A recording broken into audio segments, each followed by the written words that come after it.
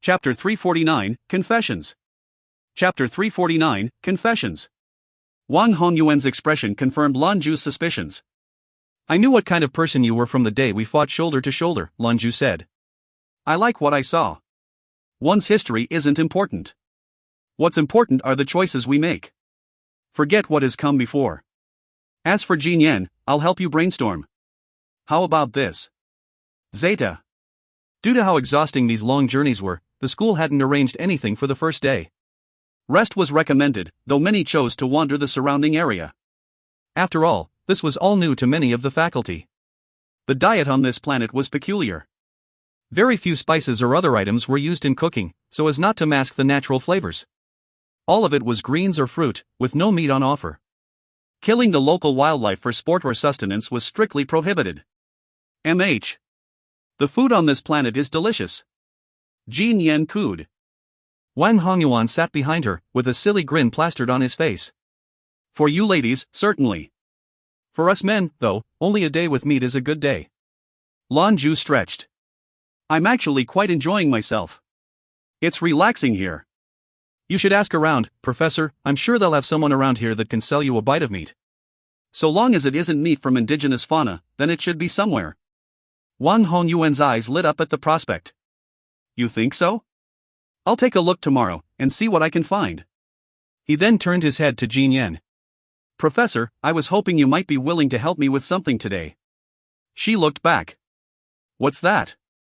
Wang Hongyuan continued, his voice dropping lower. It's about that matter we discussed on the bus. Jin Yan's face betrayed her excitement. You're ready already? Aren't you afraid to rush into things? Is hurrying really the best option? Wang Hongyuan shook his head. Not a problem. Everything's ready. So how about you come with me to the place I've picked out and we think about how to make it better? Then, it's time to make my move. What do you say? Jin Yan nodded zealously. All right. Do we want to bring any other teachers along as witnesses? No need, he replied. In the event things don't go well, it'll be impossible for me to show my face. This girl is shy, too, so I think my best chances are when it's just she and I. Surprise flitted across the young woman's face. I didn't know you were so thoughtful, Professor. If it were me under all that scrutiny, I'd be so nervous. It would definitely affect the mood. Wang Hongyuan, on the verge of a cold sweat, inwardly sighed with relief. He shot a quick glance Lan Jue's way. The jewelry master gave him a wink, and silently encouraged him to continue. Obviously the emotional intelligence wasn't coming from him. Let's go then, he said. Remember to keep my secret, though. Jin Yan snickered. Look at you, so nervous, . This earned a sheepish chuckle from the dance instructor. To tell you the truth, I've never actually had a girlfriend. I really like this girl. If in the end it shouldn't work out, as he finished the thought, his eyes dropped dejectedly to the ground. Jin Yan rose to her feet and gently patted his shoulder. Come on, let's keep this positive. A true man valiantly chases after his desires, right? You just need to keep at it, and that's half the battle already. Wang Hongyuan stood as well, and waved toward Lan Jue. Enjoy your meal, Professor. Jin Yan and I are heading out for a while. Lan Jue lazily waved goodbye. Enjoy. As he watched the two of them leave, Qianlin's curious voice spoke up from his side. They've got something going on, huh? Professor Wang looked so weird. Lan Jue chortled at her observation. Of course there's something going on, and I hope he succeeds. We should go as well. My friend is already here, so we're off to meet up with him. We've got some plans that'll keep us away from the group for a while. Director Wu knows about it. Zhou Qianlin responded, and she rose with Lan Jue to leave. Lan Jue smiled. You aren't afraid I'm going to sell you off or something? You don't even want to know where we're going. Zhou Qianlin fixed him with a stare. If you think you can sell me, you're welcome to try. This brought a laugh to Lan Jue's lips. Let's get out of here. Zeta. Wang Hongyuan led Jin Yan to the second floor, where he and Lan Jue's room was located. As they slowly wandered down the hallway, Jin Yan said, Professor, the most important thing is not to hesitate. Women can't stand indecisive men. A man must have courage. If you approach her with self-confidence and purpose, and show her how you really feel, she'll certainly respond. And you aren't bad looking. I mean, I never liked that haircut if I'm being honest, but you're a handsome man. You're also a strong adept, so that's another big plus in your favor. I'm sure everything will work out great. Wang Hongyuan's face beamed as she went on about his benefits. Really? You think those things are true? Jin Yan resolutely nodded her head. She clenched her hand into a fist and playfully shook it under his nose. Confidence. You need to tell yourself, I'm the best. That's when success comes to you. Where is your room anyway? We haven't arrived yet. Right here. Wang Hongyuan led her to a door, grabbed the handle, then stopped. I'm still a little nervous, he confessed. Jin Yan feigned irritation. We haven't even started yet. If you keep this up, you're going to pee your pants when the girl actually shows up. Hurry up, open the door and let me see what you prepared.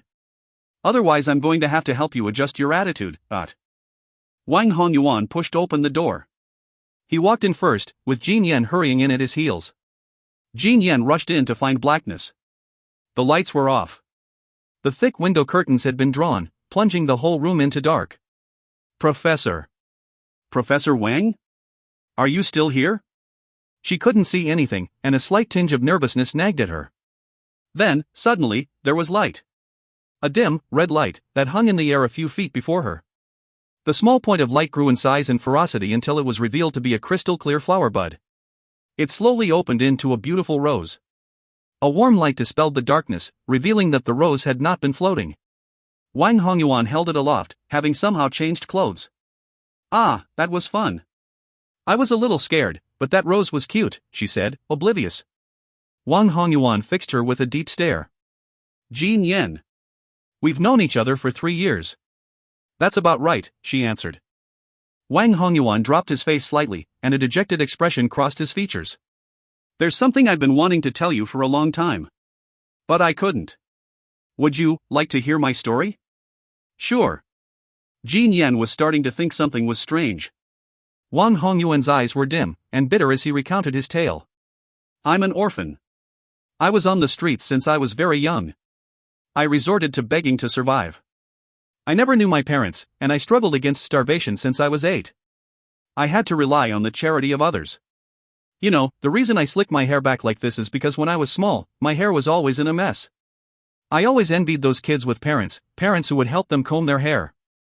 I don't have as much class as Lan Jue, but I do make sure to take care of my appearance. That's because when I was small I promised myself that if I grew up at all then I'd be like them. A normal person, not a beggar. Jin Yan blinked, stunned. She didn't know how to reply. When I was 8 there was this man who would always offer me candy. I followed him home one day, and he had someone give me a bath, clean me up. Finally, I thought. Finally someone who'll look after me, raise me. Things would change. But then something happened that changed the dream into a nightmare. I was brought to a place with a lot of other children, just like me. At first, as we all ate together, I was so happy. I felt like I was finally part of a family. That was, until I saw him. Some strange person, with a sallow face. Before I could react, he lunged at me, and bit into my neck. Jin Yan gasped as his story unfolded. Why did he bite you? Wang Hongyuan was silent for a moment. At the time I just remember feeling cold. Not pain, just cold. Then, everything went dark. When I woke up, I was in some other place. Someone told me that I had been embraced, and that it had gone well. I would live, in a matter of speaking. As a vampire. I had inherited that lineage. A vampire? Jin Yan unconsciously stepped back. Shock and fear shone in her eyes. A pained grin spread across Wang Hongyuan's face. Professor Lan actually didn't want me to tell you this.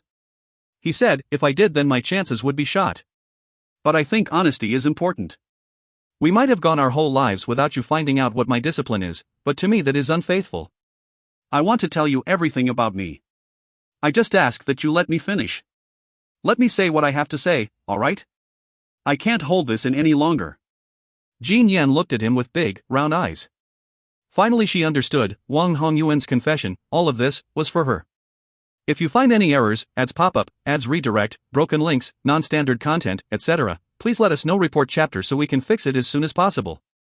Chapter 350, Sincerely Touching. Chapter 350, Sincerely Touching. Wang Hongyuan went on.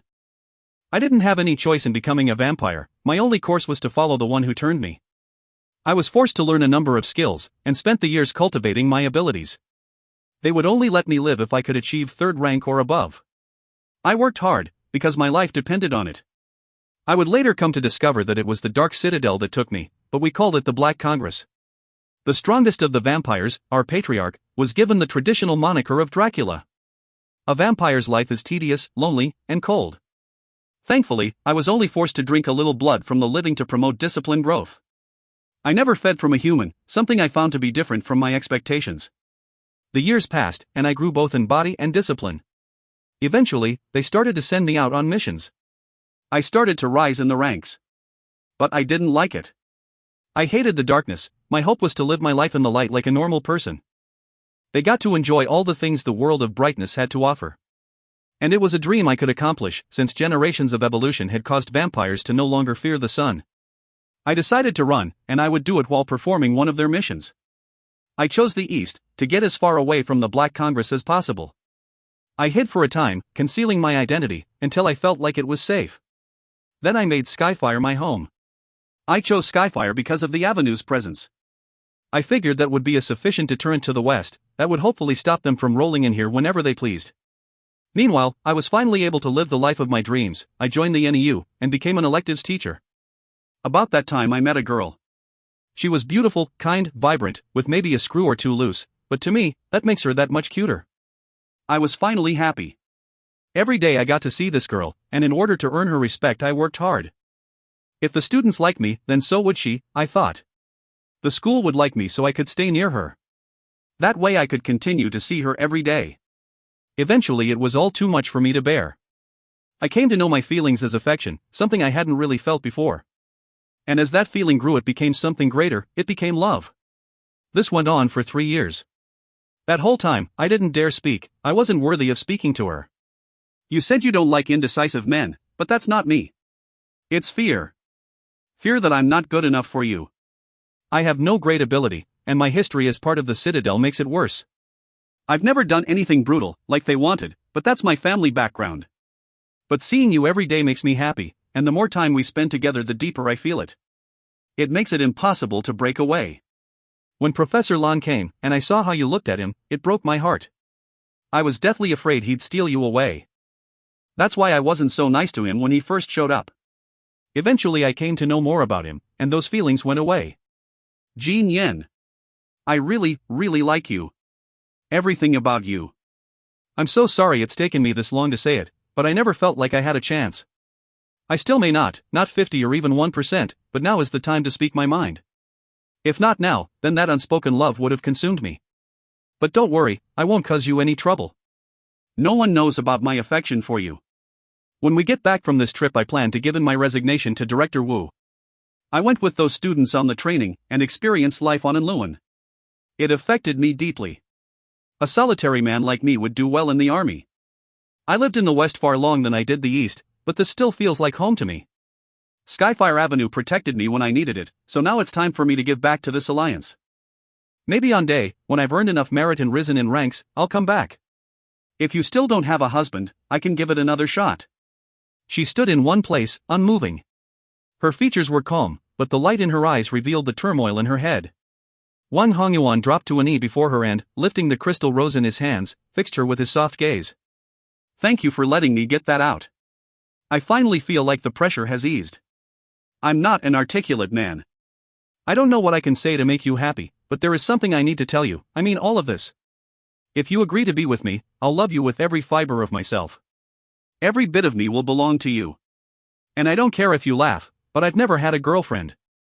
I'm a virgin, so. PFHFHFHTHT. Jin Yen couldn't help it. She tried to stop the laugh, but it fought its way through her lips. His face reddened with embarrassment. I made this rose with blood from my own heart. If you take it, it casts a spell. If ever I am untrue, my heart will wither, and I will die. Do you accept?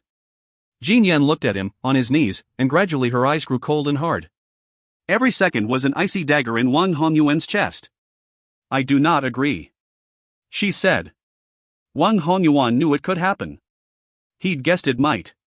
Still, when the words left her lips he felt like he would collapse under his own weight. He even swayed ever so slightly, down on his knees. I'm sorry. He staggered to his feet, then made for the door to let her out. Stop right there. Jin Yan shouted. Wang Hongyuan froze. And not just me, Jin Yan said, no woman in her right mind would agree to accept some flower made of heart blood. A woman is looking for someone she can depend on. Not some death pact. This flower is a burden. A curse, and not just for you but the person who accepts it as well. Now put that thing away, because even if you do betray me someday, I won't want you to die for it. Wang Hongyuan stood, confused.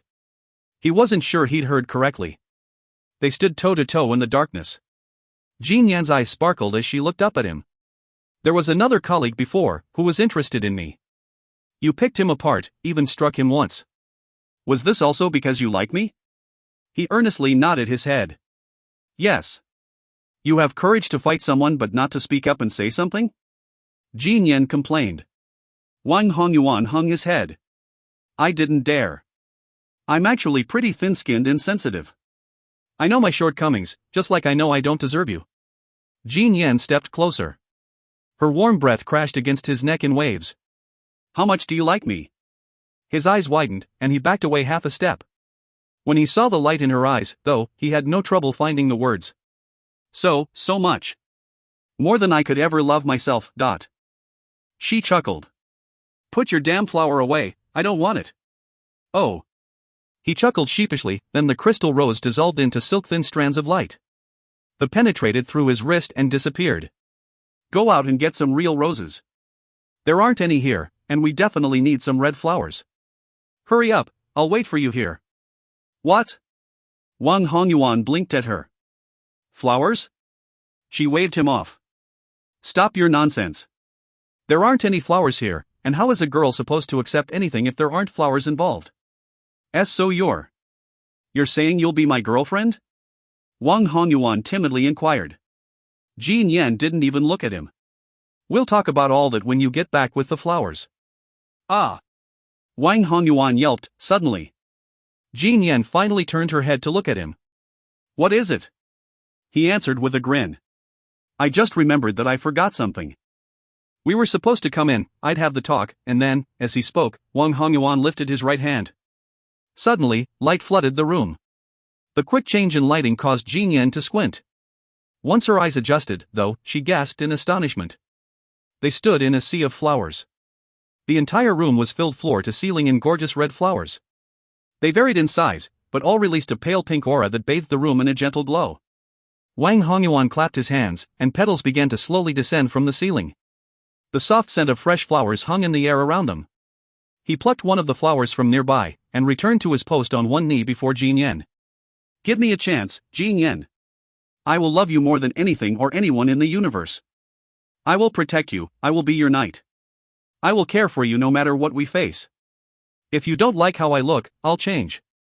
Whatever you want from me, I'll be. Because I love you.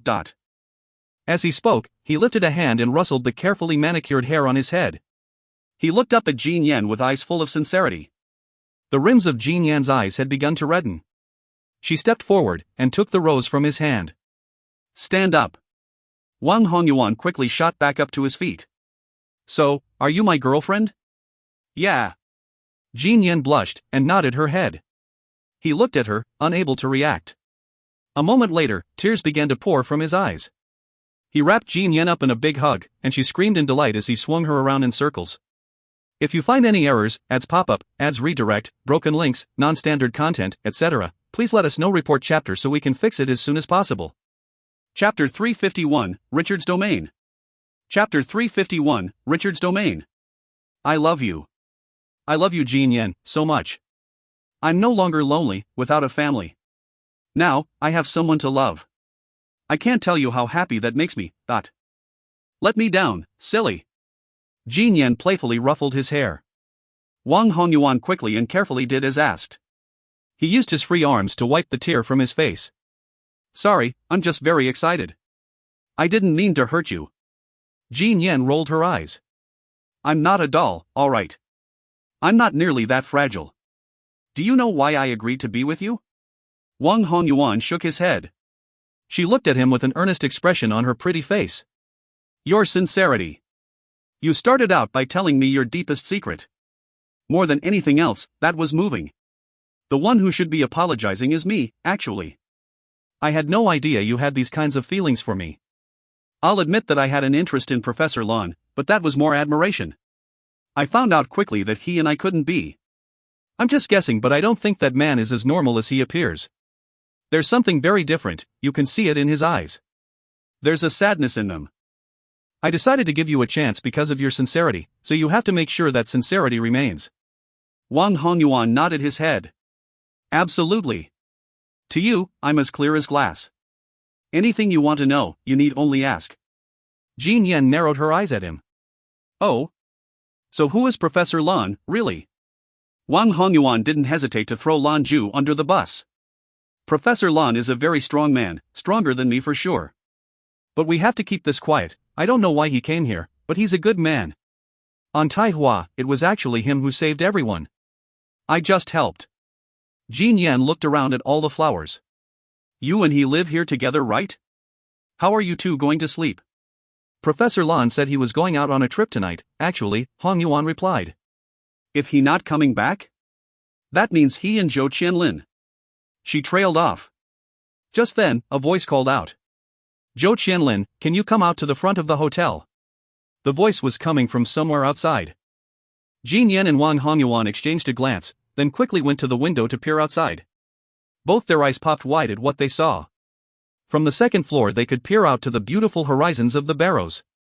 They saw stretching vistas, gorgeous forests, and giant beams of golden light that formed words in the air, Zhou Qianlin. Below, a sea of flowers had been arranged in the shape of a heart before the window. A man stood amidst the fragrant flora, clad in a snow-white suit and an orange shirt behind a white tie. A golden rose was clutched in his hand. Wang Hongyuan muttered quietly as he stared. What's this guy doing crashing our party? The flower arrangement Wang Hongyuan had set was beautiful, but what was going on outside? He pulled open the window and attempted to climb out. Jin Yan quickly pulled him back in. What are you doing? I'm gonna kick his ass. Jin Yan chuckled as she held him back. You shouldn't compare yourself like that. I prefer the flowers in here. Hongyuan stopped and looked to her. Really?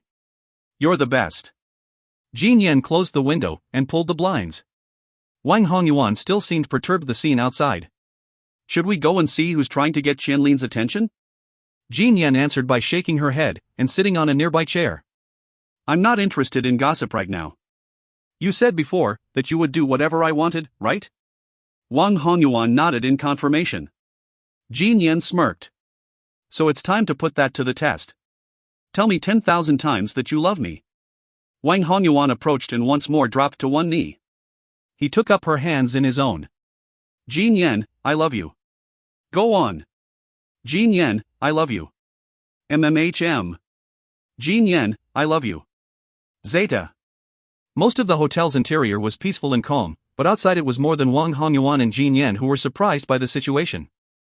The ruckus caused a stir within the place, and many patrons wandered toward the windows to see what was going on. Lan Jue and Qianlin, just about to open the window, were among them. Is someone calling my name? She asked. Lan Jue shrugged. Looks like it. I guess we ran into an acquaintance of yours. Zhou Qianlin's brows furrowed in contemplation. Let's go look. She was off before she'd even finished her sentence. Lan Jue hurried after her. Before long, both of them were out of the small hotel's front doors. The moment she exited, a beam of golden light showered down on her from on high. All the other lights dimmed and disappeared, leaving only that one spotlight, picking her out for all to see. The only things that remained were Qianlin, the flowers, and the man who stood within them. Qianlin. The man called out to her. Richard looked majestic in his white suit. He was very meticulously put together, clearly. Zhou Qianlin looked at him, flabbergasted. You, what are you doing here? Richard gave her a charming grin. Because you're here. So, here I am. Her expression hardened. What do you think you're doing? Richard shook his head. I'm not doing anything, I'm just here to see my wife. Have you forgotten? I'm from the West, and many of these planets could be considered my home. And now that you've come to visit my home, I must do the proper thing and introduce you to my parents. You are the mother of my future children, the continuance of the Austin lineage. We have to show you all of the manners you have now. Whatever belongs to the Austins, belongs also to you. Because you are my wife. The windows were full of curious and excited faces. None of the many onlookers had ever seen anything like this before. They couldn't look away. Lan Jue stood a small distance behind Zhou Qianlin, watching the exchange. He didn't move forward, or make any efforts to intervene. He calmly looked on, with a derisive smirk. It had been quite a while since Richard had shown his face. He'd disappeared ever since his encounter with Hua Li and Chu Chang. But for why he'd show up right now, Lan Jue had no idea. Of course Richard was telling it true. The West was his domain, and his family was very likely the strongest in the entire alliance. More than that, they had been so for the whole modern era. Qianlin's family had gotten where they were through political tact and skill, remaining uncorrupted in the process. But the powers behind the Austin family were vast and suspect. Leaving a spy behind in the university to keep an eye on Qianlin was not a difficult thing to accomplish. So long as she was on Skyfire, Richard and his cronies wouldn't dare act indiscriminately. But that was the East, with Skyfire Avenue a few short minutes away. But now she was here, in the West. Richard felt this was his opportunity. As for Lan Jue, he'd completely forgotten about the guy until just this minute. Zhou Qianlin took a minute to process the crazy coming out of Richard's mouth, but a moment later she had regained her composure. Richard, you need to stop believing in spreading these delusions. Our wedding was never finished. I am not your wife. Please, stop calling me that.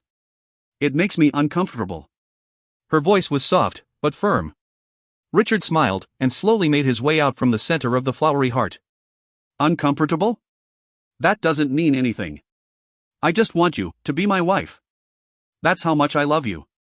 I have ever since the moment I laid eyes on you. Although my parents very much disapprove, I would rather die than live in regret. You're right, our wedding was never concluded. But, now that you're here we can finally finish the wedding you deserve. No one's allowed to marry on the barrows, but if that's what you want, then it will be done without a problem. We'll have the grandest wedding anyone has ever seen. Anything you want, I will give you.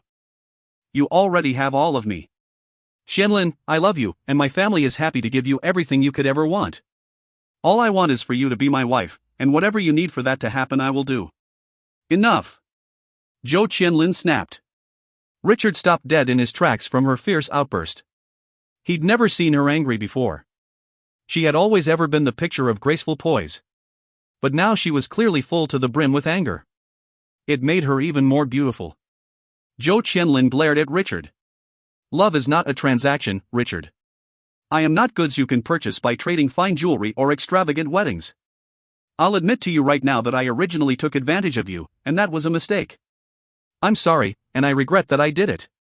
But after taking an honest look at myself, I knew I couldn't love you. You must give all of this up. I really hope this is the last time you harass me. I don't want to hate you, Adot. Hate me? Ha ha ha ha. Richard suddenly burst into great peals of laughter. Hate, huh? Alright, Qianlin, since you want to talk about this, I'll drop the nonsense. Whether you agree or not, we had our wedding, and you are my wife. Now that you're here, you can forget about going back. This is the West, and Skyfire's far away. Once things have been consummated and you bear my children, then I'll go back with you so your parents can see their grandchild. Right now, I just need you to come with me so we can finish this wedding. His hand shot out to grab her, and the light from above illuminated his hideous expression. The sky suddenly exploded into light, and a host of mecha suits descended. There were more than 100 with flashing cobalt blue armor and the Austin family emblem on their chest. Their sudden appearance sent many of the onlookers scrambling away. Zhou Qianlin shouted right back at him. What do you think you're doing? Are you trying to start a war? If you find any errors, ads pop-up, ads redirect, broken links, non-standard content, etc., please let us know. Report chapter so we can fix it as soon as possible. Chapter 352, Force. Chapter 352, Force. Richard's voice was soft and indifferent. Don't label me with that nonsense. I am an individual, and this is my decision. This has nothing to do with my family, and if the East should want to investigate, then they can come find me. Now come, don't make me have to make you. And as for you. Richard's attention quickly shot to Lan Jue. Lan Jue looked back. What about me? You will leave this planet forever. Spend your life repenting for how you've treated me in some quiet corner, Richard said. He waved his hand toward the etiquette teacher, and two of the nearby mechas took a menacing step forward. Just then, however, a thunderous roar preceded by a streak of turquoise captured everyone's attention. It smashed into the ground between them. Let's see who dares. It was a massive green mecha, which exuded a strange aura of similar hue. The voice was infinitely cold and threatening. The mecha was crouched in preparation, bearing large spikes jutting from its hands. Lan Jue, Zhou Qianlin, get away. I'll hold them off. Tan Lingyun called from the cockpit. The savage goddess never faltered in the moment of truth. Director Wu had even tried to hold her back, but she threw him back and rushed into the fray. As a sovereign-ranked pilot, numbers didn't frighten her. This was different, though. Nearly all of the mechas were pulsing with their own prosperous energies. They were not your average mecha pilot. Fitting for the Austin family, Tan Lingyun knew. Thank you, Professor Tan.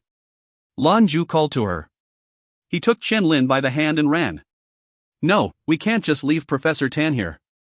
Qianlin struggled, but couldn't break free. The spirit collar gem warmed against her chest. Lan Jue, silly girl, I'm not going to jump in right here, in front of everyone.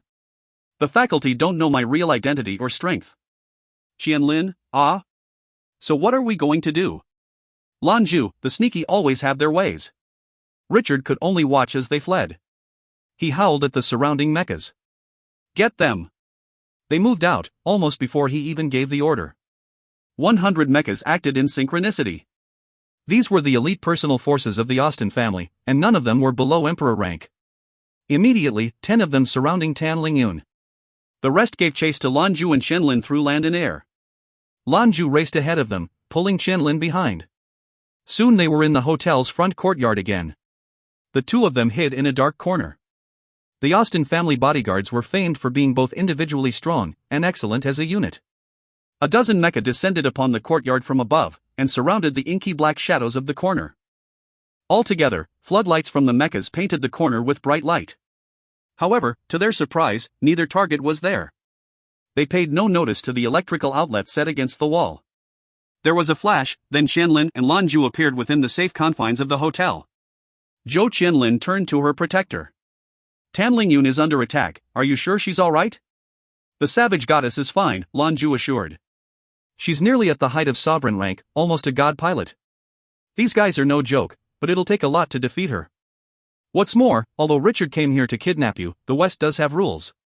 He wouldn't dare murder somebody over this. That would make things far too loud in public. Even the Austin family wouldn't protect him then. He has only one objective, and that's to get you. So how are you hoping we solve this? If we can ensure the teacher's safety, then just get me out of here, she said. Lan Jue gave a calm response. We could always kill him, end the problem once and for all. Qianlin looked at him, stunned, then shook her head. Whatever the case now, I was almost his wife. I might not like him, but I certainly don't want him dead. All of this came about because of me. I owe him. Qianlin couldn't allow that to happen. Richard still had no idea what he was up against. Zhou Qianlin understood that the only reason Lan Jue hadn't handled the situation already was because it would expose him to the faculty. Although his features were calm, Qianlin could see the fury behind his eyes. As you wish, he answered. I'll let him go. But I promise you a third encounter like this will end very differently. He's already caused a great deal of trouble to us both. Next time, I'm going to beat the holy hell out of him. He was not the sort to talk badly behind someone's back, so he refrained from telling Qianlin about Richard's earlier plans to have him dealt with. He honestly didn't care about that. Lan Jue had never really seen Richard as an enemy, a goofy stalker, maybe, but that was all. But now, with his true colors revealed, Lan Jue was ashamed he didn't see it earlier. Lan Jue connected quickly with someone through his communicator. They exchanged a few quiet sentences, then Lan Jue pulled her through the socket again. Zeta. The targets had disappeared without a trace. None of the mecha could grasp how that could be, it didn't make any sense. They must have sort of cloaking device, they postured, though where would they go? What? Disappeared? You find them, you understand? I don't care if you have to tear the place apart, find them. Richard's voice rose to a screeching yell. He was like a man who'd lost his mind. Tan Lingyun was locked in an epic struggle. One-on-one she could handle. Even 3 or 5 didn't worry her very much. But 10 was too many, and as a unit they were that much stronger. There was a level of unspoken understanding in an Emperor unit. None of them were weak, physically or in discipline. Tan Lingyun sensed that they were equivalent to the Enluan soldiers and the ARC students. None were below 5th rank. With their expert training and the small area, they were even more threatening. Under these conditions, they were even more dangerous than the Enluan soldiers. About the only difference was their mechas were equipped with self-destruct buttons. Still, Tan Lingyun was fearless. She lashed out at them with her spiked fists like a wild animal. After the ARC training, she could feel that she had improved. Tendrils of green energy constantly wove together and pulsed outward to ward off attacks that got through her jukes and parries. Take care of this one first, I don't believe they'll just watch one of their own get hurt. They didn't run. Richard looked on with calm expression. He cruelly and calculatingly considered the situation.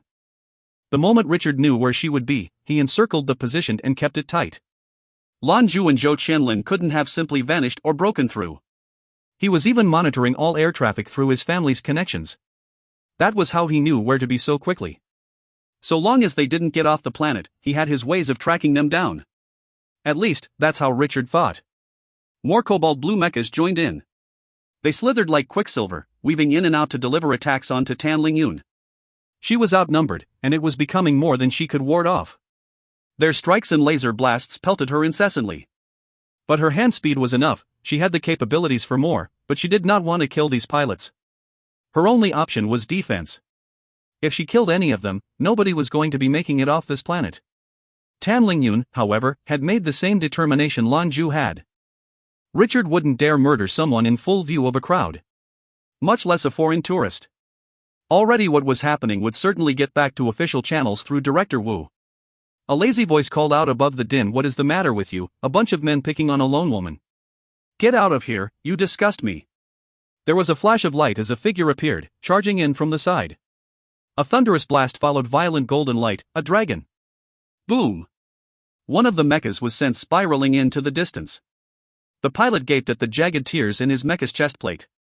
A mecha's cockpit was in the chest, so obviously that was where a suit's armor was strongest. To damage that thick plate of alloy titanium at all was impressive, much less ruin it. The pilot shivered in terror. The piercing, bestial roars rose in strength and volume. The Austin elite guards were thrown aside like rag dolls in every which direction as the dragon of golden light threw them to the horizon. Each ended the same, soaring limply through the air with their chest plates turned to scrap. Their shields were like paper before this terrifying beast. "Who the hell is this?" Richard roared. "I'm your daddy." The teasing, disrespectful voice replied. "Young master, careful." A figure darted out from the shadows and sprang in front of Richard, just in time to ward him against another's arrival. Bang! The one who leapt out to protect Richard was violently shoved back a few paces. They regained their footing, but the look of confusion on their face spoke volumes. A man stood in the spot he'd occupied a moment before. He was disheveled, with a rat's nest for hair and threadbare clothing. Beggar? The pauper looked listlessly around. He rubbed his dirty face and then, one finger digging in his nose to dislodge a booger one, pointed with his right hand. Another great dragon of light roared to life at his gesture. The guard, a man clad in black as it was revealed, did not dare underestimate this situation. His hand shot out, and an expansive shield of blood-red energy sprang out to protect them. Boom dash! This time, the force was enough to send the man flailing away half a dozen yards. Richard had no one else to hide behind. The pauper motioned at Richard, and the young Austin family heir felt a terrifying pull dragging him toward his assailant. He fought, but couldn't free himself. Anger was no longer appropriate in this situation, he determined. So Richard began to wail for help. "Elder, please have mercy." The man in black called out from a distance. But by now the pauper already had Richard by the neck. His finger since extricated from his nose, he used the same hand to rudely pat the young boy on the cheek. "Hey there kid, throwing our weight around are we?" Richard couldn't respond, on account of his windpipe being crushed beneath the dirty hand. One funny note, booger in Chinese is literally translated as nose shit. I love it. If you find any errors, ads pop-up, ads redirect, broken links, non-standard content, etc., please let us know. Report chapter so we can fix it as soon as possible. Chapter 353, Searching Separately. Chapter 353, Searching Separately. Several mechas had been maneuvering for a rush, but stopped in their tracks. These pilots were adepts themselves. They recognized their betters when they saw them. This beggar was able to ruin mechas with nothing but the strength of his own hands. How were they to win against power like that? What's more, the black-clad man beside Richard was a 9th-ranked talent. Reputedly, he was 9th rank 2nd level, from the Dark Citadel. But even someone with his training and abilities had been knocked away like a child. There was an unsettling sense that they hadn't even seen the worst these vagabonds could dish out. You're absolutely right, Elder. I beg you to please release the young lord. The man had traded violence for pleading. He knew this man's power clearer than the others, he'd felt it. That simple and modest power felt like it scorched all of his internal organs. The pauper didn't even seem to be using much of his potential. He must be at least 9th rank 7th level, the black-clad man figured. There was nothing he could do to stop him. The pauper lazily looked around at the slowly approaching ring of mech suits. You know, he said in that lazy voice, I get nervous when there are so many people around. And when I'm nervous, my hands tend to tremble. The pauper sat, with Richard's throat still caught in his grip. He pulled the young man down beside him. It would be a real tragedy, you know, if my hand should tremble. There'd really be nothing I could do about it. Everyone back off. The man flailed his arms and shooed the encroaching mechas away. None of these pilots were a match for this man. They'd need a god-ranked pilot if they wanted to stand a chance. The Austin mecha pilots did not dare disobey. They quickly gathered their fallen comrades and retreated. In a matter of seconds, the outside of the hotel was cleared. Only the man in black remained. The men have all gone, Elder. We've done as you asked and fled. Please release the young master, and I swear we'll never return to this place. We won't be coming after anyone. Clearly this man had some clout with the Austin family himself, otherwise he wouldn't be making promises. Even if they did get those two, so what? This man could clearly murder anyone here without much effort. Capturing some woman wasn't even remotely worth offending an adept of this caliber. The pauper's response was tepid. Yeah, alright. I guess I wouldn't get much pleasure from squishing this bug. Remember what you said, yes? I'm not a patient man, I will admit. And I especially hate people who lie to me. When I'm upset, my hands tend to do whatever they want. The pauper threw Richard, who flew through the air as though he weighed nothing. The man in black was there to catch him. Only after a cursory glance revealed that the young Austin was unarmed did the man appear to relax. What is your name, honored elder? Although they'd failed, he at least needed to provide an explanation to his bosses. I'm just a nameless beggar. The destitute have no names. But if that's not enough for you, you can come asking around Skyfire Avenue. Before his voice even faded, the pauper was gone in a flash of golden light. Once more the man's face changed. At the mention of Skyfire Avenue, everything changed. Of course he would be. He had to quickly get back and let everyone know. A proper response could ameliorate the matter. Word of the Avenue's 5 paragons had of course reached the west by now. They couldn't afford to upset them. Richard heaved deep, gasping breaths. An all-consuming hatred burned in his eyes as his hands unconsciously clenched and relaxed. For the first time, he was confronted with the fact that only those who are individually strong get what they want. Power. I want that power. There will come a day when I will personally take Qianlin for my own. Lan Jue, of course, couldn't know of Richard's sinister affirmations. Either way, he only had disdain for the boy. They ran from the hotel until they were a few yards into the surrounding forests. They found a man standing beneath a tree. His hands were clasped at the small of his back. He was staring up at the canopy overhead. He was in a swallow-tailed coat and a fine, tailored suit. A silver-haired wig sat on his head. He certainly didn't fit in with these more rustic surroundings. However, the environment did seem to respond to him standing there. It warped continually, giving the unsettling sensation that the man was both very near and very far away. The entire scene was surreal. Well, we're here, Lan Jue said with a grin. Shall we go? The man turned around, revealing himself as the wine master. When the pauper arrives.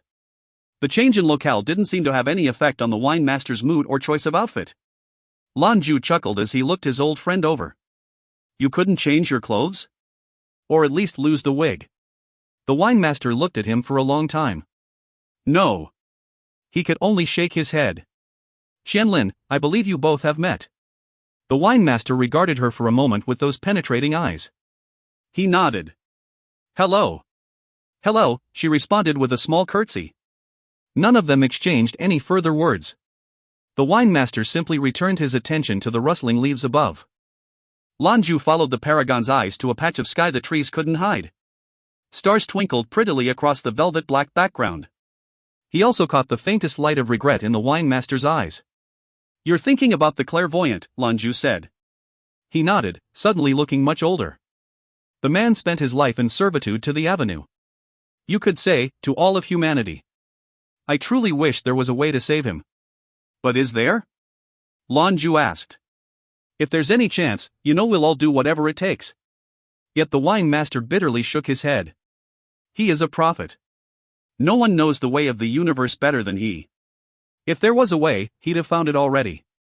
There's nothing that can be done about it now. Lan Jue went silent. He had a great deal of admiration for the clairvoyant. So, where do we start our search for the Descendants 1? Lan Jue inquired. He needed to change the subject, before the mood became too solemn. I've already taken a look at the satellite images, the wine master replied. There was no new information to help us. If they are here, then they've found some special way of hiding their presence. It looks like we're going to have to find them the old-fashioned way. Lan Jue frowned in thought. That's going to be very troublesome. This place is huge. The barrows is even larger than Skyfire, so canvassing the place will be impossible. Are you trying to conceal your identity as well? If you use your discipline, I'm sure we could find them. He knew the answer. The reason he'd asked the pauper to intervene instead of the wine master was because he didn't want to reveal the current Skyfire Avenue leader's location. A normal adept coming to the west would mean nothing. But a paragon, that was something different, especially considering the wine master's current appointment. Remember that, although the wine master may not have been as powerful as the keeper for instance, his interdimensional discipline was still terrifying. Who would want an enemy-affiliated, planet-destroying demigod traipsing around their backyard unannounced?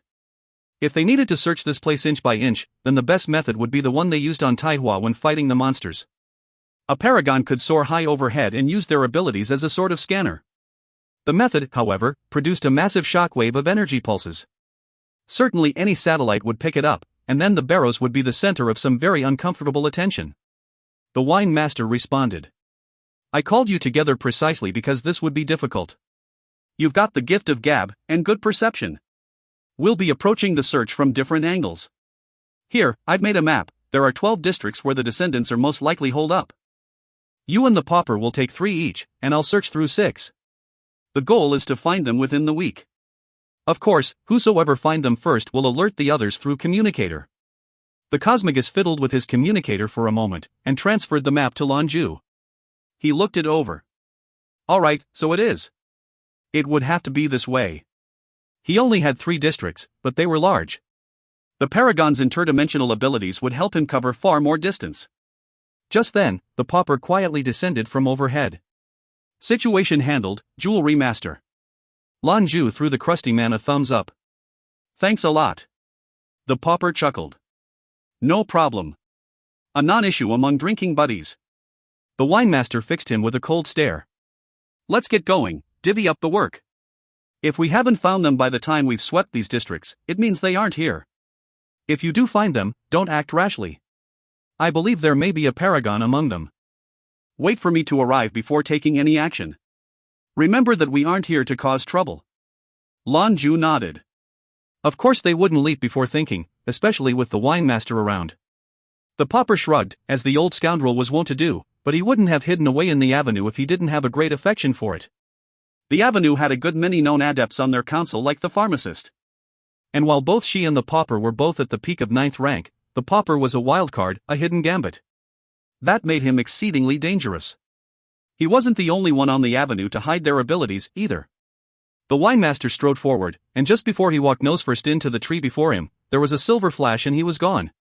The pauper regarded Lan Jue and Qianlin for a moment. Then, with a laugh, he turned into a beam of golden light and pierced through the forest toward the horizon. Lan Jue was also in a hurry to begin. He'd made a promise, and his loyalties would forever lie with his friends in the Avenue. He couldn't just drink a man's cherished jare and not try to repay him. Lan Jue took Zhou Qianlin's hand. He could feel his powers swelling. Lightning sizzled around the both of them as he curled himself low. Then, with a grunt, he was soaring through the air with Qianlin beside him. They dodged among trees, as Lan Jue spoke to Qianlin. Pay attention to how you feel when transformed into lightning. Once you've mastered this and are able to completely transform yourself, then we'll be able to reach our max speed, the speed of light. However, the strain on the body to go that fast is severe. Although you can command the same level of power than I can, your body is comparatively much more fragile. Remember that if you end up controlling the pace, don't go too fast. If you do ever need to pull out all the stops, make sure to reserve a portion to shield your body. 1. Alright, so I've been bad.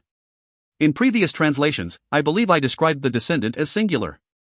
I may have missed something, or it may be this is the first time they're clarifying it. Sometimes in Chinese they aren't clear about how many.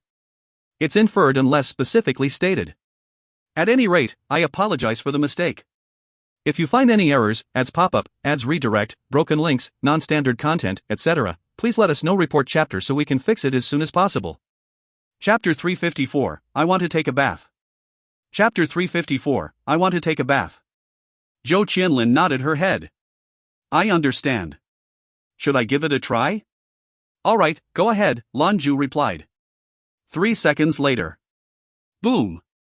A bolt of electricity smashed headlong into a bush. 2 figures clambered from the small crater. Why the hell did you go down? Lan Jue said in irritation. Qianlin sheepishly stuck her tongue out at him. I lost control. It was too fast. I was off by just a bit.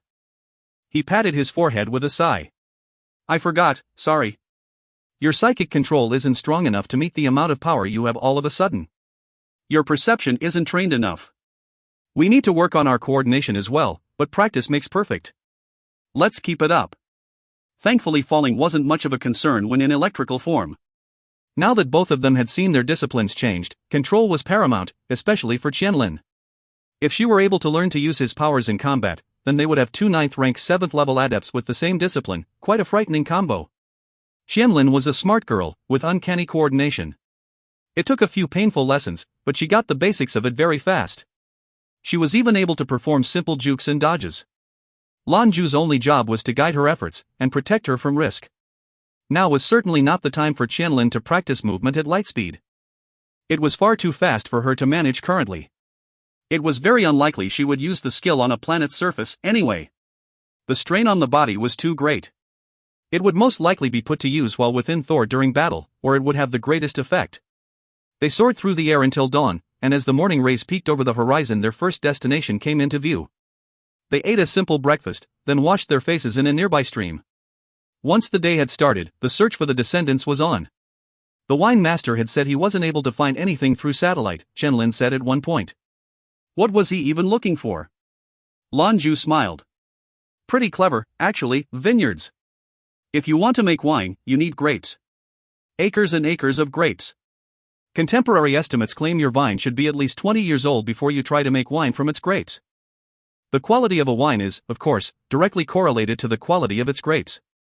Makers of the best wines are exceedingly picky when choosing the best ones for their creations. Only the best begets the best. You know, some vines can live up to 80 years, and their grapes are the most sought after. Well, that makes sense, she said. So we just need to find the vineyard, then we'll find out targets, right? Lan Jue nodded. Do you need to rest? She shook her head emphatically. No need, I'm not tired. Let's go. She had never been a fragile girl. But beyond that, the Barrows was a gorgeous place. Although they were here on business, it was an enjoyable journey. This place and Taihua were about as similar as llamas and stone crabs. The planet itself was smaller than the eastern tourist spot, but was densely packed with any biome you could fathom: mountain ranges, rivers, lakes, forests, rainforests, even glaciers, all of them were represented somewhere. Each of them were teeming with life, very little of which posed any threat to tourists. They certainly hadn't encountered anything during their trip here. It was very much like a vacation.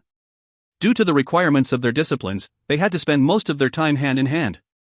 They looked for all the world like a couple. When are you going to teach me how to use lightning attacks? Zhou Qianlin asked. Lan Jue lazily wandered down the paths as they chatted. Not here. The environment is so nice, we should avoid damaging it as much as possible. When we get back, we'll use the Wine Master's Reaper Arena, and I'll train you there. Ah, but we may not have time. How about this, when we get to the Northern Alliance? In the beginning, you don't need to learn anything complicated anyway, just my most common abilities. We're going to the Northern Alliance? This was the first she'd heard of it. He nodded. To participate in a competition. We won't be gone for very long. Do you need to ask permission from your family? Qianlin answered with a shake of her head. I'm an adult. Mom and Dad let me do my own thing. Lan Jue, be honest, if not for the connection between our disciplines, you wouldn't have brought me along. Right? Lan Jue nodded without hesitation. You're absolutely right. Both looking for these descendants and the northern competition involve danger. How could I bring you, considering I'm your bodyguard? What happens if you run into danger? But with our discipline as they are now, you're strong enough to protect yourself very well so long as you're with me.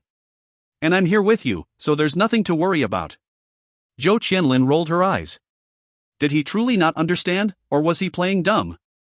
He must know that wasn't what she meant. Still, she liked his answer. The two of them continued to search the large area. If Lan Jue strengthened his perception to its strongest levels, he could still only search about 1,000 meters at a time. Their only recourse was to adhere to the map, and wander back and forth until the whole area was covered. The search continued until nightfall. In the end, there was no trace of their objective. Lan Jue was tired from the effort, so he meditated and recovered some of his energy. The next few days passed much the same as the first. 5 days later, 2 of the 3 areas they had been given were searched and found to be empty. Only the third remained for them to check. By now both Qianlin and Lan Jue were exhausted. This was especially true of Lan Jue, who had spent most of the last week very carefully examining every inch they came across. But while it was quite tiring, it also served as serviceable exercise. They searched about a third of the final sector, and still there was no indication that the descendants were anywhere nearby. Neither had he heard anything from the pauper or winemaster. Clearly, they hadn't had any luck either. This was likely their last shot at finding them somewhere on the barrows. It's looking pretty unlikely we'll find anything here. They may not be on this planet. Hell, they may not even exist. Lan Jue sounded a little despondent at the revelation. He had also genuinely wanted to find these people. If the secrets of those great wines were lost, it would be a great tragedy indeed. Ugh, I need a bath. Zhou Qianlin pointed to the shore of a nearby lake. Lan Jue gave her a strange look. What, you want to bathe together? In your dreams. She replied. A blush crept into her cheeks. Adepts of higher levels didn't have to worry much about washing as often as normal folks. The bacteria that caused unpleasant scent and disease didn't affect them nearly as much. But she was a young woman, and going several days without a shower was unbearable. She'd been struggling with the need for a while, so seeing the opportunity was inspiration enough to take it. Of course, I was joking. I want to bathe too, so we'll separate. Lan Jue said. She humphed in suspicion. Then off with you, I'm going to wash up. It'll give us a chance to wash our clothes as well. Although she was not as strong as Lan Jue, her own level of discipline was enough to dry a set of clothes. Then we might as well try joining like before. We haven't practiced that yet. He said. But my clothes, she was hesitant. She had only this one pair. There was very little more precious on her person right now. Lan Jue laughed. Simple, find a big tree, get behind it, and take your clothes off. Then just stretch your hand out. Wait, maybe not. Last time we did it, we were, as he spoke, Lan Jue's eyes unconsciously wandered to her chest. Immediately her face went red. What the hell are you looking at? Lan Jue grinned. A beautiful woman, . Zhou Qianlin stepped back a few steps. I won't join with you. Go find somewhere else to wash up. I'll stay here and call you when I'm finished. Lan Jue didn't hang around. With a sheepish laugh, he turned and walked off through the trees. As she watched his retreating form, Qianlin couldn't help but grin. Coward, she said under her breath. Zeta.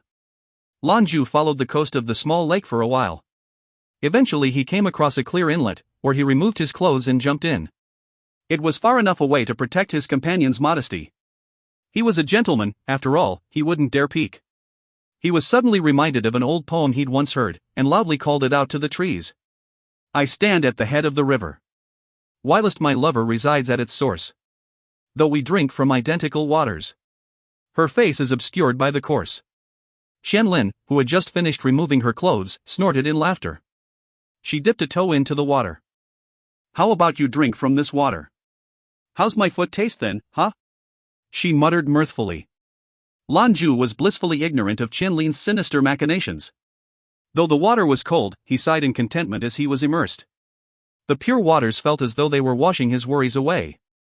Laying in the lake's embrace was more comfortable than Lan Jue could express. This section of the lake was shallow, and only rose to his waist. The further toward the center he tread, however, the deeper it became. Soon he was submerged up to his chest. Each step he took was clear as a bell, and the perfectly translucent water revealed the stony lake bed beneath his feet.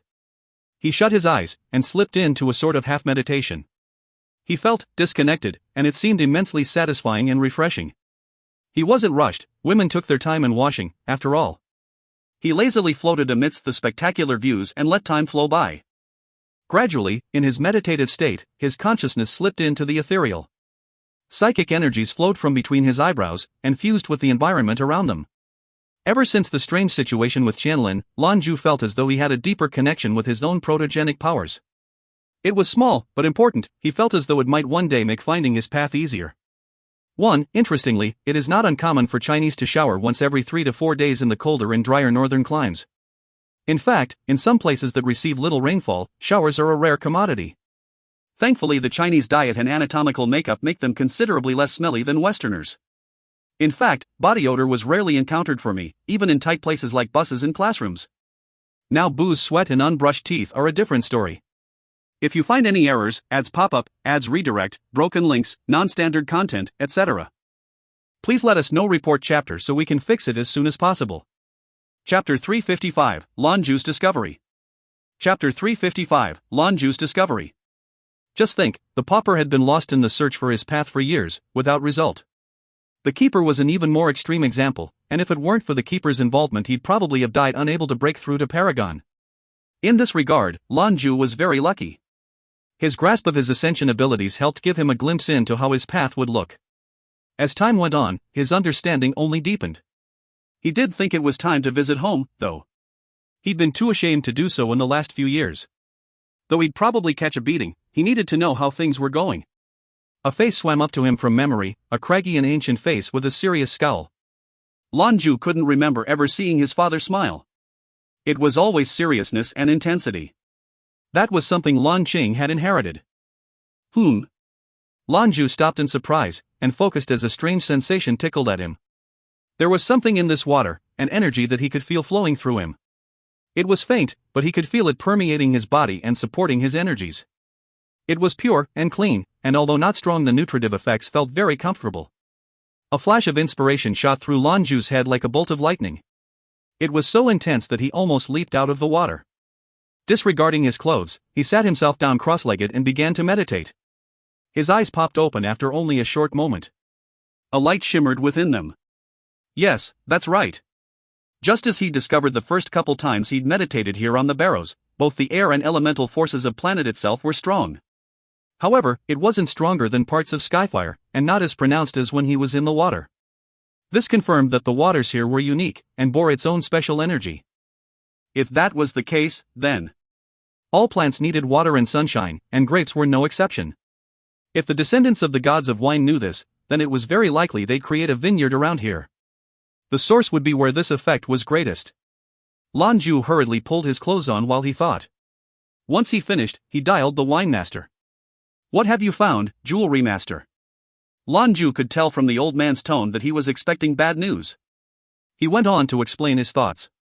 When the wine master responded, he was clearly impressed. Why didn't I think of that? You're absolutely right, the pauper and I will start examining local bodies of water. If they have the same properties as you're describing, then we'll need to adjust our plans. There are countless rivers, streams and lakes on the barrows, and densely packed as they are, it'll take us forever to thoroughly explore them. Hopefully we can narrow these energies to a single area, that'll narrow the search. Lan Jue immediately launched himself into the air, with a light that shone bright in his eyes. Again, he spread his perception outward to probe the surroundings. Who knows? If he was lucky, perhaps the descendants were holed up somewhere around this very lake. And yet the moment he felt his consciousness spread out around him, he felt it improper. He spied suddenly the very fetching woman bathing nearby. At his level of cultivation, every detail was outlined and highlighted, and instantly transcribed to memory even before he knew what was happening. The sudden, not altogether unwelcome shock almost caused him to tumble from the sky. He'd completely forgotten she was even here, with all the excitement of their lead. He immediately retracted his perceptive field, adhering to the gentleman's code of ethics. I didn't mean to, he kept telling himself. I didn't mean to. Only his mind was convinced. The rest of his body reacted as any normal man would to the image of a beautiful woman naked in a crystal-clear lake. He swallowed hard, shook his head, then found a place to settle to ground. He had no alternative but to wait for her to finish. She didn't make Lan Jue wait long, however. Once her bath was done and her clothes were dry, she called out to him. As Lan Jue saw her again face to face, it was like watching a lotus on the water. Pure, simple, and beautiful. Qianlin's beauty didn't come from cosmetics, but was all natural. Now scrubbed clean, she exuded a natural and comforting aura. She had a spectacular figure, with skin like milk and a face that looked like it was carved from marble. Her cheeks were a vivacious pink, that set off her eyes that were a blue more deep and pure than the lake they stood beside. Then there was her head of luxurious black hair. It was already dry, and swayed like strands of silk with the breeze. She looked like a fairy tale princess. There's been some new information, we should go. Lan Jue said. He reached out a hand to her. Zhou Qianlin stretched out her own, and the moment their fingers laced their shared power upsurged. Her hands were cold, perhaps from the lake. Regardless of the reason, however, Lan Jue held her hand tight to confer some of his own warmth to her. It was a simple gesture, but it touched something in her that was difficult to explain. They soared through the air, with the lake stretching out beneath them. Together, they began to search the 3,000-meter diameter lake for any signs of their objective. After a circuit revealed nothing, they came to a stop. If Lan Jue's hunch was correct, all they had to do was go back over their areas and narrow the search to water. Sadly, nearly all 12 of the suspect areas were densely peppered with various bodies of water. Only a few swaths were absent of it. One by one, they went over the major lakes and rivers, and each time they left empty-handed. In the end, their second sweep revealed nothing new. Another conversation with the winemaster ensued, where they decided that a latch-ditch search of the source waters was their final gambit. If they weren't there, then they weren't anywhere. Lan Jue and Qianlin were tasked with searching their nearest target, an enormous inland lake. It took them half a day to reach its banks. Immediately they saw that this one was not like the rest. It was a stunning cobalt blue that stretched to the horizon without a single ripple. Lan Jue approached, and crouched to dip his hands into the lake. There was something, a faint tinge, so he spread his consciousness deeper. As he'd experienced, the energies of the lake immediately penetrated into him. It was purer and more abundant, but that may have been a result of the lake's sheer size. He discovered through his psychic exploration that the lake got deeper the closer one got to the center. At its deepest, it was 100 meters to the bottom. At least, that was as far as he seemed able to sense. He'd have to dive in to learn if it went deeper than that. Lan Jue extricated his hands and peered out over the horizon. He silently pondered the situation. What's wrong? Qianlin asked. If you asked me to pick a place for a vineyard, Lan Jue muttered, peering down the shoreline, I'd be hard-pressed to find a place better than this. Qianlin's face lit up. So you're saying it's likely this is the place we're looking for? He nodded. Let's see what we can find. They were off again through the skies. The lake, called Soul Mirror Lake, was a massive expanse of water, but with Qianlin and Lan Jue's speed they completed the search in 3 hours. Sadly, despite Lan Jue's hope, they still turned up nothing. When they got back to their starting point, Lan Jue's eyes were beginning to betray despair. Nothing. It looks like the descendants aren't here after all. Their search was nearly concluded with nothing to show for it. Silence from the winemaster and the pauper proved their experiences to be much the same. Their chances looked grim. But then there was obstinance, and it reared its head as Lan Jue stubbornly crossed his arms over his chest. I refuse to accept that they aren't here. I'm going down to take a look. Zhou Qianlin blinked at him. Down? Lan Jue nodded. My perception can't reach below a certain depths. These waters, though, are very pure. I don't know anything about being a vintner, but just look at the vegetation surrounding this place. It's much thicker and more vibrant than the other ones we've visited. That means this lake must be providing all of it with nutrients. So look, you remain here and I'll go down to take a look.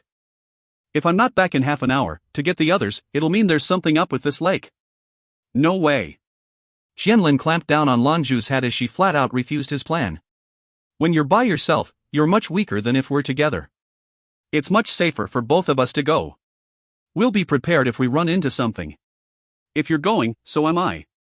Lan Jue opened his mouth to patiently, calmly, and logically explain why that was an unwise course of action. But he shut it again when he saw the look in her eye. It wasn't that he was cowed, or afraid. It was the exact same look Hera had given him once. A sharp pang seized Lan Jue's heart. He nodded. Alright, we go together then. I'll let the wine master know. After a few sentences with the paragon, Lan Jue hung up and took Qianlin's hand once again. With a leap, both of them tumbled into the water. Once an adept had cultivated his abilities to about the 9th level, they had a deeper control of their interior environment. Through micromanaging their body systems, they could hold their breath for far longer stretches of time. This was also true in airless environments. Here, however, they didn't have the benefits of cosmic radiation. Lan Jue pulled Qianlin down behind him, toward the murky depths at the lake center.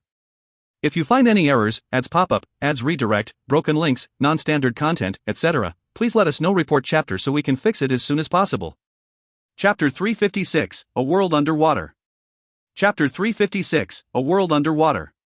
With his whole body immersed in the water, Lan Jue felt the nutritive energies grow stronger.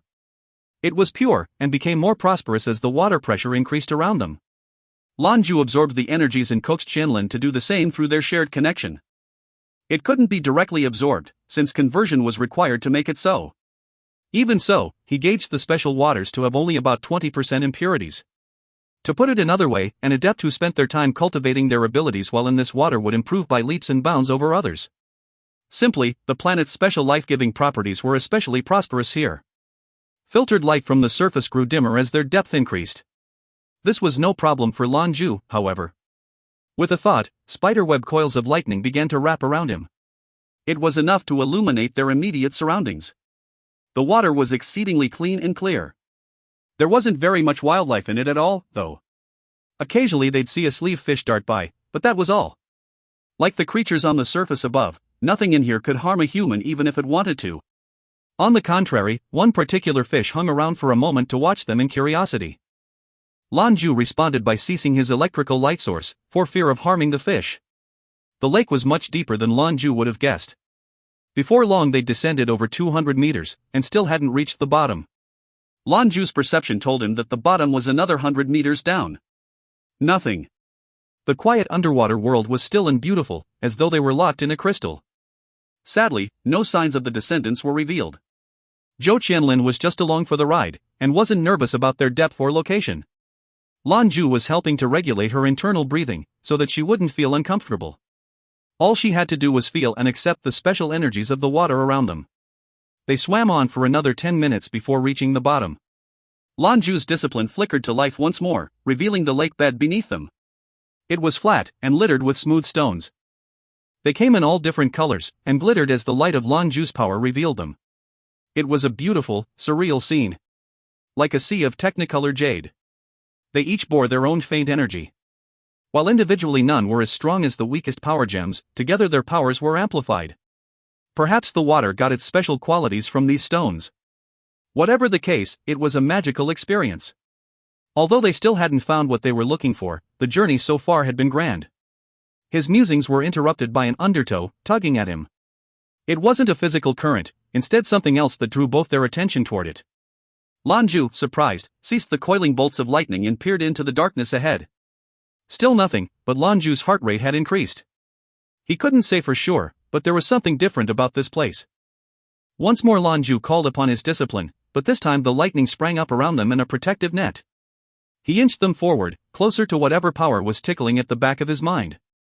Slowly, carefully, both his body and perception converged upon the spot. 100 meters seemed to pass in a blink, and that was when he started to feel a strange physical current joining with the energy eddies. This time, it was their bodies that began to be drawn in. Lan Jue and Zhou Qianlin exchanged a glance. Their concerns were the same. In this clear, calm lake, where would this undertow be coming from? The former mercenary paused, looked at Qianlin, then pointed toward the water's surface. Through the spirit collar gem. Lan Jue, I think we've found the right place. We should get to the surface and wait for the wine master and Popper, as insurance. Then we can all come down and check it out together. She nodded her head in agreement, and gave him a thumbs up. All right. Prudence was a virtue. Were Lan Jue by himself, then perhaps he would have continued through the current to discover more. However, with Qianlin in tow, safety had to be the priority. But as they were preparing to leave and contact the wine master, that gentle current strengthened sharply. Before they could react, both were sucked to the center of whatever invisible vortex awaited. The two of them were a pair of 9th level 7th rank adepts, the top 1% of their species. And yet, in the face of this strange current, their struggles were useless. The two of them were swallowed further into the crystal-clear depths of the lake. Lan Jue knew that they'd been caused in some sort of invisible whirlpool, where the eyes couldn't see it but it could certainly be felt. The coarsened pressure sucked them deeper, ever downward, and they were powerless to stop it. Lan Jue immediately pulled Qianlin close, hugging her tight to his chest. The net of lightning surrounding them flared intensely and became gold. It grew thicker until they were protected in a blazing golden cocoon of energy. They pitched and rolled through the water, protected by the orb of light. The jerking motions were vicious, but Qianlin felt safe and secure in Lan Jue's arms. Suddenly, the darkness around them was dispersed with the arrival of a powerful light. The tearing current also dissipated without a trace. Both Lan Jue and Qianlin could feel the pressure from being underwater recede. When they hit the floor, it was confirmed, they found themselves somewhere altogether different. Lan Jue's reactions were quick. He stabilized his energies and used them to help both he and Qianlin recover from the dizzying ride they just experienced. After a few moments, once both were acclimated, they stared stupefied at the scene before them. With mouth agape, Lan Jue's eyes followed a mountain range as it stretched into the horizon. Every square inch was covered in grapes. The expansive vineyard was carefully arranged and tended, with the meter-high plants separated into lines by big old trees. Somehow, they'd found themselves in an altogether different world of beauty and mystery. The mountains and vineyards themselves weren't anything to be overly stunned about. What was strange was the air here. It seemed to ripple and undulate like waves, even though overhead looked for all the world like an azure sky. But it wasn't, their ceiling was the bed of the river. Stranger still, there was sunlight down here. A blazing orb hung suspended in the air like the sun he'd expect on the surface. Warm rays hung over the amazing scene, however, and the grapes knew no different. There was more than just grapes stretching off into the distance. Several other species of flora had also been cultivated here. Like the grapes, they had also been carefully tended and arranged in their own areas. Of course, pretty as it was, Lan Jue and Qianlin had other concerns. Namely, the people surrounding them. There were 8 in all, standing around in a circle. They were dressed in crude farmhand clothing and bore hoes and scythes. 8 pairs of suspicious eyes pinned them in place. All right everybody, we aren't here to cause any problems. Lan Jue raised his arms, revealing no weapons. Meanwhile, he instigated his discipline to dry he and Qianlin's clothes. All 8 of their hosts were suspended in air, without wings to help them do so. It meant they were at the very least 9th level talents. One in particular, the oldest of the crew, was surrounded by an aura as deep and vast as the ocean. That one was 9th level 7th rank or higher. Lan Jue quickly determined that quietly adhering to everything these people said was the wisest course of action. The elder looked at them with cold, hard eyes. Who are you, and why are you here? It was more a demand than a question. And you'd better have an excellent explanation. Lan Jue grinned sheepishly. We're actually here looking for you. Truth be told, I wasn't sure we would. There was no reason to hide his objectives, Lan Jue felt. He couldn't really lie about finding this place by accident, because what would they say? They were just diving? Where was their diving equipment? Looking for us? The older man seemed surprised. Lan Jue nodded. Yes. We're here looking for the descendants of the gods of wine. I presume that's you all. We're only here to talk. The man's face darkened. He fixed them with hard eyes, but there was surprise at Lan Jue's words as well. Take them down. The others dropped their crude weapons. Immediately, each of the other 7 farmers were surrounded by a sinister blood-red aura. A sense of pressure, of crushing dread, poured from them with Lan Jue and Qianlin in the center of it all. Even before they'd started talking, Lan Jue had carefully observed their attackers. He watched their every move, because he needed to be ready for a situation just like this. He would not simply stand by and wait for death. An electric blue light flickered around Lan Jue and Zhou Qianlin. Lan Jue thrust his right fist into the air, and a solid blast of electricity tore upward. It formed into a golden orb, and rose until it hung over them all, another small sun. It expanded, pulsing his waves of energy before erupting with a thunderous blast. The explosion tore out in all directions, flattening acres of vineyard. The others overhead had yet to fully combine their disciplines, and the sudden shock of the blast completely dispersed their aggregated power. Lan Jue couldn't hesitate. He'd stopped their channeling, but that old man's aura was still strong and growing. It flared large and encompassed his friends to protect them from the rapidly approaching flames of the explosion. But Lan Jue wasn't fighting alone. He had a partner, and as he was dealing with the others, a speck of light no bigger than a fingernail sped toward the old man before them. Zhou Qianlin watched in anticipation as her own attack rushed forward. In the same instant, Lan Jue released a second orb into the old man's comrades. Boom! 2 shuddering explosions filled the air. If you find any errors, ads pop-up, ads redirect, broken links, non-standard content, etc., please let us know. Report chapter so we can fix it as soon as possible. Chapter 357, Another Paragon. Chapter 357, Another Paragon. The old man's aura quickly shifted to a golden hue, and the shield he'd created withered and vanished. A look of utter shock was plastered on his face. In the space of that instance, somehow, his discipline dropped in power by half. There was absolutely no reason for him to suddenly have grown so weak. It was like it had just been swallowed up into nothing. The second explosion, obviously, had come from the golden orb. The other 7 adepts lost their joined discipline powers and, despite his efforts, were sent smoldering through the air. In the second the chaos afforded him, Lan Jue gripped Qianlin's hand tight and morphed the both of them into lightning. They flashed out from within the circle of adepts. Fighting against numbers wasn't that frightening if you knew how to handle it. The key is making sure you aren't surrounded. There were 8 adepts, and all of them seemed to possess the same discipline. Had they been able to successfully link together, this situation would have played out much worse than it already had. Thankfully, Lan Jue had been naturally equipped to protect against this. The combined discipline he possessed prepared him, with the lightning portion of his powers specializing in speed. Lan Jue was confident. Despite the poor odds, the 2 of them hand in hand would not be at a disadvantage. Well, no wonder you dared to come here. You 2 have a fair bit of strength. The old man regarded Qianlin and Lan Jue with a sour frown. However, he made no move to strike. The other 7 adepts regained their composure and stood at his back. A crystalline red aura sprang up around each of them. The elderly man slowly lifted his right hand and unfurled his fingers. Within his palm was a perfectly smooth crystal ball. It sparkled and reflected the red light that surrounded them all. Suddenly, a sanguine light came piercing down through the mirror-like lake overhead. Lan Jue, seeing this, felt his heart seize. Not good, he muttered. Immediately he grabbed Qianlin in preparation to change again and streak toward the furthest reaches of this underworld. But it was no use. Before they could flee, the world around them became a sea of red. They could feel the power around them making their movements sluggish. A staggering pressure bore down on them, as though they were being slowly crushed by the weight of an ocean, like the skies were crashing down right onto them. A golden light flashed in Lan Jue's eyes. Now things were desperate. This was their domain, and the fact that they'd attacked right away meant they would do anything to keep it secret. They had no qualms silencing both him and Zhou Qianlin. Their priority right now had to be retreat. They would wait for the wine master, then return. They'll be better prepared, then. With a paragon at their side, there would certainly be nothing to fear. Lan Jue tugged on Qianlin's hand, and without a word she pressed herself into his embrace. She lifted her head without hesitation, knowing precisely what Lan Jue's plan was. Her face betrayed a slight blush. It was Lan Jue who hesitated, but only for a moment. He leaned down and pressed his lips to hers. They were a little cold, but there was a strange sweetness to them. However, before he could really sense the kiss, Zhou Qianlin turned into a ball of light that quietly merged with Lan Jue and vanished. It was the second time, but Lan Jue already knew what to expect. Immediately his discipline skyrocketed to the peak of 9th level. The world around them was still a soupy red death trap, so he had to react. Lan Jue lifted his right hand, and in response a golden light bloomed out from him in all directions.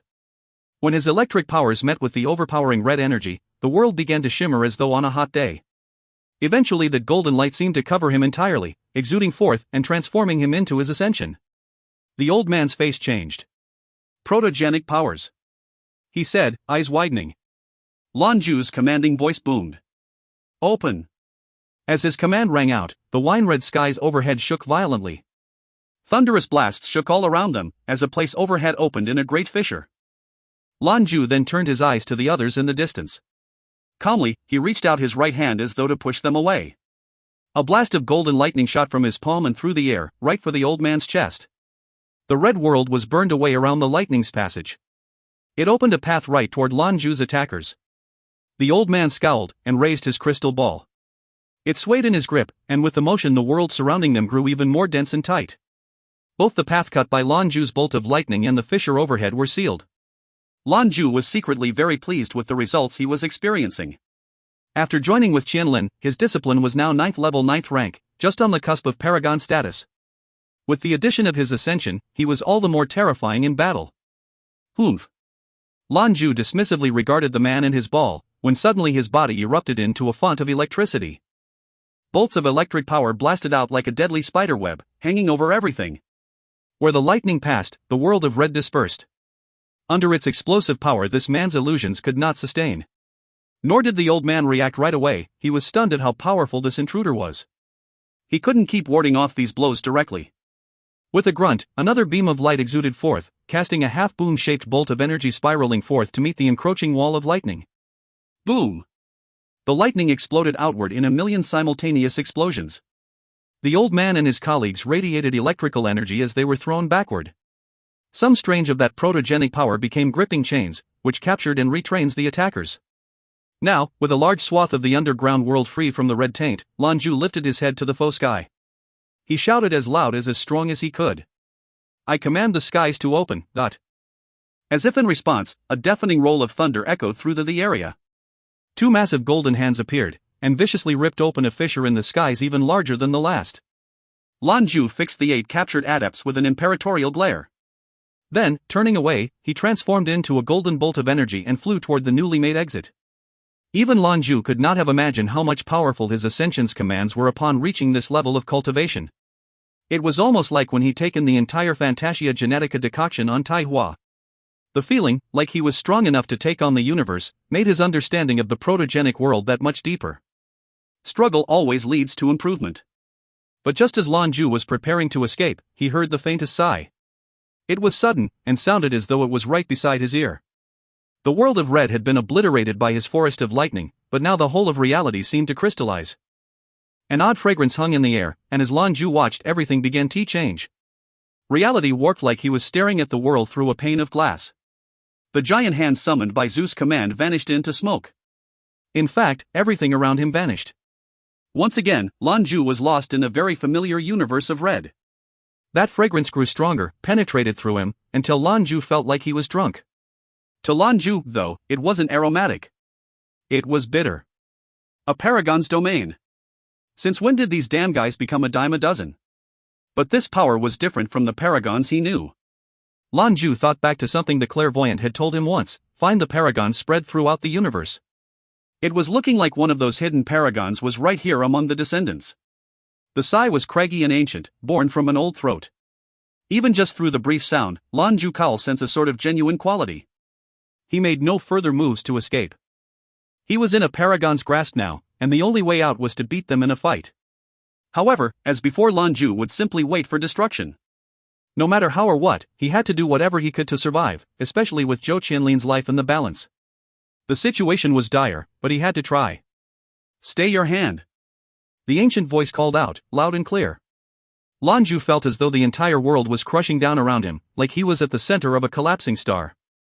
He found himself in the middle of a terrifying vortex, with a pull he recognized from when he and Qianlin were in the lake. It was strong enough to completely stop him from moving forward. He certainly couldn't say it was a comfortable situation to find himself in. He was struck dumb with amazement at the sheer scope of this power. After all, though he knew a few paragons, it was always incredible when another was revealed. The power they exuded was staggering and enlightening, every time.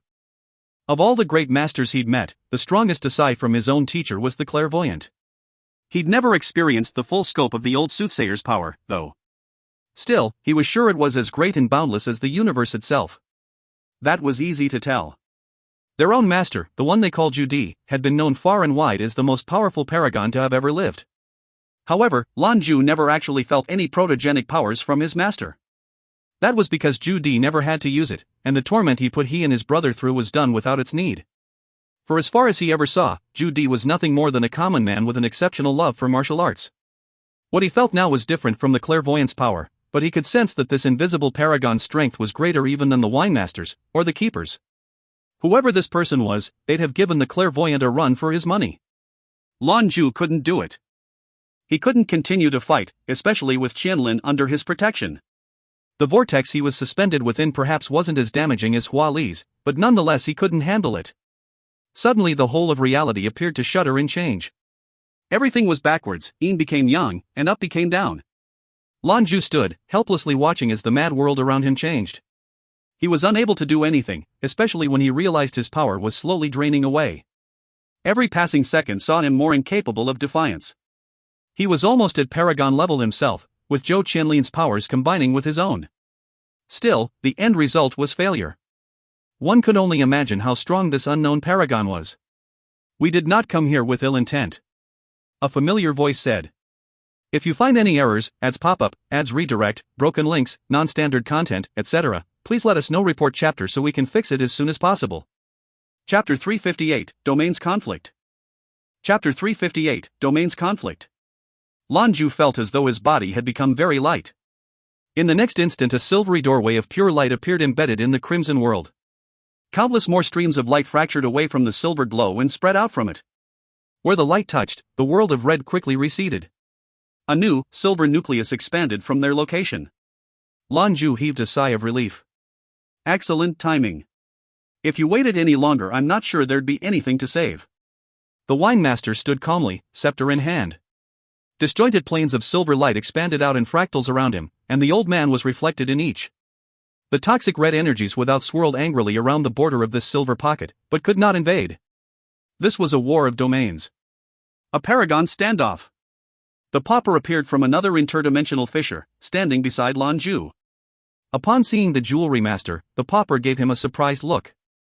The aura that surrounded Lan Jue was the focus of his shock. Lan Jue nodded toward the beggar as he appeared. He maintained the same majestic facade, an integral part of his ascension. After all, empowered with protogenic energy as he was, why shouldn't he be confident in the presence of his allies? "You should not have come here." The scratchy, ancient voice echoed all around them. It was as though it bubbled up from the thick world of red surrounding them. The wine master's eyes flared with silver light that shone out like a pair of stars.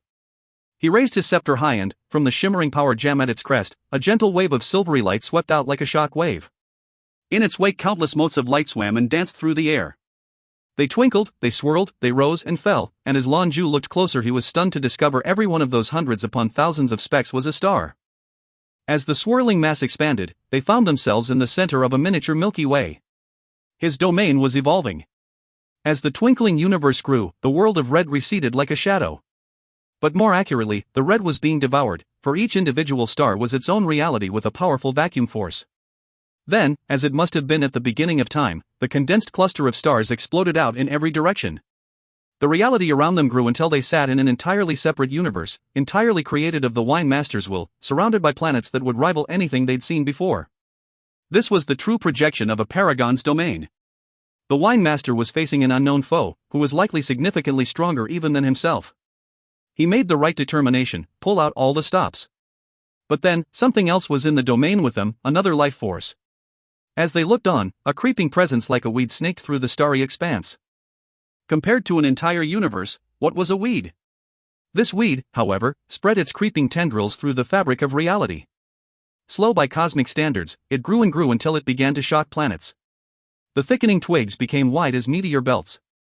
It didn't matter how large this universe was. It didn't matter how many stacks of reality existed.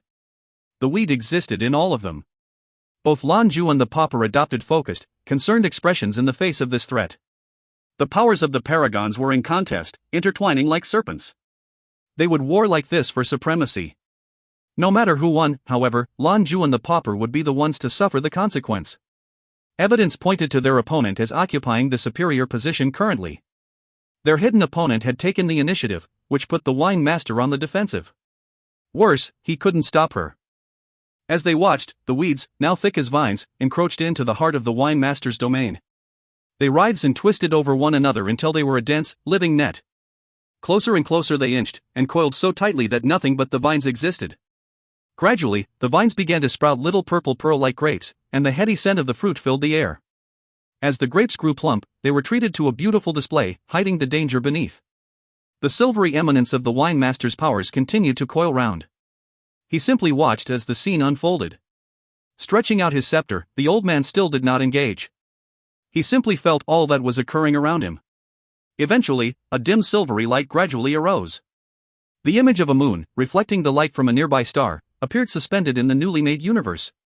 As it grew, its power intensified. The soothing silver glow hung over every minute vine. The ripening grapes began to waggle of the vine under their own weight. They appeared as they might fall at any moment. The image reminded Lan Jue of a special, complicated system of making wine called biodynamics. A small part of it was the belief that grapes should be collected under the light of the moon. This paragon was simulating the process of a grape harvest, or so it appeared. So far, Lan Jue could feel the adverse effects of their battle. However, he knew that if this continued, the situation won't only get more dire. The wine master remained still, like a statue suspended in space. He was lost in the totality of everything around them, scrutinizing every detail. The first grape fell. As it tumbled through eternity, it burst open. Energies sealed within were instantly absorbed by the vacuum of the wine master's multiverse. But under the light of that strange moon, even the stars changed. They dimmed, until they themselves became enormous purple grapes. Then, there was a pulse of energy, as the newly formed grapes broke the wine master's control. Lan Jue and the pauper exchanged a silent, stunned look. Both of them knew how frightening the world of a paragon could be, but this was beyond expectations. Neither could have suspected that the simple grape could congeal and drown an entire universe. The vine's unstoppable expansion was almost predatory and permanent. What neither Lan Jue nor the pauper understood was why the wine master wasn't doing anything. All he did was watch as that enormous star was lost to his enemy's power. Flashes of emotional turmoil did appear in his eyes, though. More and more grapes fell, burst, and their contents covered the star further. The wine master sighed and waved his scepter. The mass of stars and planets, the entire universe, began to contract. It continued to shrink until the whole of it was reabsorbed back into the cosmogous body. The three Skyfire Adepts stood now in a field of wild grapevines, stretching far as the eye could see. The only thing that separated them from that reality was a translucent shell of light. The wine master looked out over the fields and shook his head. Clearly we aren't welcome. We should leave. He punctuated the sentence with a wave of his scepter. A golden door of light appeared soundlessly before them. This was the first time Lan Jue witnessed the wine master using a portal like this. It felt steadier than the silver dimensional fissures the wine master usually used. In the end, a paragon, even a defeated paragon, could make their escape. Killing one was no easy task, even among themselves. As the golden light of their succor filled the area, the nearby grapes became illusory. Gradually, they vanished until the only thing remaining of their presence was a lingering scent. The scene around them cleared as well, revealing them to be floating in the air over the vineyard below. Wait a moment. Gates, bring them to me. The old voice returned, reverberating through the air like the voice of God. Gates, apparently, was the old man who'd been the focus of Lan Jue's ire earlier. The jewelry master turned an eye to the acting head of Skyfire Avenue. The wine master responded to the unspoken concern with a nod of his head. The cosmogous swept his arm once more, and the portal vanished. Now that the conflict appeared to be over, Gates dispassionately floated their way. He bowed at the waist. If the three gentlemen would follow me. He wasted no further time in discussion, and headed back to the ground expecting them to follow. They did, once the paragon felt safe enough to drop his shield. Lan Jue did not bring Qianlin forth. Her wardrobe issue would be a problem. Things would have to remain as they were for a while more. They finally had time to appreciate their surroundings once they reached ground, and what they saw was as picturesque as anyone could ask for. Towering mountains in the distance grasped at lazily wandering clouds. At the peak of these mountains had been constructed great buildings made of stone. They looked worn and crude, but retained a rural beauty. They were old-style castles, constructed to overlook the vineyards. Most vineyards were established on the sides of mountains. Although flatland grapes existed, they were few and far between. Most of the flatter plots were reserved for other crops. It was like Shangri-La from the tales of old, idyllic and gorgeous. Now that matters weren't so tense, Lan Jue took a deep breath to enjoy the perfectly clean air. The elemental forces here were stronger than on the surface world, and the vital energies swirling around them were plentiful. It would be a wonderful place to enhance Tan Lingyun's ability. Wonderful, or terrible, depending on who you asked. I imagine this is a separate dimension, Lan Jue said to the wine master. But the old man shook his head. No. We really are beneath the lake. Clearly they've used tactical employment of power to conceal themselves and keep the lake suspended. It's the same way they simulate sunlight. Unless I'm mistaken, this place is very much similar to the environment on the Mother World. We have certainly found the right place. Lan Jue nodded, then smirked. It's a shame our arrival was met with less than stellar hospitality. I'll guess we'll learn more in a minute, the wine master replied. Gates, who was ahead of them, hesitated half a step when he heard the wine master's deductions. They wandered through the fields, the soil's fragrance filling their nostrils. Lan Jue noted that the oxygen content was lower here than it was on the surface, but he quickly got used to it. If it was like the wine master said, then why shouldn't he acclimate quickly? Men were of Mother Earth, and this place was made to emulate her. If you find any errors, ads pop up, ads redirect, broken links, non-standard content, etc., please let us know. Report chapter so we can fix it as soon as possible. Chapter 359, A Generation of Masters. Chapter 359, A Generation of Masters. Gates brought them across an expansive field of plump grapes. Their destination appeared to be the stone structure Lan Jue had spotted earlier. However, their ultimate terminus was not the structure itself, but what lay behind it, as they discovered when Gates brought them around the side. Their trek had garnered no small number of stares from farmers. Their expressions were restrained, but the faint hint of hostility in their eyes was still visible. As they wrapped around the stone building, they were met by a hidden hillside. Like all the others, it was blanketed with thick grapevines. However, in contrast to the others, these plants rose a good 2 meters high. The vines themselves were so thick a man could hardly wrap his arms around one, and were draped in heavy clusters of grapes. Each one bunch was a beautiful amethyst hue, and crystal clear. Certainly these were not your average grapes. The wine master visibly recoiled in surprise. This is... That craggy voice interrupted. Welcome. Welcome to our village, Bone One. Lan Jue and the pauper looked on, eyes wide. The voice had come from the grapevine. Gates lead them closer, and each step brought the heady scent of wine to their nostrils. The scent was as full-bodied as it was aromatic. Lan Jue looked toward the wine master, who was clearly just as stunned as he. When our domains conflicted, I saw that you hadn't the heart to destroy the vines or grapes. I could see in your eyes that you cherished them. You have earned the right to be here, you and your friends, but... The voice was louder now, and directly before them. There was no mistaking it, the vine was talking to them. As they looked on, a face appeared into the branches, eyes, a nose, and a mouth all became apparent. Although the features were made up of twigs and grapes and branches, there was still a spirit there, a sort of humanity. Was this really a talking grapevine? This voice was the same he'd heard before, the voice of the paragon. It must be, but could a vine be a paragon? This was inconceivable. The wine master took a step forward and, pressing a hand respectfully to his chest, bowed before the vine. I am very honored to meet you, predecessor. We, your juniors, have come from Skyfire Avenue. There, I am called the wine master. Would you grace us with your name? Wine master. Very well, it does appear you have a great love for wine. I'll admit, however, that it is very surprising indeed that you should find us. As for this old fellow's name. That, I remember, though I've forgotten many things indeed. How could I forget? When I made wine, my name was stamped on every bottle. This one's name is Aubert de Villain. 2-inch. Aubert de Villain. The name struck like thunder in the three adepts' ears. Even more than when the existence of a second hidden paragon, this revelation left them dumbstruck. This was a legend in the world of a wine, in the Yi flesh. Their goal in this journey had been to locate the descendants of the great gods of wine. The hope had been to recover some of the great master's lost secrets. Never in a million years would they have guessed they would come face to face with one of them. Henri Jayer was likely the most famous of the three, and the wine they partook confirmed his mastery of the craft. However, his wines could not compete with Romani Conti in the realm of reputation. The great red wine was too widely known, and Jayer's offering were so few yearly. No wine would be more widely beloved than a good Romani Conti. Because of this, a lot had to be considered in the purchase of, for instance, a Jayer bottle. Average price and reputation were among them.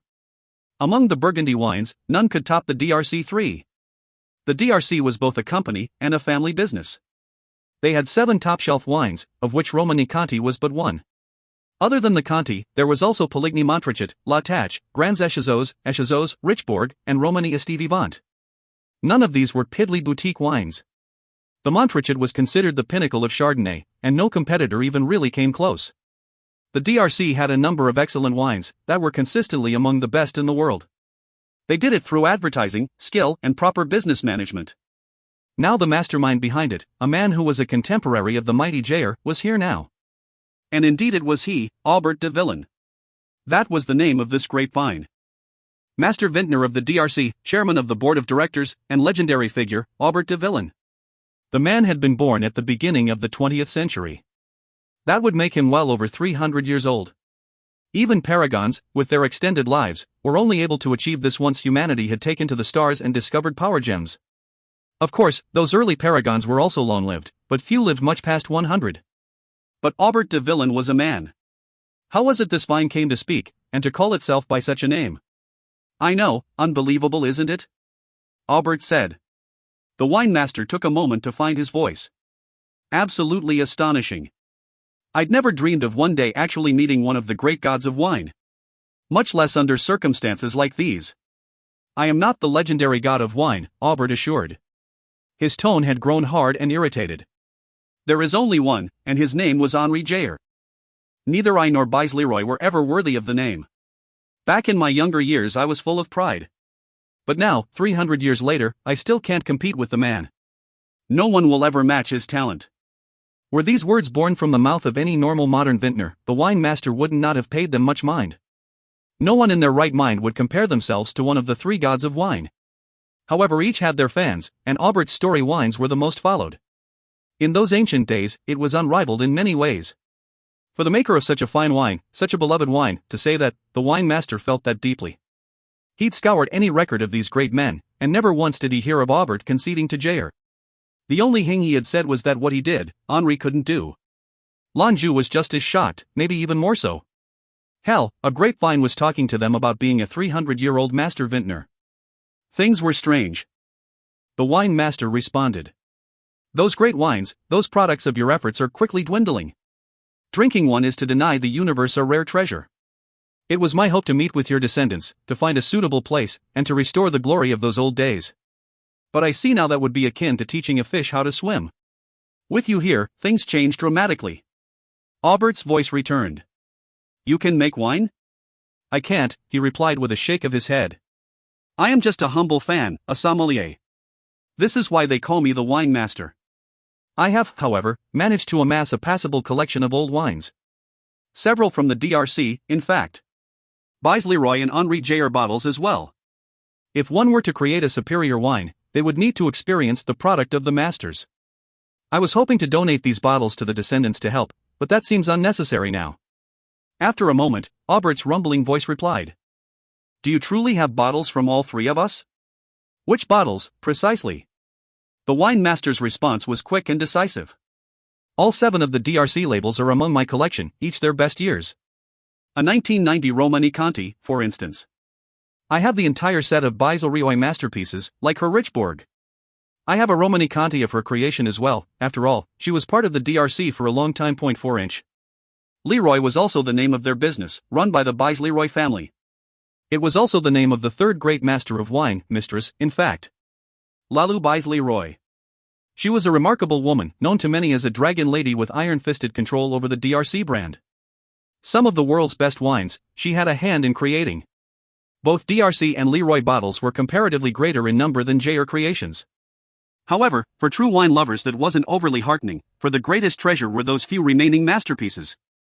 If this vine really was somehow the master Aubert de Villain, then there would be no one who could repudiate his claims that Henri Jayer was the greatest vintner who ever lived. And Henri's? You have Jayer wines as well? Aubert asked. I did. I had managed to discover a single bottle. Sadly, the master's creations were few in number, even in your day. I had spent a great deal of energy in finding it, and kept it enshrined in my collection. Sadly, a few less than considerate friends had it opened. We had no recourse but to drink it. The wine master could still feel the dull pang of regret when he thought about the loss of that magnificent wine. 1. Here's a link to the Wikipedia description of the real-world town in Burgundy. 2. Here is his first mention in the story, and a wiki refresher. 3. Domaine de la Romanée-Conti. 4. Remember that de Villain and Bise Leroy were co-owners of the DRC back in the day, until differences in business aims got her kicked out. She later ran her own vineyard. If you find any errors, ads pop up, ads redirect, broken links, non-standard content, etc., please let us know. Report chapter so we can fix it as soon as possible. Chapter 360, Wine Tasting. Chapter 360, Wine Tasting. Drank it? Aubert's voice took on a strange tone. That's good. Good. Once all of his bottles are gone, Jayer will fade into legend. There was an audible undertone of resentment in his voice. Clearly, there was a story there. Since you all are true fans of good vintage, I insist you stay. You're in luck, in fact. The grapes are ready, it's time to create the wine. This has been in the work for 3 years. You can see how things are done, and try some floor perhaps. Since you've had some of my past creations, you'll be able to better compare them. That's excellent then, the wine master said, delightedly. Thank you for your generosity and hospitality. Wine had been a passion of his all his life.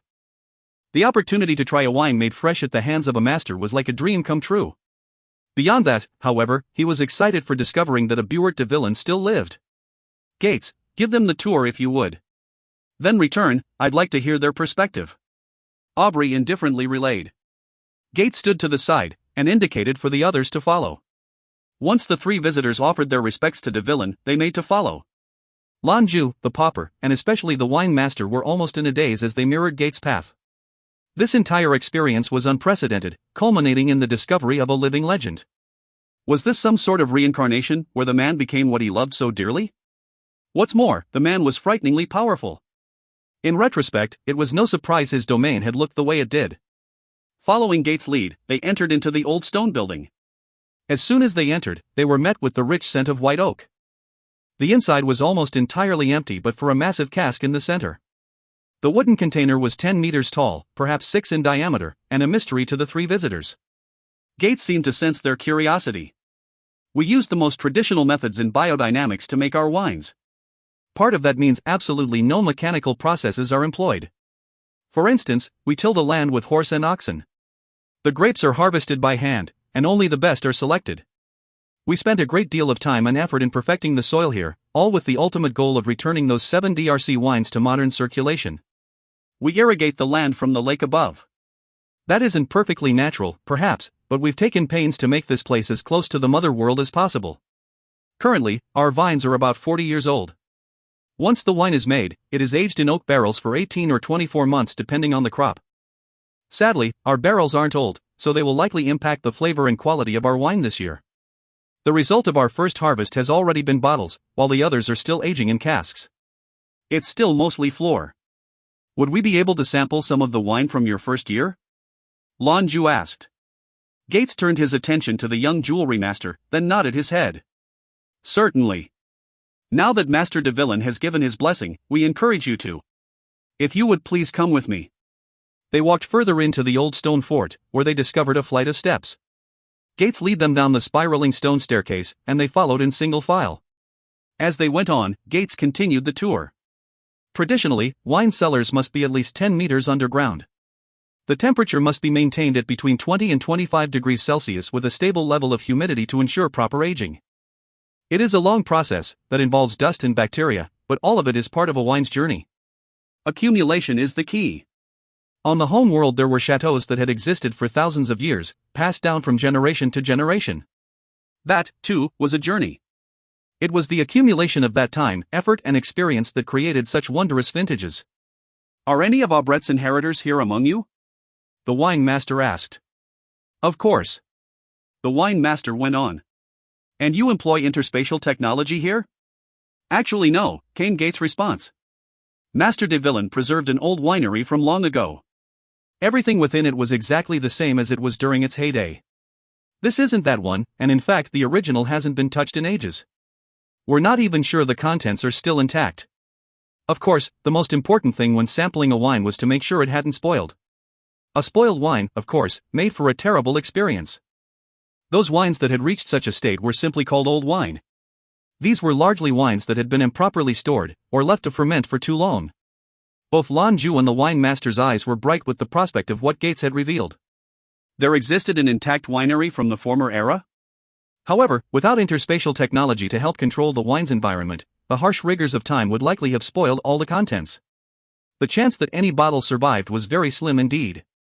They reached the bottom of the stairwell, and Gates pulled out a pair of wooden doors barring their path. They shuffled into the next room. Even before they saw anything, that rich oak scent rose up to meet them once again.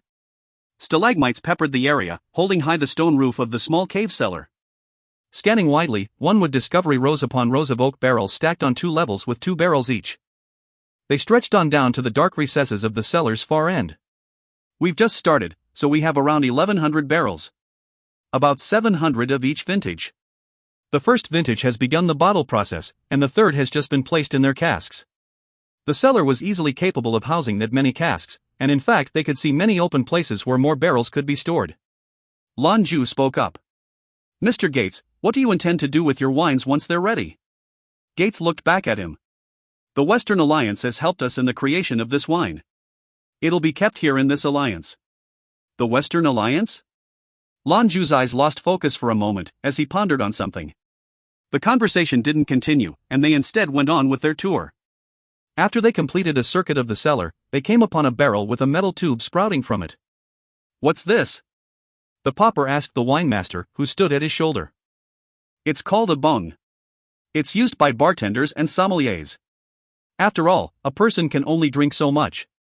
Putting away an entire cask would likely kill a normal man. So, to preserve the wine for later, you close the bung hole. 1. Everything must be done to preserve this water of life.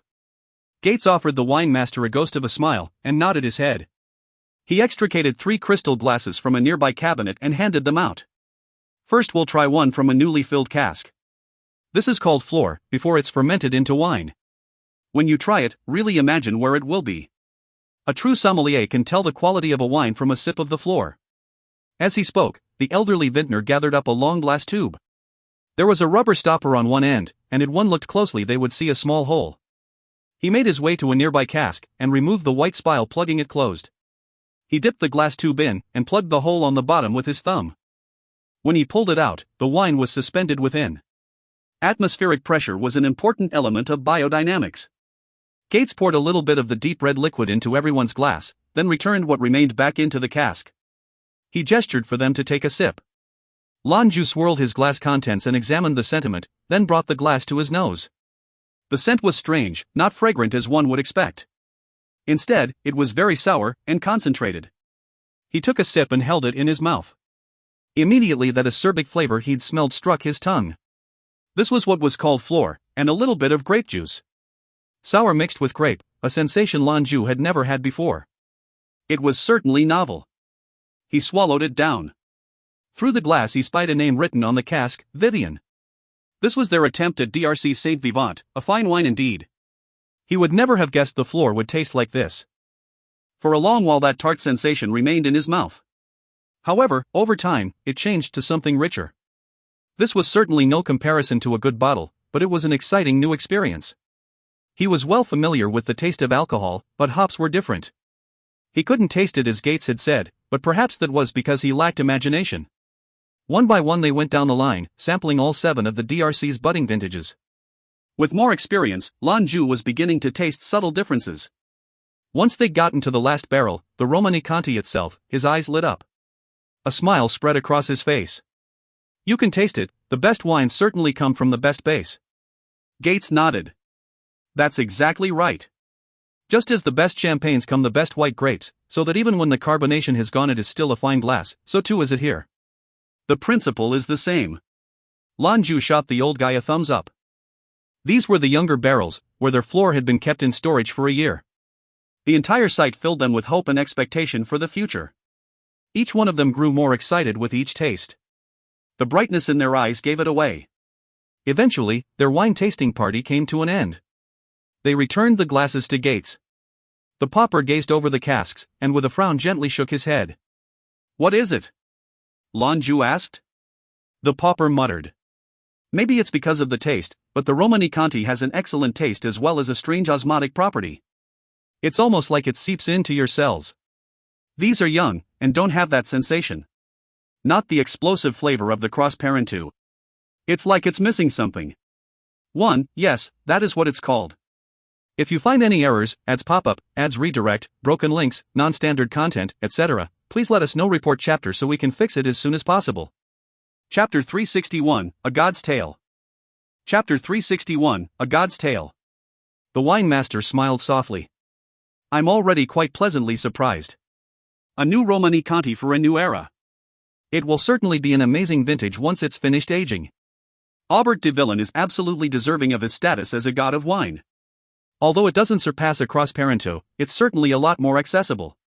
Henri Jayer was a harsh and rigorous vintner, and only produced a limited number of his masterpieces a year. Meanwhile, 5,000 bottles of Romanée-Conti were produced in the same time period. That's several times more than his competitor. Gates, who had been listening to their exchange, frowned. If the gentleman would follow me, we'll return to Master de Villain. The three nodded. It wasn't long before the group stood once more before the talking vine. However, Aubert did not immediately question them on their tasting. When the elderly voice did reappear, it was weaker than the last time. You know, I should have died centuries ago. 200 years, in fact. I couldn't accept it then, I wasn't ready to leave. Now, I'm conflicted. When I was young, my only dream was to become the greatest vintner the world had ever seen. All of my instructors said I was a great talent. However, as I grew to make better wines, I found a strange contradiction. The better the wine, the worse my winery fared. The reason for this was my methodology. Everything did and still does take a great deal of time and effort. Even just picking the grapes takes 2 months. If there is no full moon, then you must wait for the grapes to ripen and fall of their own accord. But you don't use those to make wine. These stringent practices ensure the best possible quality. However, the other chateaux with their bargain wines were doing much better financially. They made up for lower quality with higher selling volume. The largest Burgundy chateau at the time could produce 800,000 bottles in a year. It was then my worldview came under scrutiny. Why should the greatest wines continually be so expensive? So, I began my research. It took me 30 years to strike a balance between price and quality. The result was the Domaine de la Romanée-Conti. However, at some point I lost it. Money clouded my mind, and my keen perception of the process was lost. I never saw Henri Jayer as competition. He was a simple farmer, and I the successor of the storied de Villain family. 50% of the DRC belonged to me. It wasn't until I was named the greatest vintner in Burgundy that I discovered I could not follow in his footsteps. Gradually I came to my senses. I had never been a match for Jayer, but my true love had never changed. Making wine. I redoubled my efforts, me and Lalu. We studied biodynamics and learned to apply it to winemaking.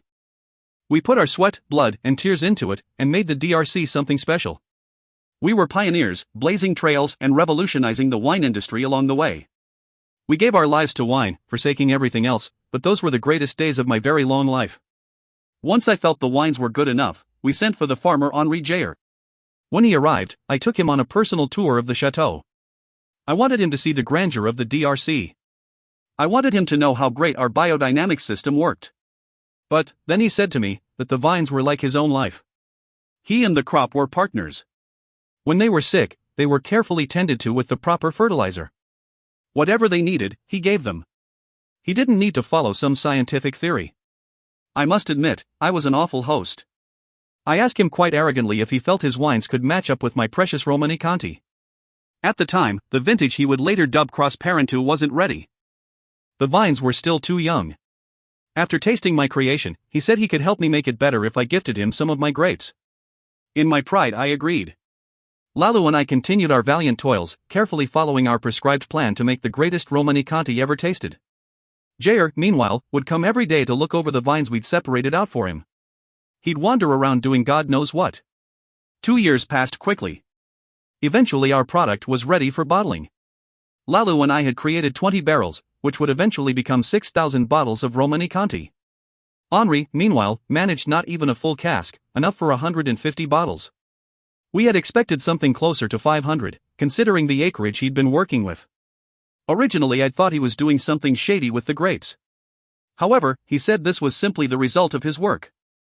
That cask was the only one up to his standard.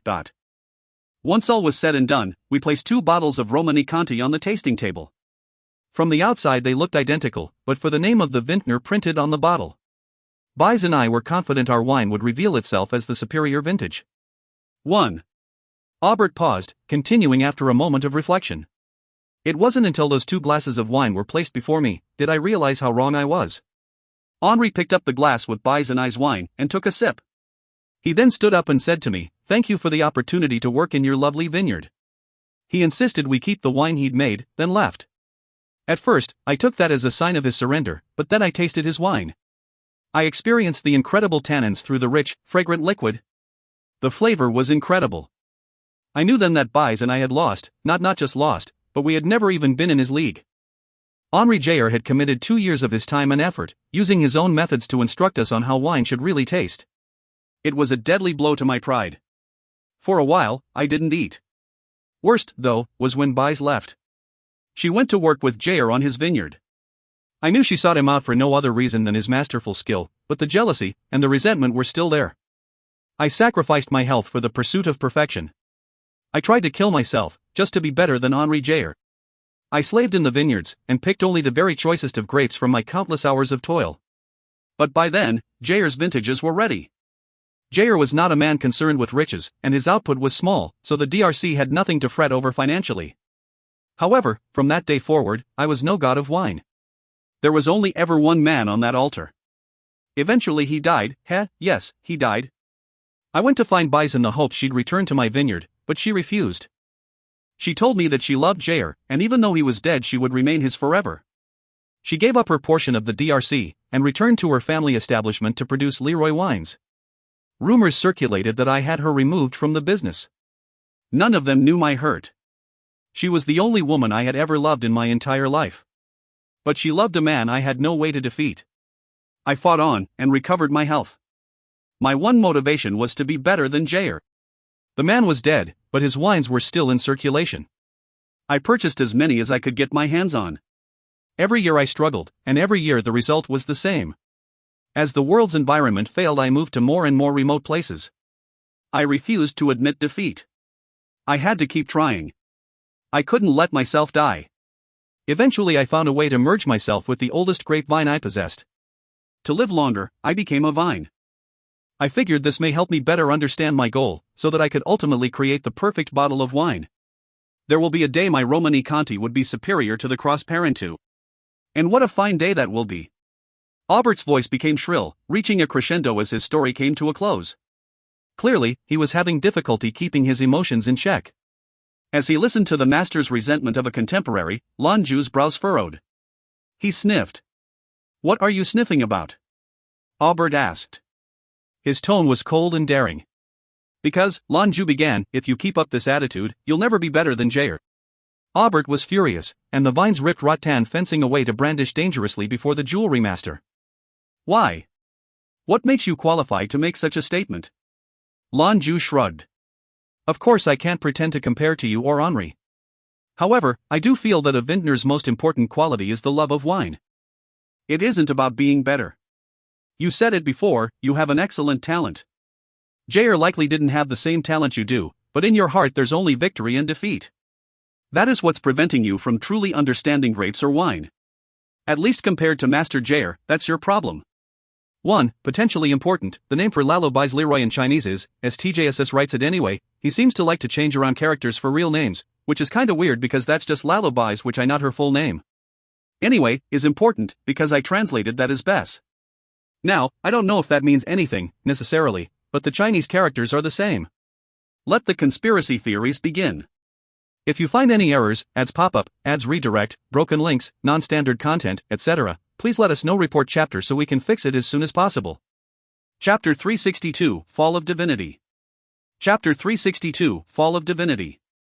The sentient grapevine went silent for a time. Aubert de Villain pondered on the past, and only later did his deep voice return. I did whatever I could, employed whatever methods possible, to beat Jair. Have you seen the fruit of my vine? These are the product of my life's work, 300 years of study, of trying to understand. Every grape is already fermented into a self-contained dollop of wine. You have tasted Jair's Cross Parentu, so I invite you to try my own creations. Tell me if I've finally surpassed the man. Lan Jue was surprised by the sudden shift in topic. He looked on as 3 vines, thick as a man's arm, stretched towards them. The grapes situated on these vines were different from normal grapes. Those came in bunches, while the villain's fruit came only 1 per bud. Each twinkling, amethyst-hued grape was about as large as an infant's fist. They looked delectable. 3 dropped from the vine, and fell directly into the hands of the vineyard's visitors. Immediately, the heady scent of wine filled the air. The savory, mellow fragrances alone were enough to make them feel drunk. Tentatively, grapes were brought to mouths, but when they took a bite they did not find fruit. Instead, a gush of fluid burst forth and down their gullets. It was wine, a big gulp of wine in every grape. Their taste buds were in overdrive. The intense flavors filled their mouths, stimulating every cell. It felt like the taste was invaded one's whole body. Thankfully, all 3 of the Skyfire Adepts were practiced enough in the art of drinking that they needn't fear getting drunk. The wine master was the first to sense something amiss. But where Lan Jue and the paupers' faces had changed from the wine's flavors, the wine master's expression shifted for a different reason. As he watched, his companion's flesh darkened until they were purple, the same tint as the grapes they'd imbibed. "There's a problem with the grapes." The wine master flourished with his right hand and, in a flash of silvery light, his astrum truncheon appeared in his grip. "No. I have used my own condensed life force and protogenic powers to create these perfect grapes. They are absolutely the pinnacle of grape farming. But grapes, you see, require fine fertilizer. After years of research I've found the best kind, and it may surprise you to find that there is no better fertilizer than human remains. Now that you're here, and you've seen all of this, perhaps we'll just have you stay. The wine didn't get you drunk, as was my hope, but you still don't have the power to face me." Aubert de Villen's voice had grown murderously cold. A thick purple light hung over the hillside. The massive vine waves erratically, pulling in all directions until its buried roots were exhumed. The sentient plant's jerks and twisted until it assumed the shape of a man, made of bark and grapes. By now, the wine master's skin had also begun to darken. He heaved a long grunt. "Lan Jue was right. You aren't even in the same class as Jair. Your heart is poisoned, only interested in instant gratification and quick success. Your spirit was only ever interested in money, and that is why you were never able to understand the art of making wine. Even with all your talent, you will never be the greatest god of wine." A silvery bubble of energy surrounded the wine master and his companions. In response, dozens of slithering grapevines exploded from the earth all around them. They were a deep purple in color, and wrapped together to form a hideous face, frozen in an expression of rage. More appeared, and struck out at the protective bubble surrounding the intrepid travelers from all directions. There were so many that they blotted out the sky, turning everything purple. "I have already used my protogenic powers to close this place. Even with your interspatial capabilities, you're stuck here. The fruit of a god of wine is special, you see. It would kill a normal man, he would drink himself to oblivion. For adepts, it reduces your talent. One grape, diluted in water, can make 1,000 bottles of the best Romanée-Conti the universe has ever known. But you are great lovers of wine, are you not? Wouldn't contributing your bodies to create such a splendid wine be a fitting end? You dare to look down upon my creation, to claim it inferior to that farmer's cross parentu, so consider this death my gift." Albert's voice was haughty, and full of venom. The wine master fixed the vineman's face with a glare. "Indeed, you are inferior. The fruit of a god of wine is fine, but it cannot compare to the true love and devotion a vintner has for his harvest. These grapes have no love, just rage and greed. You can sense it in the aftertaste, it's fetid. You said it true before, there is no way for you to ever surpass the late Henri Jair. You're clearly not qualified to make such assumptions. We will see the truth of it once you've come to fertilize my fruit. My creation will sweep the universe, and all those who drink it will be drawn in. From them, I will choose the best to serve as nutrients for the next harvest. I refuse to believe that, with the addition of so many wine lovers, that I will not surpass Jair. There will be more love for wine than that old man could ever muster. I can finally rid myself of his specter. You three are lucky, my first crop, I'll remember you always." The skies darkened until it was a reach, deep purple, almost black. The vines, hundreds now, wiped ceaselessly at the silvery shell. Each vine shattered as it thrust itself against the wine master's defenses, but with each strike the strain on the cosmicus became more evident. The wine master's skin became increasingly darker in hue. It crept up his body, slowly overtaking the hand holding his scepter. He gave a bitter smirk. Never would he have thought that the greatest love of his life would be his undoing. As for Aubert de Villen, the great vintner, clearly his rage and jealousy had driven him to madness. A paragon lost to anger was terrifying, for who knew how many innocents would lose their lives? This place had become a Babylonian purgatory. In regards to cultivation, the wine master and Aubert were not equal. However, the difference was not enormous. In part, the wine master's understanding of protogenic energies was deeper due to his experience with interstellar migration, something Aubert clearly had avoided. None of that power or knowledge could be taken from him. But this place, everything around them, was under the complete control of Aubert de Villen.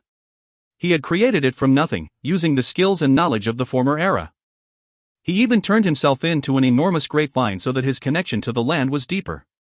It was largely for this reason that the wine master found himself at such a disadvantage. Evidently, the new paragon's abilities were plant-based. In regards to combat, this couldn't hold a flame to interdimensional talent. Here, however, those specific attributes were cut off, interspatial powers were suppressed because the entirety of this place was under Aubert's control. The grape's fluid seemed to permeate down to their souls, and the wine master already at a distinct disadvantage, there wasn't much in the way of resistance that they could offer. In addition, Aubert was one of, if not the single oldest paragon in the universe. By virtue of his age and experience alone, he had an advantage and he wasn't the least bit interested in holding back. The wine master knew very well what sort of destruction a paragon was capable of. The three of them were like meat on a cutting board. All de Villain had to do was wear him down. Over and over again, the protogenic infused vines lashed at them. With each strike, the wine master's shield dimmed. Once it failed, there would be nothing to protect them from Aubert's murderous thirst. Not even the wine master. Lan Jue looked on as the Cosmicus fell to one knee. His scepter dug into the dirt, the only thing stopping the Avenue's interim leader from falling to the ground. Tendrils of silvery light spread out from the butt of the scepter then. They were small at first, but quickly bloomed across the earth until it created a blinding lotus of glimmering light. It was dazzling, burning, and they could not look away. Each petal was its own self-contained universe, and they crashed and melded among one another. Aubert's precious pocket of reality began to disintegrate, unable to sustain itself against the Cosmicus' frightening power. The flower blazed like a sun until, suddenly, it shifted black. It became an impossible black, that drank up everything around it, a black hole, perhaps a meter wide. Almost instantaneously, all of the vines assaulting them were atomized. There was a flux of energy, and that 1 meter black hole surged to devour 1,000 meters. Aubert de Villain, standing at 2 meters, found himself directly in the center. As the insatiable hunger of the black hole came crashing down upon him, his viney figure ceased to be. However, then a violet light congealed around the edges of the anomaly, keeping it from growing further. This was the wine master's single most powerful skill. At the peak of his power, he was capable of devouring entire planets in its scope. Its confinement at any level was a stupendous achievement, much less to this small size. Your resistance is pointless. This place belongs to me. Did you think this would be enough to destroy me? My roots spread all throughout this place. I am everywhere. Aubert's figure re-emerged from the dirt as more grapevines twisted to form a mirror image of the previous body. The compressing power surrounding the terrible black hole strengthened. Gradually, the last-ditch effort of the Cosmicus was shrinking. All of your power merely makes things worse for you. The more you employ your discipline, the faster my grape's power permeates through you. There is nothing that can save you. With that wine in your veins, your demise is assured. Aubert de Villain's voice was full of dark mirth. To my knowledge, this is the first time anyone from the Avenue has used an Avenue denizen's true name in public. I'm thinking this is likely a mistake on TJSS's part, just an interesting aside. If you find any errors, ads pop up, ads redirect, broken links, non-standard content, etc., please let us know. Report chapter so we can fix it as soon as possible. Chapter 363, Calamity and Revival. Chapter 363, Calamity and Revival.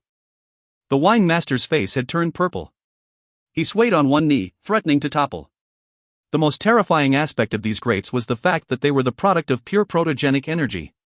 This wasn't any normal toxin they'd eaten, he'd have known right away if it was. Its properties were insidious, invasive. The victims slowly succumbed to exhaustion until they fell into a deep, coma-like sleep. In a situation like this, when one needed to be at their sharpest, this was disastrous. Just as the wine master was on the verge of collapse, Lan Jue, who had long since fallen limp, began to move. A stream of bright red blood began to seep from between his brows. However, it didn't drop down his face as blood should. Instead, it coalesced into something akin to a ruby, set within the flesh of his forehead. As a faint red glow surrounded Lan Jue's head like a halo, the faint scent of grape filled the air. It was the smell of wine, of the best wine the world had ever seen. The purple tint to Lan Jue's skin quickly melted away. When his eyes opened from the unnatural slumber, a flash of blood red raced across them. Lan Jue shot to his feet, and his aura blasted out in all directions like an explosion's. Gold replaced purple. There was a stuttering flash of energy, and Lan Jue vanished. He reappeared behind the wine master, with his right hand pressed against the ruby. A shimmering red orb of light swirled around them. Under the strange energies, the purple covering the wine master began to recede as well. It rose like a mist from his pores, and when the poisoned hue was gone from his face, the wine master's eyes flashed a dangerous silver. No! This is impossible. How are you able to counter the fruit's effects? Aubert de Villain howled in shrill tones. The wine master slowly rose to his feet. As the steamed remains of the poisons flowed around him, he lifted his astrum high overhead. Crackling ominously, the constrained black hole began to shrink further. For half a moment there was absolute silence, before the wine-master's star-swallowing black hole swelled to a phenomenal size. Silk-thin tendrils of silver light slithered through the fabric of reality around them. Where it met with the deep purple halo of constraining energy, it created an interdimensional tempest. These hairline fractures in existence fused with the black hole, allowing it to expand even farther and grow even stronger like a flood following the course of a river. This was the unbridled power of a paragon. Unconstrained and unaffected, the wine master had more tricks up his sleeve to turn the battle in their favor. Aubert's figure writhed in the distance, with each vine of its body lashing out wildly in rage. In response, every single vine across the stretch of this quaint French-style village began to slither like they had a mind of their own. That purple energy thickened, blotting out the sky and casting everything in a hazy light. Pressure, as though the weight of a mountain were upon them, pressed in upon the whole and the 3 Avenue Adepts. With the wine master back to full strength, Aubert would have to rely on his own direct protogenic powers diffused throughout the whole city. He was no longer caught in the grips of his mania, and was frightened by the power of this old man. He was much stronger than he'd anticipated. Ultimately, Aubert was confident he could win in a straight fight, but at what cost? At the very least, he'd be unable to protect Bone from destruction. More important to the god of wine, however, was how Lan Jue was able to expel the grape's powers. Not just that, but he was able to remove it from the old paragon as well. All of that should have been well beyond his capabilities. Lan Jue would not give him answers. Largely, though, this was because he didn't know what was going on either. The flood from his forehead was his, but why did it form the way it did? Why does it seem to possess these powers? He couldn't say. With his hand on the wine master's back supporting his abilities, they weren't in any immediate danger. Lan Jue looked around for the pauper, to help him as well. When he found him, though, the pauper was surrounded by a hazy golden aura. It seemed to radiate out from him, making his entire body gold as well. Slowly, he pulled himself into a seated position. His legs were folded beneath him, and his hands were pressed together level with his chest. The dirty, homeless man sat awash in light and grandeur and solemnity like a Buddha.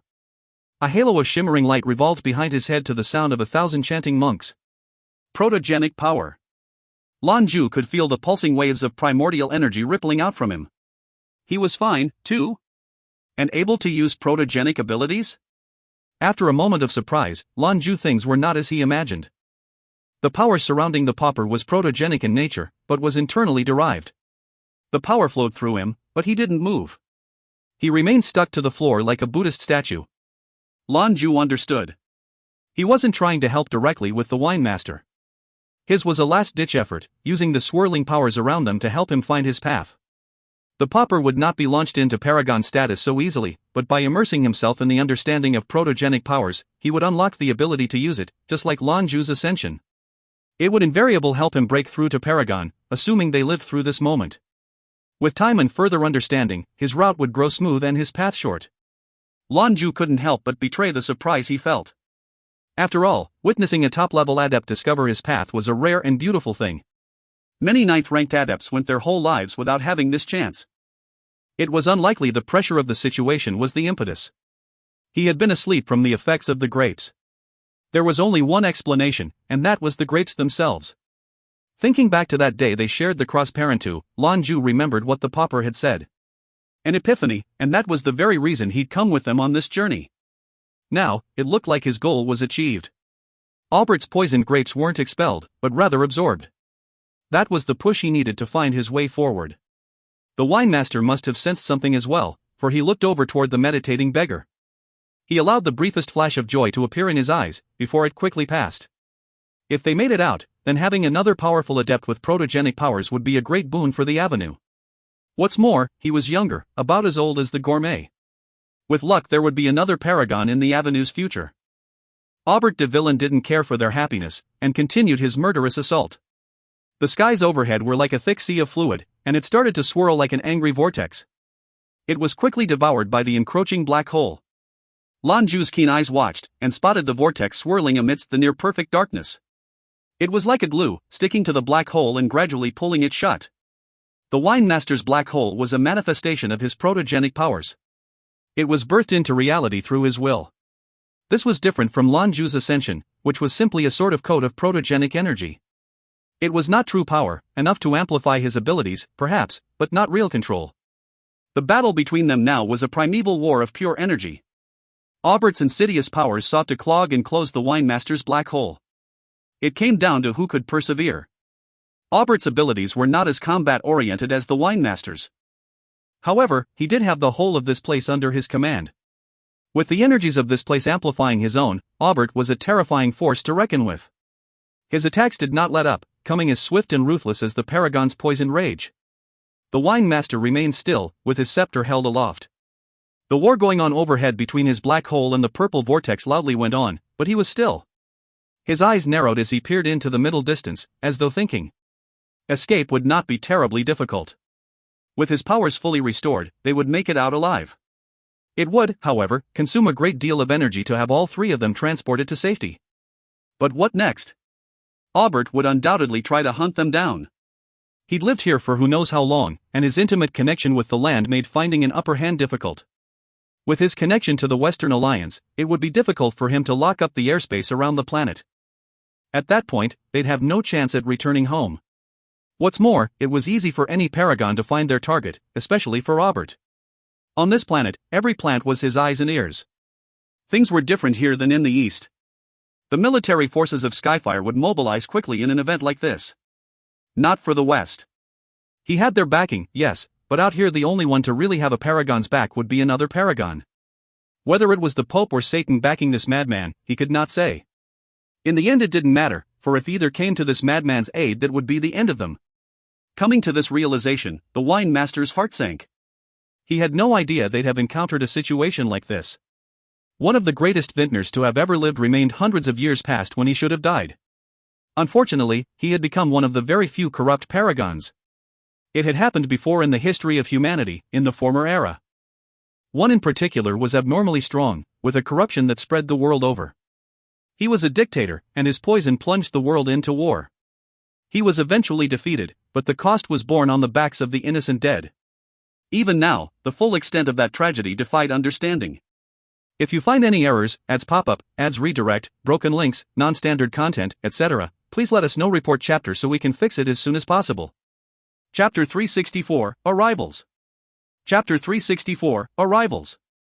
The only way for them to resolve this problem was the destruction of Aubert de Villain. But killing a Paragon was no easy feat. Jewelry Master. The Cosmagus looked over his shoulder at Lan Jue. Wine Master, he replied. He could see the same thing his elderly friend did. He knew what he was thinking.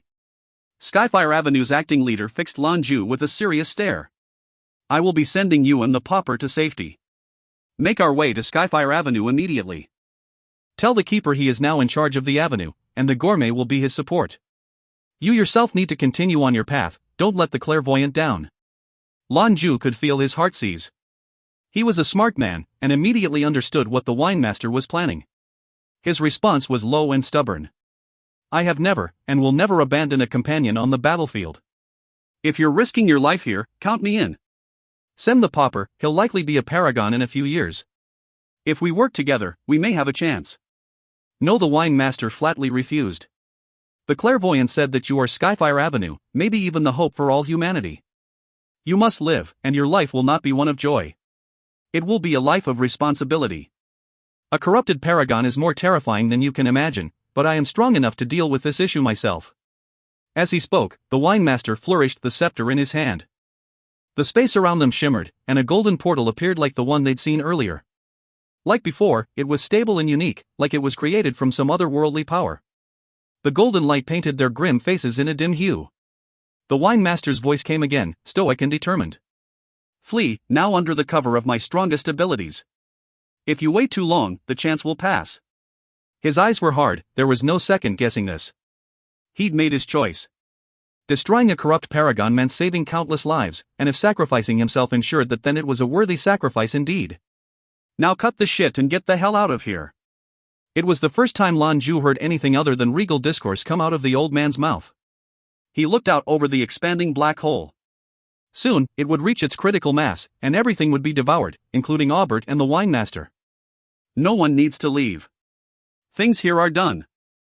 An old, craggy voice interrupted their farewell. Much to Lan Jue and the wine master's surprise, however, this voice was female. For the Cosmagus it was even more pronounced. This newcomer was a Paragon, undoubtedly, considering her ability to intercede it here. Among the paragons there was only one woman, and she didn't sound like this.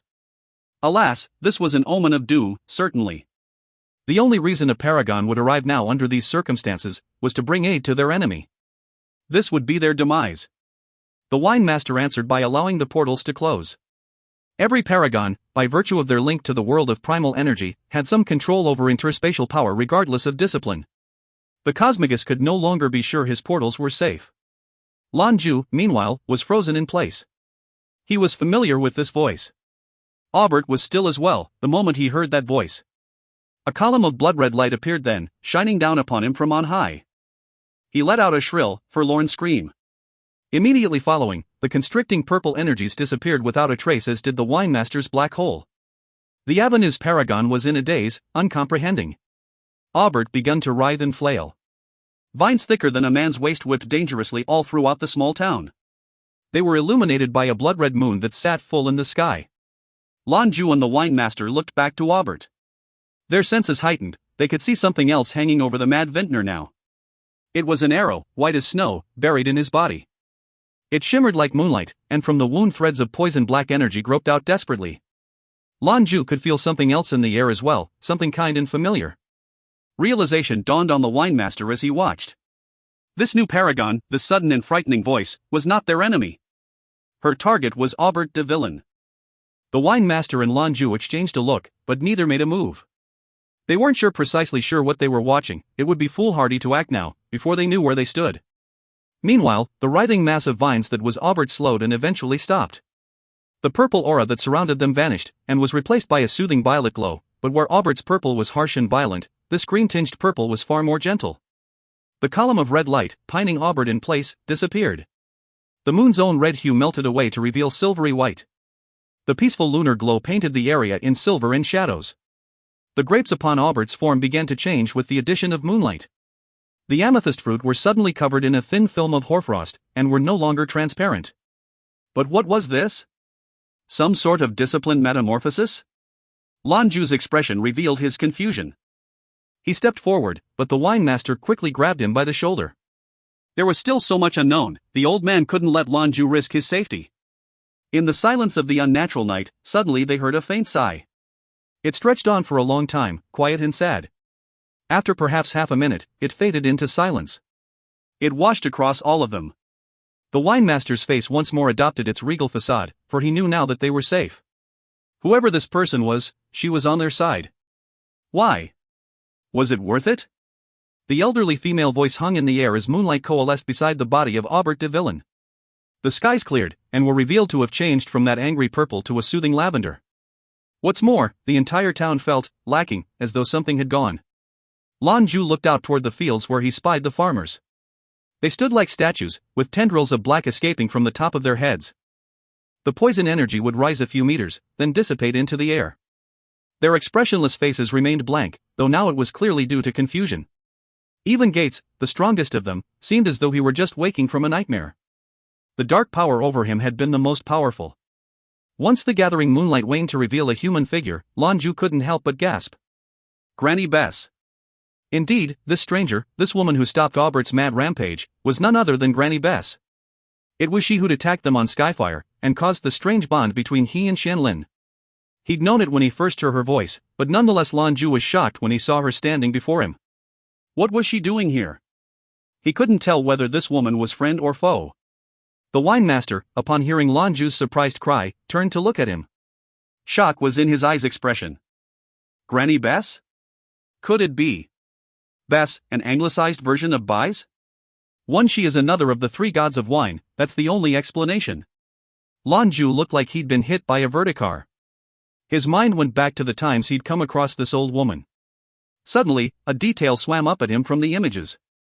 It was after he finished the cross-parental with the others, and went to save Qianlin in the hospital. During the course of their struggle he'd coughed up blood, and it was then Bess mentioned the vintage. She'd reacted to the news. Too.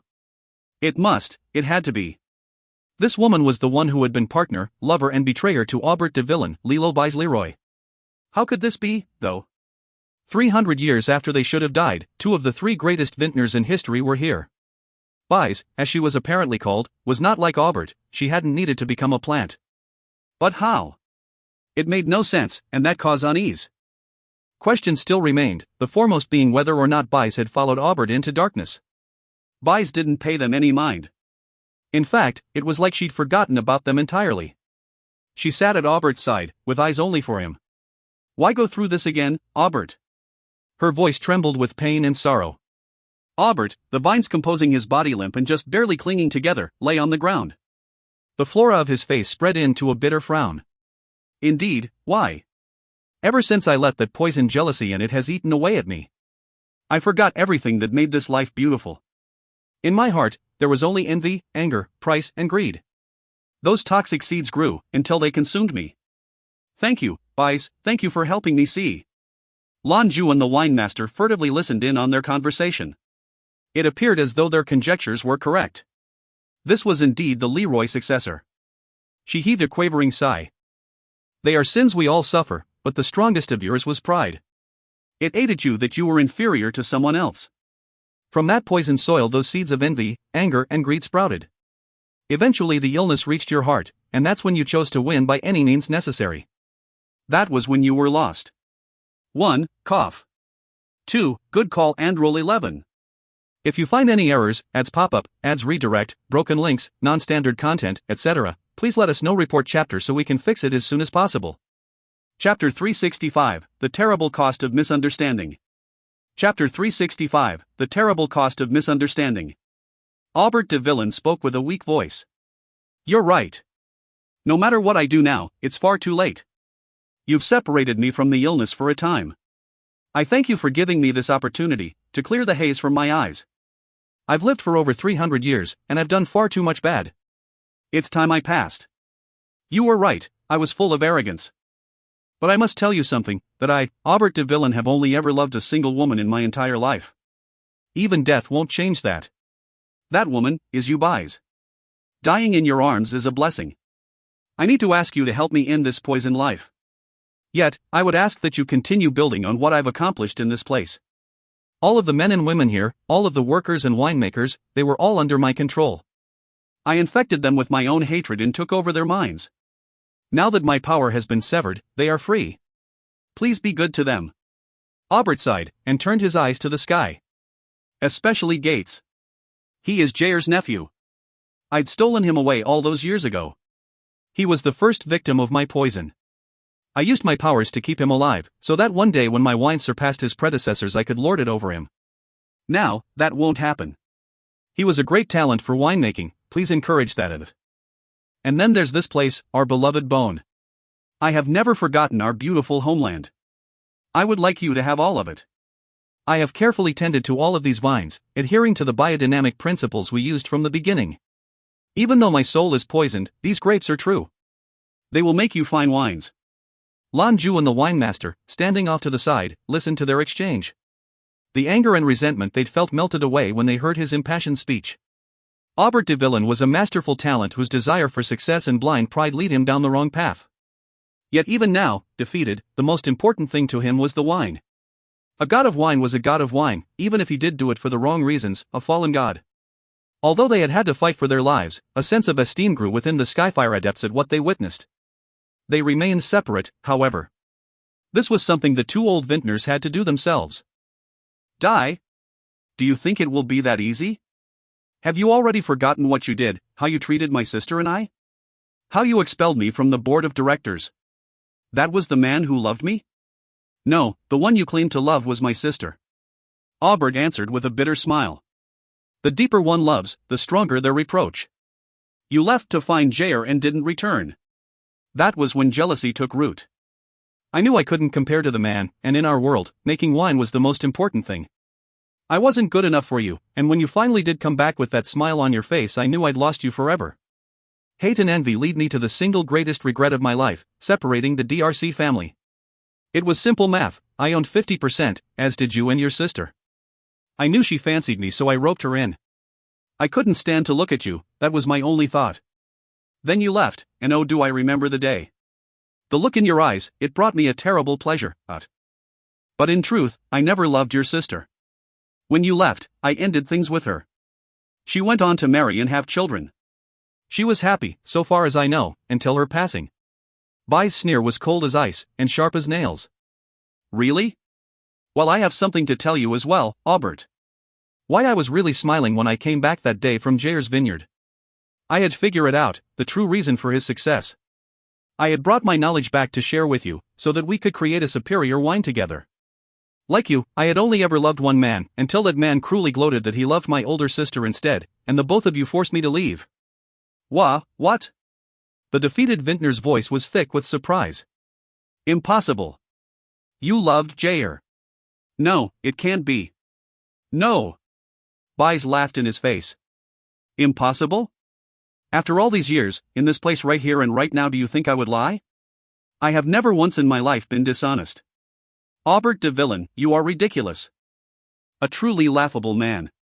She laughed so hard that tears began to stream from her eyes. Aubert was completely dumbstruck. Almost unconsciously, he muttered, "But, you'd told me that the man you would love would be the one who made the best wine." Bais fixed the fallen god with a glare so full of hate it could have killed him outright. Because at that point, I believed the greatest vintner to be Aubert de Villain. I went to Jair for that belief, so that I could learn what he knew and bring it back. So that you could once again be the greatest god of wine the world had ever seen. Aubert wasn't dumbfounded, he was stupefied one. He couldn't find the words to speak. But those poison seeds in his heart stirred again. Lan Jue could feel goosebumps to raise on his arms. All of this was a misunderstanding. A terrible misunderstanding that ruined the lives of two people for 300 years. A single mistake vast one into madness, and the other into bitter loneliness. I struck you with this soothing arrow because I needed you clear, lucid. I wanted to tear it out of you, to interrogate you until I knew why you did that to me. And now you say, it's because you loved me. You don't find that funny? No. No. Aubert howled suddenly with as much strength as he could muster. No, Bais, you must listen to me. It was not like you say. I was wrong, I'm an idiot, worse than anyone. My jealousy never gave you a chance to explain. It was that arrogance, it hurt my pride. But it hurt you as well. All of it is my fault. Could you find it in your heart to forgive me? I beg you to give me another chance. My sins were many, my plans were terrible, but everything was for the wine. Despite my desires, I hadn't yet hurt anyone. I don't want to die. Pull out your arrow. You've given me hope, and that hope has started to kill those poison feelings. Because of you, I'll never succumb to them again. I don't know how much longer I'll have to live, but if you'd like, I'll spend the rest of it making amends. 300 years of debt, I'll repay. I don't want to die. Bais, I was wrong. Purple tears leaked from Aubert's grape-like eyes, and trickled down the vines that composed his face. His emotional turmoil was causing all of the grapevines to writhe in discomfort. The blazing white arrow seemed to respond. Gradually, it began to rock back and forth, while the light dimmed to almost nothing. Eventually, it worked itself free from Aubert's body and fell to the ground. Bais Leroy looked down at the arrow in shock. This proved one thing, that the arrow of kindness could only seal evil, not kill. It was an ancient technique, which was painstakingly difficult to recreate. Since it had fallen out of its own accord, it meant that there was nothing further that needed sealing. More importantly, however, it meant Aubert's words were true. Otherwise, these changes would not have happened. It's true, he really loves me? Bais pushed herself away, her features stricken. She would never have believed this was the case. A simple misunderstanding had ruined their lives. Now free from the arrow, Aubert quickly began to recover. The vines that were his form began to curl and twist again. The many grapes upon them shrank, then vanished. After a moment, the rest of his body followed. What remained was an exceedingly old human man. The only thing that distinguished him from any other centenarian was the fact that his skin was the color of grapevines. Bais. He scrambled forward a few steps, and reached out to grasp her hand. Bais subconsciously backed away. Aubert fell to his knees. Bais, I swear upon my family name, that everything I said is true. From this moment forward I give it all up, everything, to just be Aubert with you. I will be Aubert Bais. I will be your knight, your servant, anything at all so long as I can be by your side. If my life is what you want, you may have it. Because as of this moment, you are the only thing I live for. I'm sorry, I said I wouldn't do this, but it needs explaining. TJSS loves the word surprised. Everyone is surprised, all the goddamn time. If it bothers you that there are 3,000 synonyms for surprised in this novel, that's why. Rant over. 2. The Chinese call it chicken skin. 3. Errorg. If you find any errors, ads pop-up, ads redirect, broken links, non-standard content, etc., please let us know. Report chapter so we can fix it as soon as possible. Chapter 366, 300-year-old mistake. Chapter 366, 300-year-old mistake. Bai swayed on her feet as she looked at Aubert. After a moment, she limply fell to her knees. Why must it be like this? I spend a great deal of time, energy, and resources for that arrow. I created it specifically to torture you, and to discover what sort of monster you truly were. I didn't expect this answer. The fault doesn't just lie with you, Aubert. I bear some of the blame myself. You said it true, that our pride has brought us here. Not just yours, ours. The elderly woman weakly hugged her knees close, and began to sob. The farmers, formerly under Aubert's control, encircled the small group by this point. Many of them had been brought here and kept alive by Aubert's power, all the way from the former era. Many stared blankly, standing still as statues and trying to come to terms with their new reality. Most simply rejoiced. The poison that had consumed them was finally receding, after so many long years. The memories of what they'd done, and the things they'd went through gradually came back to them. It had been like a nightmare, but in the end they were still alive. Now, things were finally starting to look up. 300 years. 3 whole centuries. Wasted, because of a moment of pride and envy. Aubert de Villain heaved a sigh, turning his head toward the others. You two, come here, please. The winemaster nodded, and with a wave of his scepter both he and Lan Jue floated over to the fallen god's side. Aubert looked at the younger paragon, and nodded. You love wine. I can feel it. All of you do. It's a pure love, not like mine. I lost my way when wine became an instrument of dominance. That was my great mistake. Aubert weakly raised a hand. There was a flash of purple, and suddenly 3 grapes appeared in the air, covered in hoarfrost like the others. These grapes are absent the infection. I give them to you as compensation. They are the product of years of my own heart's blood, and hard work. Through the purification of Bai's arrow, they are free of impurities. Not only are they going to produce wonderful wines, they are also imbued with some level of my own protogenic comprehension. Anyone on the verge of breaking through to Paragon can take one, and it will help them along their path. The removal of impurities has strengthened these effects, and more. A normal adept will be drunk for 7 days and 7 nights eating just one of these. A paragon would not get drunk, nor enjoy quite so effective results. Again? More of this fruit? Lan Jue looked toward the winemaster for directly, but the older man had already taken them. He handed 2 to Lan Jue and kept 1 for himself. Thank you, honored predecessor. The winemaster bowed respectfully before the old god of wine. Evidently, he didn't have any qualms about accepting the grapes this time. Once more, Aubert sighed pitifully. I've finally come to my senses. Do not fret, friends, the corruption that had consumed me is gone forever. With Bai's at my side, I wouldn't dream of it. You all may go. I'd like to spend a little time with Bai's, just she and I. The winemaster simply nodded. At his level of cultivation, as with any paragon, they were able to sense acute and minute differences in a person's aura. He knew what he was hearing was truth, you couldn't fake the reaction he had. The gods of wine didn't have to resort to that sort of base trickery anyway. Against 2 paragons, they didn't stand a chance, so there was no need for falsehoods. Lan Jue didn't ask the winemaster why he was given 2, and simply put them away. They had a lot to talk about once they left. Wait a moment. Bai's, who had been quietly crying, raised her head. She tenderly rose to her feet, and faced Lan Jue. You must doubt that my arrival here was more than a coincidence. I will tell you the truth, it wasn't. And you needn't worry, all of this was the clairvoyant's design. The clairvoyant? Lan Jue vaguely recalled something, lingering the back of his mind. She nodded.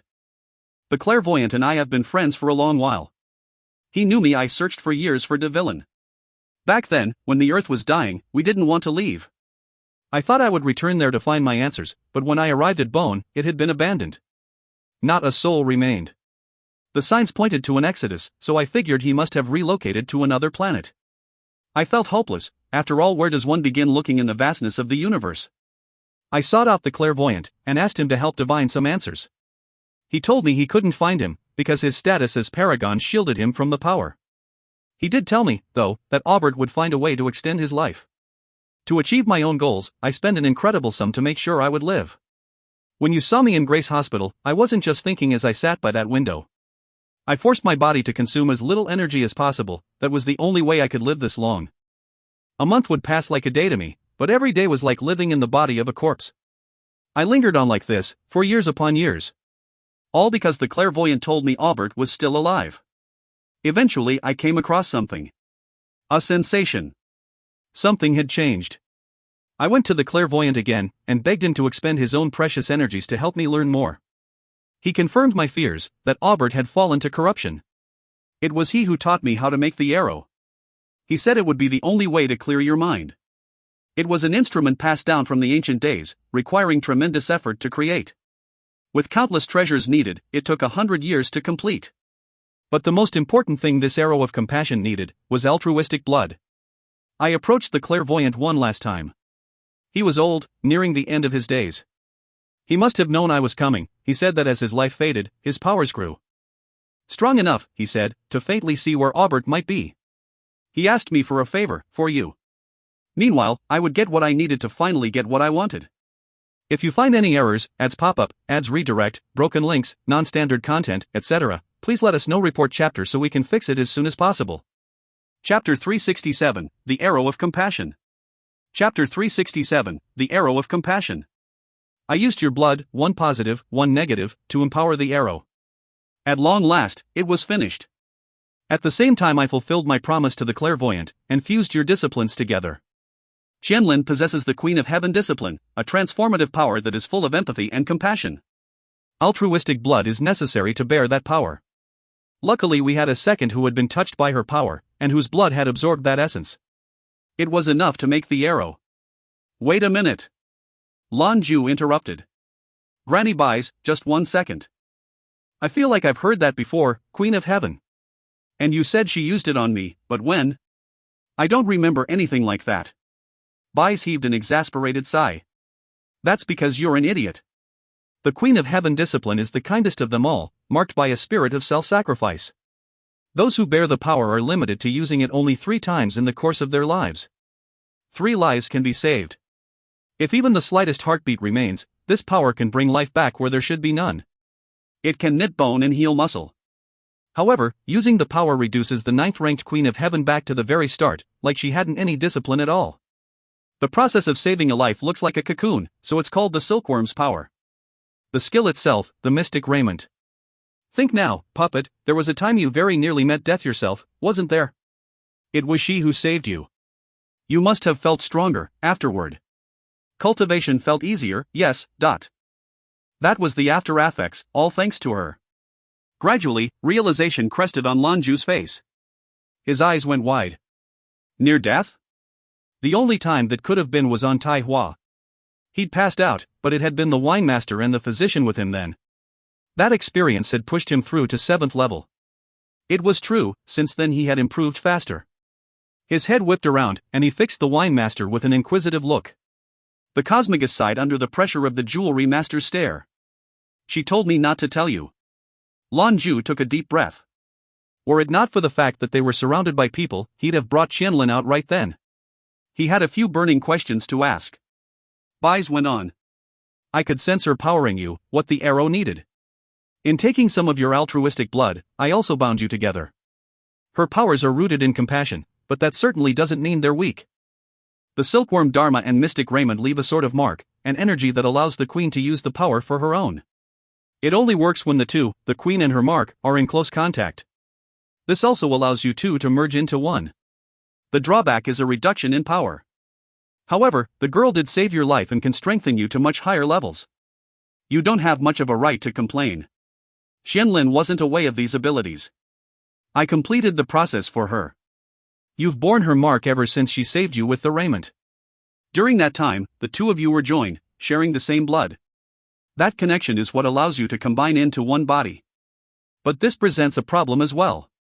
Before achieving Paragon, neither of you can become intimate. Once those fluctuations of emotion begin, the connection through blood strengthens and you join.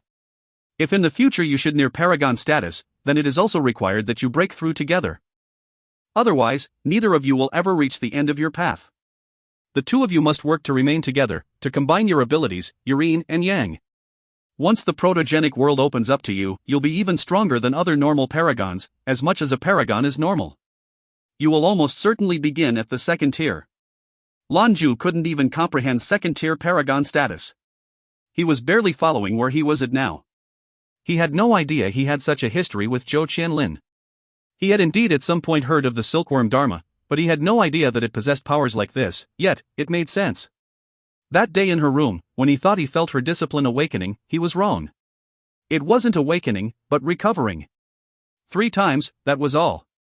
Each time, a peak-level adept had to start from the very beginning. What an enormous price to pay! And he'd repaid this by trying to get himself murdered non-stop. A tumult of feelings swirled inside Lan Jue. Bai's voice was hard and cruel. Do you finally get it now, puppet? Qianlin is a good girl, and if you ever do anything to hurt her, you'll answer to me. Are you listening? Lan Jue grinned sheepishly. I'm just a little overwhelmed, Granny Bai's. Thank you for telling me this, otherwise I'd never have known who saved my life. You needn't fear or resent any of the changes your discipline has undergone, Bai's assured him. I do suggest that you two remain together when in the process of cultivation. Half the work for twice the result, yes? While you do need to break through to Paragon together, it doesn't matter if you're joined or not, so long as it's in tandem. When you get to this point, you'll understand. Lan Jue nodded. He really was a mess of emotions, and he almost couldn't wait to find a place where he and Qianlin could talk. Bai's waved, and the arrow that had fallen to ground not far away floated into her hand. The arrow of compassion had since lost its white light, and looked like any other normal arrow now. She reached her hand out to Lan Jue and presented it to him. The clairvoyant's visions were never wrong. He brought us together because he knew you'd lead me to Adept. I'm giving this to you as recompense and reward. Other than I, only you and Qianlin can use it. Remember, it can only strike evil, and only seals it for a time. No matter how great the darkness, this arrow will banish it. However, it will need your blood before each use. Perhaps twice more, then it will have lost its power. Use it with care. Thank you. Lan Jue carefully accepted the arrow from Granny Bai's. The moment he took it into his hands, he could feel a pulse that matched his own. There was a flicker, then the arrow melted into him. Bai's nodded her head. The arrow came to be because of you and Qianlin's altruism. Now that it's returned, it will nourish you and your spirits, but if you find any errors, ads pop up, ads redirect, broken links, non-standard content, etc., please let us know. Report chapter so we can fix it as soon as possible. Chapter 368, Why didn't you tell me? Chapter 368, Why didn't you tell me? Indeed, just as Lilo Bai's Leroy said, he could feel the arrow strengthening him from within. The image of the arrow of compassion hung behind his eyelids, as though a mere thought would bring it back into being. Aubert de Villain slowly made his way to Bai's side. Bai's, he began, She cut him off with a sideways glance. Remember what you said. Slave, those were the words, starting right now. Aubert was perhaps happier than any person who'd ever been coerced into slavery before. After centuries, she had forgiven him, after a fashion. It meant they would finally be together again. I swear to you I will not repeat my past mistakes. No matter what, you could curse me, beat me, it doesn't matter, I'll be half a step from your side until the end. I'll use the remainder of my days paying you back for the wrong I committed. Wherever you go, I'll be there. Whatever you need me to do, will be done. Lan Jue barely contained the wince he felt. He was all over her like white on rice. It was, however, what Bai's wanted to hear. Her features softened almost immediately. You all may go. Come by once a year perhaps, we'll share the vintage we create. You can help bring us a few comforts that are difficult to get out here. Aubert's brows shot up, then, as a thought came to him. He looked toward the winemaster. Actually, I was hoping I might beg a favor. Of course, he replied. After a moment of consideration, Aubert continued. My plans get me in bed with some powerful people in the Western Alliance. With things as they are now, I have no interest in continuing that course of action. I suspect that with your power, together with Bai's and my own, we could move Bone to another location. Just somewhere else here on the planet. If you were to open a dimensional pocket for it, no one would come to trouble us. There was a note of misgiving in the elderly vintner's voice. It was the wine master's time to mull things over, but after a second he replied. If I may, predecessor, this cooperation you had with the West. Aubert shook his head. I may have decided to change plans, but that doesn't mean I'm going to sell out my former business partners.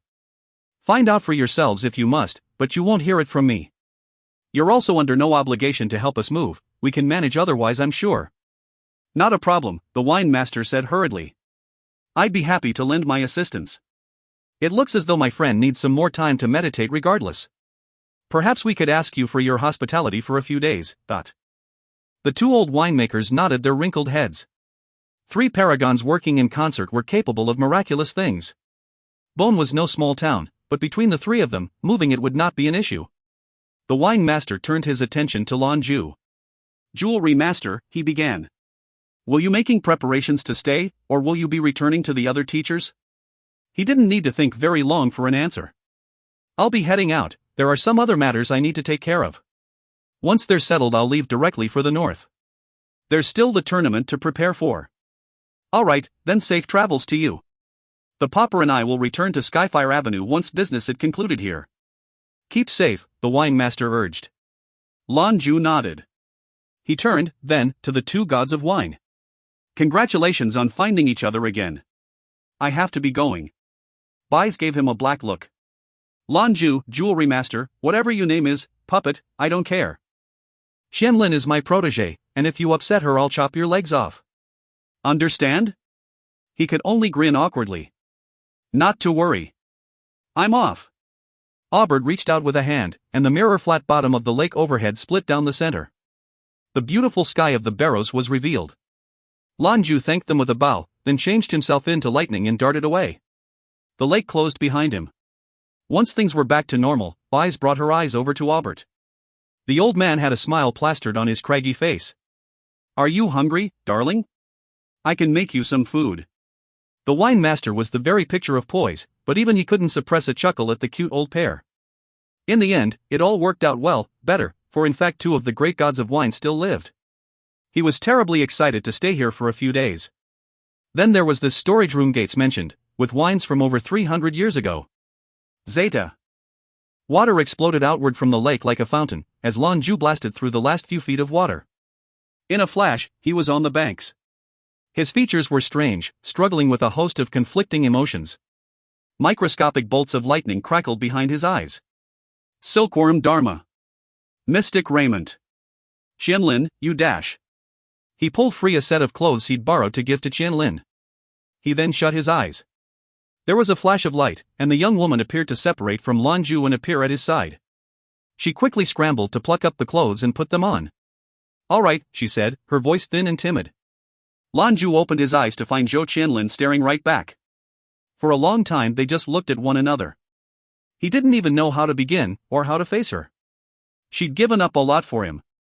Why didn't you tell me? He asked. What would that have achieved, she said, as though she'd expected the question. To earn some sympathy? Like it or not, I used my power. It's done, so what's the point in discussing it? I wasn't even using it, really, and at my speed I'll be back to 9th level in no time. I'm at no disadvantage, since Bai's ensured that our powers are joined. With you here now, I can use a more offensive discipline if needed. That's a net gain in the end. Her words were soft, but the longer she went on the harder Lan Jue had to hold back. Seeing her like this, with her twinkling impish eyes and half-smile, he couldn't stop himself, and grabbed her up in a hug. She found herself pressed tightly against his warm chest. Zhou Qianlin didn't know how to react. 1 second she was on the defensive, and the next she was caught in a bone-popping hug. A smile turned the corners of her lips, while her head rested comfortably on his shoulder. Her fingers laced together behind his back. It was quite a scene. I wouldn't have thought Granny Bai's would have spilled the beans, but here we are, I'm embarrassed. Should I go speak to her? Qianlin asked. Lan Jue shook his head. There will be other opportunities to meet with her. Qianlin, thank you, for everything you've done for me. Thank you for saving my life. Qianlin's body stiffened as she pushed him away. This is why I didn't tell you, because I don't want your thanks. My sister would have done the same thing. I'm just here to help, and I know that the only woman in your heart is my sister. That's proven by the fact that you're still single, even despite being surrounded by beautiful girls. It hurts sometimes, but it also makes me happy for my sister. At the very least, she picked a good guy. If she were still alive, you two would be very happy. If you are really grateful for the help I've given, then I beg you not to say you like me as some sort of payback. If we do get together someday, I want it because we grew to that point naturally. I don't want it to be because you feel like you owe me something. Love shouldn't be built on compensation. All right? As Qianlin lectured him, her features were calm and even. She stared at him with an earnest look. It was a look that silenced Lan Jue. There was a lot he'd wanted to say, but under her stare he simply pursed his lips and nodded. All right, I promise. This was a very unexpected thing, Qianlin said. She drew closer to him again, smiling sweetly. Who could have predicted this would have happened? Poor Granny Buys, harboring a 300-year-old heartache. Well, where to next? I don't know if the tourist party has gone yet or not. Lan Jue shrugged. Whether they have or not, we can't go back. We've got somewhere else to visit, to save someone. Save someone? Zhou Qianlin gave him a strange look. Quickly, though, her face returned to normal. It isn't another girl, is it? Yeah. Yeah, it is, he replied. I figured. This guy, Qianlin said with a frown. Lan Jue almost sputtered, trying to get his response out as quick as possible. That's why I'm bringing you. Under your supervision, I'll toe the line, right? If I mess up, you can beat me up. What do you think? She snorted a laugh at his expense.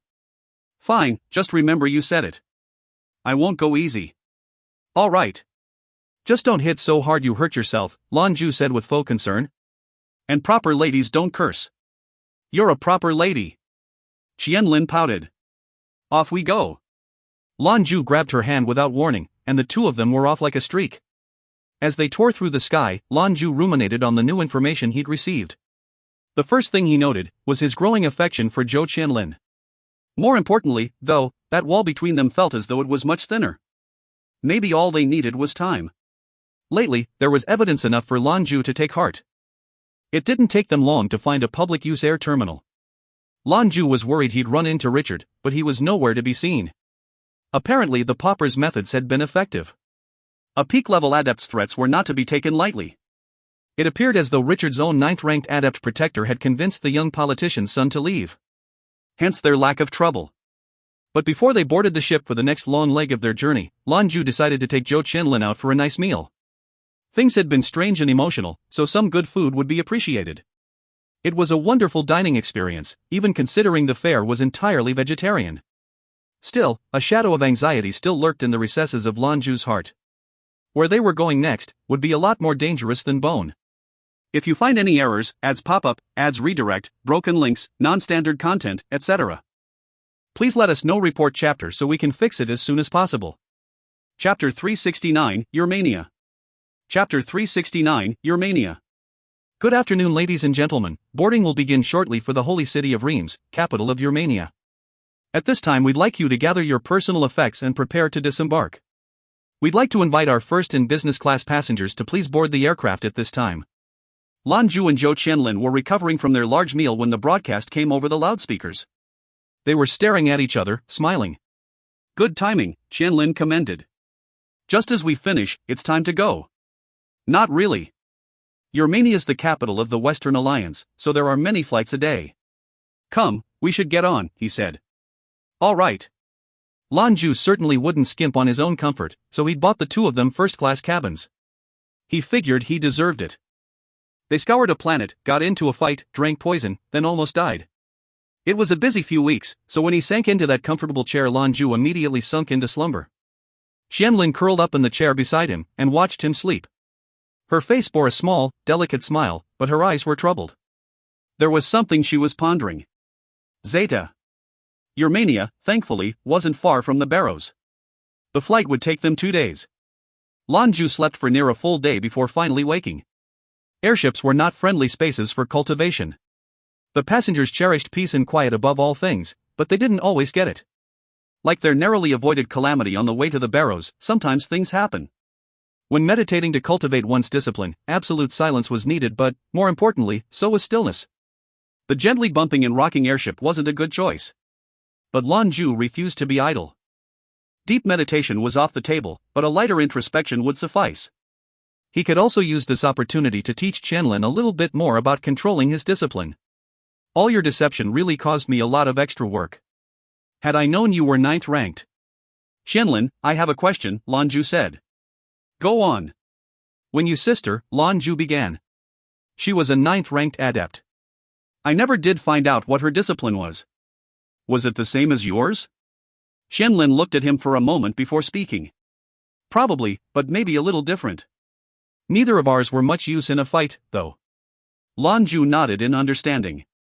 Hera was one hell of a pilot. God ranked. Her discipline didn't amplify her suit's attack, but it did pump up its energy stores. You've got a talent for piloting, too. With effort you could be just as good. Qianlin shot him a glance. You want me to be better than her? No, Lan Jue's eyes stared off for half a second. That's not what I'm saying. I just want to make sure you have the ability to protect yourself. With your sister gone. Zhou Qianlin was silent, and Lan Jue didn't further disturb the stillness. Both of them stared at the carpeted floor, lost in their own thoughts. Zeta. Although the trip wasn't long, Lan Jue felt like they'd made good progress in improving Qianlin's control. 2 days passed quickly, and before they knew it they were on approach to the holy city of Reims. In stark contrast to the natural beauty of the barrows, Germania was overflowing with modern flavor. It was a gorgeous place, very similar to tales of what old Earth looked like. It had been discovered 108 years ago by the West. Development of the planet began immediately afterward, and no expense was spared. To ensure its resources and further development, the West made Germania its capital. One particularly special characteristic of this place was its days. In a 48-hour day, for 86 of them the city was bathed in sunlight. They wasted no time once the ship landed. They followed the crowds out into the streets of Reims. Throngs of people wandered along the pristine streets, and many of them wore the traditional black pastor's smock. They walked with gentle grace, easy smiles, and the light of fervent devotion in their eyes. Lan Jue felt the spirit collar gem warm against his chest. Zhou Qianlin's voice filled his mind. Qianlin, the person we're here to save lives in Reims? Not in the cathedral, I hope. Lan Jue, clever girl. Qianlin stopped in her tracks and stared at Lan Jue with open shock. He grabbed her hand and tugged her along quickly, which brought Qianlin back to her senses. Qianlin, the Pontiff's citadel? Lan Jue, it looks like you know quite a lot about the world of adepts. After a moment of silence, her voice replied, this is really dangerous. What's your plan, Dot? Take it easy, first we'll wander around town some. We're not going to find our target right away. The Pontiff is in the cathedral, he commands it personally. Safety has to be priority.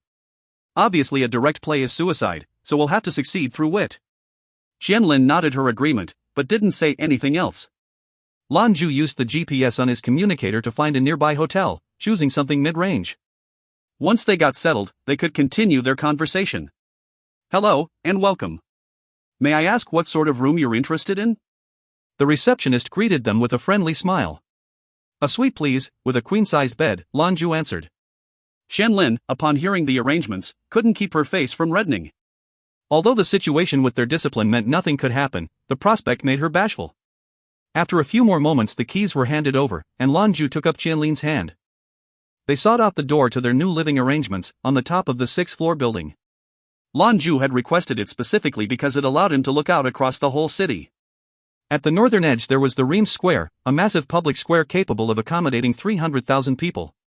It was 340 meters long, and 240 meters across one. It was constructed in a semicircular fashion, where the edges were bordered by a covered walkway. It was supported by 284 white marble Doric columns. Underneath the canopied path, 142 statues of influential citadelian saints and sages watched passers-by. Their eyes in particular were masterfully carved, so that it seemed as though they were sentient. All of this was right outside their hotel window. When they entered the room, Lan Jue shut the door and wandered over to the window. He let his eyes scan out over the horizon, while Qianlin inspected their suite. It was essentially an apartment, with a bathroom, bedroom and living room. It wasn't an overly large space, maybe 50 square meters, average for a suite. Once Qianlin was done looking things over, she walked to Lan Jue's side. She peered out the window as well. What can you see from all the way up here? Lan Jue grinned. I can see the whole cathedral. First we observe, then we find a way in. I'm afraid the front door isn't an option. Is there anyone who might recognize you? She asked. Maybe. Lan Jue said. Probably more than a few, if I'm being honest. We aren't on the best of terms. Qianlin folded her arms. Are you ever going to tell me who we're here to save? The Moonfiend Empress, mistress of the Shattered Starfield's Moonfiend pirates. Qianlin blinked at him. A pirate? We're here to save a pirate? Don't you hate pirates? She said incredulously. He shook his head. She's different. The Moonfiend pirates are the biggest and strongest pirate clan in the Starfields. They control one of the 3 ruling planets. Since she took over, there have been much fewer raids. The Moonfiends also don't kill, they're only interested in plunder. Things are much calmer and much safer, in comparison, with her in charge. She still looked skeptical. No other reason? Lan Jue gave her a helpless, exasperated look. Does there need to be any other reason? We used to be friends. Back when I was a mercenary, I was in the Starfields to eradicate the pirate threat. I came upon the Moonfiend pirates, at that time still small, battling against a stronger clan. I didn't think any of these scum deserved to live, so I was just waiting for my opportunity to end both groups. But then I saw her out there. She was young, my age. Qianlin chuckled and patted his shoulder. Being a little generous with ourselves, aren't we? This brought a chuckle from Lan Jue. You want to hear or not? She nodded. I do, she said through her grin. He went on. I was still with your sister then, but she hadn't come with me. I just continued to watch, and to my surprise the tides turned. The Moonfiend pirates were outnumbered and outgunned, but well organized. Eventually, they managed to win. I was curious, and still preparing for my assault. So, once all was said and done, and the Moonfiend were victorious, I showed myself. She met me face to face, already injured from battle, and demanded a duel for the lives of her people. Of course, I won, but I found that her discipline was strange. It was light-based. As now I'm sure you know, an Adept's discipline is a reflection of who they are as a person, their spirit. More often than not, those with a light discipline have good hearts. Of course, there are always exceptions. I asked about her history, but she didn't tell me.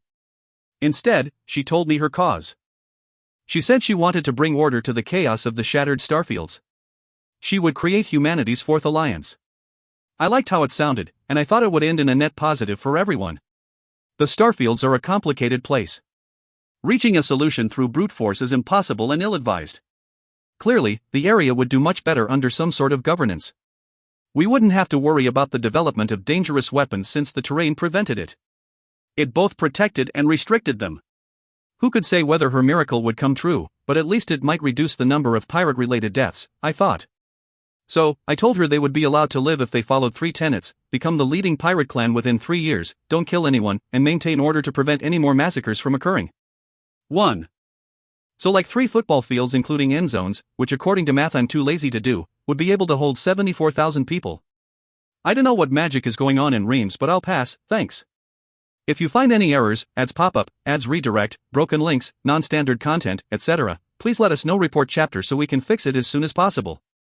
Chapter 370, the operation commences. Chapter 370, the operation commences. She agreed, and in the end it had taken less than 3 years. In that time, the Moonfiend pirates had become the strongest clan in the whole of the Shattered Starfields. About then, I also discovered that she had hailed from the Pontiff's citadel. Afterwards, Lan Jue had come to rely on the Empress intelligence to protect him from Citadelian patrols during his adventures. I have a question, Zhou Qianlin said, after hearing Lan Jue's tale. Lan Jue nodded. What's that? If we're going to face the Citadel, why didn't you bring the wine master? She asked. He's right there on the barrows, I'm sure he'll help if you ask. Lan Jue shook his head at the suggestion. I haven't told the wine master anything about all this. If it were just me, then it wouldn't much of an issue. Even if I was captured, the Citadel wouldn't dare anger the Avenue. With 2 new paragons in the east, they'd have to be crazy to harm me. There would be some sort of exchange or ransom, and that'd be the end of it. Secondly, this is a personal matter and doesn't have any connection to the Avenue. If I did drag them into this, then it'll be 2 powerful organizations at each other's throat instead of a few people's problem. The Empress is also an important part of their organization. She used Fantasia Genetica to empower herself to the rank of 6-winged Seraph, the Morning Star.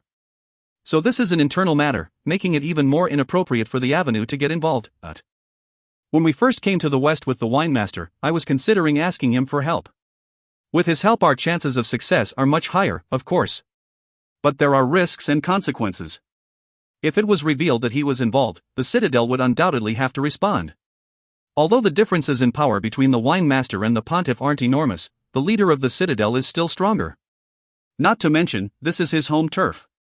The wine master really wouldn't stand a chance under conditions like that. Hell, we just saw what could happen on the barrows. With the wine master preoccupied, we'd have to handle the rest, the Lord of the Archangels, Metatron, nearly a paragon himself, and the 6 Archangels. Even if there were 3 of me, we'd be far outmatched. It'd be a hopeless, all-out fight to the death which no one wants. So after pondering, I decided it would not be a good idea to trouble the wine master about it. This is my own operation, and doesn't involve either the Avenue or the Citadel. I can't let my own issues instigate a conflict between 2 great adept organizations. Qianlin nodded in understanding and agreement. It was indeed as Lan Jue had determined, everything here came down to one person. Elevating this to involve an entire group would make it a very different beast that could very well lead to confrontation. So what's the plan? Direct force isn't an option, so we'll have to be clever as you said. Are you familiar with this place? Qianlin asked. Lan Jue chortled. Of course not. This is the first time I've ever set foot in Reims. But even the Pontiff's Citadel has to use electricity, and where there's electricity there's a way in. We can't run in half-cocked, though. Not only are we getting little you out, but we also need to protect our identities so it doesn't bring trouble. Qianlin shot him a sideways glance. Little you, so intimate. Lan Jue grinned at her. When you're handsome you can't avoid getting some attention. She kind of wanted to punch him in his smug face, but she knew it wouldn't have ended well. Anyway, she didn't really want to hurt him. They had a bite to eat, then left the hotel room. Instead of going to the cathedral, however, their first stop was the shopping mall. If they wanted to protect their identities, they'd have to blend in. A change of clothes was the place to start. Lan Jue bought what he assumed was a middle-income set of clothing and accessories for both he and Qianlin. Of course, Qianlin's outfit was a little more involved. It was necessary, considering the little they'd brought with them. All of the buildings and shops that they passed had a religious theme. A crucifix hung above every doorway. A handsome man and a beautiful woman captured quite a lot of glances as they walked from store to store, so Lan Jue decided to buy a pair of large glasses to help hide his face. Although they were just frames, it served to conceal him well. He would have preferred sunglasses, but those were not allowed to be worn inside the cathedral. It was considered disrespectful. Once they'd made their purchases, they decided to leave.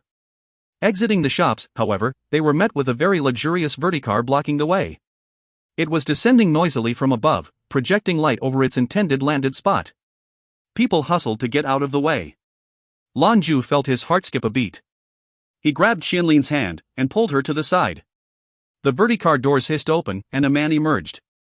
It was a man Lan Jue knew, had even confronted, the Archangel of Healing, Raphael. Today, he was clad in ash-gray pants and vest. A dark-colored tie sat against a white-colored shirt. He looked for all the world like a perfect gentleman. The Angel of Healing entered the shop without loitering around. Luckily, Lan Jue had pulled Qianlin aside just in time. Had he not, they'd have run straight into him. An Adept's aura, their strength, intermingled with the strength of others when revealed. Strength attracted strength.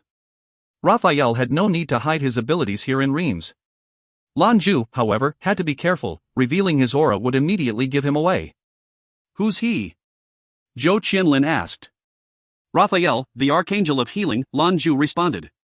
Her face darkened. He's one of the ones who ambushed you. Lan Jue nodded. He's by himself, she whispered. Should we just deal with him? Lan Jue barely suppressed a laugh. This is the holy city of Reims too. It'd be unwise to confront him here, however, just as Lan Jue said this, a light shone in his eyes. A plan was forming. Or would it? Lan Jue knew that when facing enemies stronger than yourself, the first step is to conceal your objective. If the enemy doesn't know what you're after, they can't keep you from it. Raphael wasn't the weakest of the 6 archangels, but he was lower on the roster. He was a support adept, so his direct attack power was limited. With he and Qianlin hand in hand, Raphael wouldn't be much a problem. Lan Jue's mind worked quickly. He only had a second, and in that second his plan was formalized. Let's go. Lan Jue pulled Zhou Qianlin back into the store behind him. Raphael, as expected, wasn't taking any effort to conceal his powers, his aura pulsed visibly. Even separated by walls and floors, Lan Jue knew where he was. There was no rush, so Lan Jue slowly and quietly led Qianlin upstairs toward where Raphael lounged. Third floor, that was their destination. It looked like a clothing accessories store, and the Angel of Healing was trying on a new wardrobe. Lan Jue turned right around and left the shop. We're not going after him here? Qianlin asked. We are, but not this minute, Lan Jue explained. These sorts of stores are almost certainly being monitored with surveillance video. We're always being watched, there's no hiding. All the Citadel would have to do is review the tape, and they'd know it was us. First, we'll have to solve the surveillance issue. Qianlin noticed a peculiar light in Lan Jue's eyes. I never would have thought you're such a pro at this. Pro, Lan Jue snorted. This is all just common sense. Qianlin answered with a snort of laughter. All right. Common sense, then. Lan Jue, can you promise me something? What? He replied. We're here to save people. I don't want anyone hurt. People who come after you, that's fine, but these shop owners are just living their lives. Lan Jue smiled in the face of her kindness. Relax. The arrow of compassion is still part of me. Like Bai said, if I do anything improper then the arrow will punish me for it. This is why she gave it to me, and not to you. She has faith in your kindness. For her, I'm still a question mark. She never said it, but I'm sure this arrow was her way of keeping an eye on me. Qianlin's response sounded anxious. Will this have some sort of impact on you? He shook his head. No. At most it'll just limit some of my options. This was a weapon made through the power of a paragon after all. I don't want to mess with that. I've never harmed an innocent anyway. They returned to the first floor of the shop as they spoke. The whole time Lan Jue searched for the surveillance control room, for him, it wouldn't be difficult to find. Electricity was everywhere, and Lan Jue's own electric discipline helped to highlight where the energies were strongest. This shop, unlike the Cathedral of Reims, did not have defenses in place to keep adepts out. So, Lan Jue did what would be considered suicide for any normal man and stuck his finger in a nearby socket. Through the coursing bolts of electricity, he was able to follow them to the surveillance control room. Among adepts with this ability, they referred it as creating a dynamic conduit. Through the sensations he picked up in the electricity, Lan Jue was quickly able to find the location of the security surveillance room. Taking Zhou Qianlin once more by the hand, he led her quietly to their objective. 1, otherwise known as the Superman effect. 2, I'm not sure if this has been mentioned, but this is a very typical Chinese response for certain things. THS's China is used anytime the speaker wants to apologize for their country or chastise foreigners. Holy shit, is my taxi driver smashed on rice wine? This is China. My boss just forced me to wake up at 5:30 to work an extra 3 hours with no pay. This is China. What do you mean I can't pay my cell phone bill without showing you my passport? This is China. Here, this is Reims is used similarly to explain in a somewhat derogatory tone that her idea is stupid. If you find any errors, ads pop up, ads redirect, broken links, non-standard content, etc., please let us know. Report chapter so we can fix it as soon as possible. Chapter 371, Raphael and his tailor. Chapter 371, Raphael and his tailor.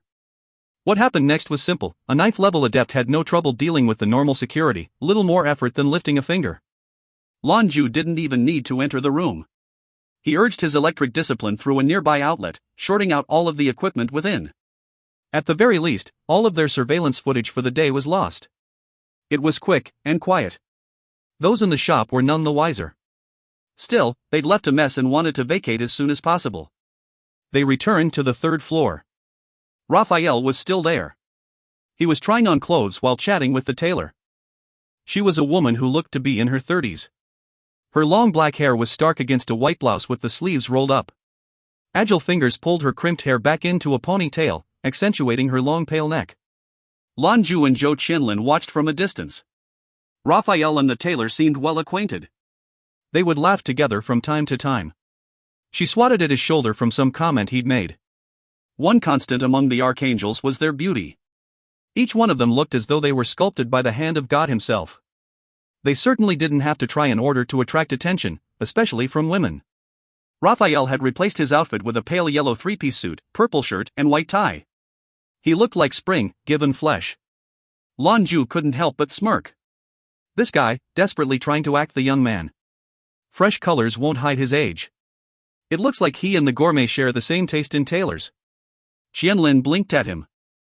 You mean the gourmet and the seamstress? Lan Jue nodded. They made it official not long ago. I'll bring you along when they hold the wedding. 1 inch. Great. So, when do we make out move? Qianlin nervously said. Lan Jue produced 2 butterfly masks he'd picked up while shopping, and handed one to Qianlin. Soon. Zhou Qianlin's face reddened. Should we? Her companion chortled, but did steal a glance at her delicate lips. It won't be necessary to handle Raphael. Let's go, he's in for a surprise. Zeta. Raphael's appreciation for this store wasn't simply because of the well-tailored clothes, but clearly involved the tailor, Julie. She was famous in the Holy City. In fact, Raphael wasn't the only one interested in her, for Gabriel had also expressed some interest. In the end, Raphael had been more direct and more charming. It was obvious to everyone that this was not Raphael's first lover, or his last. Archangels were always in demand, and the only thing that mattered was bliss in the moment. MH. Yes, very good. It's a little young, but it'll be suitable during springtime. Julie looked him over with a small smile. This was what Raphael appreciated about her. Man or woman, someone who took pride in their work was to be respected. Julie could feel his burning gaze on her. She raised her head, just as Raphael leaned down to plant a kiss on her lips. His deep voice whispered, "What would you say about spending a little private time? Just to clear our heads." The tailor's face reddened slightly, and she gently bumped a fist against his chest. What sort of archangel are you? It's the middle of the day, you aren't afraid of upsetting the father? Raphael smiled disarmingly. How's that? We aren't in the cathedral. And you're my girl, there's nothing wrong with this. We love because he first loved us, Book of John, chapter 4 verse 16. My affection for you comes from the heart, and thus the body yearns. Julie slipped from his grasp, but her expression showed that his words were working. Raphael didn't insist, he enjoyed the chase. He was a mature adult, and patience was a virtue. The archangel took another look at his suit. Julie had done a fine job, she was very familiar with his dimensions. Her suits were always perfectly fitted. Hello. I'm so sorry to trouble you, but is this shop open for business? A pleasing voice interrupted their exchange. Both Raphael and Julie swung their eyes to the door. The tailor's face was no longer red, and she smiled amicably. However, a strange look came over her when she saw who'd addressed them. They were certainly a strange couple, these two. Both had the bottom parts of their face hidden behind a face mask. Raphael scowled in irritation. It's too early for Halloween, and this isn't a costume shop. A gentle titter came from the woman. No, it's not, but we felt like having a little fun. It doesn't change our need for a new wardrobe. Julie approached, full of professionalism. Absolutely, please come in. Please don't worry, we take pains to ensure complete anonymity of our customers. Raphael said nothing further. Instead, he busied himself with admiring the suit. His plan was to return to the cathedral wearing it, to make the other archangels jealous. The Citadel imposed very few restrictions on the archangels. They were often out and about integrating with the populace and, although they were devout, details tended to go unnoticed when they weren't under the pontiff's watchful eye. I heard that the men of Reims were all very gentlemanly. Is that true? It was the man who'd spoken this time. His voice sounded hoarse. Julie continued with the small talk. Oh, that must mean you aren't from here. I can't hear an accent, though. The couple slowly traipsed closer their way.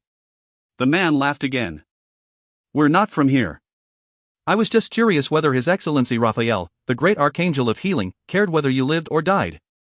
Raphael had just been preparing to go, when he stopped in his tracks. His face changed suddenly, and grew dark with anger. However, before he could react, a milky white light enveloped Julie and separated her from the others.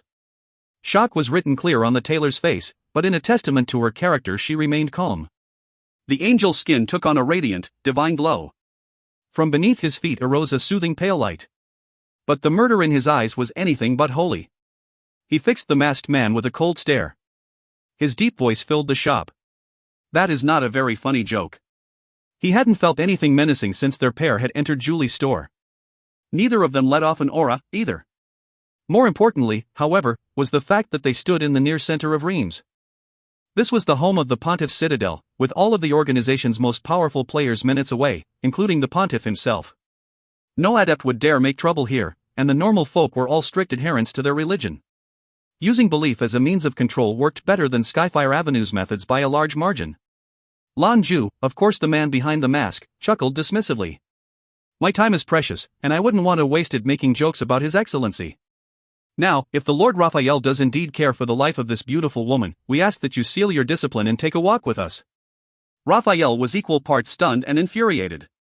"Do you think you can threaten me with this? Since you seem to know who I am, you should know this isn't going to end well for you." Lan Jue looked at Julie and grunted. "It appears His Excellency the Archangel isn't as fond of you as he lets on. He isn't willing to make any sort of exchange." Julie's calm exterior never cracked. "None of this instigation is necessary. I never wanted to bring any harm to him. Raphael, go. They're here for you, just leave me here. Go." There was an almost fervent air about her, like Raphael had completely brainwashed her. Raphael had indeed been prepared to leave, but her words touched him. His mind reflected on the benefits of her company. Pretty things were as transient as the clouds, but his affection was deeper for her than for any of his former lovers. Perhaps he could love this woman until she grew old. That split second of hesitation was all that the pair needed. The man waved his right hand, the world around them began to swirl nauseatingly. Raphael felt a strange sensation race through him, as up became down and left became right. Even his discipline was writhing and twisting inside him like a ball of worms. What power was this? Raphael turned pale with fright, for right then he could feel that both his attackers were stronger than he. Under circumstances like this, he had but one recourse. His light discipline flooded through him and burst forth as he prepared to flee. In the end, his own life was the most important. All vestiges of chivalry and valor were gone. He was already thinking about revenge, not how to save his beloved. Whoosh! Raphael rushed out of the tailor's as fast as he could. Although Julie's pleas had been true and impassioned, her face fell when she saw him flee with no thought for her. 1. In China, the marriage process is different than you might expect. It's a long, laborious celebration laden with tradition and ceremony. It begins with you and your spouse signing the wedding papers. From that point on, you're legally married. However, the actual wedding celebration won't occur for another 6 months to a year, in some cases, 7 months for mine. During that time all the preparations are made for the wedding, parties are held, groomsmen and bridesmaids carefully selected, and ultimately a date settled upon by your local astronomer. If you find any errors, ads pop up, ads redirect, broken links, non-standard content, etc., please let us know. Report chapter so we can fix it as soon as possible. Chapter 372, Captured.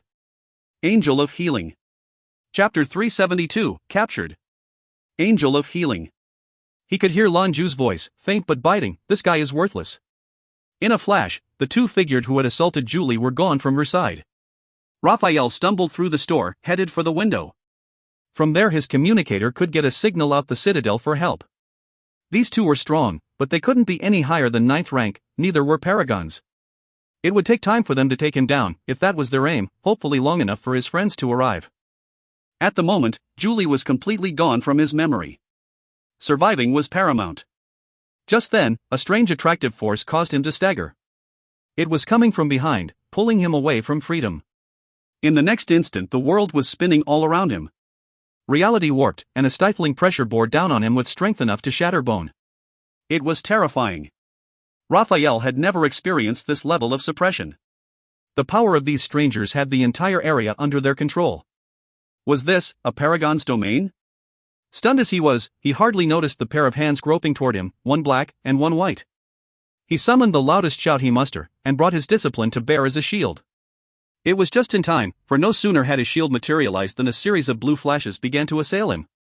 Somehow the power penetrated his shields, shocking him and constraining his abilities. The massive hands came crashing down upon him, slamming into the circle of holy light at his feet. There was a terrible sound, like glass crackling, then Raphael's protective shell exploded in a shower of twinkling light. Real fear was reflected in the Archangel's wide eyes.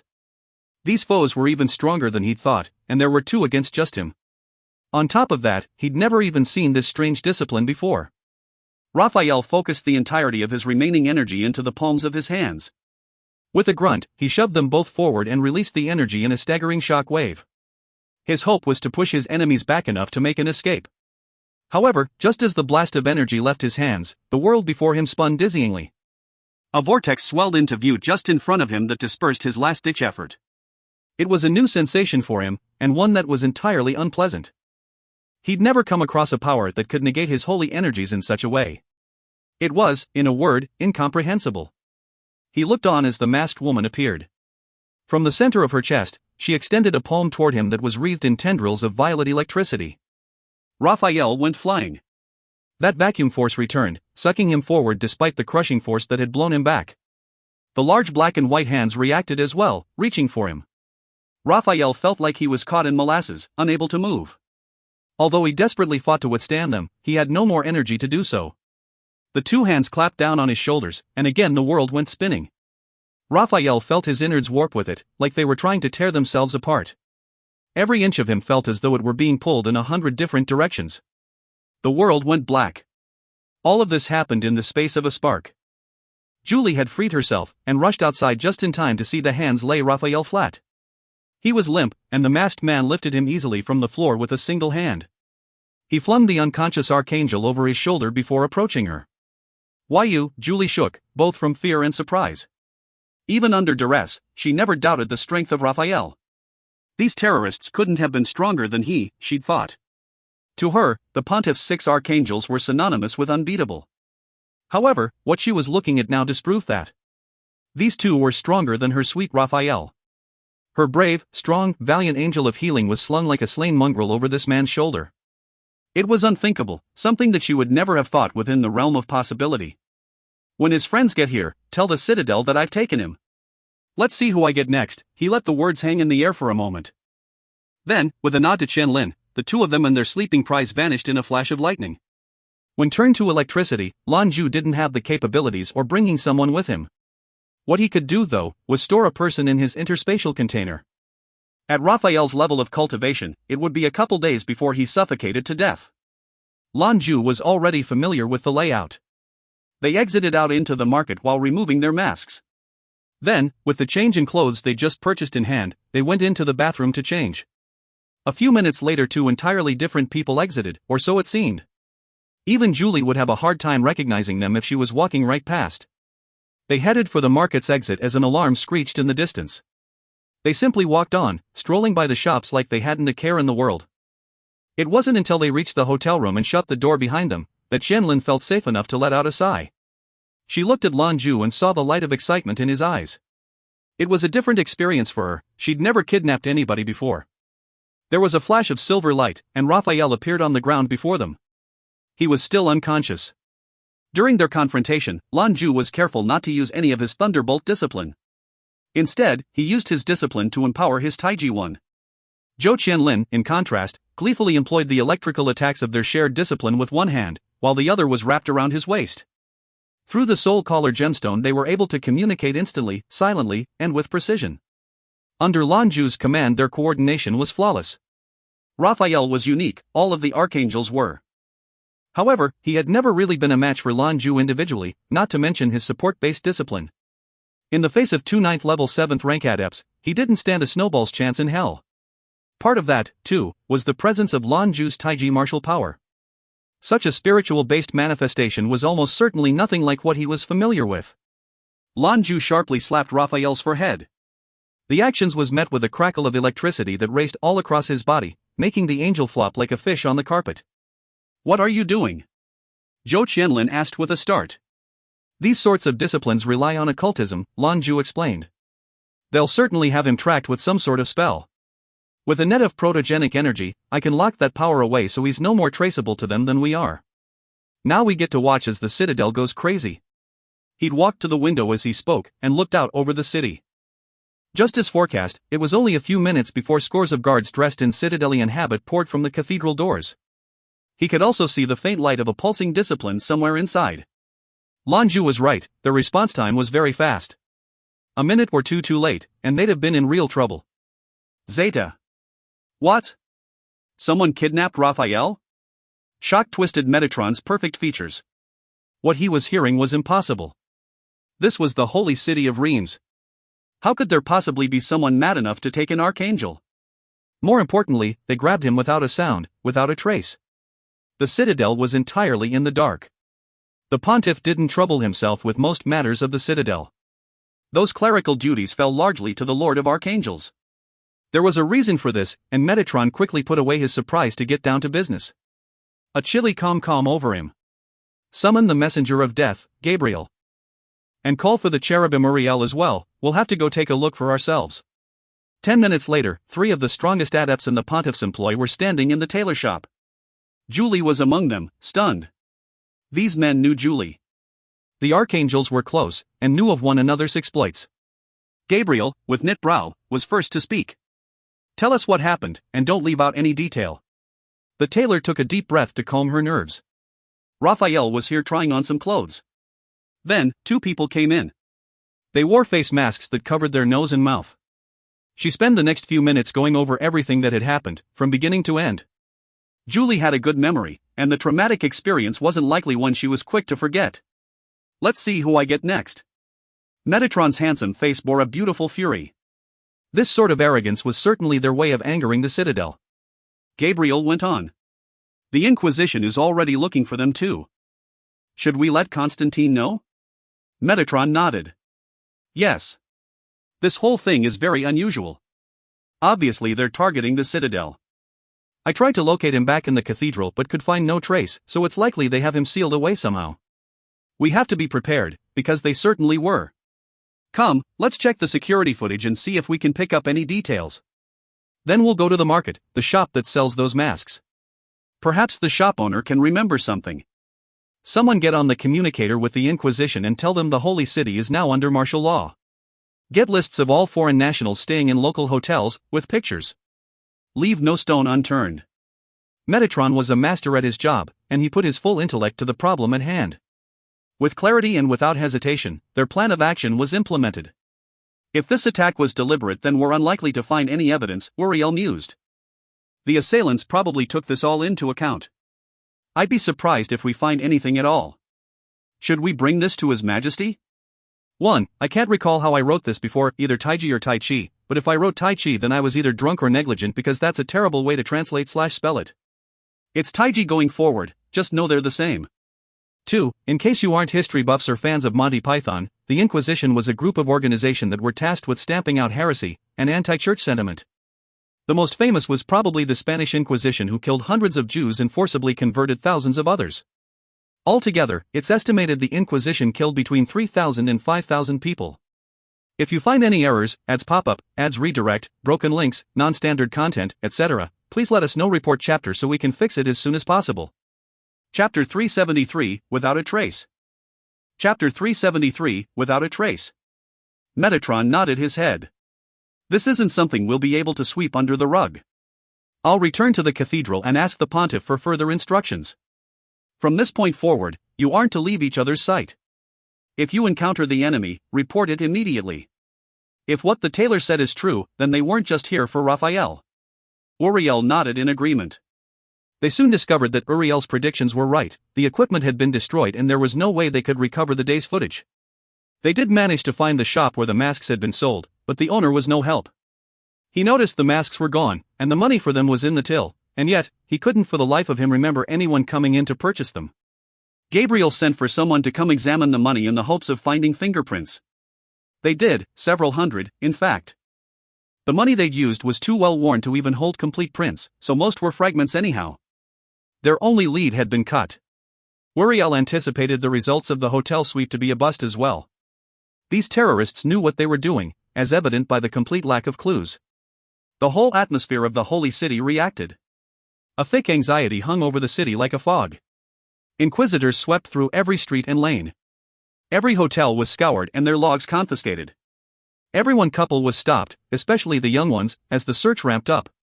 Still, nothing. Lan Jue had, of course, come prepared. Fake IDs had been used to book their rooms, which claimed they were from some large company here on business.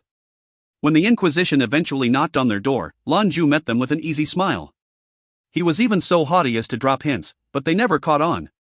It looks like they don't know anything. What's next? After the Inquisition left, Qianlin spoke with Lan Jue through the soul caller gem. Lan Jue smiled. Nothing. Sleep. I'm not impatient. As he spoke, Lan Jue nonchalantly wandered to the bed and took a seat. It was already dark out. Hey, Qianlin protested. If you're on the bed, where am I sleeping? Lan Jue laid back with a grunt and patted the mattress beside him. Right here. It isn't any closer than when we were traveling on the airship. Plus, I'm about the safest man for you to have in this situation. If anything should start to happen, you'll just melt right into me. And then. Whoosh! Lan Jue didn't see the whirling sofa cushion until it smacked him. In the end, Lan Jue found himself sleeping on the sofa. They were only separated by a thin wall between the bedroom and the sitting room, but it felt like different worlds. Lying in bed, Zhou Qianlin could feel her heart beating. A confused flurry of emotion filled her eyes as they stared at the ceiling. Still, she felt secure. She knew it was because he was right outside. Lying on the sofa, Lan Jue could hear Qianlin's gradually easing breath from the other side of the thin wall. He had sunken in to quietude himself. In his pondering, though, he couldn't help but recognize that things were changing. The more time he spent with Zhou Qianlin, the more he mistook her for Hera. Whenever that happened, his defenses dropped. Wait, he thought. Sleep? We should be training. Lan Jue's mouth curled into a frown. What was he thinking? Clearly his emotions were clouding his judging. So be it, sleep it was. They'll continue with cultivating tomorrow. With no recourse, Lan Jue closed his eyes. Soon he was asleep. While Lan Jue and Qianlin slept easy in their hotel beds, things were very different in the citadel. Martial law had been imposed, and the word had been spread that the hunt was on for blasphemers. It was a frightening prospect for many, and although the West maintained its government here, everyone knew the Pontiff's citadel was the real power on Urmania. However, while they enjoyed a powerful position in the West, things weren't decided by a single adept organization. The citadel's complete control only extended to the borders of Reims. The Pontiff had yet to show himself. However, the citadel had since lapsed into a reverent stillness. One of the 6 great archangels had been stolen away. Their beloved angel of healing, captured. It was a deep, burning disgrace for this holy order. In truth, they didn't even know whether or not the attackers and Raphael were still in the holy city. It had all happened so quickly. By the time the citadel had caught wind, the assailants must have had ample time to escape. The more time stretched on, the more difficult their search would become. If they got out of the Pontiff's sphere of influence, things might get messy. Powerful adepts though they were, could they hope to contend with a government? With a galactic fleet? Of course not, so they would need to play by the rules. They could also approach the government for help. Aside from the West's raw military power, they also stood to benefit from sweeping something as humiliating as this under the rug. Remember that half of this planet was lost to hell. The Dark Citadel was only too anxious to abuse any opportunity the Pontiff gave to degrade them. One full day and night of searching had produced nothing. With satellite spells and manpower, not a trace was revealed. Although the satellites were precise, it was a long shot. In a crowded city like Reims, picking 2 suspects out from hundreds of thousands was almost impossible. Zeta. Within the Grand Cathedral of Reims, 6 men were situated around a large, circular table. Although they all looked different, each were garbed in opulent garb, and wore a dark skull. Metatron was seated farthest from the door, head of the table. To his left was the Angel of War, Michael I. He looked mostly recovered from his conflict with Lan Jue all those months ago. However, of all those seated here, his expression held the deepest fury. He and Raphael were close friends. The next 2 positions of import were occupied by Gabriel and Uriel. Across from them sat Ramiel, the Angel of Visions 2, and Sariel, the Archangel of the Moon 3. Metatron and 5 archangels. This was the highest court the Citadel possessed, with the exception of the Pontiff himself. Constantine had been appointed Inquisitor General and was hunting his prey. Not a trace. Metatron growled. The attackers must certainly have prepared beforehand, and specifically to target us. Why, however, we don't yet know. If anyone has any thoughts, now is the time to share them. Uriel spoke first. The simplest answer is to wait for their next move. Like you said, we don't know their aim, but they have Raphael, and he plays a part in it. Otherwise, they'd have killed him already. We wait for our opportunity, then sweep in before they know we're close. Ramiel, seated across from the cherub, scowled at the tabletop. So you suggest we tuck tail, lick our wounds and let them hit us again? Gabriel shot his fellow archangel a glance. Of course not. Uriel is advocating caution. We mustn't be rash. Ramiel laughed dismissively. Rash? Your clever little trap from before wasn't rash? Michael almost died because of it, and the news that our Angel of War was so severely beaten is still making the rounds in the bars. Now the enemy is at the gates. Is this what you're advocating, Uriel? Watch your tone, Ramiel, Uriel growled. The Archangel of Visions laughed off his compatriot's threat. Metatron asked us to share our thoughts. I'm simply expressing my opinion. If you disagree with it, then keep your mouth shut. What's the meaning of this? Gabriel interjected. His voice was thick with anger. The 6 archangels were close, but stress had them on edge. The Pontiff's citadel had always sought to return to ye glory of the old days. Canonically, there should be 7 archangels, for example. The Moonfiend Empress was that 7th, the Morning Star. Now they were down 2. The Empress, before leaving, had held a close relationship to both Ramiel and Sariel. Michael, the strongest of them, paid no mind to these cliques and games. The others, however, did. That's enough, back to business, Metatron said, knocking his knuckles against the table. For emphasis, the power of his aura began to thicken in the air around them. Gabriel looked back to the Lord of the Archangels. I agree with Uriel. Right now, our best option is to see what comes next. We mustn't act blindly. That will only make things easier for our opponent. According to Raphael's tailor, they are strong. We also don't know if they have backup, it could be a whole coterie. Lord Metatron, did His Majesty have any instructions? The Pontiff has commanded that we bring Raphael back as soon as possible, Metatron said. His Majesty's cultivation process prevents him from acting directly. Michael, what are your thoughts on all this? Although Metatron was stronger than Michael, the Angel of War was first among his archangels. He specialized in combat, and with his experience Metatron often relied on his suggestions. After a moment, Michael's deep, rumbling voice replied. I also believe Uriel is correct. We stay the course. Constantine and the Inquisition are already scouring the city. Our actions must be measured and careful. From now on no one goes out alone. Metatron heaved a sigh, and a hard light flashed across his eyes. This is an absolute embarrassment for our citadel. Nothing short of a slap in the face. When I catch those vermin, I'll hear their confessions after they've been nailed to a cross. Ramiel sat back in his chair, with a mocking expression pointed at the table. The only female among the archangels, Sariel, remained expressionless like none of this mattered to her at all. 1. Here is an explanation of Chinese seating arrangements in terms of respect. In reality it isn't this strict, in most cases, but the left-hand side is the seat most coveted, equivalent to the right-hand man. 2. TJSS did his homework. Interestingly, Ramiel is also called the Thunder of God, and TJSS used the character for thunder to write his name. In Pinyin it's Lamier, so if this is intentional it's a really clever little detail that fits perfectly with Chinese naming practices. Pretty cool. 3. Here. If you find any errors, ads pop-up, ads redirect, broken links, non-standard content, etc., please let us know. Report chapter so we can fix it as soon as possible. Chapter 374, The Archangel of the Moon, Sariel. Chapter 374, The Archangel of the Moon, Sariel. On the second day, martial law was lifted. They had to be cautious about remaining in that state for too long, lest panic set in among the people. However, it was all just appearances. The Inquisition was as busy as ever, searching every nook and cranny for their lost archangel. Lan Jue stood before the window of his hotel room. He stood there, with a small grin on his face, watching the cathedral from afar. What's the next step? Zhou Qianlin stood at his shoulder and followed his eyes to the seat of the Pontiff's power. They hadn't stepped foot outside all day, and had only eaten from the hotel's cafeteria. Lan Jue had spent most of that time silently staring out of the window. We're in no rush, Lan Jue said.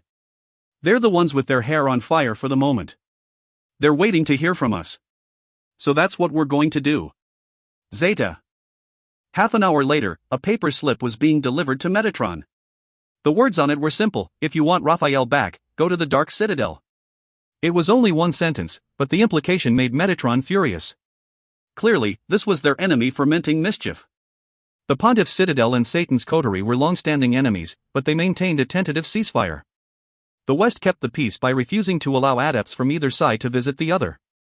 The citadels had their own safeguards as well. In Reims, for instance, there was specialized equipment for detecting dark-aligned disciplines. In fact, the Pontiff's own Astrum was very sensitive to the presence of darkness. He'd have felt someone immediately. The situation was undoubtedly similar in Hell, the side of the planet that the Dark Citadel controlled. They'd learned something about the attackers from their investigation into the tailor's shop. One of them possessed a discipline of black and white power. The other manipulated electricity. As far as they were able to tell, it was the woman who used the lightning. Neither of them appeared to possess a dark discipline. Metatron looked over the slip again, and felt disgust at his taunters. He discarded the paper, and it burst into flames in midair. Not even ash reached the floor. His eyes stared off as he pondered upon something. Zeta. Metatron is almost certainly spitting blood by this point. Lan Jue smirked with self-satisfaction as he stared at the distant cathedral. Qianlin, puzzled, furrowed her brow. If you knew they wouldn't believe your message, then why did you send it? To keep them on their toes, Lan Jue explained. She still didn't understand, but he didn't seem in the mood to explain. She dropped the topic. Lan Jue, meanwhile, watched the cathedral intently. A faintly discernible change had come over him. We're ready for Phase 2. Qianlin looked back to the opulent building, but could see nothing different. It all looked normal to her. When she looked back at Lan Jue, the look on his face said he had a plan. They hanged clothes, the clothes they'd bought from the day before, and Lan Jue perched those frameless glasses on his nose. Now, looking for all the world like two average tourists, Qianlin and Lan Jue set out for the cathedral. When they arrived, the two of them meandered among the famed walks as any visitor would. Lan Jue even managed to keep a pious expression on his features. Qianlin, however, was fraught with nerves. They just kidnapped one of this organization's most cherished soldiers, and here they were waltzing right into the belly of the beast. They were certainly being recorded, and destroying that equipment was infinitely more difficult than their quick work at the tailor's shop.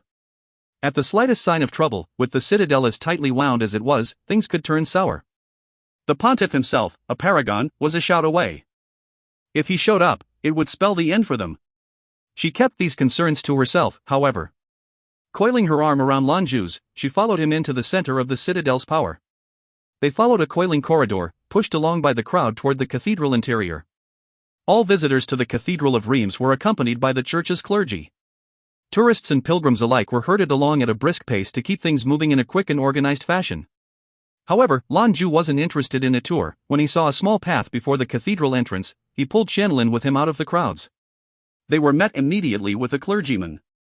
However, instead of stopping them, he produced two white robes and silently waited for them to pull them on. From the back, at least, they would look like any other cathedral staff. Qianlin was even more unsettled, and not a little surprised by the situation. However, she said nothing, and simply followed Lan Jue with her hand in his. They followed the silent clergyman through a series of curving, roundabout pathways that lead to a building. Once inside, they stopped to assess their surroundings. The room was extravagantly decorated in former-era European fashion. Its vaulted ceiling soared overhead, and the dome interior had been painted with stunning frescoes. The carpeting was a wine red with interwoven golden fiber, and the furniture upon it were amalgamations of white and gold. The soundless priest left without uttering a word. Alone, Lan Jue led Qianlin to a nearby sofa and took a seat. He sat with the ease of a casual visitor, but Qianlin's small hands had begun to sweat from fear. Relax, everything is fine, Lan Jue assured with a disarming smile. She looked back and nodded her head, but said nothing. She didn't want to disturb his focus. After a few moments, the door opened and another figure entered from outside. Like the clergyman from before, this stranger was dressed in a white robe.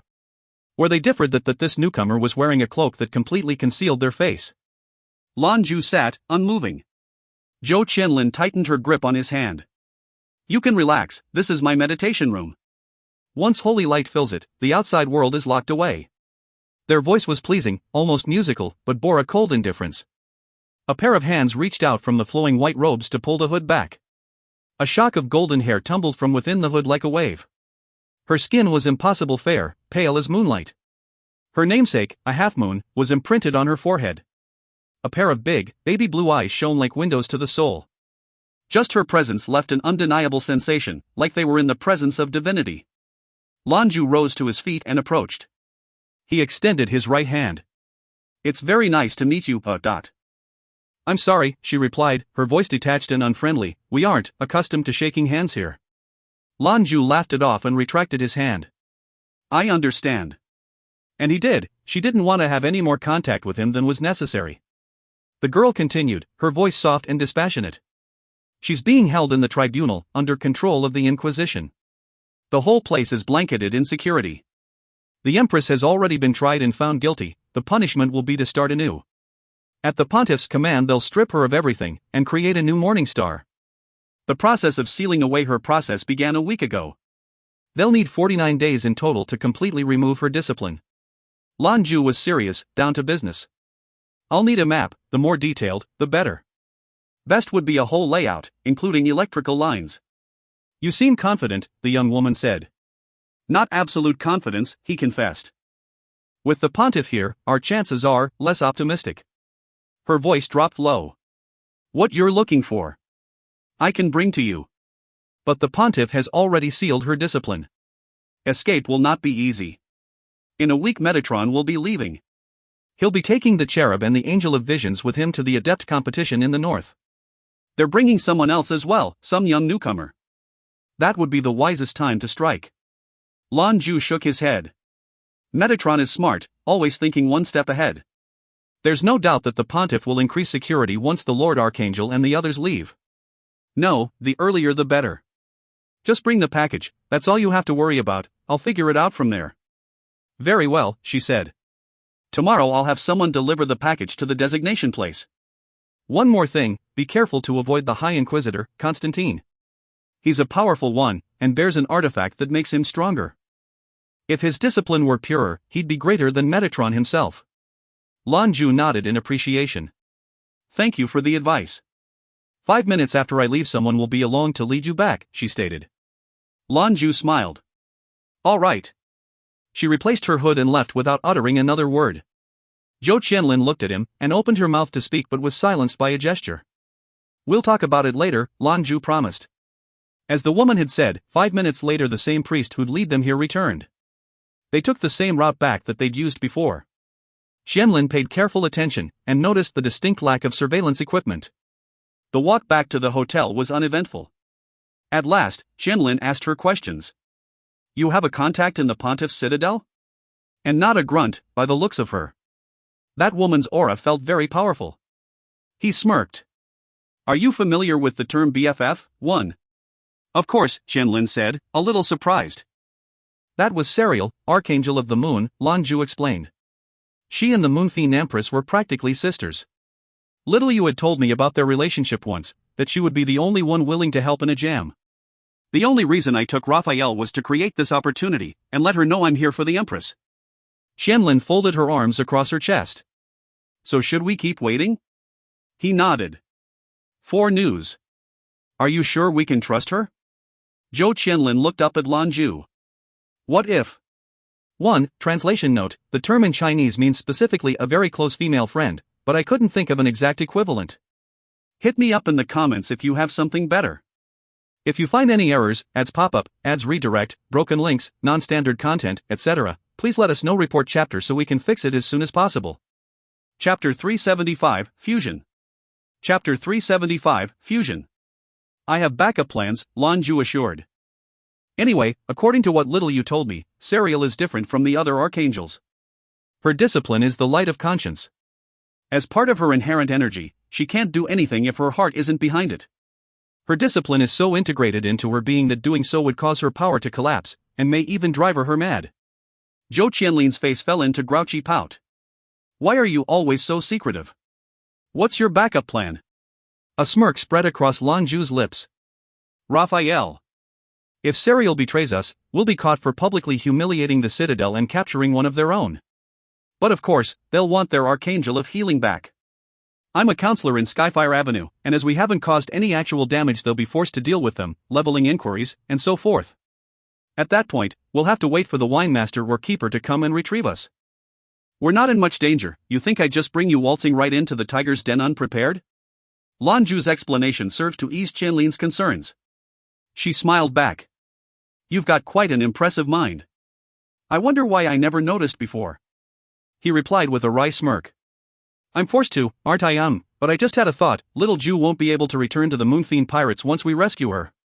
She had a solid foothold in the Starfields, but if the Archangels were able to drag her back, then it means she is no longer in control. Qianlin's eyes nearly popped out of her head. So you're planning to bring her home? If I don't, then I might as well just fold my arms and wait for her to die. You heard what Serial said, they're in the process of suppressing Little U's powers. The Pontiff's discipline is steeped in mysticism, and has been strengthened with genetic manipulation. Once the process is done, Little U won't remember anything about her former life. Without her to protect and lead the Moonfiend pirates, they'll be wiped out. I also want to use the Starfields as a future training area for the Arc students, and we can't do that if it's a constant war zone. Zhou Qianlin didn't respond. Instead, she quietly looked out of their hotel room window, out over the city. Lan Jue took her hand and pulled her around to face him. What are you doing? She gasped. Lan Jue gave her a cryptic chuckle. Adhering to Bai's rules of cultivation. We didn't do any cultivating last night, and we need to really grasp how our powers interact. Without warning, Lan Jue leaned down to place a kiss on Qianlin's lips. They were warm and soft. But he couldn't even taste her before Qianlin melted into a figure of light and melded into his own body. Right away, Lan Jue felt his discipline strengthen and begin to flow smoothly through him like a current. The opposite was also true, however. When she separated, he felt empty and constrained. He was back to the peak of 9th ranked immediately. Settling cross-legged on the carpeted floor, Lan Jue closed his eyes and sank into meditation. The merging was thorough. He couldn't feel even a trace of some separate entity inside him. It was like the sudden explosion of his discipline had no reason, and yet, he could still sense Qianlin's consciousness somewhere deep inside. Now their communication became an exchange of thoughts and feelings without even needing the soul caller gem within his spirit. The arrow of compassion began to exude a pale white light and focused his concentration. He could feel himself connected to everything around him, his own energies communicating with the whole of the universe. Now, even as the cultivation process began, he could sense why this process would be beneficial for the both of them. 9th level 9th rank adepts possessed at least double the overall energy of a 9th ranked 7th level talent. The source was stronger, as was their ability to absorb energies from around themselves. Peak level adepts had an elementary perception and understanding of the real truth of things. All of this meant that cultivating at this level made things faster and easier with half the effort required. Most importantly, though, was the fact that his deeper communion with these truths brought him closer to a complete protogenic understanding. He could see it, sense it with a deeper clarity than before. Within, his core had doubled in size and shone with brilliant electrical power. Occasionally, threads of Qianlin's own pale white energies would appear and then quickly vanish. Anything Lan Jue felt, Qianlin could sense as well. Their consciousness was joined and, when the two minds joined in concerted effort, the results were almost mystical. Any deviation from concentration, any anxiety, was found and eased with each other's help. All of this helped to bring them both deeper into contemplative stillness, and closer to ultimate understanding. Qianlin especially stood to benefit from this. As they explored the protogenic energies around them, Qianlin was able to feel them the same that Lan Jue did. She was weaker than the former mercenary king, but that didn't mean she was ignorant of them. After all, the Queen of Heaven was a protogenic transformation, just like Lan Jue's ascension. Perhaps it was the spirit of sacrifice, of dedication that made her protogenic transformation so pure. Certainly purer than anything Zeus had experienced. These were certainly cheap gains for Qianlin, but her presence in this helped Lan Jue a great deal as well. He could feel different aspects of this power, now. It was as though he were experiencing it from an entirely different perspective. Time passed quickly. When Lan Jue awoke from his meditations, it was morning on the second day after Raphael's capture. After 2 days of cultivation, neither had eaten, but they didn't need to. Their connection to the universe had kept them satiated to the point they felt overstuffed. The actual rank of their discipline hadn't budged. They were both 9th level 9th rank when fused together, so progress would not be so easily won. However, he could feel some changes in himself. Another of Zhou Qianlin's gains in this situation had been access to Lan Jue's discipline. Naturally, this was helpful since she was unable to use her own powers in combat. While her control was still lacking, her understanding had grown. She was able to feel it as Lan Jue grew his powers. The electrical energies flowed through their shared meridians and mingled with the power of the world around them. It was enlightening to see how the power was meant to be directed. Lan Jue found Qianlin's silkworm powers fascinating. Her discipline was an incredible nutritive force for the human body. After such a long period immersing himself in it, he'd come around to find himself in peak condition. His muscles, bones, even organs felt rested and ready. His body's ability to channel these powers also seemed to have improved. This likewise meant he could sustain more. Eventually, it was time for the awkward portion of their arrangement. He shut his eyes and waited for the telling sensation of Qianlin leaving his body. He heard her wrapping herself up in a blanket. He couldn't help but chuckle. It'd probably be best if you undress first and go straight for the blanket next time. It's more fiscally responsible. Qianlin clearly didn't appreciate the humor. She glared daggers at him, but it only made her red cheeks more prominent. You're in time out. Face that wall, I have to shower. Lan Jue mirthfully did as instructed. Now, alone with his thoughts, he had time to ponder on their situation. The more time passed, the more he found himself used to their reality. There was a dependence now, but so long as they were together things were fine. Then there was the merging, but in the end this was good too. He needn't fear losing control in the heat of the moment, since intimacy was impossible. Serial was dependable. Her discipline made it impossible for her to betray her own good nature. The package he'd sought was delivered without incident.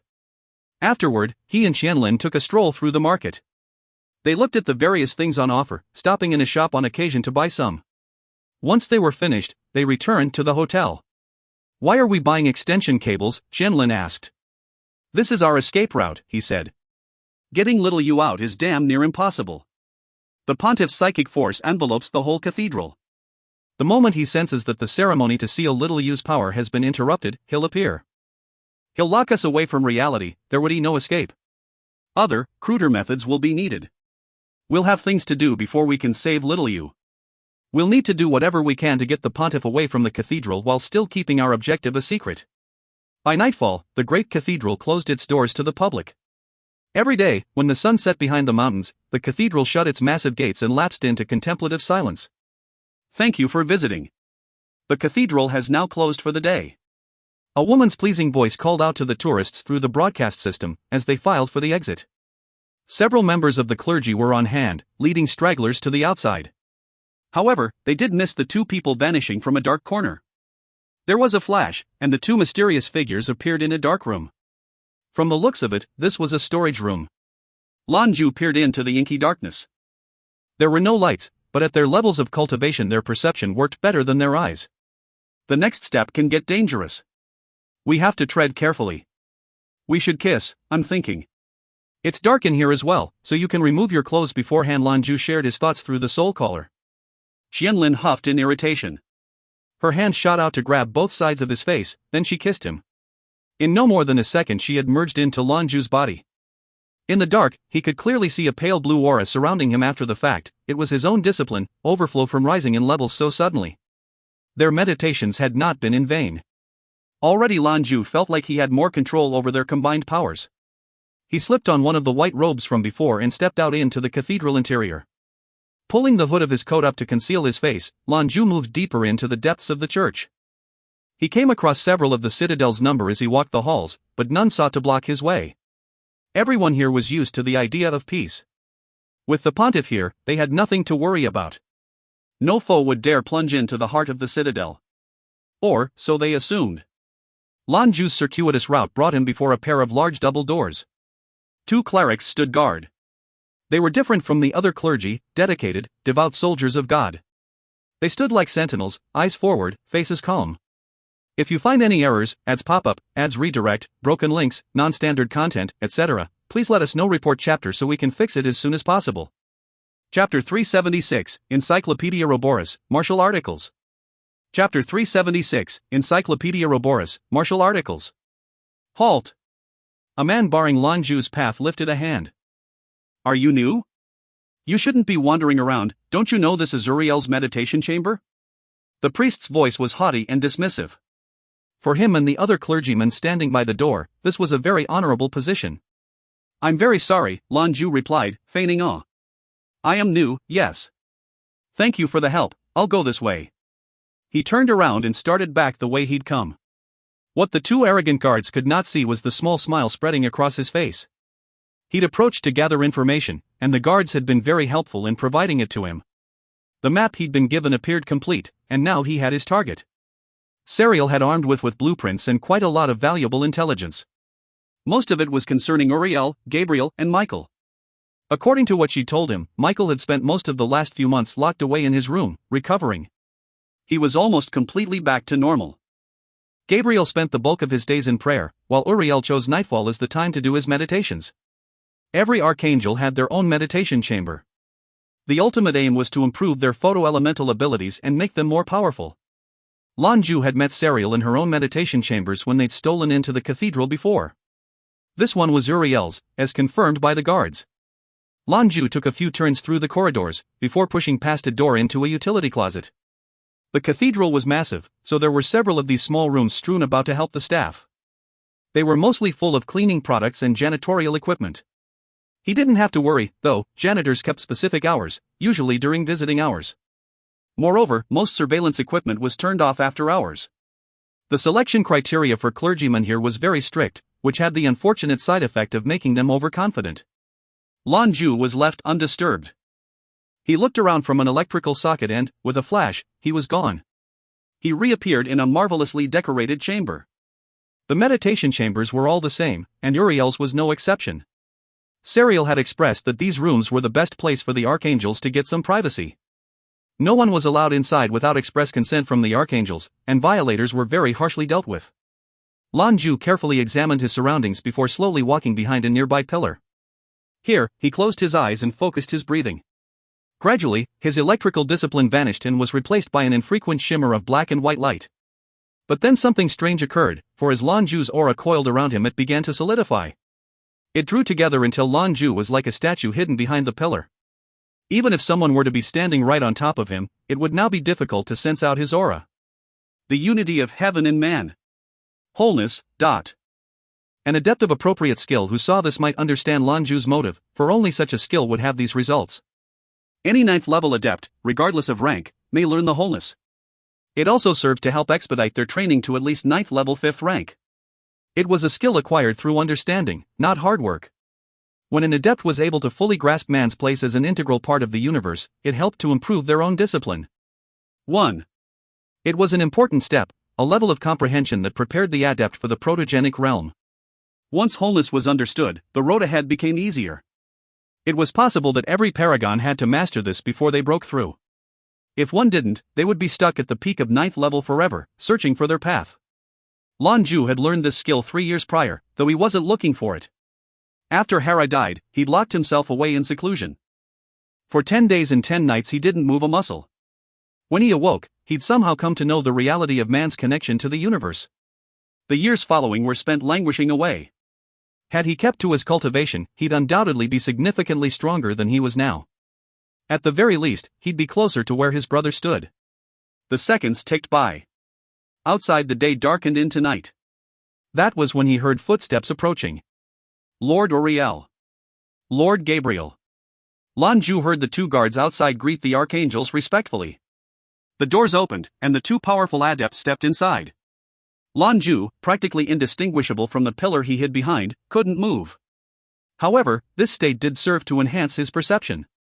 2 of them together, Lan Jue thought, his heart skipping a beat. Bad luck? Or he didn't move, and barely breathed.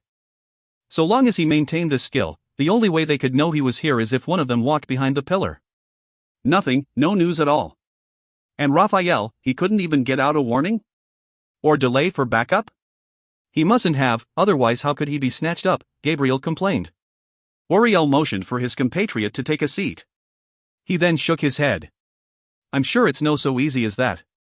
They had to have planned this for a long time in advance, otherwise they wouldn't have been able to pull it off without leaving any clues behind. They must also have known that Raphael, with his healing discipline, was the weakest fighter of us all. If the attackers were strong enough, they'd have been able to silence him before he could do anything. It's also lucky they used the tailor to help them, maybe make threats. Gabriel's voice was low as he responded. She'll have to go. Whether Raphael is returned or not, her presence here undermines our reputation. Uriel nodded his acknowledgement. Metatron expressed a similar thought. I'll send someone to deal with it. In a few days I'll be leaving for the tournament, but it would be best for you to remain here. I have a feeling that terrorists are still skulking around, somewhere. Gabriel grunted in irritation. That's good then, the more opportunity for us to discover who would dare kidnap an archangel. When we catch them, they'll be nailed on a crucifix side by side for their insolence. Don't act rashly, Uriel cautioned. They must be very strong, at least a match for you. Think about it, who would be able to beat Raphael so thoroughly he couldn't even get a message out to one of us? How would I know? I've never seen it, Gabriel answered. Uriel poked 3 fingers into the air. 3 possibilities. A man and a woman with power at least comparable to our own. It's worth noting what Julie said about the man, that his discipline manifested in black and white.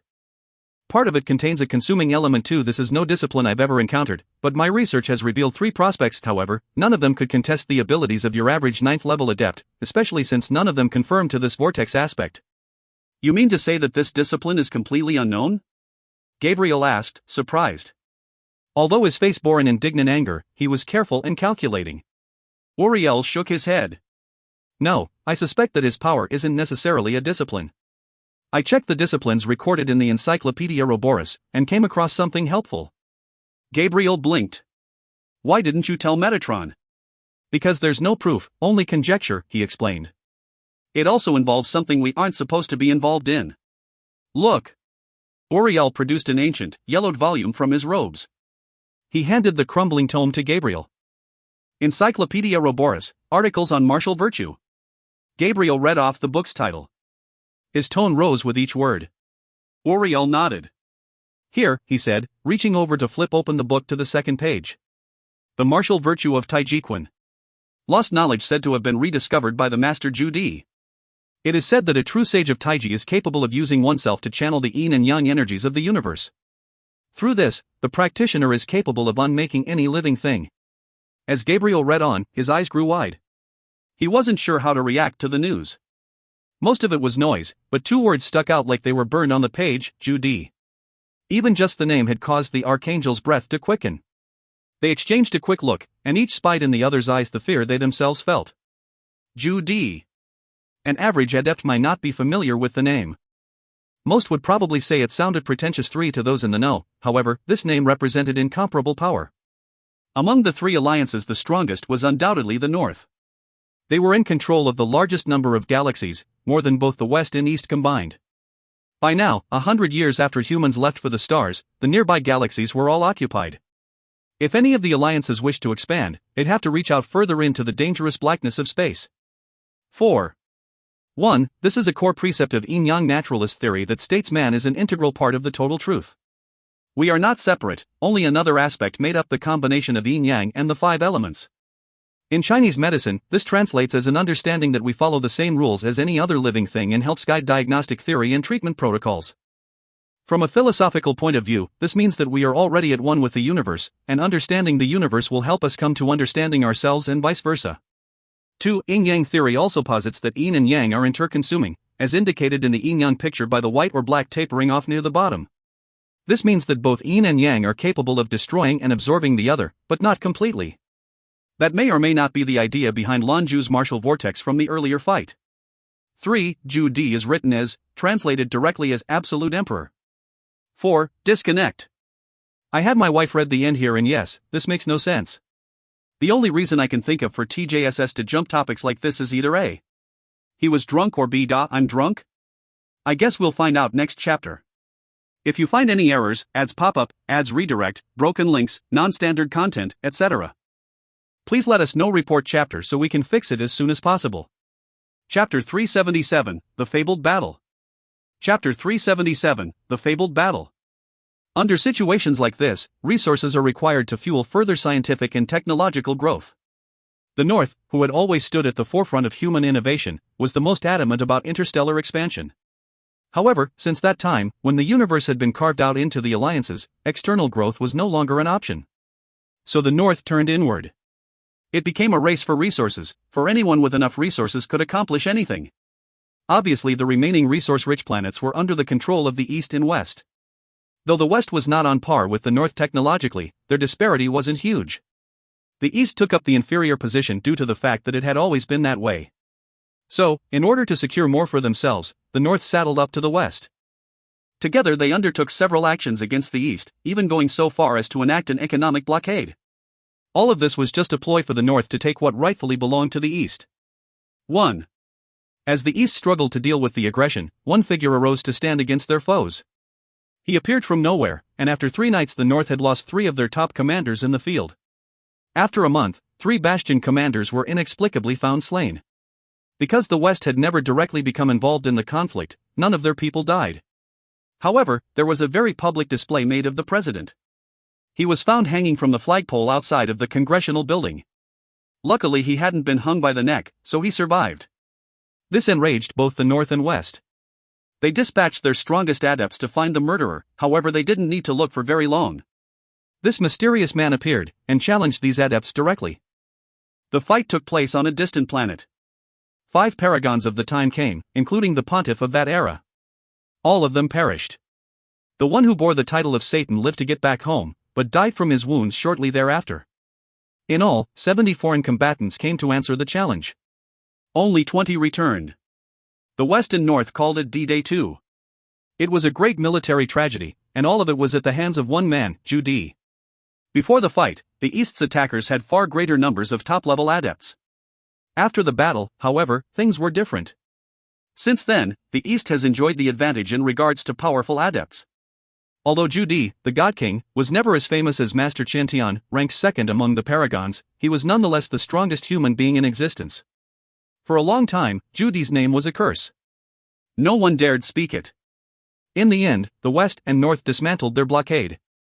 They even paid restitution for the damage it caused. Zhou disappeared after that, though he would re-emerge in situations of dire need. Even today, the North wouldn't dare encroach upon Eastern land without confirmation of Zhu's death. The Eastern Alliance had taken the opportunity, after Zhu's actions, to put all their effort into strengthening the country. Now both the West and North had to acknowledge the East's power. This was why the two archangels reacted so dramatically to the name. Zhu's name was taboo, he was the boogeyman, only real and deadly. Neither of them had been present for that fight so many years ago, but they'd heard stories. With nothing but his own abilities, the God King defeated the strongest adepts of the day. The current pontiff had been there, however, though he was a cardinal at the time. He was one of 3 from the pontiff's citadel to return. When information about Zhou and the battle were recorded in the citadel's annals, there was only one word he needed to write: invincible. Since that day he never again spoke of Zhou or the things he'd seen. Clearly it left a deep and lasting mark on his psyche. No, that's impossible. Gabriel swallowed hard. The anger from before was gone, replaced with fear. Auriel smirked. That's my hope as well. But a power of light and dark, with the ability to draw things in, that sounds a whole lot like a Taiji master. Whoever this is, isn't Zhou, but they could be one of his disciples. Gabriel's brows furrowed. Why would they want to come after us? Did we offend him in some way? I'm also interested to know why this is, Uriel mused. If we want to discover who these people are, then the first step must be to find out their purpose. This isn't some pointless game, there must be a reason for all of it. Otherwise we likely wouldn't have been the target. But the more I think about it, the less certain I am of where they came from. The chances are very small that they're agents from the North. The East, we were just in the avenue and the pontiff took pains to show goodwill. They have their own problems as well, not the least of which being the clairvoyant's retreat. He likely won't come out of his museum alive. On the surface one might say the avenue is a real powerhouse with their 4 paragons. But the 2 paragons together couldn't match the eye of the future. The arcane magnate and cosmagus are not weak, but are further down the power rankings from the pontiff. Anyway, if they were interested in power then the conclave would likely be their first target. Gabriel pondered for a moment. What about rogue adepts? Zhou was a rogue paragon, wasn't he? He belonged to that organization. Auriel huffed. Not a chance. Sending someone our way, only to tell us some nonsense about the Dark Citadel, it's a ruse. Someone trying to stir up trouble, or deliberately trying to cover their tracks. Gabriel nodded thoughtfully. The book was returned to Auriel, and he hid it away in the folds of his robes. Would you like a glass of coffee? His companion waved the offer away. No. After what you've told me, how could I want a coffee? In the end all of this is because we simply aren't strong enough. So tell me, Auriel, how strong was Zhou reputed to be? 5 paragons against 1, and he walked away unscathed, is that even possible? I've never seen anything like it with my own eyes, nor do I have any way to accurately evaluate his strength. However, according to what I've read from the pontiff, it's entirely real. The paragons themselves also have a system of rankings, 4 to be precise. What they are exactly I'm not sure, but at that time Zhou was supposedly at the very top. By comparison His Majesty, the Cosmagus, the Arcane Magnate are all still within the first stage. Master Qianlin is a mystery. He's been missing for so long, who knows? Still, I doubt seriously that he's stronger than Zhou. Auriel tapped his fingers against the arm of his chair as he thought. Ah, Gabriel lamented. When will we break through to Paragon? I'm desperate to feel what that level of power is like. Well, it's time for me to go, I won't trouble your meditations any longer. We must keep improving, or true strength will forever elude us. Auriel didn't stop him, and nodded. Take care of yourself. If you need to leave the Citadel, bring Michael. I'll be locking myself in seclusion for the next few days before I leave. These stressful times help me to think clearly. Maybe I'll break through. Very well. "If you'll be here then I'll handle the tailor," he replied with a flat tone. Uriel only nodded. Gabriel stepped out of the room. From outside, Lan Jue could hear respectful addresses from the clergy on guard. Once more, Uriel plucked the Encyclopedia Roboris, martial articles from his robes and looked over its cracked leather cover. As he did, the light of disappointment shone behind his eyes. What adept didn't dream of becoming powerful? After a little while, Uriel lifted his hand from the book's binding. A pale ball of white light extended from his hand and illuminated everything around him. The golden geometric design set in the walls and ceiling began to glimmer brilliantly. A single column of light, soothing and pure, poured down onto him from on high. He prepared to meditate. I have a great deal of admiration for you, Uriel. Your reputation is well earned, to find a clue in such conditions as this. A voice, calm and slightly haughty, interrupted the archangel's silence. The cherubim's eyes popped open. Before him stood a man concealed behind a butterfly mask. He didn't waste a second. Uriel was up and launching himself toward the center of the meditation chamber without even stopping to get a good look at Lan Jue. In situations like this, when you were already suffering from surprise, wasted time could mean one's death. Before Uriel could get far, however, Lan Jue shot forward as a bolt of golden lightning. He reappeared before him, blocking the angel's path. Fluid as a lazy stream, he swept his hands in an arc, level with his navel. The action caused an aura of black from one hand and an aura of white from the other to bleed into one another. The result was a perfectly spherical orb of equal parts black and white, but then the light vanished, revealing the image of yin and yang. It was a strange power, and as it appeared, Uriel felt himself being drawn closer to his attacker at an even greater speed. Uriel didn't utter a sound, for even before he could, reality upended itself. Colors were inverted, the skies turned to dust, and everything became what it was not. He couldn't tell where he was anymore. Changing the world around in this way, even on a small scale, this was almost like a paragon's domain. Uriel was stunned enough with the revelation that someone would have the gall to attack him in the heart of the citadel. But he didn't have time to dwell on it, escape was paramount. The meditation chamber's mystical spells had been activated, flooding the chamber with the elemental force of light coalesced from outside. It also served to separate the room's interior from any outside distractions. Uriel's goal had been to stop the beam's power and allow sound out once again.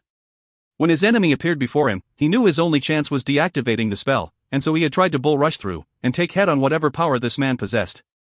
Just then, a milky white light rushed out from the center of his chest. It formed into the shape of a blazing sword and lashed out of its own accord toward Lan Jue. However, before it could, the power of Lan Jue's Taiji energies sapped its power. It slowed, as though it were trying to slice through a mire, until amidst a host of impotent buzzing, the sword stopped dead in the air. Uriel spread his hands wide, and at the motion his saber of light erupted. Into 1,000,000 shards of light. They flowed like quicksilver toward his attacker, surrounded him. The world around Lan Jue was swallowed up in those twinkling, deadly lights. 1. This is a nod to nationalism in China. The Chinese are very sensitive about what they view as their sovereign territory. Research Chinese territorial disputes if you're interested. It's an important topic for anyone who truly wants to understand China and East Asian politics. If you find any errors, ads pop up, ads redirect, broken links, non-standard content, etc., please let us know. Report chapter so we can fix it as soon as possible. Chapter 378, Jue D. Chapter 377, Jue D.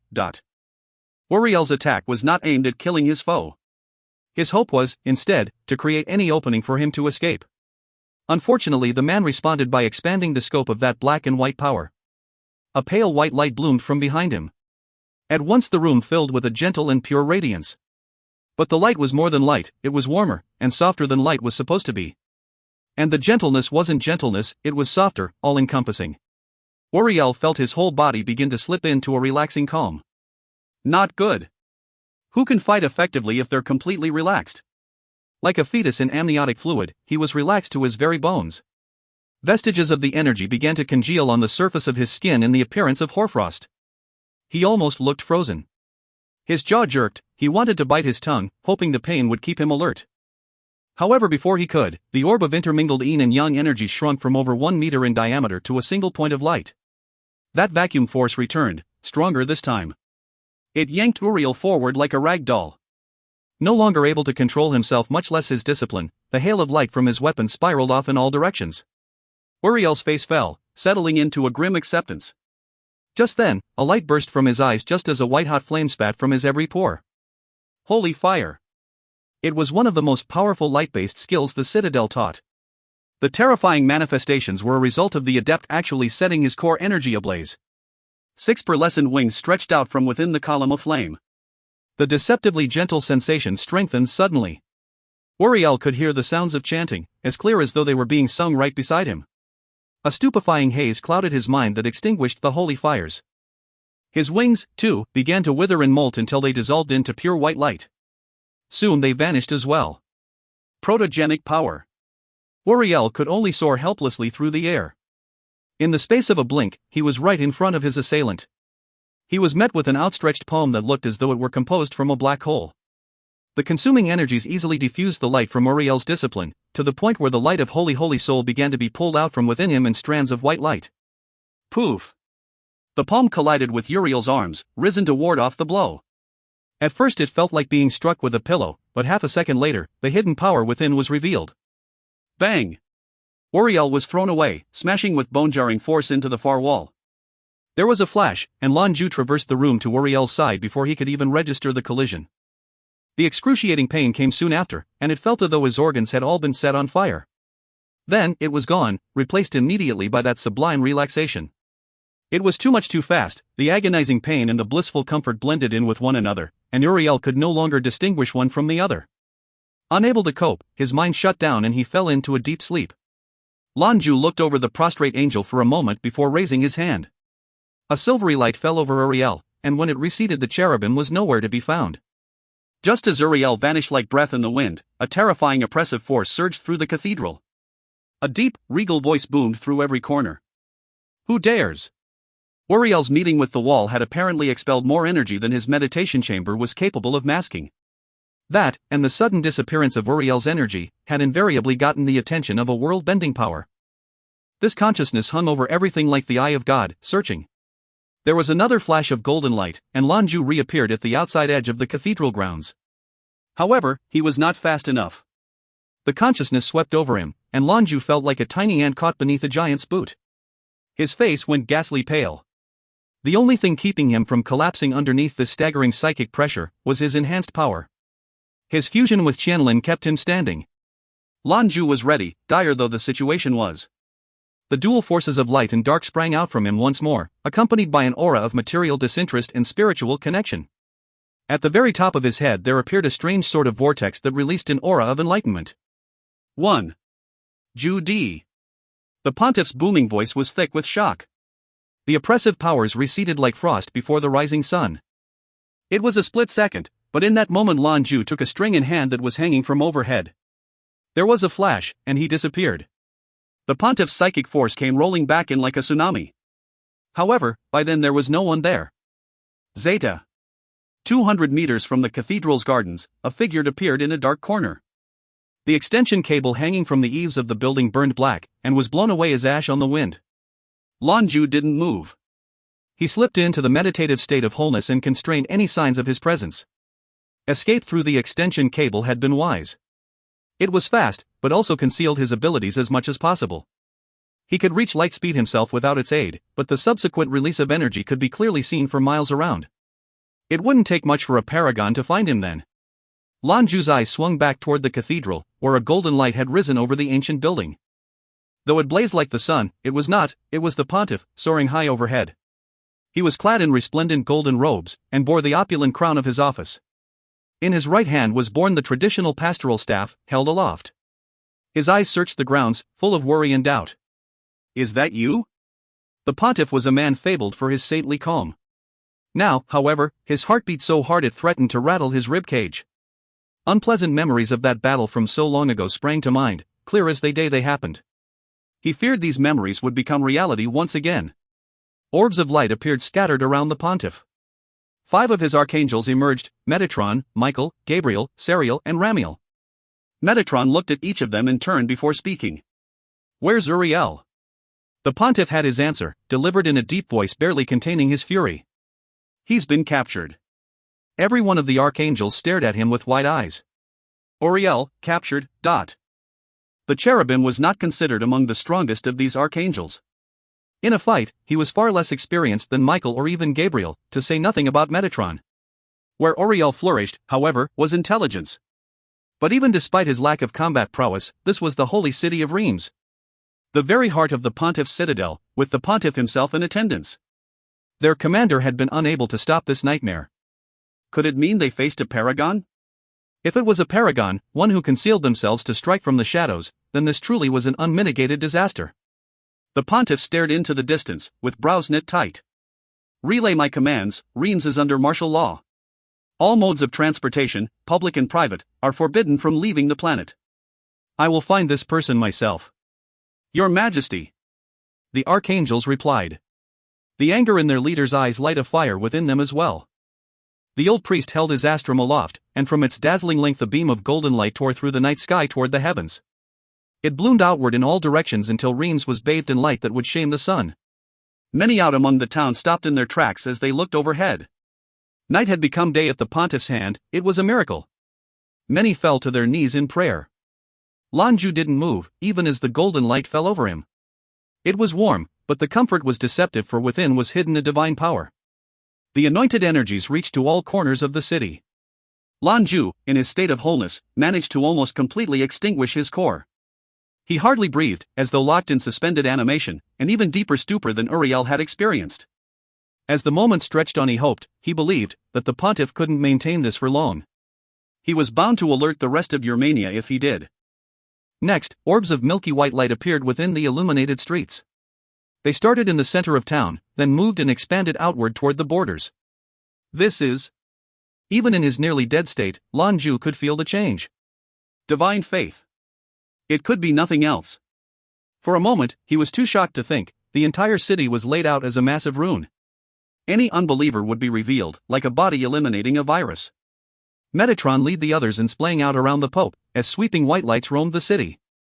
As they looked on, one of those illuminating orbs did stop, about 100 meters away from the pontiff. It was Constantine, leader of the Inquisition. Your Majesty, what's happened?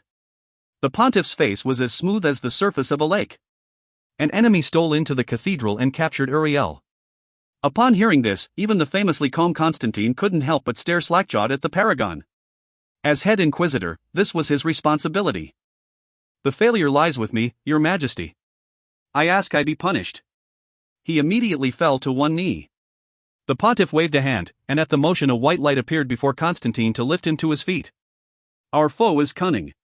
But, he is no paragon. A ninth level at his peak, I suspect, who will be found as a heretic beneath these lights of faith. Take your men and find him, bring him to the Reims Square. That is, if I don't find him first.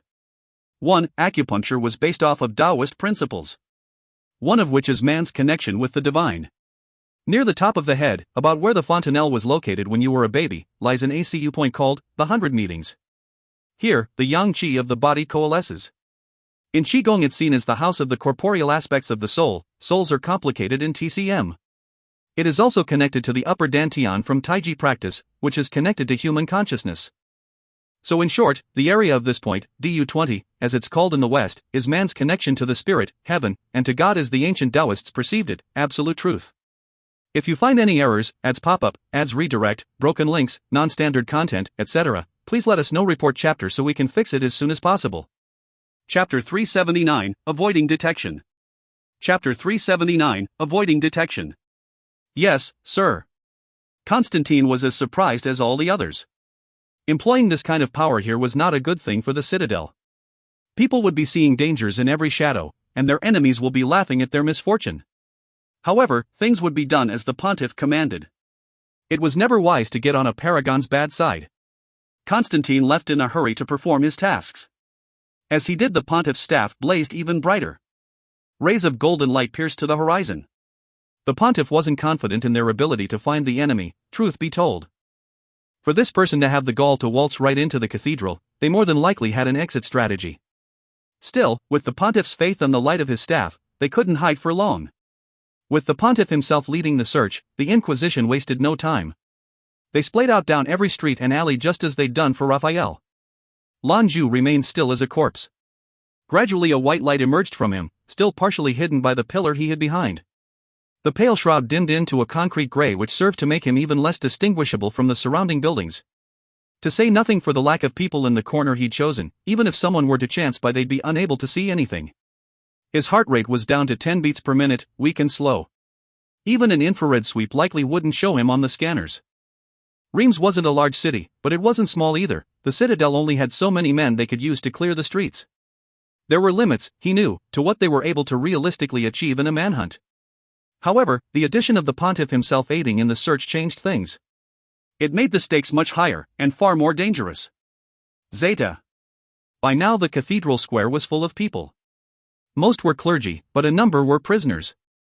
They were marched here without warning or explanation, but in the face of the Citadel's full strength there was nothing they could do. With the Pontiff in the heavens above, blazing like a sun, who would dare try to fight back? Your Majesty, we've gathered all the unbelievers located by the light of faith. None were left out. Constantine appeared again before the Pontiff, confident in his work. The Citadel's leader nodded. You've worked hard, Constantine. Let's see what we've got. Before he'd even finished, the Pontiff and his archangels were descending toward the heretics. The Paragon was already scanning the crowd for his prey. One by one, he examined the prisoners. Many were spies or agents from the Dark Citadel, but none were the man he sought. None of them possessed a power above 6th rank, and he knew the attacker was 9th at least. The Pontiff's face was so sour he looked as though he might scream. All of this energy expended, and the only thing they found were petty criminals. They were pulling out all the stops to no avail. Everyone could feel the fury bubbling just below the surface. There was also fear, but he didn't let anyone see that. What should we do now, Your Majesty? Constantine asked. He enjoyed a very close relationship with the Pontiff, which certainly helped him get the office of High Inquisitor. Get in touch with the Western Parliament. Ask for their help in our search. Detain anyone from the east, and make sure no Eastern tourists leave the city, the Pontiff said. Constantine trailed off. What the Pontiff was saying would have a significant impact. The Citadel was autonomous, but that was all. Even if the Western government did agree to help, what would be the cost to them? Likely too much. Are you sure this is wise, Your Majesty? Metatron interjected. This will undoubtedly sour our relationship with the East. It may even force Skyfire Avenue to intervene. I urge you to reconsider. The Pontiff's face eased visibly, his rage restrained. Very well, he conceded. Request aid from the Parliament in locating a pair of terrorists. Ask that they take extra precautions with any Easterners attempting to leave Urmania. Suggest an energy scan. Yes, Your Majesty. Constantine sounded relieved. Release them, the Pontiff announced, waving away the heretics. None of you are to leave the city until tomorrow, but. With his commands delivered, the Pontiff turned and returned to the cathedral. Metatron followed close on his heels. The Lord Archangel noticed that his master was not himself. He was usually far more level-headed. Zeta. All the while, Lan Jue never moved a muscle. The light of faith dimmed, and eventually vanished. Not until the faintest hint of a threat was gone did Lan Jue begin to revive. He walked calmly back to the hotel through the deserted streets. Zeta. Your Majesty, are you all right? Metatron followed the Pontiff back to his chambers, and only then ventured the question. The old monk shook his head. I'm fine. Just a little out of sorts. He was in my grasp, but then his aura, it was just like Judy's. Judy. Metatron gasped. Your Majesty. Several of the other archangels had followed their leadership into the cathedral. Gabriel took a step forward, his expression strange. The Pontiff motioned for him to speak. The messenger of death continued. Before Uriel's disappearance he was expressing the same theory to me. Our enemy had some connection to Judy. Gabriel went on to summarize the rest of their conversation. The Pontiff nodded thoughtfully as he listened. Uriel appears to have been correct. This man is likely to be Judy's apprentice. That aura is unmistakable. I was too shocked at it to react, and he took the opportunity to flee. The atmosphere grew anxious and somber. Though irritating beyond measure, this enemy wasn't an insurmountable threat. They weren't afraid of this man. They were, however, afraid of the one who stood behind him. To the Pontiff, Judy was an inhuman thing, a demon. That was why he couldn't react. Your Majesty, Metatron interjected with brows furrowed, were you able to puzzle out this man's objective? The Citadel's leader only shook his head. Gabriel looked at them both. Could this be revenge for when Judy was besieged? Judy's revenge? That's the best you can come up with? Ramiel openly laughed. Zhu Di was the one who called for the fight, and in the end our losses were staggering. If anyone should be seeking revenge, it's us. The God King has been missing for dozens of years, why pick now for any sort of revenge? This is a disciple. If it was the man himself, how do you think we could scare him off? The Angel of Visions openly shamed Gabriel, and his face reflected his displeasure. His voice was tight. Again you go too far, Ramiel. Both of his close friends had been taken, and Gabriel was in no mood to be trifled with. Ramiel's snide remarks instantly put him in a rage. The pontiff fixed both of them with a hard gaze. Enough! All of the archangels receded a step, and bowed respectfully before their master. He turned his attention to Metatron. Once more, tell me every detail we've gathered. Metatron and the others rose, then the Lord Archangel recounted everything they'd learned up to this point. Go to the Dark Citadel? The old cleric muttered, going over it in his mind. When I received this information, I determined it was a ploy to get us to leave the city. The two clearly weren't Satan's agents, so I thought nothing of it. The pontiff shook his head, returning from his thoughts. Zhu Di believed that words were important.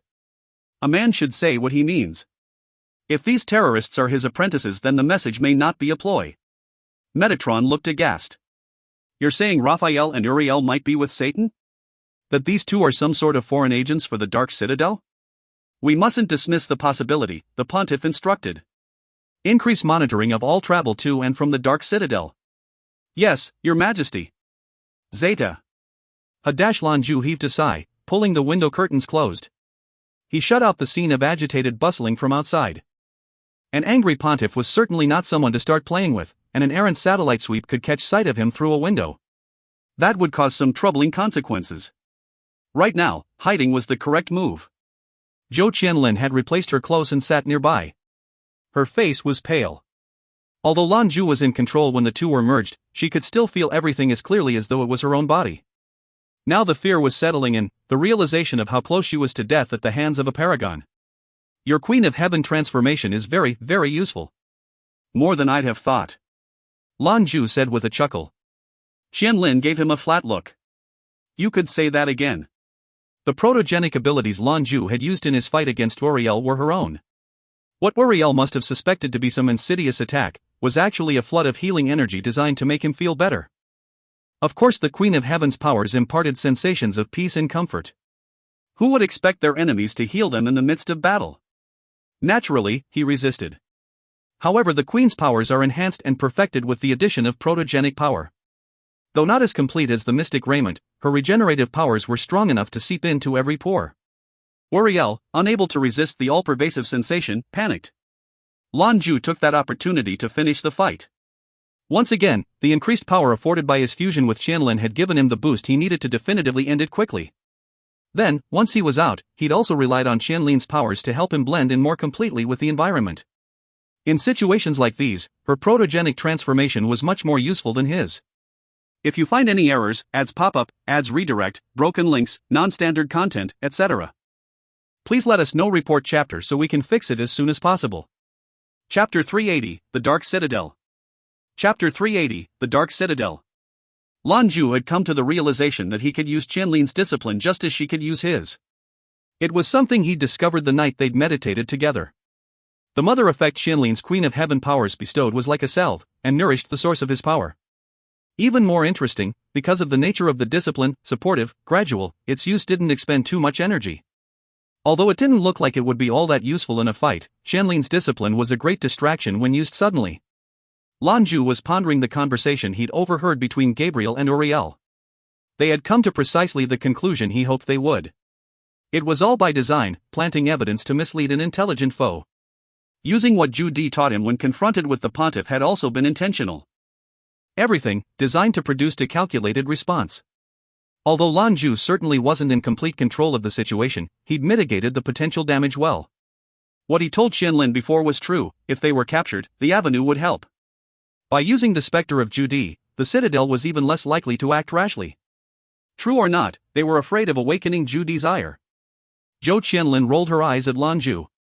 The more time I spend with you, the more I'm afraid my heart can't handle it. This earned a chortle from the jewelry master. Take it easy, the best is yet to come. Next we leave for the Dark Citadel, to deliver Raphael and Uriel. I wonder if Satan will throw us a parade. The pontiff will probably be blocking travel, Qianlin said. He can't close everything, he replied. That would incite a panic. At worst, they've increased checkpoints and monitoring. And what have we to fear of monitoring systems? Any mode of transportation we use will have electricity. We'll be going in a few minutes. Zeta. Although vast swaths of the city were in disarray over the disappearance of the two archangels, that wasn't the case in every corner of the city. At the end of the day, the Pontiff's citadel was an adept organization, and it demanded its power through faith. Many official government offices were located here, so no doubt the West was aware of the situation over the past couple days. They'd already opened up channels of communication with the cathedral. The next step was an official warning from the Parliament, which they would have to act on. This was why the Lord Archangel and Constantine were so reticent for the Pontiff to ask them for help. An outside power would have control over how the citadel reacts, and while their demands may not be overtly harmful to the citadel, it would result in restrictions. It would be a great blow to their prestige. And so, the two Eastern adepts checked out of their room and left as though they had nothing to worry about. The holy city of Reims was diametrically opposed on the opposite side of the planet by Gamara. Ever since anyone could remember, the two had been locked in a contentious stalemate. Urmania was a large planet, but there existed no direct means of transport between them. It was a difference of faith. The Dark Citadel was an organization of faith as well, remember, though not to the extent of the Pontiff's army. At least, so it was on the surface. Under normal circumstance, the best way to get one from Reims to Gamara was hitching a ride with someone passing through. Of course, normal circumstances never describe Lan Jue. Travel would not be a problem at his level of cultivation. He was limited to the speed of light when transformed to lightning, but passing over half the planet would be a quick endeavor. However, he would need to make sure that they wouldn't be picked up by satellite. Anyone who came across an object this close moving at the speed of light would undoubtedly get in contact with the authorities right away. The public air hangar was likely the most carefully watched area in all of Reims, but that was where Lan Jue brought Zhou Qianlin. Often the safest places were considered the most dangerous. Plus, it was simpler. Inquisition agents had disciplined detecting equipment, and were scanning everyone who passed through their security check. They appeared to be paying particular attention to young couples. Lan Jue paid none of this any mind. A flash, and they went from the security check to the boarding gates without alerting a soul.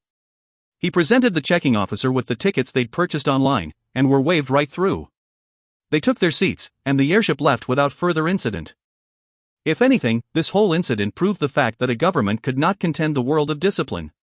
There was no blocking an adept with the will to go on. After an hour, the scenery began to change. Another hour and the buildings slipping by beneath them began to adopt the characteristic black mat of Gamara. Gamara was, like Reims, a very unique place. Not only was it the seat of the Dark Citadel, but the city was also a hotbed of tourist action for Urmania. All of the planet's most famous attractions and theme parks were located here.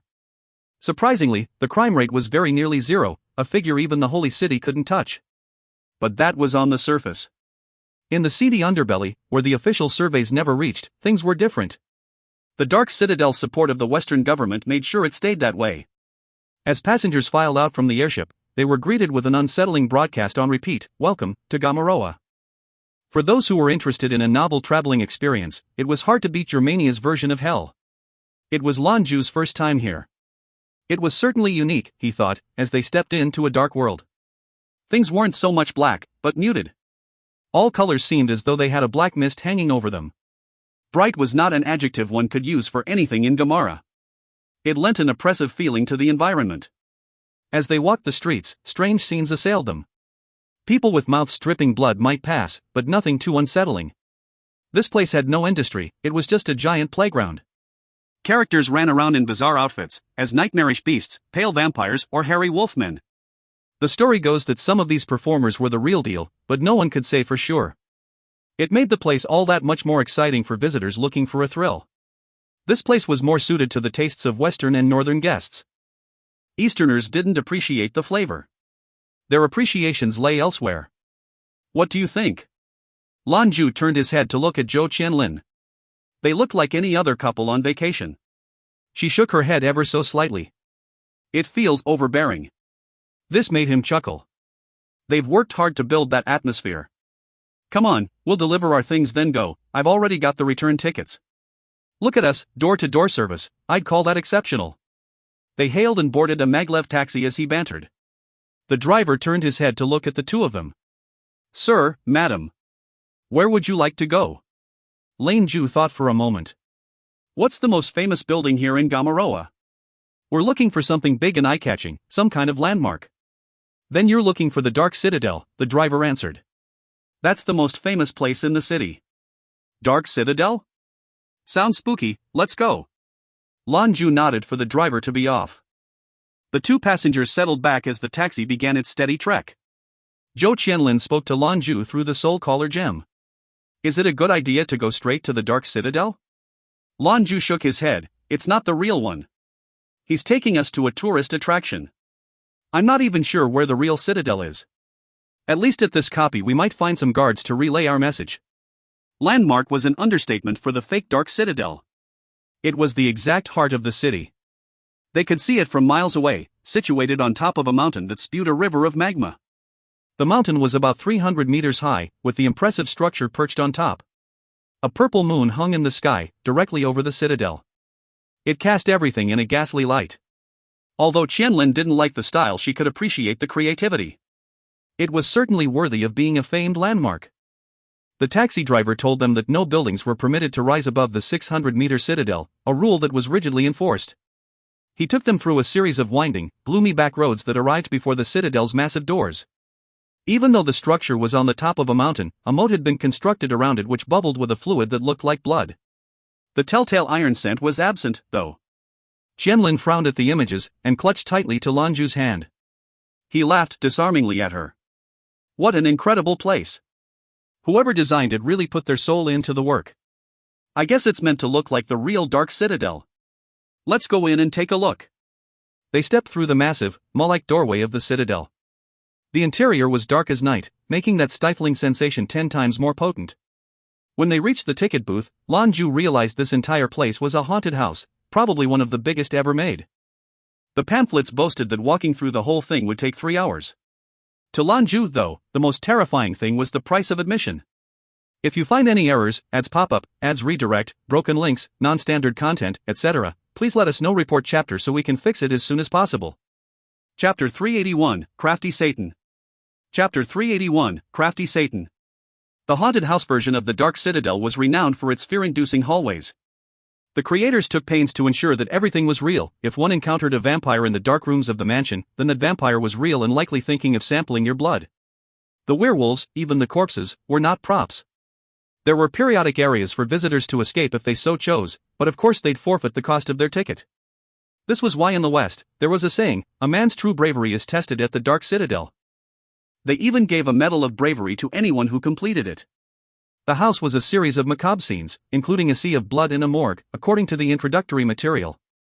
The advertisements alone were enough to make Qianlin's face pale. Don't worry, we're not really going to walk through the whole thing. We just need a ticket to get past the door. It certainly seems like a suitable place to hide something. A few minutes later, with tickets in hand, Lan Jue and Zhou Qianlin walked into the haunted mansion. If the exterior was somber, the dark confines of the mansion were bleak. They could only see the patches of what small flashlights in their hands revealed. Progress was slow. Feral sounds, guttural and monstrous, swept by them as they passed. It sent shivers down Qianlin's spine. The temperature was cold and dropping the further into the building they went. A stuffy blackness surrounded them, a cocoon of darkness where monsters lurked. Lan Jue was unfazed, but Qianlin gripped his hand tight. Luckily, she didn't have to suffer long. A few turns from the entrance, Lan Jue placed his hand against the smooth metal surface of the wall. There was a crackle of electricity, and the pair was gone. So long as it conducted electricity, Lan Jue could use it to travel. He didn't have a map, but that didn't matter. Their destination was up. In a flash, they reappeared in the highest room of the Dark Citadel attraction. It was bathed in red, with every inch painted crimson. Organs had been pinned to the walls like artwork, stretched across canvases of dried human skin. A desiccated corpse was the largest piece on display. Qianlin wasn't ready for the sudden and grotesque change in scenery. Her eyes popped wide once she registered where they were. Then, bending at the waist, she began to retch. "Kiss me." She squeezed her eyes shut and raised her head toward him. Lan Jue looked at her. The room didn't bother him, but there was horror written on his face now. You're not going to vomit in my mouth, are you?" Before he could even finish, Qianlin swung around and wrapped him in a tight hug. She pressed her mouth to his. Who or? Lan Jue only felt a hint of her ice-cold lips before she vanished. He was really beginning to dislike this place. Looking around, he was also set on edge by the gruesome decor. Still, it was better to share than to do it alone. Maybe the Pope would like a look. Perhaps because of the stomach-turning cost of the ticket, for the time being they were alone, no visitors or employees were within earshot. After a moment's examination, Lan Jue determined that this was an interlude between scenes and not a scene itself. What was the point, he wondered, when the breaks were more unsettling than the attraction? The corpse hanging from the wall looked like it had been placed and prepared years ago. Lan Jue began to film the scene from his communicator. He waved his free hand, and two bodies appeared on either side of the pinned-up cadaver. Uriel and Raphael looked like corpses themselves, and Lan Jue gave each a close-up so the Pontiff's citadel could appreciate the artistry. Lan Jue finished his small movie, but of course he would not be sending it directly to the Pontiff. He shot it off to the accountant so he could work his particular brand of magic. Goddamn jewelry master. Sending me this stuff so early in the morning, aren't you afraid it will influence my development? Came the accountant's reply. Alright, stop screwing around, Lan Jue said with a note of irritation in his voice. Send the video to the Pontiff's citadel through encrypted channels in 2 hours. The accountant sounded shocked. What the hell is going on? Is this some sort of joke? What the hell did you do to the citadel? Why wasn't I invited to the fun? I thought we were brothers. Fun? Lan Jue said. Well, if you think facing down a pissed-off Pontiff is fun, by all means fly over. I won't stop you. Bring the gourmet and his people while you're at it. You guys will be coming to the north for the grand tournament anyway. I heard about this, the accountant whined. But I wasn't invited. The gourmet said I was too weak and didn't allow me to participate. I guess my discipline is no good in a fight either. Lan Jue laughed. Alright, don't get your panties in a knot, I can help you there. You won't be in a fight, but I can make you one of the entourage. I'll let the gourmet know, you just get the details from him. The accountant snickered. 2 hours. Got it, they'll get your message. Do not let them discover where the video came from, Lan Jue urged. You think I don't know this simple shit? The accountant snarled. You'll see, they have screens all over Reims, and that's where this message will pop up. Ha! So what's the deal, are we going to kill the Pontiff? Man, Grandpa would get me something good for that. Go ask him then. Lan Jue sighed. Immediately, the accountant's voice grew soft and timid. Never mind. Grandpa and the bookworm have been fiddling with something. No one's seen them for days. I need to get out of here before those two madmen accidentally blow up the avenue. The jewelry master chuckled. Well, expect it. And don't forget that thing. When it's all done, let me know. No problem. Once his conversation with the accountant had concluded, Lan Jue sent a short message to the gourmet. The young guy wasn't the most reliable, but when it came to high-tech gadgetry, he was the one to go to. He also had the benefit of being backed by the keeper and the bookworm both. Bringing him along would help him avoid all manner of troubles. He had a mind like a supercomputer. Lan Jue made it back to the public air hangar via taxi. When he got there, he found an abandoned corner to release Qianlin and have her change her clothes. When she was ready, they boarded the next ride out of Gamaroa. I don't know how much longer I can support this lifestyle, the jewelry master complained. In the last few days we've gone through several sets of clothing. Even now, Qianlin's face was still pale and drawn. When have you ever supported me? All these lost clothes belong to me, thank you very much. You only ever got me the stuff from Reims. Lan Jue looked at the uncomfortable mecha research student. Are you still scared? I thought you had guts. Qianlin pouted at him. No scared. That was just disgusting. Lan Jue laughed. We should have gone through the whole thing. Zhou Qianlin looked at him discouragingly. I'd have to strangle you to death. Their pleasant exchange was punctuated by the telltale rumble of liftoff. They left the bleak landscapes behind. Zeta. The Dark Citadel. Your Majesty. Lucifer's face bore a strange and unsettling expression and he burst into the Dark Citadel's daunting audience chamber. Satan sat upon his throne, meditating. This was also where he cultivated his powers. What? The leader of these terrible beasts opened his eyes. Traces of scarlet red undulated beneath his eyes. Lucifer motioned with his hand, and a pair of guards entered. They were dragging another 2 people behind them. We found them in the haunted house, he said with a sneer. Satan dropped his eyes to the unconscious pair on the ground. Upon seeing who they were, he couldn't keep his face from betraying shock. Do we know who brought them? Satan demanded. Lucifer shook his head. Visitors, maybe. But we have no way of tracking the origins of the tourists. I've already dispatched men to take a look, but they came back empty-handed. This is no small matter. They could be enemies of the Pontiff's citadel, no? I heard from my source in the government that things haven't been going well in the Holy City either. They've closed the city off twice within a few days. The Pontiff himself shuffled out, hunting for someone. It's more than likely these two play a part in it. Satan's eyes narrowed, thick with murderous evil. So you suspect someone had captured the angel of healing and the cherubim, and delivered them to us? Do they intend to place them blame on us, or do they have other motives? I think they're trying to set us up, Lucifer said. But it's one hell of a gift. The loss of 2 archangels and no small blow to the Pontiff. I looked them over and they've been cut off by some strange power. These ignorant subordinates don't know how to remove it. Satan's figure shimmered like a nightmare and, in a flash of crimson, he was beside Lucifer. The area around him began to swirl and warp, hanging over the room. After a time a cold smirk split Satan's lips. They have been sealed. By protogenic energy, it seems, and pure. The Adept is probably equal to yourself in strength, but he's had some experience in the world of pure energy. Only a paragon could unravel this knot. If it remains, though, it will consume the Adept of his discipline. Eventually they would die. How should we handle this? Lucifer asked. Someone wants us to shoulder the blame, Satan said. But that doesn't mean there have to be consequences. Put these two somewhere safe until the Pontiff's men come to collect.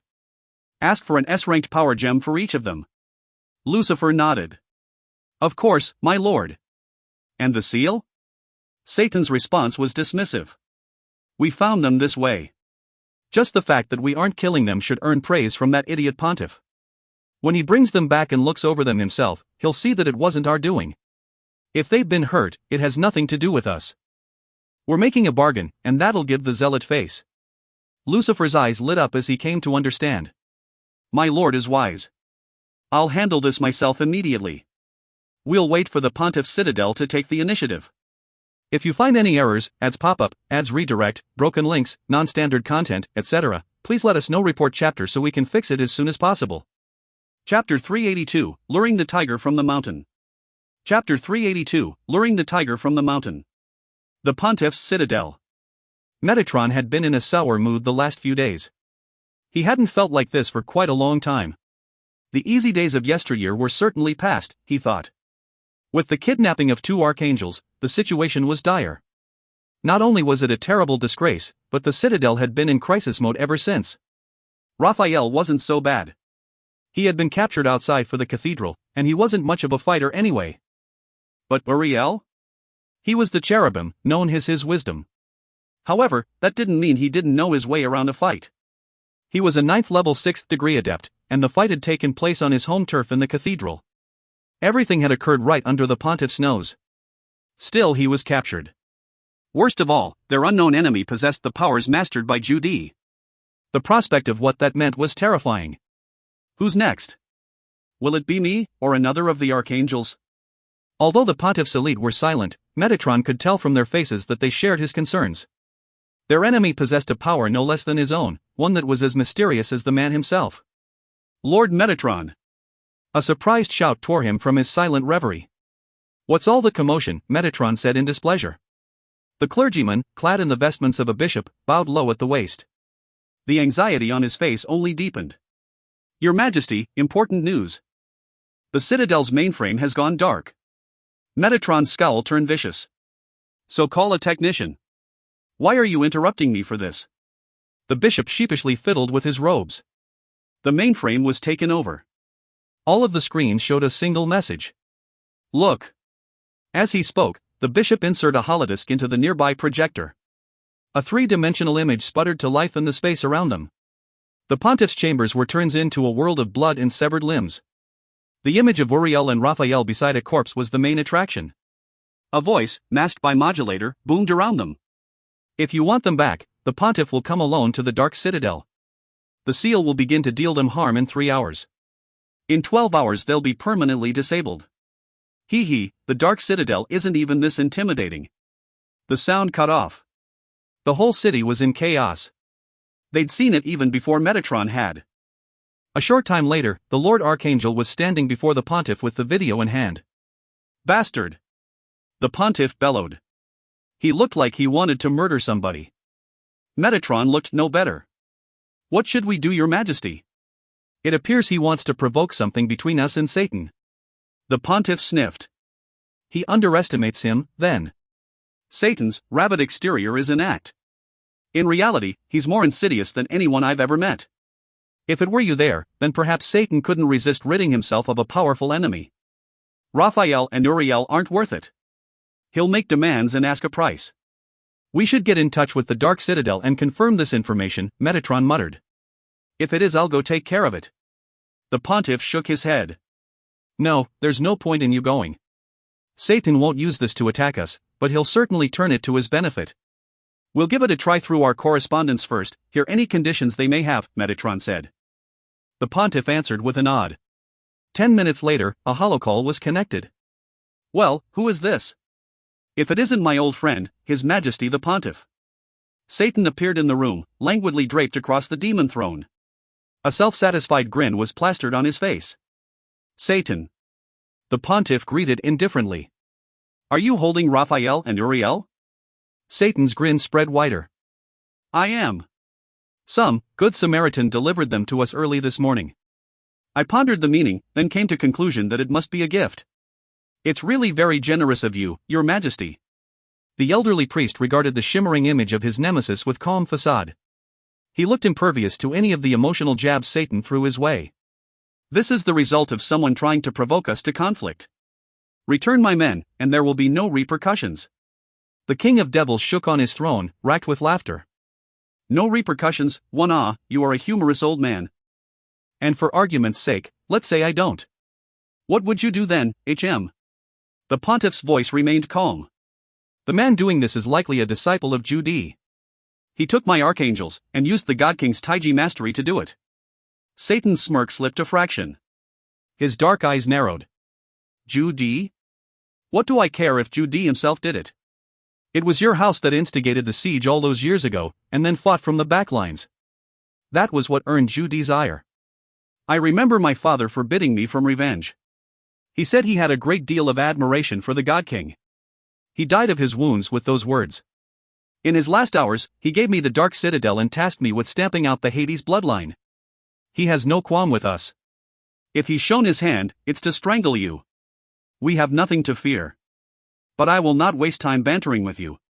You want them back, fine, it will cost you 1 S-ranked power gem for each of them. Those are my terms, then they're all yours.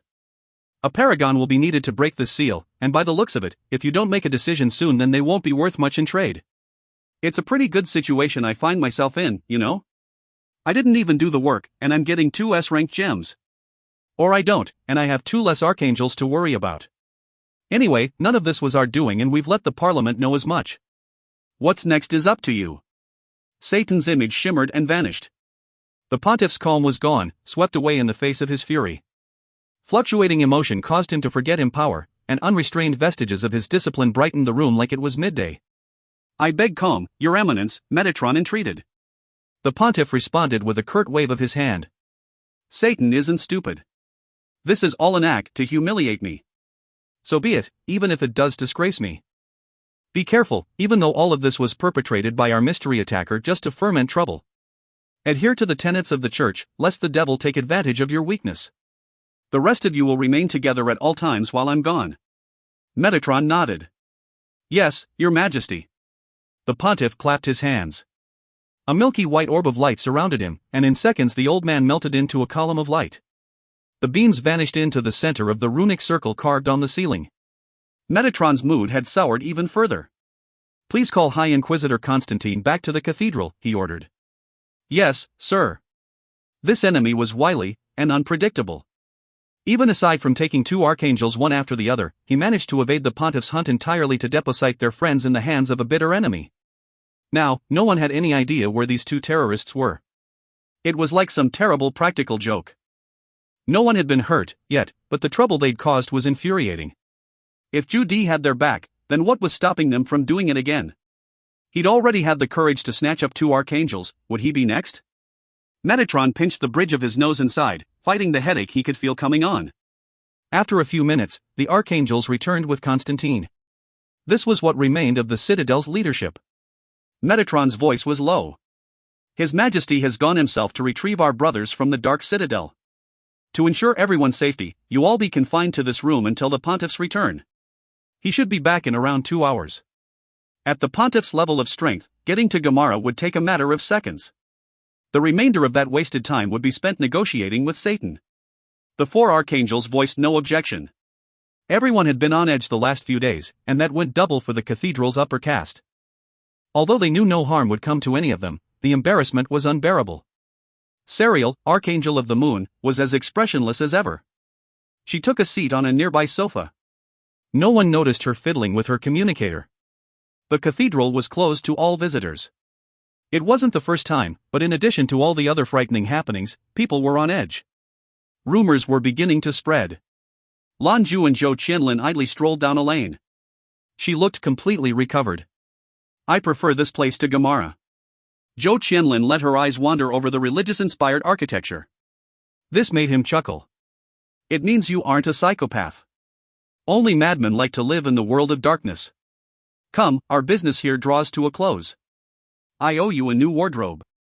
Qianlin shot him a flirtatious smirk. Not bad, but is all this for security, or your own interest? Lan Jue heaved a sigh, and Qianlin's smile fell away. Her big eyes looked concerned. What is it, Dot? Lan Jue's morose tones hung between them. All this kissing, what if I get addicted? If you find any errors, ads pop-up, ads redirect, broken links, non-standard content, etc., please let us know. Report chapter so we can fix it as soon as possible. Chapter 383, Rescuing Little You. Chapter 383, Rescuing Little You. Qianlin's face turned beet red, and she swatted at him. They were nearing the cathedral.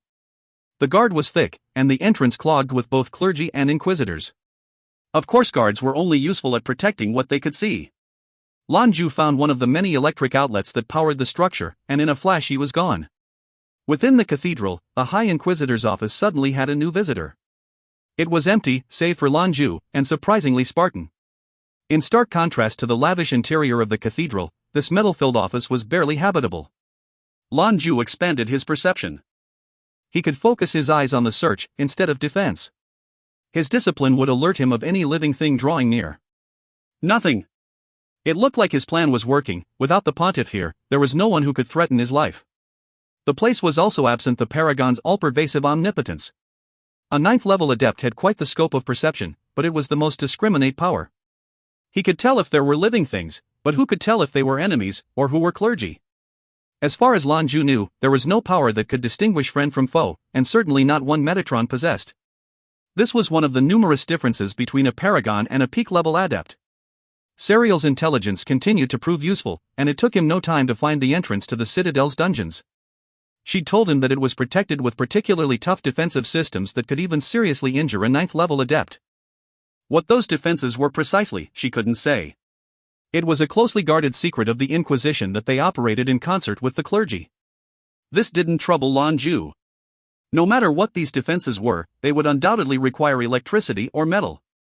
So long as his objective wasn't hidden behind a layer of insulation, he could go where he pleased. Lightning coiled up his body as he found a way in. Then, with a crackle, he was gone. Lan Jue reappeared in a distinctly more dismal locale. He stood in what could have passed as a sepulchre, with a long and dark hallway stretching out before him. The walls on both sides were composed of damp stone. There would be no more electrical corner cutting from here on out, he thought. With his perception feeling the way before him, Lan Jue walked on. He stepped carefully, feeling for any fluctuations in energy. However, it was starting to look as though his caution was unwarranted. There didn't seem to be anything around to halt his progress. 20 meters into the darkness, a stairwell appeared. His footsteps rang against the stone steps as he descended. When he reached the bottom, an expansive hall greeted him. The chamber was ablaze with light, revealing the twinkling metal bars of prisoner cages. The cells stretched all the way to the far wall, numbering in the thousands. Amidst the chaotic din he suddenly found himself in, Lan Jue could spy a black-clad inquisitor wandering the lanes. Lan Jue couldn't help but balk over the scene. It wasn't the existence of this place that surprised him. Any organization had its secrets, but the sheer number of cages. What were they doing with all these prisoners? Lan Jue took a cursory look around while still hidden from view. As far as he could tell, none of these prisoners were elderly, and nearly all of them appeared to possess a discipline. It was a prison of adepts, almost exclusively. Why would the Pontiff's citadel detain so many adepts? He didn't know. The cathedral was meant to be a place of faith. Who'd believe that, underneath, despair reigned? Lan Jue crouched, concealed in a dark corner for a few moments.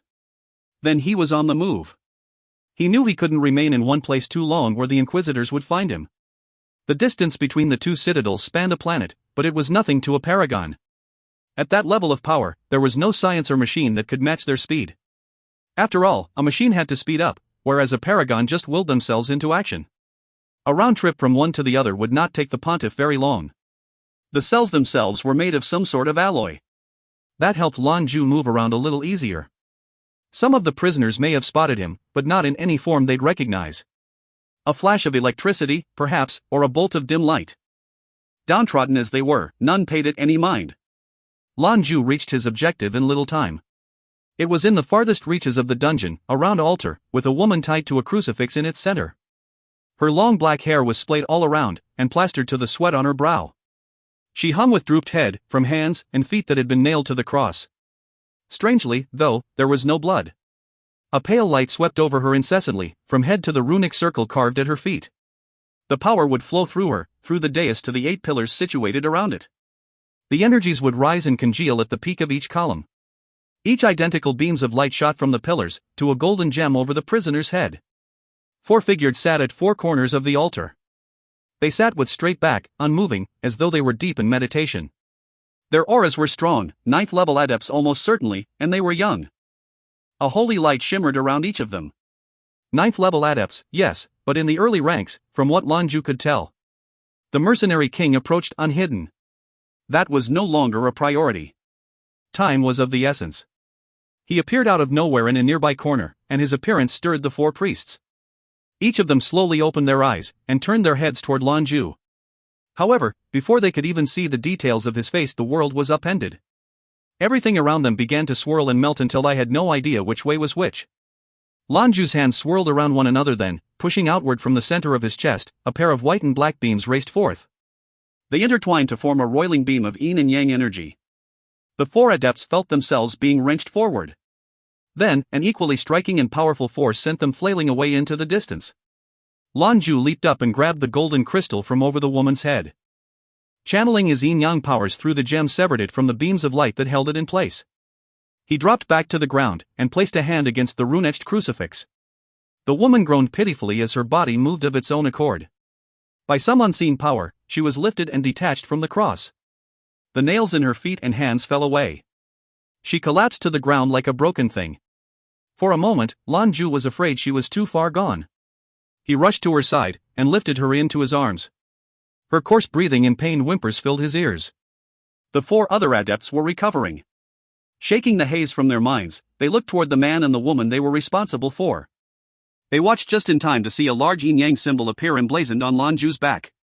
The power spread until his entire body was equal parts black and white. It congealed around him, and just before it looked like it would consume him entirely, the dual and opposing forces burst out against the cross. Boom!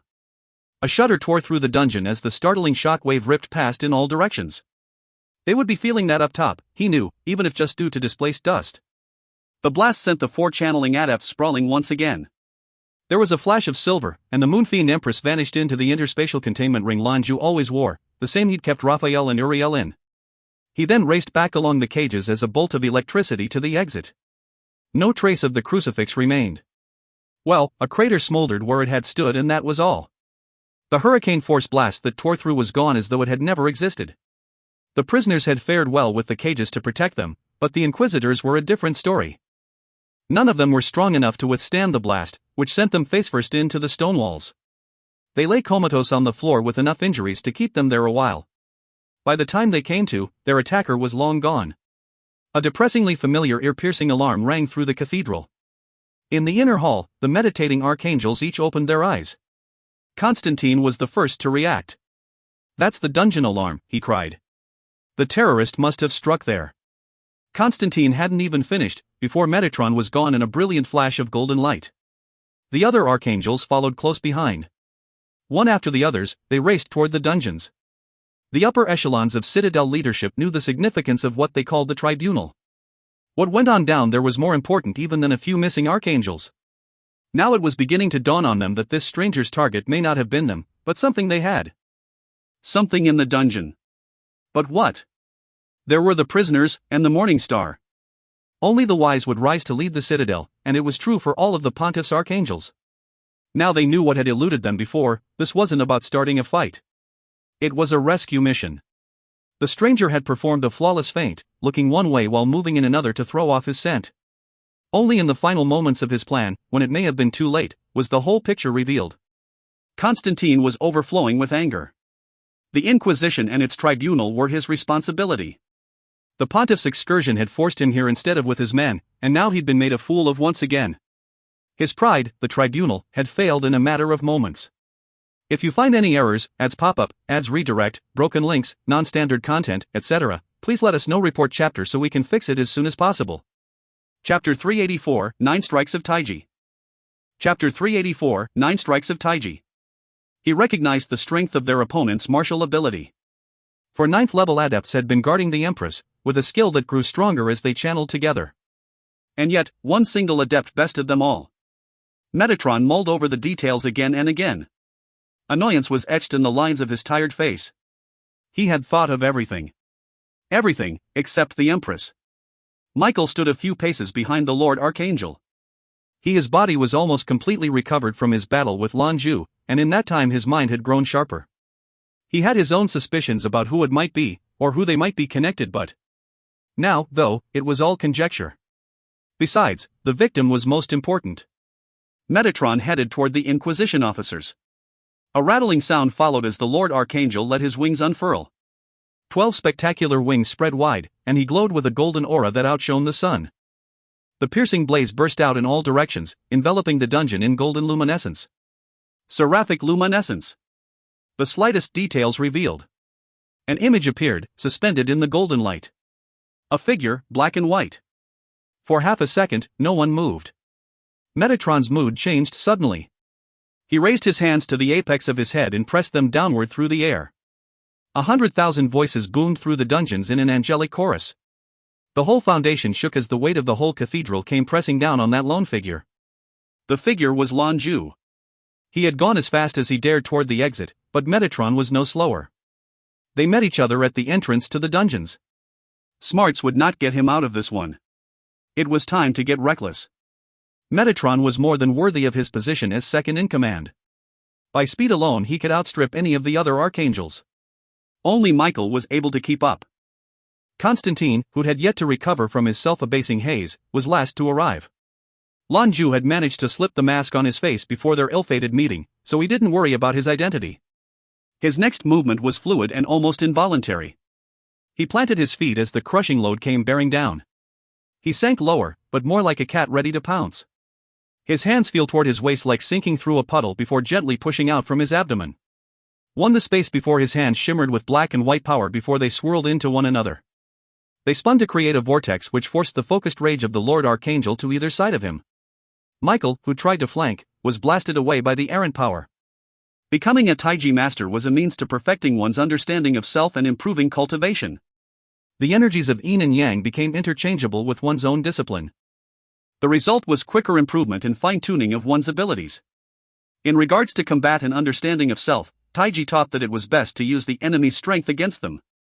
There is iron in softness.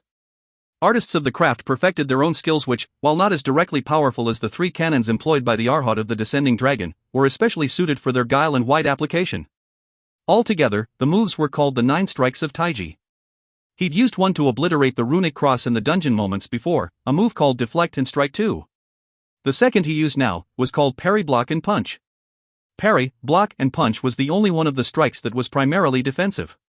It was the apex countermove, allowing the master to redirect a foe's attacks while created an opportunity to strike.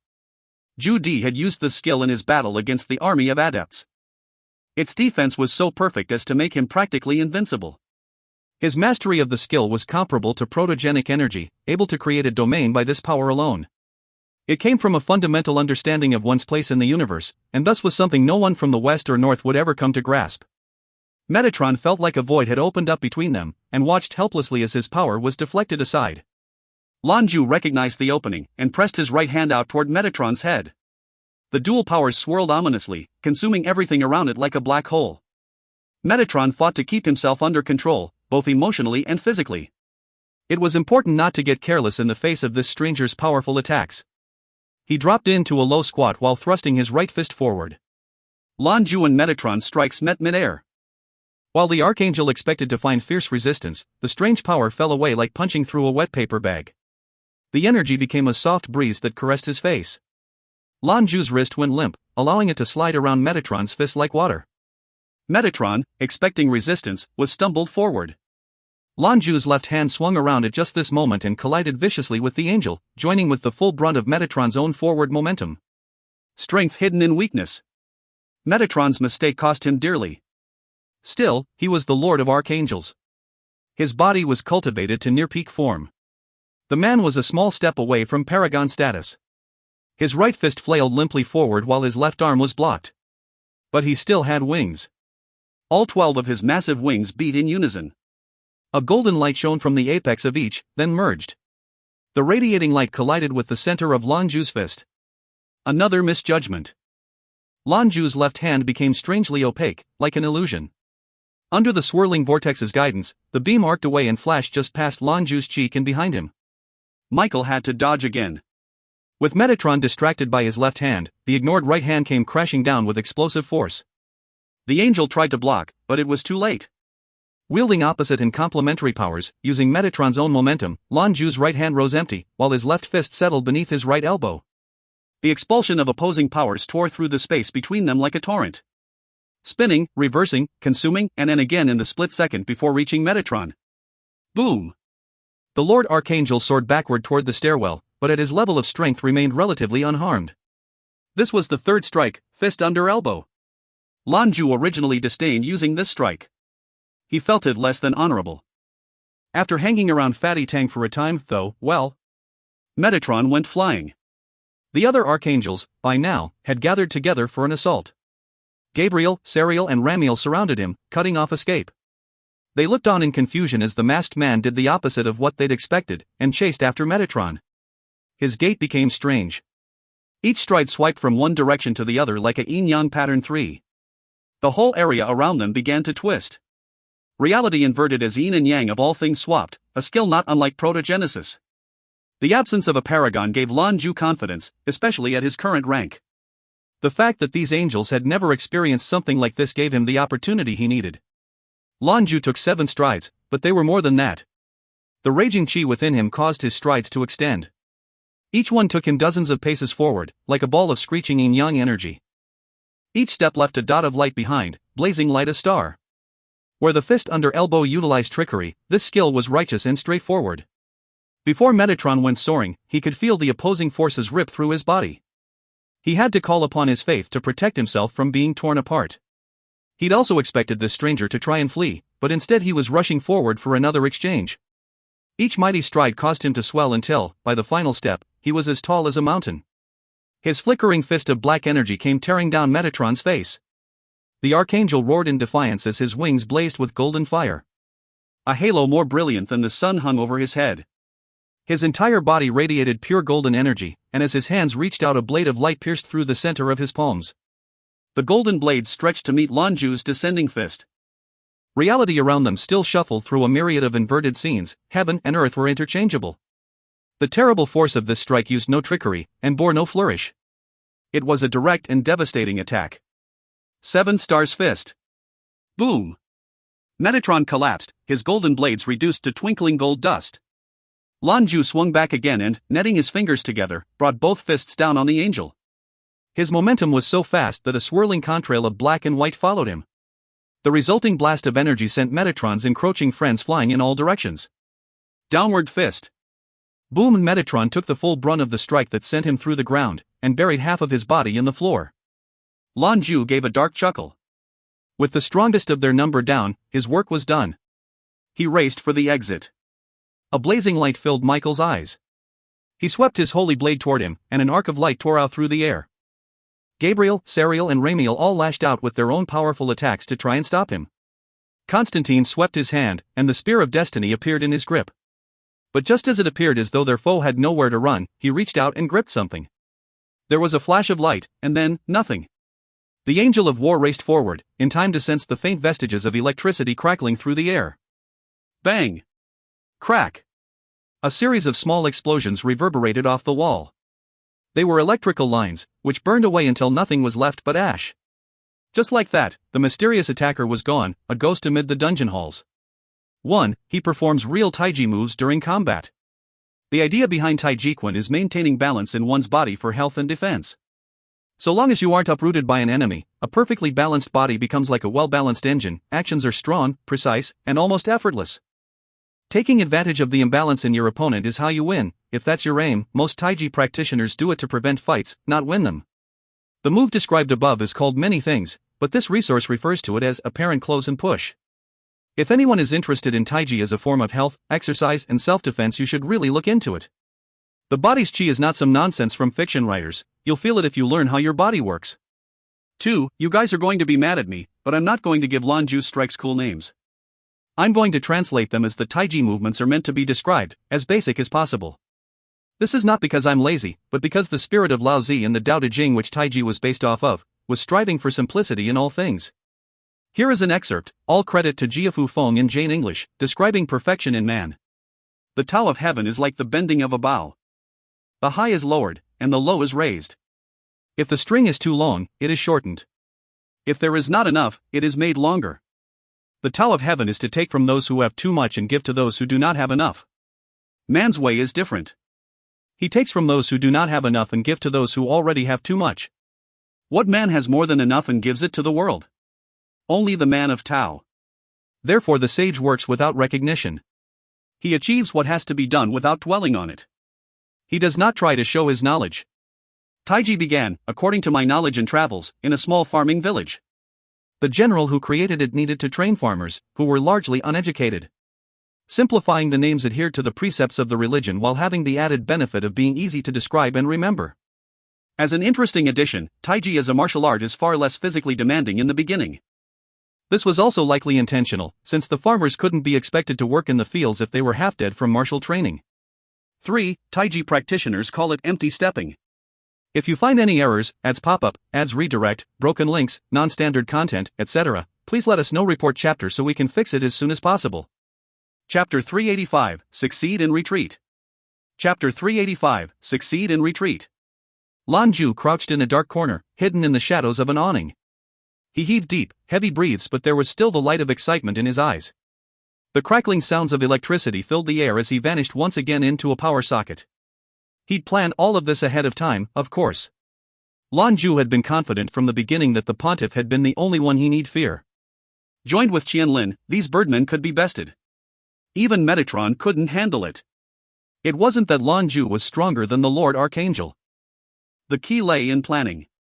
He knew that everyone in the Citadel feared Zhu Di a great deal. Seeing the mystical powers Zhu Di possessed set them off balance, and gave him the advantage. Lan Jue had trained in the mysteries of Taiji for years, but ever since experiencing Qianlin's Queen of Heaven it felt different. His comprehension had improved by leaps and bounds. Secrets that had been obscured were clear now, and that understanding had helped me escape from the lion's den unharmed. Metatron's face was a pale blue, not from Lan Jue's strike, but from the internalized anger he was struggling to control. This was the first time since becoming the Lord of Archangels that he'd been so thoroughly defeated. If this stranger had been a paragon it would be another matter, but he was just an adept. A man with a discipline no further developed than his own. Even with all his support, they couldn't land a single blow. Metatron couldn't afford to lose this man again. Metatron had seen clearly that, had he blocked that final attack, his attacker would have needed time to recover. They could have grabbed him and kept him locked down with their discipline. Unfortunately, he hadn't had the strength to contend with Lan Jue's strike. Gabriel and Constantine didn't say anything, but there was disbelief in their eyes as they stared at Metatron. Never once had they seen Metatron employ the full range of his abilities like that. And still, this man who was one step from Paragon, couldn't stop a single adept? It was also the first time they'd ever encountered a power like this. Even now, they couldn't entirely grasp both the leveraging and explosive force of this martial power. That brutal offensive that beat Metatron to the ground still had them stunned. Only Metatron himself clearly saw what had happened. It hadn't been strength, at least, not his enemy's strength. Through misdirection and subtle influence, he'd used his own condensing powers while borrowing Metatron's momentum to block others and strike at him. All of that together had been too much, and Lan Jue was able to flee. Constantine, recall all Inquisitors and ask if they witnessed anything. Everyone else, with me. We're going to tear this city apart until we find him. The Archangel was absolutely livid. Metatron was off in the direction Lan Jue had fled. He was a flash of golden light as he raced to catch up with the enemy. The light around him revealed all, a physical manifestation of his divine consciousness that was able to differentiate things that were dissimilar. The light of faith. Compared to the Pontiff's, Metatron's light covered a much smaller area. While it was an exceptional ability, Lan Jue just needed to remain 50 meters away to ensure he stay hidden. As the others rushed to search through the cathedral, Lan Jue idly strolled down the lane, away from the scene of the crime. Lan Jue wasn't silly enough to leave the planet directly from Reims, so he boarded a flight to another city, the capital of Germania, Europa. Long-distance vehicles were the ones being most closely watched currently, so going directly was asking for trouble. He didn't ponder too long on what the Pontiff would do once he returned. His objective was complete, and never once had he used his true discipline to do it. Puzzling out who he was would be almost impossible. The last time he'd tussled with the angels he was a rank 6. No one would expect him to have grown this strong in only a few short months. As to being pegged a disciple of Jue, so be it. It was what it was. Anyway, the distinction wasn't false. In fact, it couldn't be more correct. With modern technology, commutes between cities rarely exceeded 1 hour. It held true for their trip to Gamara, and it was no different now. Half an hour after takeoff, they were in Europa. Zhou Qianlin and Lan Jue exited the plane together, hand in hand. They stepped out onto the streets of Europsa, and Lan Jue turned to his companion. "What are the odds of your fiancé showing up, huh?" Qianlin glared at him. "I don't have a fiancé." Lan Jue had been bored on the trip, and told Qianlin about the time Richard had sent his goons after him. All the old wounds Qianlin was trying to forget were reopened. "When are we leaving, anyway? Are we going directly from here?" she asked. Lan Jue nodded. "But not just yet. The Pontiff has a great deal of clout with the Western government, and a complicated relationship. They couldn't ignore this even if they wanted to. Right now, all long-distance flights are being very closely monitored. So we wait, there's no rush. Besides, little you can't stay in interspatial containment too long. She doesn't look like she's in very good condition, so we'll have to patch her up a little." Europa was the financial and governmental capital of the Western Alliance. It was a bustling press of humanity, weaving in and out of Renaissance-era buildings that had been painstakingly brought all the way from the mother world. It lent the whole place a cultural, antiquated charm. Lan Jue booked them a room in a hotel called the Westin. Unlike Reims, they wanted one of the best hotels the city had to offer. There had been a need for secrecy in the Citadel's territory. Europa, though, was absent the Pontiff's absolute control. They wouldn't dare brazenly accosting citizens here without governmental consent. Luxury accommodations were also much more conservative with their clients' information, which was another reason he'd chosen this place. Lan Jue chose one of the nicest rooms available, and they were lead to it. Once inside, he immediately turned on the Do Not Disturb light, which earned a smirk from the bellhop. He was given a tip and sent on his way. "You men are all pigs," Qianlin complained haltingly. Lan Jue sighed. "I know. And I can't do anything about it with things between us like they are." Qianlin chortled at him. "Serves you right." Lan Jue sorrowfully shook his head, then walked into the bedroom. He retrieved the Empress from his dimensional pocket and deposited her on the bed. She was still unconscious, but breathing. Qianlin saw the ragged holes where she'd had her hands and feet nailed to the cross, and gasped in alarm. She covered her mouth and turned away. Lan Jue scowled and took the pirate's hand. He lifted her wrist to spy the finger-sized hole they'd left. The surrounding tissue had already begun to die. A thick, foul pus ran from her wound, but there was no longer any blood. The wounds in her feet were no different. She was much thinner than she had been the last time. She was practically skin and bones, and by the looks of her the last few weeks had been torment. Thankfully, Lan Jue could feel that her life force was still vibrant. Lan Jue's abilities didn't emphasize healing, and neither did Qianlin's. The Empress, though, did have healing capabilities. Qianlin acted first. She turned back and laid her hands upon the woman. Her power flooded through Yu's meridians, clearing them of blockages. Qianlin could feel that she had been sealed, like Raphael and Uriel had been. There weren't any traces of protogenesis, though. Those gentle, soothing powers continued to permeate through the pirate cells. After a time, the seal pulsed and released a faint light. The Moonfiend Empress reacted with a weak sigh. It was clear that torturous ceremony had nearly drained her core. Luckily, the damage didn't reach the source. She could recover. Lan Jue fetched a glass of water, which he handed to Qianlin. She carefully helped the Empress drink a few sips. After a few minutes, color began to return to her sallow face. She opened her eyes. They were a strange pink in hue, and when she could focus, her eyes fell immediately upon Lan Jue. Zeus, am I dead? But why would you be here? Her muttered words were barely audible. No, Lan Jue's deep voice assured. You're very much alive. And so am I.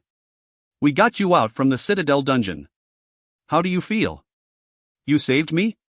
She stared up at him with wide eyes. Moisture began to collect at their corners. Seeing the look on her face, Qianlin followed her gaze up to Lan Jue. She smiled. In Chinese medicine, trauma is said to cause stagnation of qi in blood, which blocks the meridians and prevents nutritive energy from qi in blood from nourishing the injured tissue. If you find any errors, ads pop up, ads redirect, broken links, non-standard content, etc., please let us know. Report chapter so we can fix it as soon as possible. Chapter 386, The Fifth Amazon. Chapter 386, The Fifth Amazon. Lan Jue coughed uncomfortably. Your man came and got me. He said the pontiff's men had kidnapped you and brought you back to the Citadel. Qianlin and I went in to get you out. We still aren't safe, though. We're holed up in Europa for the time being. Are you well enough to use your discipline? Your wounds are serious. The Moonfiend Empress was fully present now, and looked from Lan Jue to Zhou Qianlin. Her face was calm, but there was an ache in her eyes. Lan Jue produced the gem they'd pilfered while rescuing the Empress.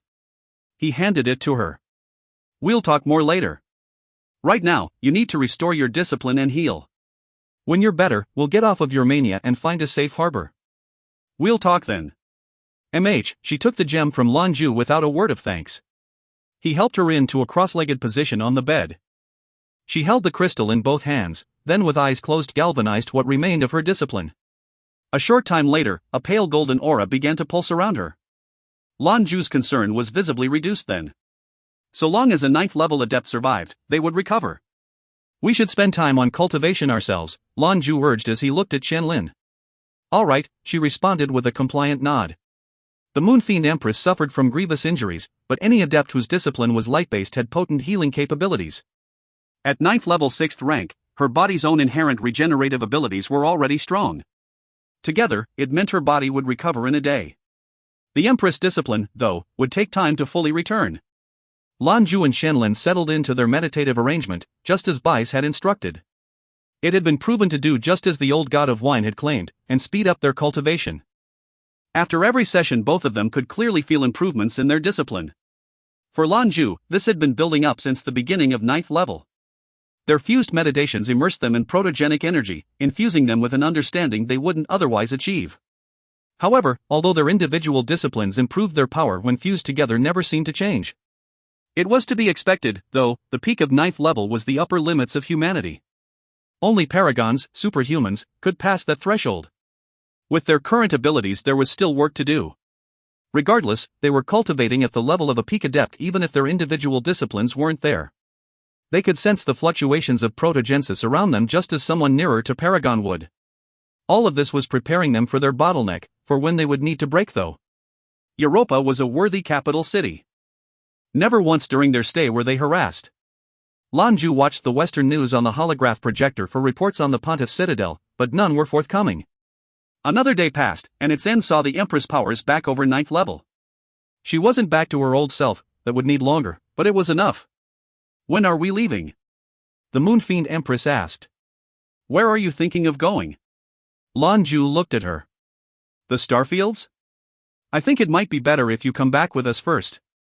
I'll have Zeus one send you home from there. There's something I have to take care of first. How about you go back to the avenue and wait for me there? She shook her head. No, I'm not going back. The Moonfiend pirates are entirely under the pontiff's control now, but for a few. I couldn't take it back even if I went. And you've always watched over me. I don't want to cause you any more trouble than I already have. I am no longer the Moonfiend Empress, that woman is dead. I rise again as the Morning Star. But not the Citadel's. I shall be Zeus' Archangel. Lan Jue could immediately sense the change in Qianlin's mood beside him. Little you, this. The Morning Star's face spread in a bewitching smile. She looked to Qianlin. Zeus has his 4 Amazons, they don't need me to round them out. My real name, is Su Xiaosu, the Morning Star, Su Xiaosu. I am now the 5th Amazon. She rose to her feet and, with resolve in her eyes, bowed low toward Lan Jue. Lan Jue bowed to the side in an effort to avoid the uncomfortable ceremony. He laughed awkwardly. Now little you, stop this nonsense. How are you going to be forcing people to control you? She rose and smiled at him. I'm not compelling control. Boss. If you refuse, I don't mind. I'll just walk back into the Pontiff's Citadel. When they put me down there, my old life was over, I don't have anything else to return to.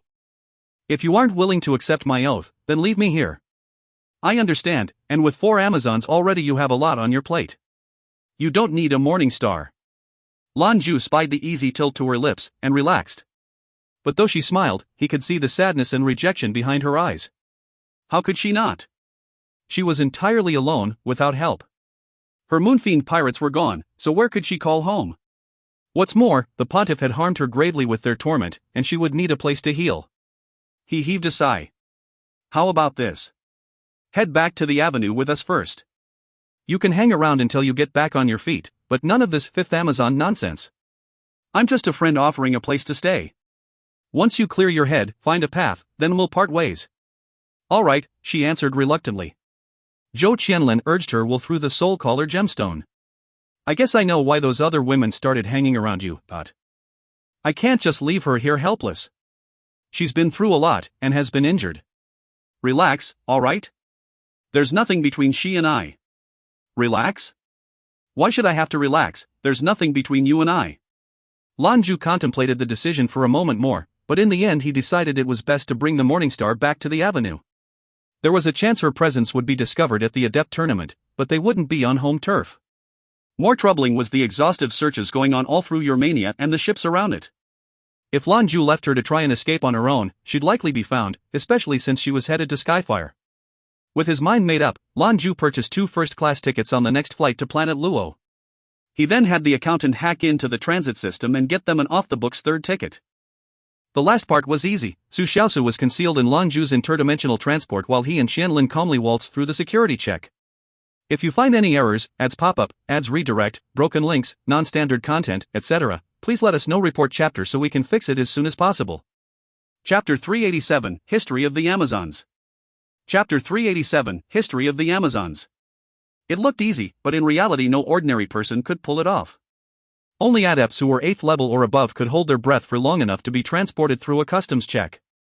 But this was more than that. The Morning Star was in a complete, compressed vacuum in the interdimensional space created by Lan Jue's ring. 9th level talent was the minimum needed to survive that ordeal. There also wasn't any current technology capable of sniffing out a 9th level adept's aura. At that point security forces just did the best they could. Once they were boarded, Lan Jue and Qianlin sat together.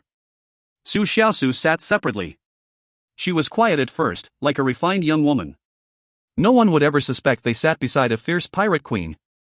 I'm not sure she'll leave once she gets to Skyfire Avenue. Zhou Qianlin let her skepticism be known. I can't very well drive her away in that case, Lan Jue said with a helpless grin. You were right, though. All of those girls back at the shop came my way for some reason or another. Mika's Satan's daughter, for example. Ever since I helped her escape, Satan's harbored a deep resentment. He could cause me no end of troubles at any moment. Xiao agreed to follow me, but we've been friends since we were children. We grew up together. My grandfather had his own plans and made the arrangements. Guagua and Kor I rescued from the north. Lin Guagua's family is also quite storied, but because of her unsettling discipline they plotted to have her killed. They'd find another successor, one easier to control.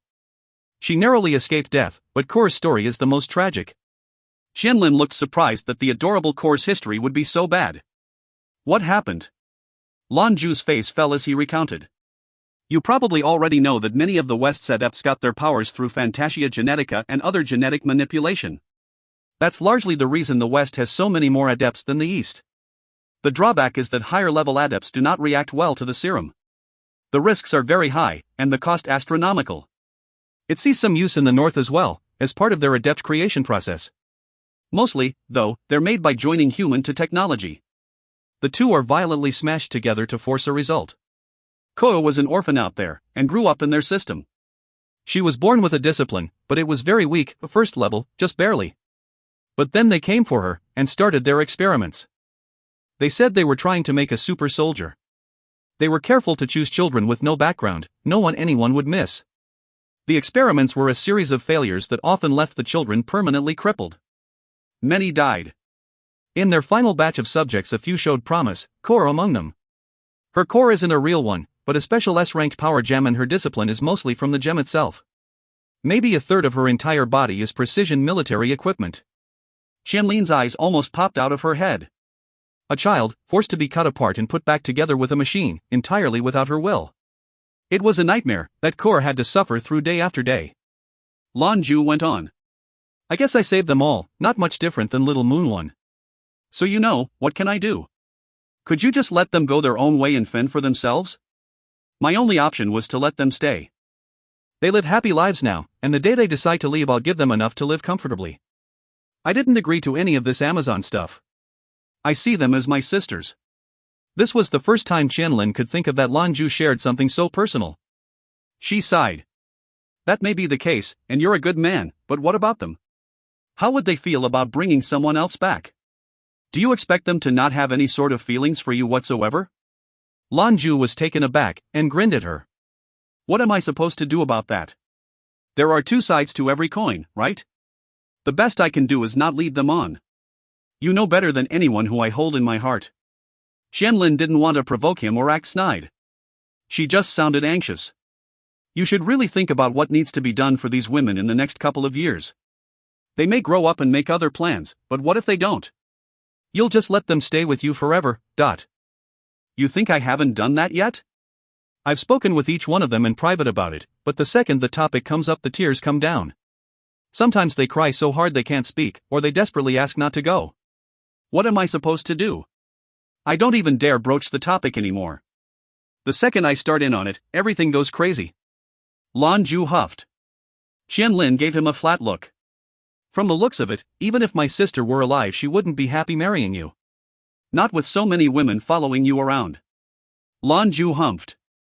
Hera was nearly so mean as you. She knew all those girls well and never once said a word about it. She sniffed a laugh at him. You talk like you understand women. No ordinary girl would ever approve of sharing her man. My sister was just a good person, that's all. A deep and pervasive pain flit across Lan Jue's eyes. Well, it doesn't matter, does it? She's dead. Zhou Qianlin was silent. After a time, she raised her head. I'm sorry. Lan Jue shook his head. Do you know why I've kept you at arm's length since I met you? I'm actually still a little afraid of seeing you, because every time I do I see your sister. You two look so similar, I still forget sometimes. I stay away to protect myself, I guess, but that leaves you alienated. Her eyes dropped to the floor.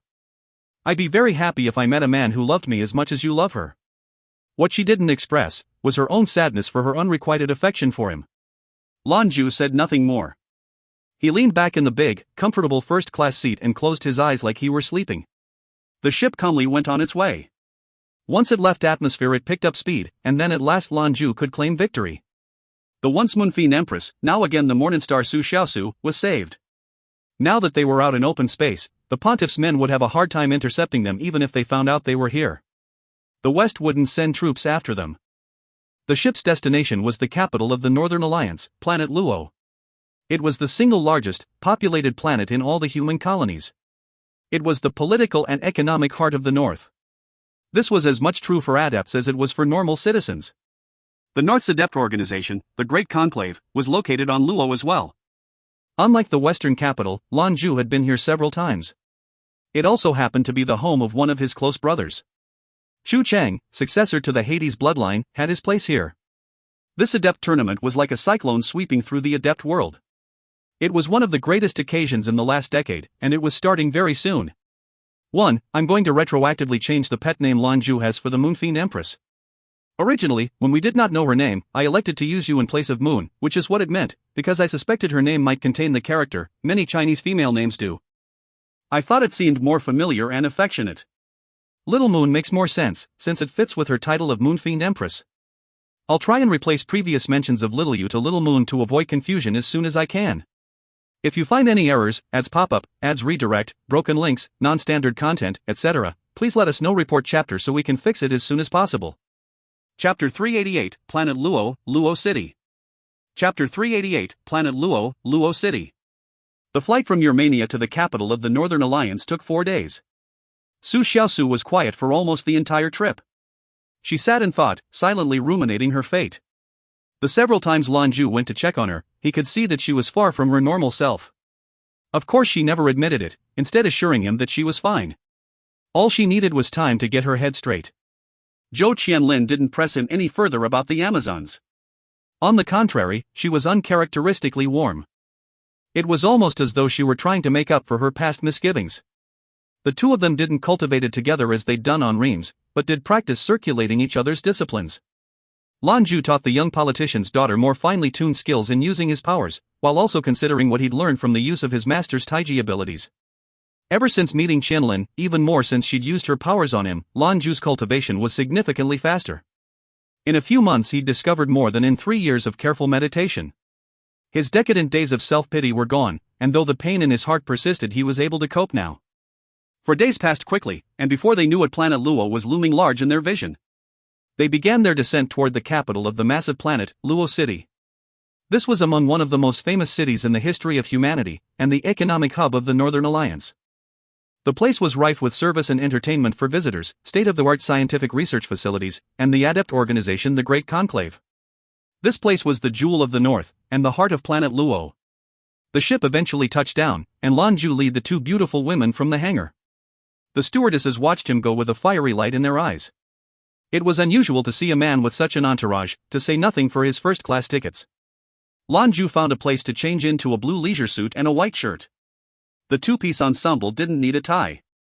Qianlin was clad in a fine white dress with her sleek hair pulled into a ponytail. She exuded youthful exuberance, and her big blue eyes shone like diamonds. Su Xiaosu was less in the mood for pure beauty. She wore black trousers with a black jacket and white blouse. Her head of full, black, curly hair tumbled down to her shoulders. She looked as beautiful as she did capable. Compared to Qianlin, she looked much more professional, and her red-tinted eyes bestowed a very different feel from Qianlin's cobalt blue. She followed a few steps behind Lan Jue, demure and silent like an assistant. Two black-haired beauties, one in white, one in black, blue eyes, and red eyes. Although Qianlin was in a class of beauty all her own, Xiaosu had the charm and figure of an experienced woman. Both ladies were of a similar height. With these two in his wake, it was going to be impossible for them to go anywhere without a host of eyes following. Now that they were on Luo, Lan Jue wasted no more time worrying over the pontiff and his cronies. They were safe here, and even if they did run into some of the pontiff's men here, they had nothing to fear. So what if he brought Xiaosu? The pontiff's citadel had no proof that he'd been the one to save her. This being the north, even if they could prove it, so what? Even despite the glitz and glamour of this ornament, the pontiff wouldn't be attending. The highest officer of the citadel would likely be Metatron. With them being so thoroughly embarrassed, he wasn't sure when they'd show up. "We're here," Lan Jue said into his communicator. "Come on out," a voice urged. "We're waiting at the front," the voice drawled on in a lazy tone. They passed through the security check, and not an instant after they stepped outside was Lan Jue able to spot their welcome party. The man wore a sharp suit of black and red, and was busily flirting with a woman laden with luggage. "Hey Cheng," Lan Jue called. Chu Cheng turned his face to the sound. Before anything, his eyes picked out the two beautiful women at Lan Jue's side, and his eyes shone with promise. The woman he'd been chatting up was entirely forgotten as he made his way over to them. "Hey Jue, why is it always like this with you? Always with a pretty girl on your arm. It's a pleasure as always to see you again, Miss Zhou. And who is this new face?" Chu Cheng's eyes roamed unabashedly over Su Xiaosu's form. He wasn't sure of Lan Jue's relationship with Qianlin, especially considering her similarities to Hera. But this woman was free game, and was nearly as beautiful. "Hello," she said, politely extending a hand. I'm Su Xiaosu, the boss' new secretary. The muscles of Chu Cheng's face twitched. He turned his face and stared at Lan Jue without uttering a word. The former mercenary king scowled. Your own lady is waiting for you over there. Chu Cheng stared wordlessly at Lan Jue a moment longer before turning away. He called for the woman to come over. She did so, haltingly. Chu Cheng returned to the group. He addressed with a note of embarrassment in his voice. We, just met. Exchanged a few sentences. Shall we go? The car is out front. He wrapped an arm around Lan Jue's shoulder as they meandered toward the exit. Chu Cheng's questions were relentless. Another one for your store, eh? Fess up, all of these beautiful, feisty, voluptuous women, how do I get me some? Lan Jue glowered dubiously. Can you not? Can't you take a day off from chasing skirts? You're like a bee, just mindlessly after honey. Bullshit, Chu Cheng muttered so just his friend could hear. Do you think this common woman could compare to either of these girls? So you gonna find me a 9th level secretary adept or what? Go on and tell me, how many is it you've got now? Or maybe we can talk a trade, right? I don't see Mika here, and instead you brought the new girl. What gives? Lan Jue turned his head, and gave his friend a deceivingly warm smile. I'm not telling you. Chu Cheng scowled. I thought we were brothers. He almost shouted. Lan Jue's voice was thick with disdain. And a proper brother wouldn't ask to throw good women to the wolves. There's a reason any girl who likes you turns out unsuitable. Hell, out here they've got fire insurance, health insurance, and Chu Cheng insurance, every family knows. I'll tell you what though, if I ever meet a woman I want to torture, I'll send her your way. You're a sour bastard, Chu Cheng complained. I always knew there was something wrong with you. Fine, screw you then. I'll introduce myself, and if it works out I expect you to stay out of my way. Lan Jue waved his hand, wordlessly inviting Chu Cheng to make good on his threat. If he had the balls to chase the Moonfiend Empress, Lan Jue wouldn't stand in his way. As anticipated, Chu Cheng's attempts fell on deaf ears. No matter what he said on their way to the car, Xiaosu replied only with tiny nods or shakes of her head. She didn't open her mouth once, and her eyes never left her boss back. Chu Cheng could do nothing in the face of her intractable silence. He had to accept defeat. A gorgeous maglev luxury car was waiting for them outside, and they filed in. Chu Cheng and Lan Jue occupied the front, while the women sat in the back. Lan Jue spoke up as they went on their way. Is Ailey here? He mentioned he might be interested in participating. He got here a while ago, even set up a concert on the planet. He really pissed Mo Xiao off, so he's been paying his dues with a string of performances. I made another guest appearance when he did the show here, actually. In fact, the tournament organizers asked him to do the opening ceremony. I bet he made a pretty penny off of that deal. Does that mean he can't compete in the games themselves? He asked. Huali wanted to, but Mo Xiao shot that idea down. She said unless there was no doubt he'd win, he was staying put. Said it would ruin his reputation. Chu Cheng grinned. Lan Jue laughed in spite of himself. Mo Xiao's a professional, she knows the business. What about you? Are you participating? The master has to school the students, Chu Cheng haughtily assured. What, you nervous? Oh yes. Lan Jue nodded emphatically. I might cry. Well, aren't we an arrogant ass, Chu Cheng replied, a little surprised. I can sense that hidden power, not a bad trick. Make yourself seem weaker, right? A wolf in sheep's clothing one. Lan Jue chuckled. You discovered my secret. I guess I won't have that going for me when we meet in the ring. Oh, there's something I have to tell you as well. You better mentally prepare for it, because your uncle's coming with the Avenues team. Chu Cheng's eyes popped. Eh? He actually agreed to come out here? He already knew of his uncle's rise to paragon status, of course. It must have been a stunning shock to the whole family. It was of monumental importance to the Hades bloodline. At last, they had a champion to lead the charge against Satan. Lan Jue went on.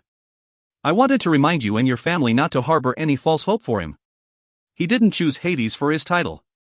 He chose the Infernal Vanguard. You should know what that means. Aside from him, you're the only other one of this generation with the potential to reach Paragon. He left that title for you when it's your time. But he also left you that responsibility. Chu Cheng's face grew solemn. The old bastard is shameless.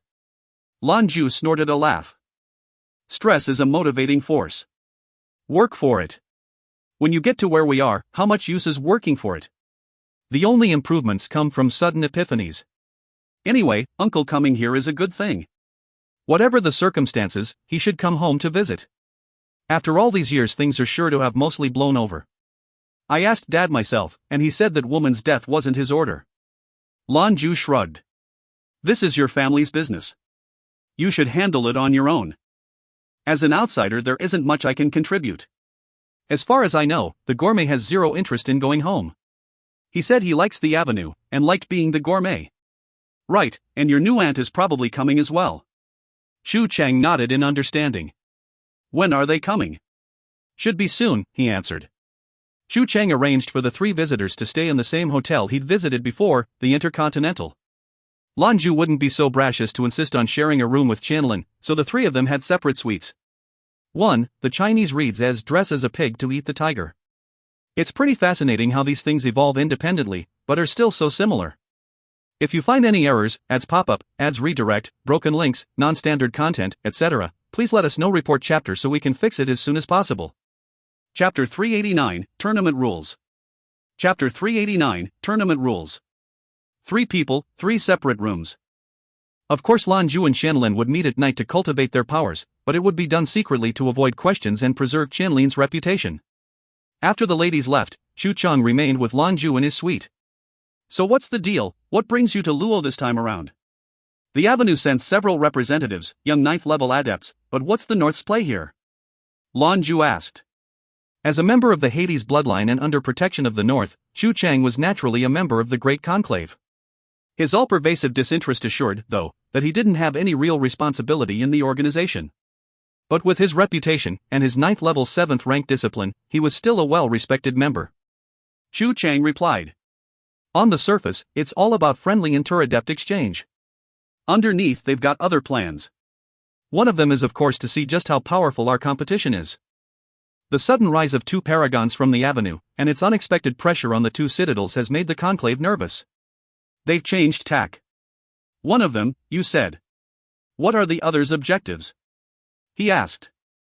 Xu Chang's normally jovial and impudent expression grew serious. It has to do with those aliens. The North has gathered a fair bit of information about them after several exploratory missions. They even brought back some physical evidence. The Science and Tech Department has been hard at work analyzing the findings. I believe they should share their findings sometime during the tournament. I don't know the specifics, but if the reaction of the North's upper brass is any indication, then this is serious. These creatures are a hell of a lot stronger than we thought. Lan Jue's face was hard as he peered into the distance. He knew precisely how strong these things were. Between the clairvoyance forecasts and his own experience on Taihua, there were probably few who understood them better than he. The universe was vast. There had always been a significant possibility that some strong outside force might be encountered. It was wise for the North to use this opportunity to spread awareness. It was already a danger to the whole of the human species. Xu Chang went on. All efforts in the hopes that we can survive what's coming. The North already sent 3 Bastion ships out to the area as a precaution. If those alien planets are found encroaching on the territory, then war is inevitable.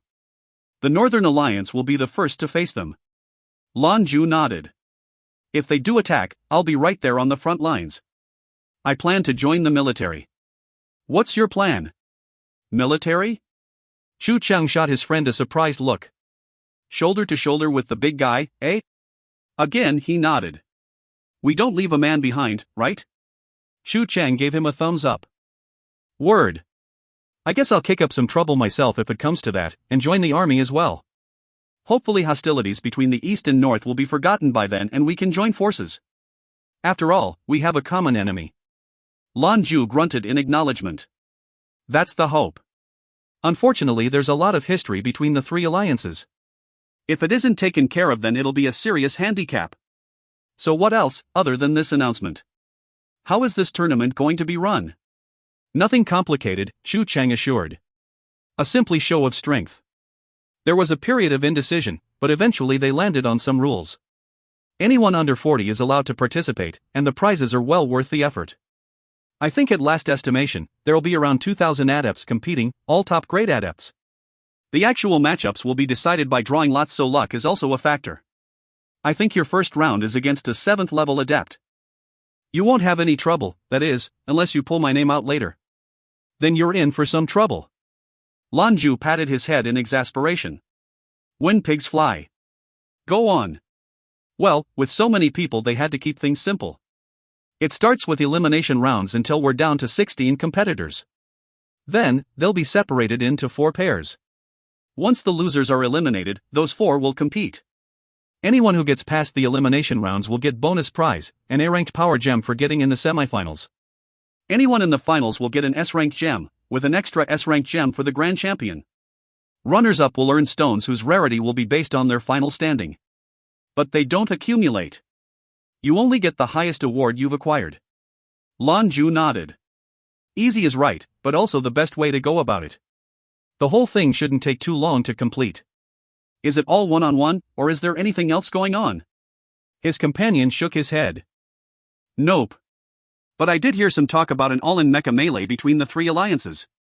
It's supposed to happen when DreamNet's completed its upgrades.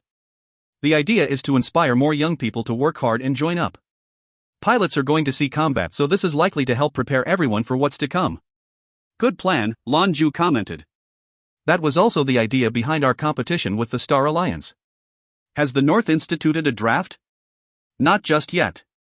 There's still some time before the threat reaches us. They won't just show up on our doorstep, Xu Cheng said. Lan Jue grunted. I'll get in touch with Ailey. Should we get together tonight? This caused Xu Cheng's eyes to light up. Call those 2 ladies. Right, I forgot to ask, where'd Su Xiaosu come from? How the hell did you get so lucky, anyway? You're always running into these gorgeous female powerhouses. If 5 is finally enough for you, introduce the next one to me. I'm marrying age now, according to the family, so they've got me set up on all these blind dates. Since our powers are genetic, the family makes to make sure I start on the next generation. Of course, now that I'm supposed to be getting married, I'm not supposed to be needing just any lady. Xiaosu is definitely not a bad fit. Introduce me, I'm serious. The look on his face confirmed his words. But Lan Jue had long since grown immune from his friend's false assurances. Cut the shit. If you want something, take care of it yourself. But don't say I didn't warn you. If you do shack up with Xiaosu, you're in for a world of trouble. You're already locking horns with the Prince of Darkness, and if you make things worse, then even the Conclave might not be able to shield you. Xu Cheng looked stunned. What do you mean? Does she have some sort of connection to the Pontiff's Citadel? Have you heard of the Moonfiend Empress? He asked. He nodded. I've heard of her. The pirate lord out there in the shattered starfields, right? Don't tell me Su Xiaosu is the Moonfiend Empress. The hell are you doing with a pirate lord at your heels? Lan Jue laughed. Pirate? If only it were that easy. She has another name, the Morning Star. Xu Cheng's mouth fell open. You sure love to stir shit up. You've been back for what feels like a few days and already half the West wants to murder you. I'm starting to see a pattern. Screw it, you can keep her. I suddenly feel a great deal of pity for you. They may look like beautiful women, but they're all-time bombs. He wasn't wrong. These 5 women had more caustic baggage than a nuclear waste disposal truck. Every one of them was trouble waiting to happen. Back when they were all hiding away in the Avenue, lost in their life of decadence, then there weren't any problems. No one would come to the Avenue to cause trouble, even if they'd had known they were there. But once Lan Jue started coming out, his identity was becoming more widely known, as was his location. Plenty of people already knew where he laid his head. All of his old rivals and new enemies would never be far behind. Xu Cheng's face changed again as he remembered something important. Jue. Are you going to participate under your real name or your title? Zeus, he replied. If I hide my face behind a mask, at least it'll afford me some level of mystery. You aren't going to participate with the Avenue team? Lan Jue nodded. I won't be competing on their behalf. The Conclave has given me a good enough excuse as a competitor. Hopefully it'll protect me from getting assassinated. Lan Jue said it like a joke, but it was only half in jest. As the once mercenary king, he'd made quite a number of enemies. It was just as true for the Conclave as anywhere else. After all, he'd taken both Ling Guogua and Kur from their clutches. Xu Cheng's face darkened. That's nothing to joke about, bro.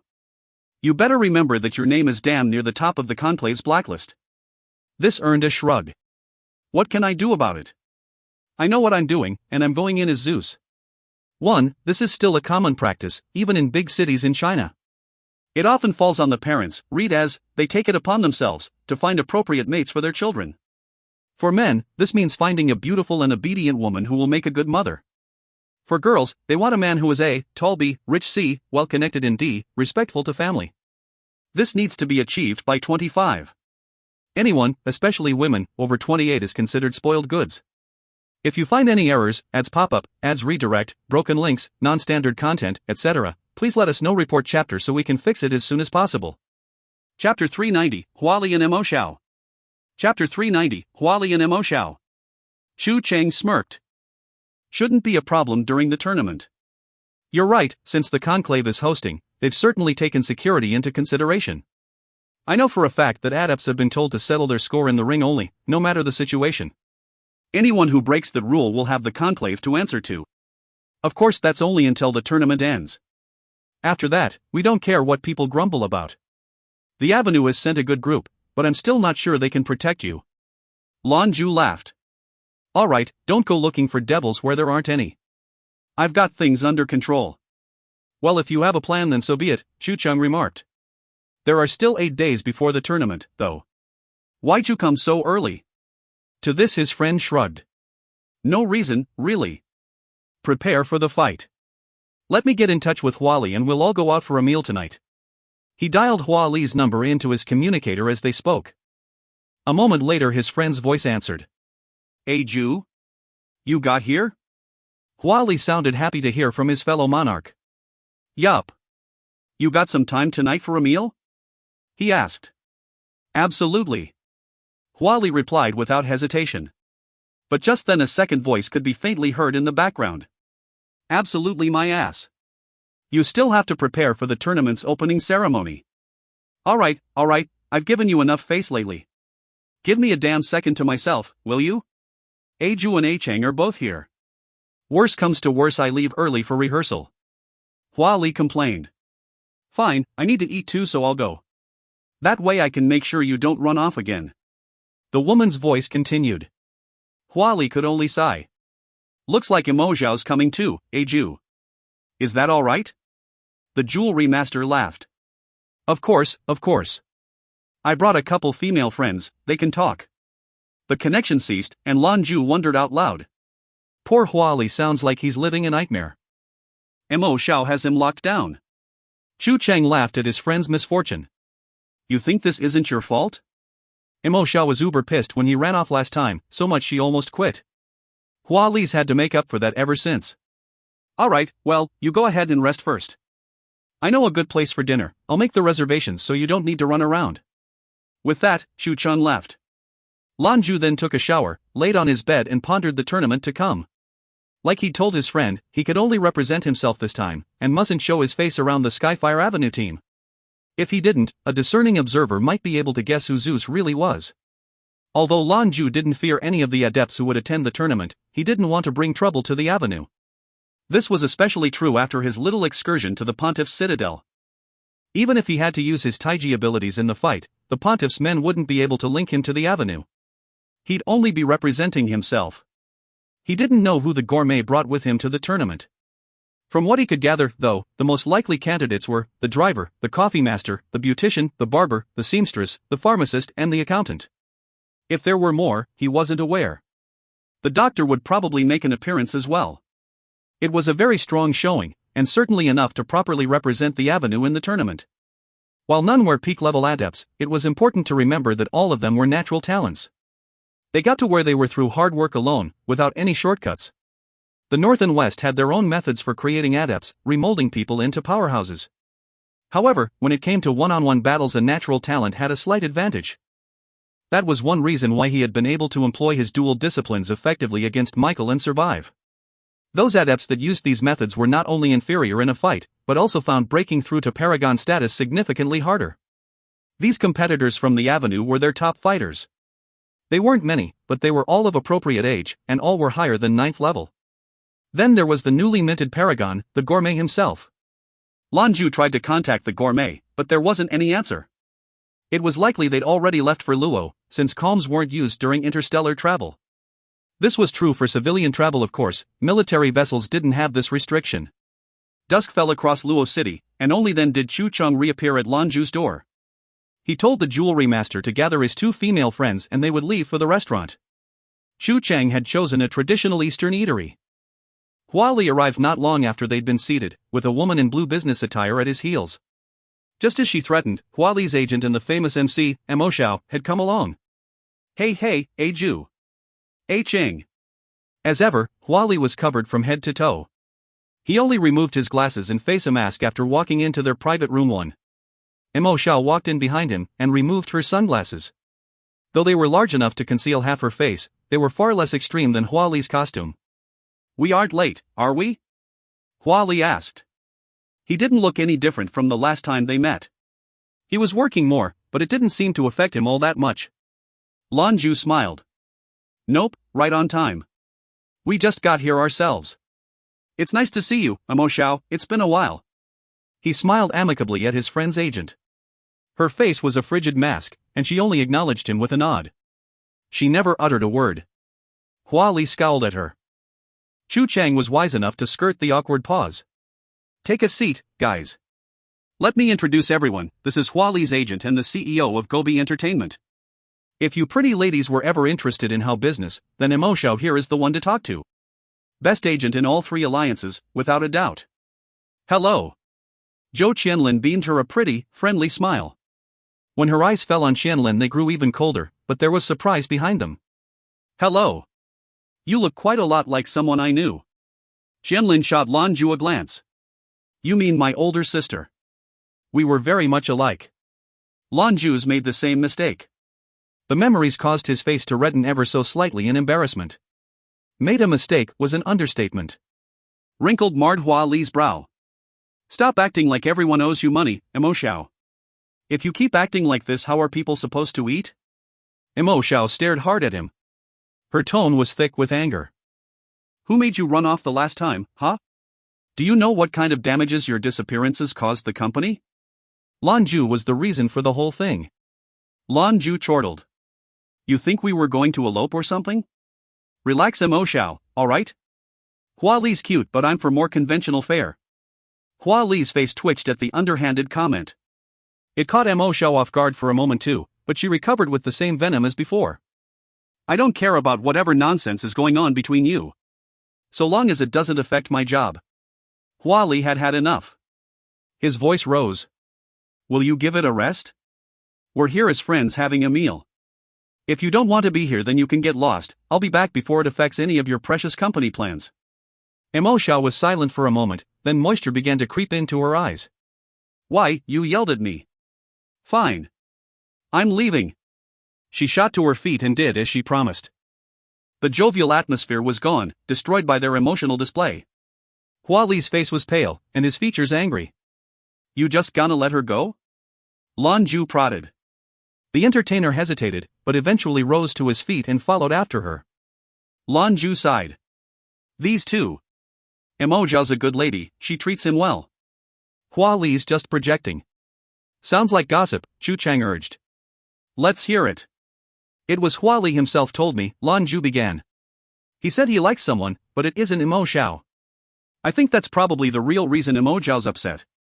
She's an amazing lady who's been with him for years. I really don't get what Hua Li has a problem with.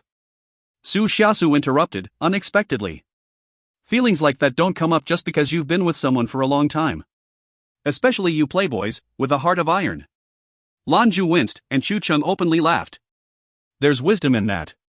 But there's clearly something wrong between the two of them. It's not that simple. It was pretty terrible of her to embarrass him that way when out with friends. Lan Jue motioned toward the table. Let's order. We'll eat when they get back. Chu Cheng looked at his way. You think Hua Li will bring her back?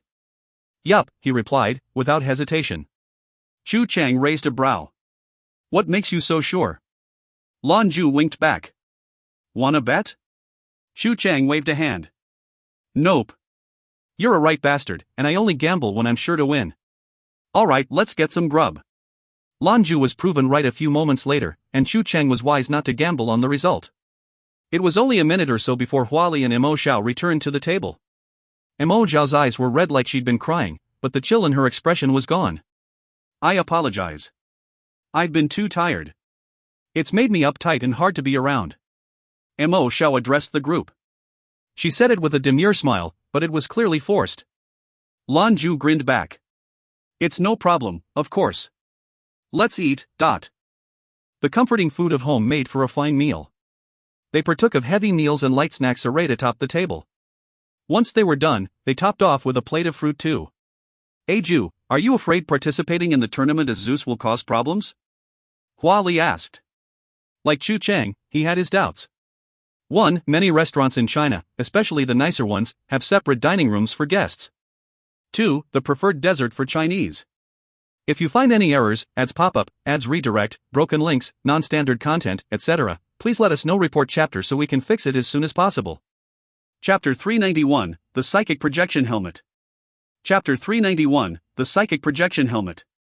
Lan Jue scratched his nose. It's fine. It's very unlikely I'll win, but it won't cause me any problems. These fiends, let them search. There have only ever been a few who know who Zeus is behind the mask. Escape as Zeus is also easier, if that becomes necessary. No matter who or how many of the pontiff's men came, he didn't worry over it. They exchanged small talk for a little while, then Hua Li and Mo Xiao left first. They still had preparations to make for the ceremony. Xu Chang wanted to take Lan Jue out on the town, but he refused. The jewelry master didn't have any aspirations of becoming champion, but he still wished to take it seriously. These sorts of large-scale adept events were few and far between. It was very likely he'd run into talents from all over the spectrum, and some of the biggest names out there. It would undoubtedly be a good opportunity to polish his own abilities. He'd already encountered quite an array of powerful adepts since reappearing on the scene, including new paragons. The gourmet, the bookworm, Baize and Albert were all familiar with Lan Jue. All of them had been great motivation for the monarch, pushing him toward a breakthrough of his own. He took great stock in the clairvoyant's words from before, but not completely. After all, who could say what destiny truly held, or if there was such a thing? Still, becoming stronger was certainly his goal. The next few days were spent training with Qianlin. He taught her even more about using his discipline in combat. More and more they are working like a cohesive unit. Lan Jue's own manipulations helped reveal some combat uses for Qianlin's Queen of Heaven powers as well. Aside from its inherent protogenic powers, her support-based discipline could be aggressive under certain circumstances. Su Xiaosu was rarely seen outside of her hotel room. She spent her days in silent contemplation, cultivating her powers back to their former glory. Lan Jue asked her several times about the prison hidden beneath the citadel, about its purpose, and what happened, but she never answered. She just looked at him with a strange light in her eyes. She would shake her head and say nothing, like it was some secret burden she dare not share. Lan Jue reluctantly let the matter lie. If she was unwilling to tell him, so be it. He'd already delivered her from tragedy. He got in touch with the Skyfire Avenue. The wine master and the pauper had returned by then, and he'd heard that the beggar had locked himself away. After his experience with the gods of wine, he vanished from the public eye, and no one knew how long he would be gone. Whatever it was, it had to be important. He listened as the wine master told him about a present that was given after he'd left the gods of wine, a crate of aged wine. They were choice picks from their personal cellar, and though they were all several hundreds of years old, they would still be magnificent. Zeta. 3 days before the tournament was set to begin, the gourmet and his entourage arrived. You aren't joining the team? The gourmet asked in wonder. At Lan Jue's suggestion, the Skyfire Avenue team had booked rooms at the Intercontinental as well. They sat together in one of the hotel's grandiose event rooms discussing the tournament. Lan Jue leaned against the back of his chair with a beautiful girl on his knee, leaned against his chest. A contented smile was on her face. Lan Jue spoke while stroking her hair. Right, I don't want to participate as myself. There aren't many with my discipline at the higher levels, really just the driver and I. The less people know, the better. Zeus makes more sense. I'll help, Daddy. Junior declared fiercely from against his chest. He'd persuaded the pharmacist to bring her along, just to get her out. She was a natural choice for the team, and was the single strongest contender in their group under 40. She was very nearly at the peak of 9th level, and her powers were only barely understood even by the paragons. Reputedly, no one had ever seen her employ her full strength. Lan Jue continued to gently stroke Junior's hair. Man, lucky me. I'll definitely win, now. Oh, I almost forgot. Daddy got you a gift. The moment Junior called Lan Jue daddy, the whole of Skyfire Avenue's team broke into beaming smiles of surprise. The driver's cigar dropped right onto his very expensive suit, and the accountant's jaw dropped so low you could fit a fist in it. However, despite their various reactions, not a word about it dared be uttered. The pharmacist's glare was the very essence of bloody murder at anyone who looked like they might speak. Her imposing manner even gave the gourmet pause. Really? What'd ya get me? She tittered excitedly. Guess, he teased with a wink. Junior thought for a moment. Is it a stuffed animal? He shook his head. Guess again. It's something you can use. Oh. Bunny slippers. She cried with a little shiver. Lan Jue shook his head again with a laugh. Nope. Let me tell you, it's a psychic projection helmet. Junior blinked. What's that? With a grin, he explained. It's the newest technology from here in the Northern Alliance. My friend helped me find it. It turns images from the camera on top into brainwaves, right into your brain. This will help you see in your mind what's happening around you. You can see your mommy and daddy. Junior gasped at the last sentence, and it was echoed by the pharmacist from behind. She covered her mouth with trembling hands, and her eyes threatened tears. Really, Daddy? Really? I'll be able to see? I can see you and Mommy? Junior's voice trembled with emotion. Her tiny hands were curled into fists of Lan Jue's clothes. Lan Jue wrapped her in a hug so she wouldn't fall. Of course, really. Mommy will help you try it later, okay? But you have to promise that you'll only use it an hour at a time. Then you have to rest, alright? I promised you I'll help you fix your eyes, and until then you can use this, but. Thanks, Daddy. Thanks, I have the best daddy. She cried out. She couldn't wait, and the pharmacist took her and the helmet away to give it a try. Watching the mother and daughter go, the coffee master was the first to recover his wits and speak. What's all this, jewelry master? Since when have you and the pharmacist been an item, and with a child that big? That's quite a secret you've been keeping from us. It wasn't unheard of, either. The loose organization of the Avenue meant that members knew very little about one another unless they had a close personal relationship. The pharmacist's Hall of Supreme Harmony was one of the most successful enterprises on the Avenue, but she kept all her contemporaries at arm's length. She had no friends to speak of. If you want to live a long and productive life, don't breathe a word of your curiosity to the pharmacist or Junior. It's a sad story, Lan Jue went on to briefly explain the situation. Much to everyone's surprise, the coffee master began to mutter. I'm a handsome guy, right? Why didn't she pick me? What's so good about all these women around you? Lan Jue reached over to rap his knuckles on the man's head. Cut the garbage. Now where do you think you'll end up on the ladder? The coffee master chuckled. I'm just here to participate. My guess is the pharmacist takes it. The pharmacist had also joined in what was supposed to be the friendly exchange with the Western Citadels. The shock of her performance was still fresh in their memory. So are you just here to putz around? The gourmet complained. The coffee master's response was quick and shameless. Not with so many beautiful women in attendance. This is a grand adept tournament, right? I hear the North's women are molded into picture-perfect figures and I'd like to experience it for myself. I am a lover of beauty. That's enough, the gourmet grunted indifferently. What you appreciate doesn't matter, but our standing does, and everyone needs a target. If you don't get in the top 100, you'll have me to answer to. You're going to punish me? The coffee master asked incredulously. You never said anything about this before. The gourmet cast him a withering stare. I just thought it up, what of it? Under the paragon's intense glare, the coffee master could do nothing but nod his head. Fine. Of course it's fine. Whatever you say. What's the punishment, anyway? The gourmet shrugged. It's nothing significant.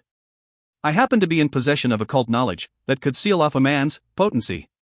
Fail to break the top 100 and you'll see what that's like for half a year. Not bad, right? And it leaves no lasting effects. The coffee master nearly fell from his chair. What? You'll make me a eunuch? You're a monster. I'll defect, I'll turn traitor. I'll dot. The gourmet lifted his hand, and immediately it was wreathed in dark flame. I'll absolutely get in the top 100. The jittery man finished. The infernal vanguard nodded in satisfaction. Good enough. Same goes for all you gentlemen. The ladies get a pass. The coffee master looked as though he wanted to burst into tears. His own big mouth had caused this. He had no control, who wanted to talk themselves into chastity belt. The gourmet turned back to Lan Jue. If you want to participate alone, then that's your prerogative, I won't stop you. Just be careful. Lan Jue answered with a resolute nod. If you find any errors, ads pop up, ads redirect, broken links, non-standard content, etc., please let us know. Report chapter so we can fix it as soon as possible. Chapter 392, Lan Jue and Davis. Chapter 392, Lan Jue and Davis. The whole of planet Luo was getting more and more boisterous as the Great Adept Tournament approached. The participating adepts themselves were a small number, including those in the opening and closing ceremonies. The adepts counted in the tens of thousands. This number was infinitesimal compared to the millions of average humans who lived there. It had been so long since the last Adept tournament of this size that no one could even remember when the last one was. Many of them weren't even open to the public. You could watch these on the net, but the interstellar data delay meant it was often faster just to read news and watch highlights later. Those with means much preferred to come in person and see the action firsthand. It was important to remember that there were significant differences between an Adept battle and a mecha competition. One of those differences was the arena itself. It needn't be large, but protection had to be in place for spectators. These competitions would be live field matches held at the North's largest stadium, the Luo Sports Arena. The arena was capable of accommodating 100,000 spectators, and though the tickets were expensive, the event was worth it. A competition like this came about only very rarely. This is what money was for. Luckily, Luo was a grand city, used to having a great deal of people. The surge in tourism was staggering, but the city didn't seem to have any trouble handling it. Within the conclave, two people sat across from one another like statues, separated by a table. Although they appeared to have been there for ages, they sat unmoving while manifestations of their aura swirled about.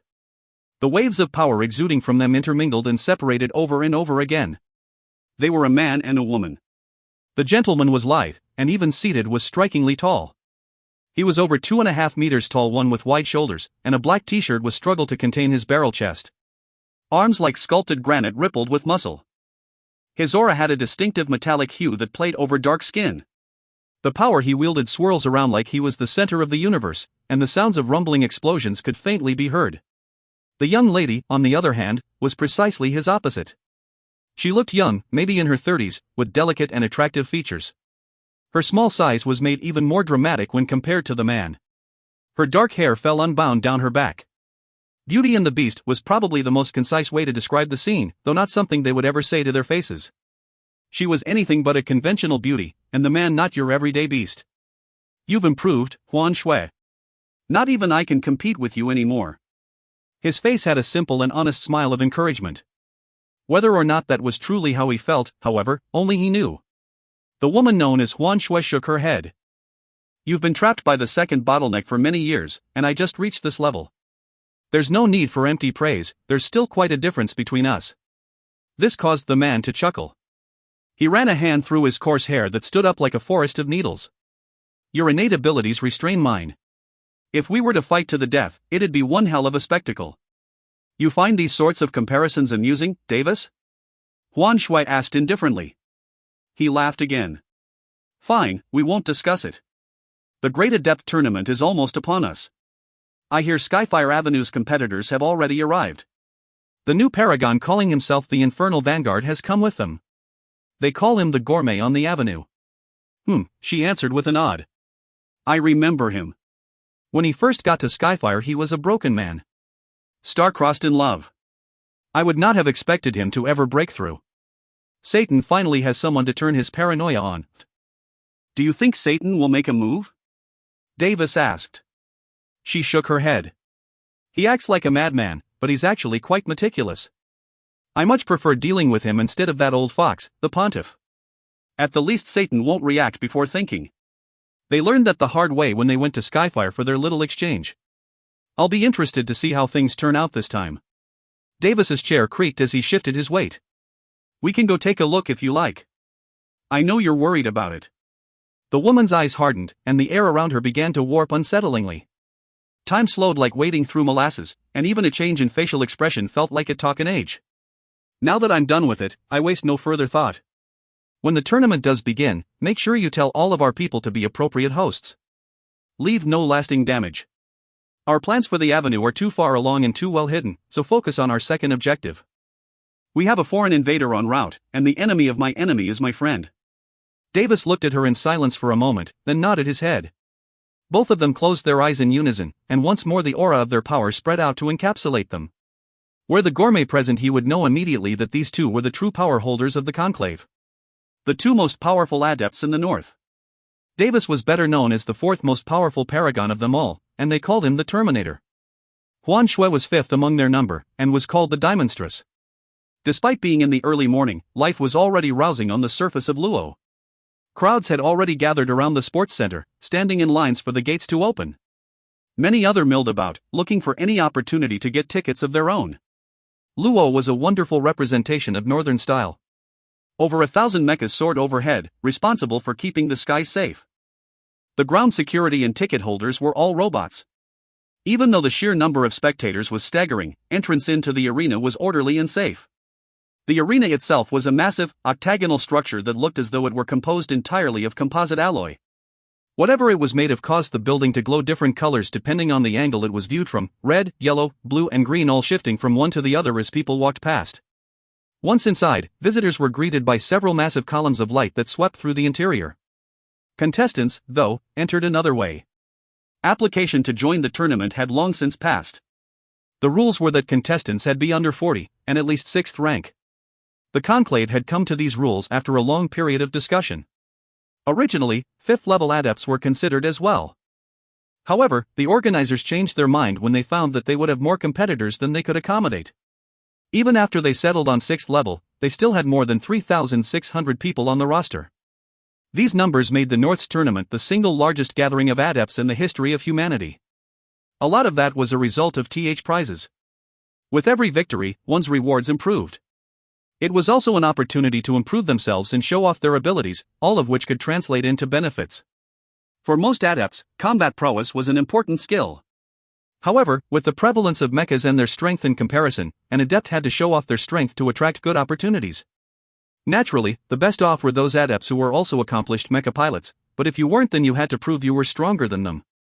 The number of adepts was also in part due to the fact that no entrance fee was required. The combat rules helped, and the badges for victory were attractive flair. For higher level adepts, the badges meant little. For those in the middle of the pack, though, they were practical advantages. Remember that these tournaments were very rarely held at all, and Luo spared no expense. Lan Jue was there among the crowds. He was clad in a form-fitting flight suit, with his features hidden behind a golden mask. The golden wig and cloak he deemed a bit much, and left them behind. A small fellow standing in line behind him gave Lan Jue the once-over. He couldn't suppress a chuckle as he spoke. "Hey brother, you here to participate in the Adept tournament? You know you're wearing a mecha pilot's outfit, right?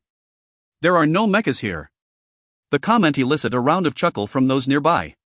Lan Jue didn't answer, and the short man felt slightest by the lack of attention. He patted Lan Jue's shoulder. "Hey guy, I'm talking to you. You deaf?" At last, the jewelry master turned to face his accoster. An icy warning was in his eyes. "Are you sure you're talking to me?" he asked in quiet tones. The other stared right back. "What? I can't have a conversation? Who the hell are you? You think you're too important to talk to?" He reached out to poke Lan Jue in the forehead as he spoke. Before he could, though, his world became a swirling mess of color. Lan Jue stood in the center of it all, with his hand in his grip. Lan Jue spoke softly. "There's no point in you joining this competition." There was a flash of electric blue, and the short man's entire body went rigid. The swirling coils of power around him erupted, and sent him flying backwards. The laughter from the crowd stopped abruptly. They were all adepts, and they'd all felt the power he'd used to silence their little friend. Certainly nothing to laugh at, they reckoned. The air surged around them as a massive, humanoid-shaped mecha descended from overhead. "What's going on here?" its stern robotic voice queried. "Who's fighting?" A small contingent of robotic security drones had gathered as well. "Check the recordings," Lan Jue replied dismissively. He stood in line, unmoving. 2 minutes later the gathered security dispersed. Records proved Lan Jue not to be the aggressor, so they had no authority to hold him. 1, 8.2 feet. If you find any errors, ads pop up, ads redirect, broken links, non-standard content, etc., please let us know. Report chapter so we can fix it as soon as possible. Chapter 393, The Opening Ceremony. Chapter 393, The Opening Ceremony. The hosts and sponsors of the games ensured that no violence occurred outside of the arenas. That didn't mean they barred people from defending themselves. The short man had started things by slapping his shoulder and poking at him, that earned a response. Of course Lan Jue would not get into trouble for that. The surrounding adepts didn't dare trouble Lan Jue further. Some of them knew the short man, and knew that he was a 7th-ranked adept. Even still, he didn't even have a chance to use his discipline against the masked man. Eventually he picked himself up off of the floor, and slinked away like a beaten dog. The first day would have a staggering number of adepts competing, so they had set aside a place designated as an adept resting and waiting area. Once registration was complete, robotic assistants lead them to this waiting room and urge them to have a seat. As they made their way through the corridors of the arena, Lan Jue couldn't help but sigh inwardly. The place reminded him quite a lot of the NEU's training facilities, just much larger. The octagonal sports arena was capable of holding over 100,000 people. The open-air battlefield itself was the size of 10 football fields, and had been separated into several diamond-shaped fields. Each one was roughly 50 meters in diameter. Altogether there was 100 of these small skirmish fields. It meant 200 adepts could battle at a time. The stands were each equipped with a personal screen that let the view see the action up close. It was state-of-the-art, and despite the choking throngs of people there was perfect order. Overhead, a cadre of mecha pilots hovered, keeping an eye on the situation below. At the western end of the field there was a raised dais different from the others. It stretched long, with seats enough for 100 spectators. Clearly this was the VIP booth, as was evident by its perfect view of the arena. After a little over an hour, all of the participating adepts were registered. The ceaseless din of impatient people filled the waiting area. Lan Jue, however, stood with a firm dispassion for the goings-on that swirled around him.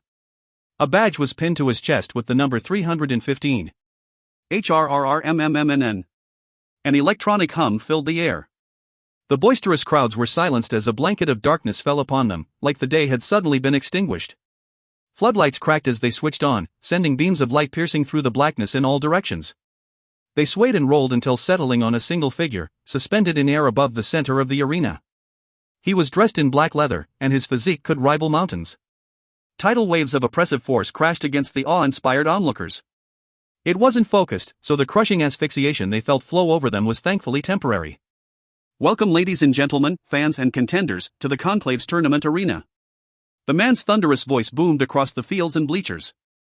Naturally, all the Northerners recognized the celebrity immediately. This was their pride and joy, fourth strongest paragon, the Terminator. Outsiders didn't need too long to guess for themselves who he might be. I offer you all a feast for the eyes, available live here and at home. You young fighters here for glory, show us what you're made of. Let the whole human race see how strong you truly are. His words were simple, a few sentences only. But he said them with a fierce vigor and a booming voice, and that was enough to get the competitors' blood boiling. The Terminator had not been exaggerating. Everything that was going to happen on these fields were streamed live to all corners of the human alliances. The proceeds would be used to help acquire the lofty prizes organizers had promised. The lights peeled away and plunged them all into darkness, but just for a moment. The darkness fled before a radiant blue, though this was not the blue of the sky. This was a heavier blue, like the boundless depths of the ocean. There was not a sound. Then, rolling in with the soothing color came a ululating cry. An enormous column of golden light sprang to life, stretching from the ground up to the distant heavens. Gradually, a sapphire-hued figure radiating cobalt blue light descended through the glimmering column. The notes of this man's song were strong and clear, and the familiar strains of sounds of nature filled their ears. The silence of the arena was shattered.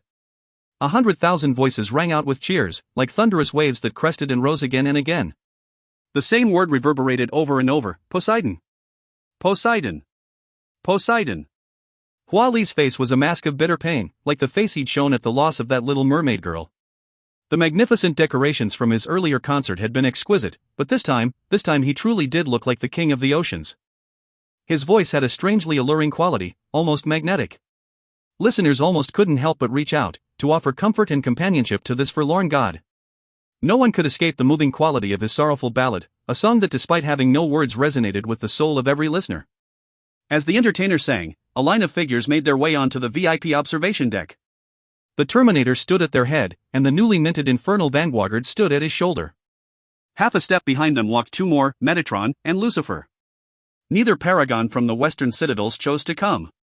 It wasn't expected that they would. They didn't have the luxury of the avenue, after all, with so many paragons to send as representatives. The pontiff also had his own issues to deal with. A cadre of government officials and famous adepts trailed the four mighty leaders. Though distinguished, those adepts that walked with Davis were too old to participate in the games. None of them were any less than 9th rank. The final notes of Poseidon's Tears of the Sea God came to a close. However, he did not vacate the stage once the song was complete. His powerful voice, clear as crystal, sang a cappella in deafening scales of emotion. The crowds howled back at the top of their lungs. There weren't many who could boast seeing a Poseidon concert live. Gobi Entertainment would generally never allow a concert to be streamed across the galaxy as this one was. Here, though, was a blessing. 100,000 people screamed and wiped away tears as they stared at the superstar mere meters away. People at home were glued to their televisions and projectors to watch the first ever universally streamed Poseidon concert. With nothing but his voice, the divine monarch inspired a thunderous zeal in his audience. To the normal man, paragons were too separate for them to comprehend. They were living gods, hardly even human. But Poseidon was different. People would scrape and claw for a copy of his records. Now here he stood before them, the universal idol, and it was almost more than they could believe. Eventually his singing ceased, and with an easy smile he bowed. Suspending in air, he turned to face the crowds in another corner and bowed again. He repeated this several times. I am honored and humbled to have been given the opportunity to perform for all of you today. I myself am an adept, and certainly under 40. I wanted to join the festivities myself, those prizes are something else. But, I don't think I can honestly compete. I would be ruined before ever entering the arena. I do have a reputation to uphold, after all. His voice was soft and humble, with a note of mirth. He gave the crowds an easy laugh. But I do hope there's one thing I can do while I'm here. I haven't cleared this with our sponsors, but I'm sure they'll indulge me. To whosoever wins this grand tournament, I'd like to buy you a meal. You and me, 1-1. I'll certainly have some questions on how to make myself stronger. Another round of cheers tore through the arena. Many of the spectators here and watching the stream had also seen Poseidon perform during the god battles. Though they were competing as mecha pilots, it had served to reveal Hua Li's skill. His availability and proximity, along with his self-deprecating words, only made the audience more excited for the likable hero. I'm still talking because I'm waiting for my music. This is a real treat for all of you, a new and original song I recently composed. Here it is for all of, in commemoration of this momentous competition. I call it, Clash of the Titans. On cue, the music swelled up to replace his introduction. The sound came low and rough like distant explosions. The floodlights pitched and rolled, and where they passed halos of radiant light swirled in feral eddies. The afterimage of the lights burned sharp edges in the eyes of onlookers as they swept across the skies. Hua Li reached out a hand, and a flash of light responded. His trident appeared in his grasp, like constrained light that fought to be free. Its emanating luminescence washed over him, and where it touched his body became encased in golden armor. In the space of a breath, their gentle idol had transformed into a terrible god of war. His blue hair blew back behind him, and his hands gripped tight upon the trident with a white-knuckle grip. Bathed in light, he roared with his powerful voice, filling the arena with a war cry. It was a roar to shatter mountains and overturn seas. The swirling halos of light seemed to flee before his call, moving outward in rippling waves. The sweet tenderness of his first song was forgotten, replaced by the blood-boiling call to battle. He cried and swept his arms like a seasoned general commanding his troops. Images of a mounted host surging toward the enemy's lines played out in the swirling lights. His voice grew louder still, and the armies vanished in the face of its power. In the distance a dark figure arose, bathed in an aura of poisonous purple. The two stared at one another from across the arena. This is the ultimate battle. Justice, standing against evil. The power of the gods permeates all things, so surely evil must fall. Light shall reign supreme. Clash of Titans. Clash of Titans. Witness the battle of good and evil, here on this stage where gods are made. We are the divines who mold worlds to our whim. Our splendor lights the heavens. If you find any errors, ads pop up, ads redirect, broken links, non-standard content, etc., please let us know. Report chapter so we can fix it as soon as possible. Chapter 394, Big Uncle. Chapter 394, Big Uncle. The song was a tempest of emotion, bringing to mind images of two great armies meeting on the field. Poseidon brandished his golden trident, and where it passed waves of light burst outward. Come, you fierce gods of battle. Fight for glory and honor. Today you blaze hotter than the sun, and light up the sky with your radiance.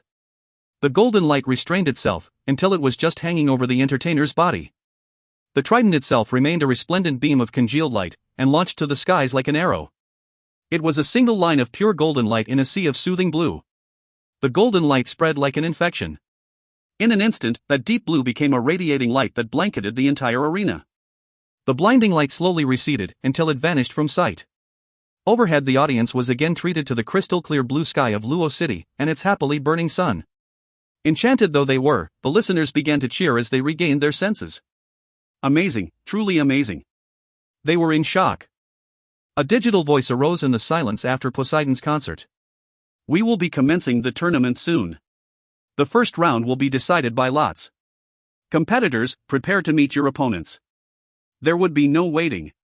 The competition would start right away, beginning with drawing lots. In the skies overhead pictures began to be projected against the backdrop of the blue sky.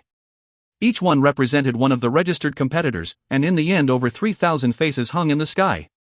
The man known as the Terminator slowly rose to his feet. When he spoke, his voice cracked across the arena like a blast of thunder, without the help of any sound amplification equipment. Begin! As his voice rang out, the pictures in the sky began to flash and change. They rearranged themselves over and over again into orderly pairs.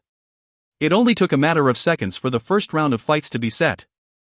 In the weighted area, the badges pinned to each fighter's chest began to glow with a pale light. They projected a number before their eyes, different from their own. They were the badge numbers of their challengers. They rose and filed out into the arena to find their places. The computerized voice called out anew. Round 1 of the cutting-edge Grand Adept tournament. Would the competitors please make their way to the arena grounds? Lan Jue's own badge illuminated, 1724. Now he had to find the person that number belonged to. They were slotted to meet at Arena 35. The final number was 3, meaning they would go out with the third batch of fighters. Each batch was about 200 competitors. They would need 15 batches to cover all of the contestants today.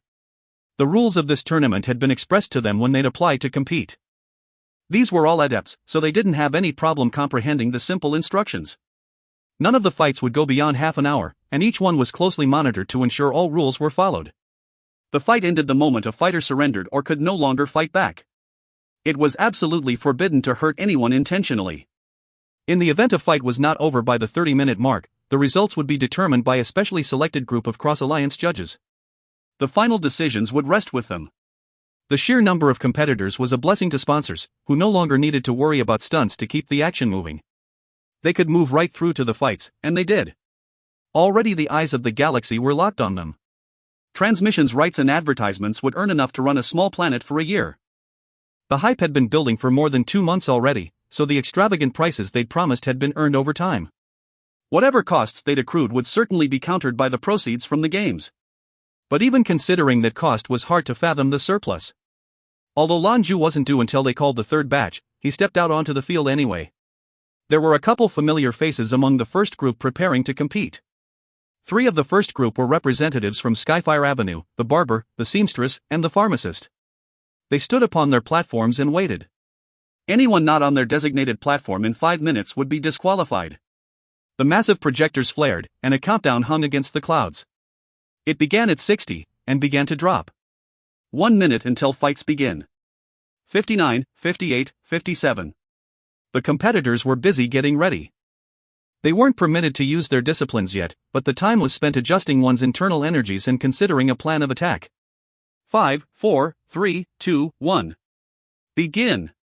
At the computerized voice's command, 200 adepts burst into action.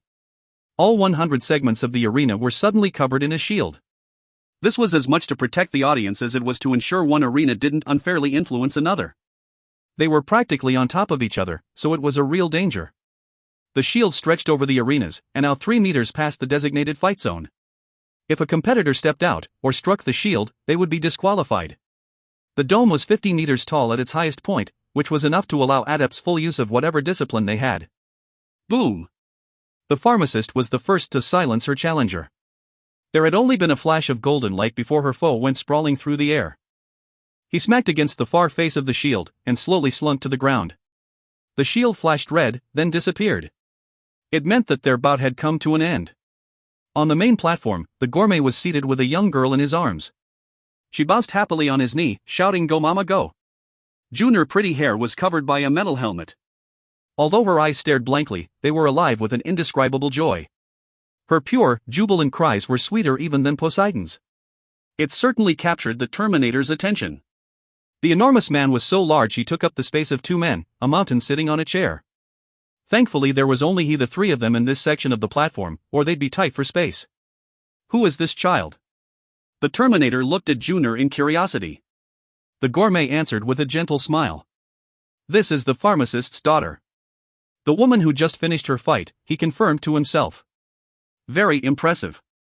Strong. The gourmet nodded with a congenial laugh.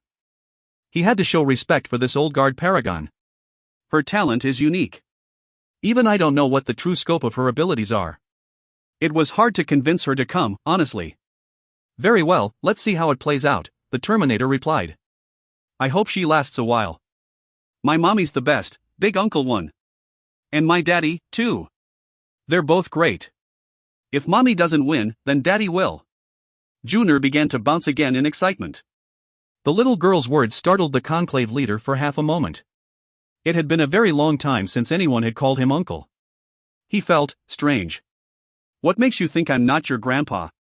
He teased. No, you're too young. June tittered. You're really big, but I can feel that you're not scary. Mommy told me that a person's outside doesn't always match their inside.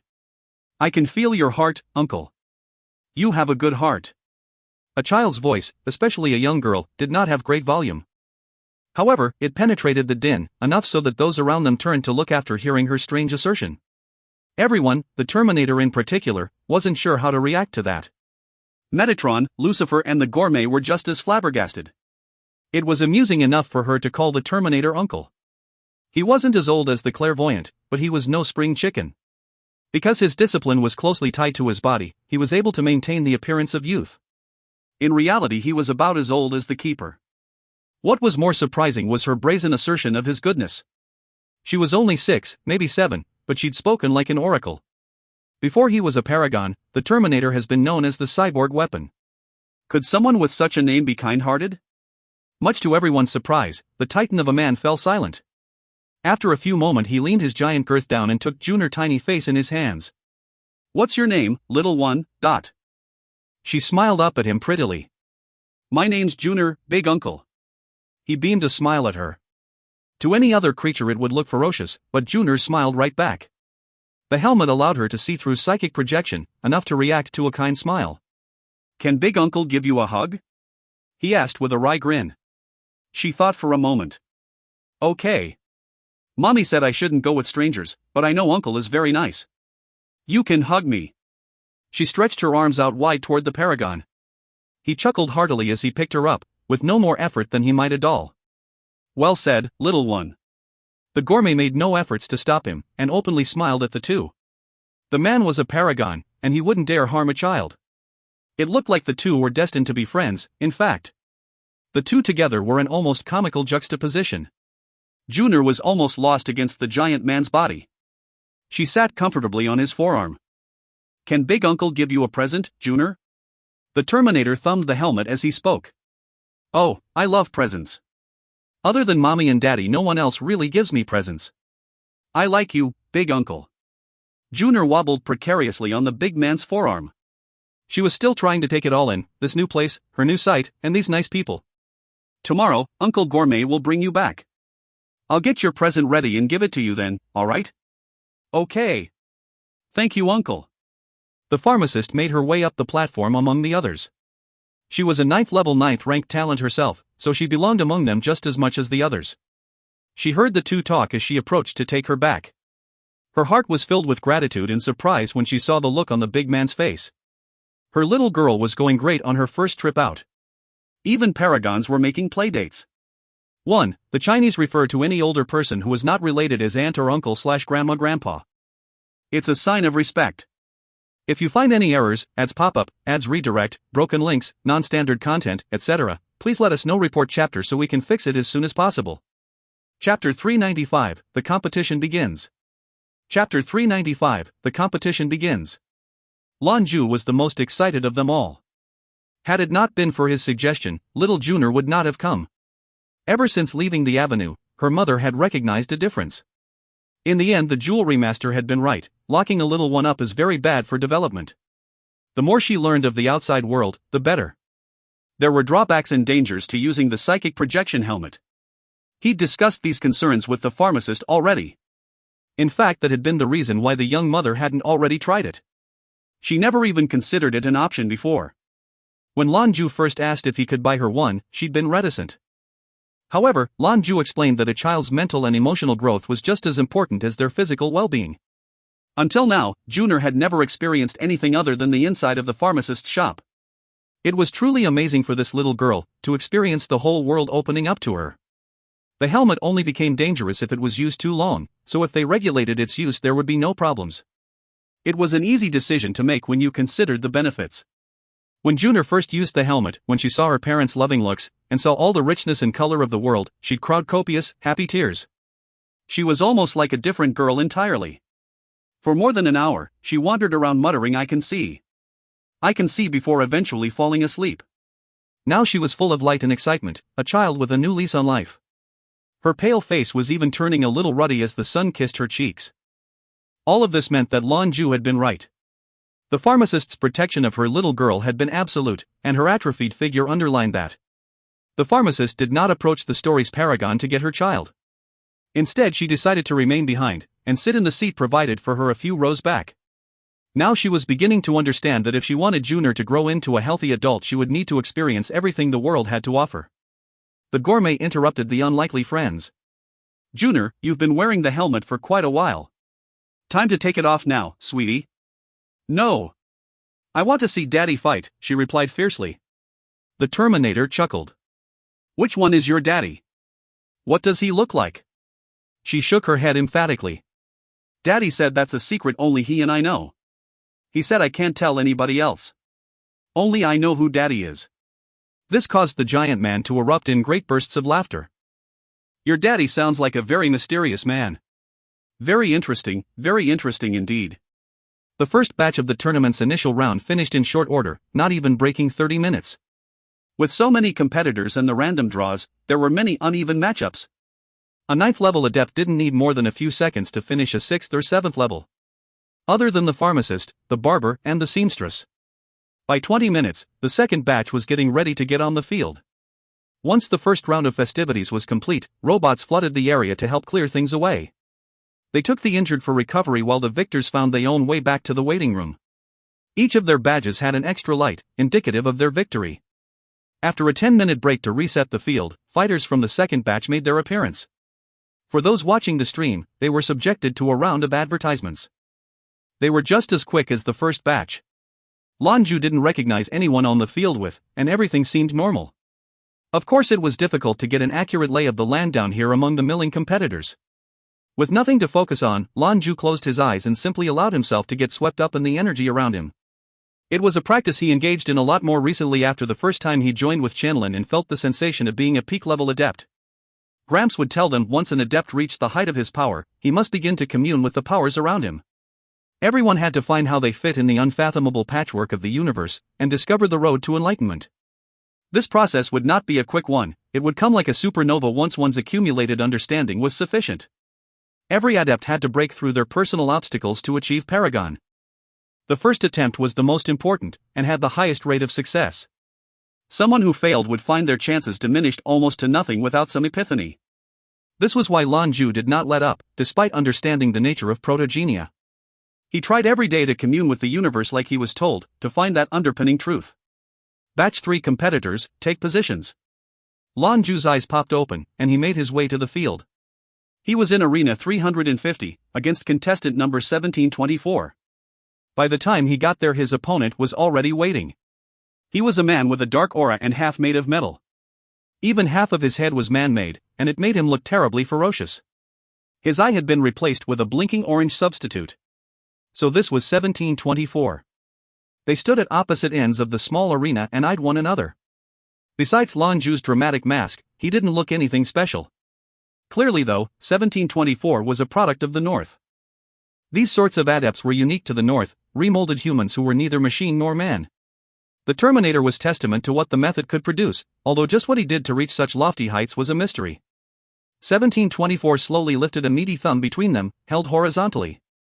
His orange eye glared at Lan Jue as the thumb waggled, and ultimately pointed down. 1724 smirked scornfully. Lan Jue stood with his hands clasped behind his back. He didn't move a muscle, and showed no reaction to his enemy's taunts. Prepare to fight. 59, 58, 57. 5, 4, 3, 2, 1. Begin.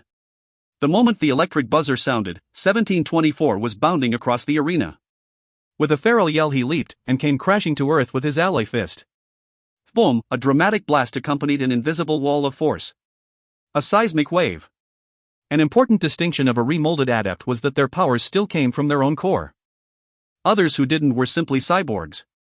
Even the space between them shivered as the concussive force swept across the arena. The surrounding shield rippled in protest. This was quite the foe. He was as strong as he was unique. Lan Jue cursed his luck, no lazy start for him, it would appear. But that didn't mean his outlook was at all dire. Lan Jue took a small step forward, and instantly a cloud of writhing lightning bolts appeared around him. The sea of disparate bolts linked together to form a protective net with Zeus in its center. As the seismic wave reached his shields, they were scattered harmlessly. Humph! 1724 grunted in irritation. He launched from his crouched position, soaring through the air like a missile. He blazed a silver light and an ominous wing sizzled through the air as a long whip snaked from the man's arm. It lashed out toward Lan Jue's face. Vibration? Was this his discipline? If so, then it must be amplified by his machinery. The truth was something he'd likely never learn, since a convert, as they called themselves, considered their construction their most important secret. Lan Jue's right arm shot out to block the humming whip. It entangled itself, then began to glow a smoky white. The net of electric energy dispersed like oil from water. With a fierce tug, 1724 pulled himself closer. A red light flickered on his metallic shoulder, then a moment later it opened to reveal a small weapon. No sooner was the barrel revealed than a beam of energy thick as a man's arm shot at Lan Jue. The corner of Lan Jue's eyes tightened. This one was crafty. He'd kept his methods secret until an opportune moment, and here it was.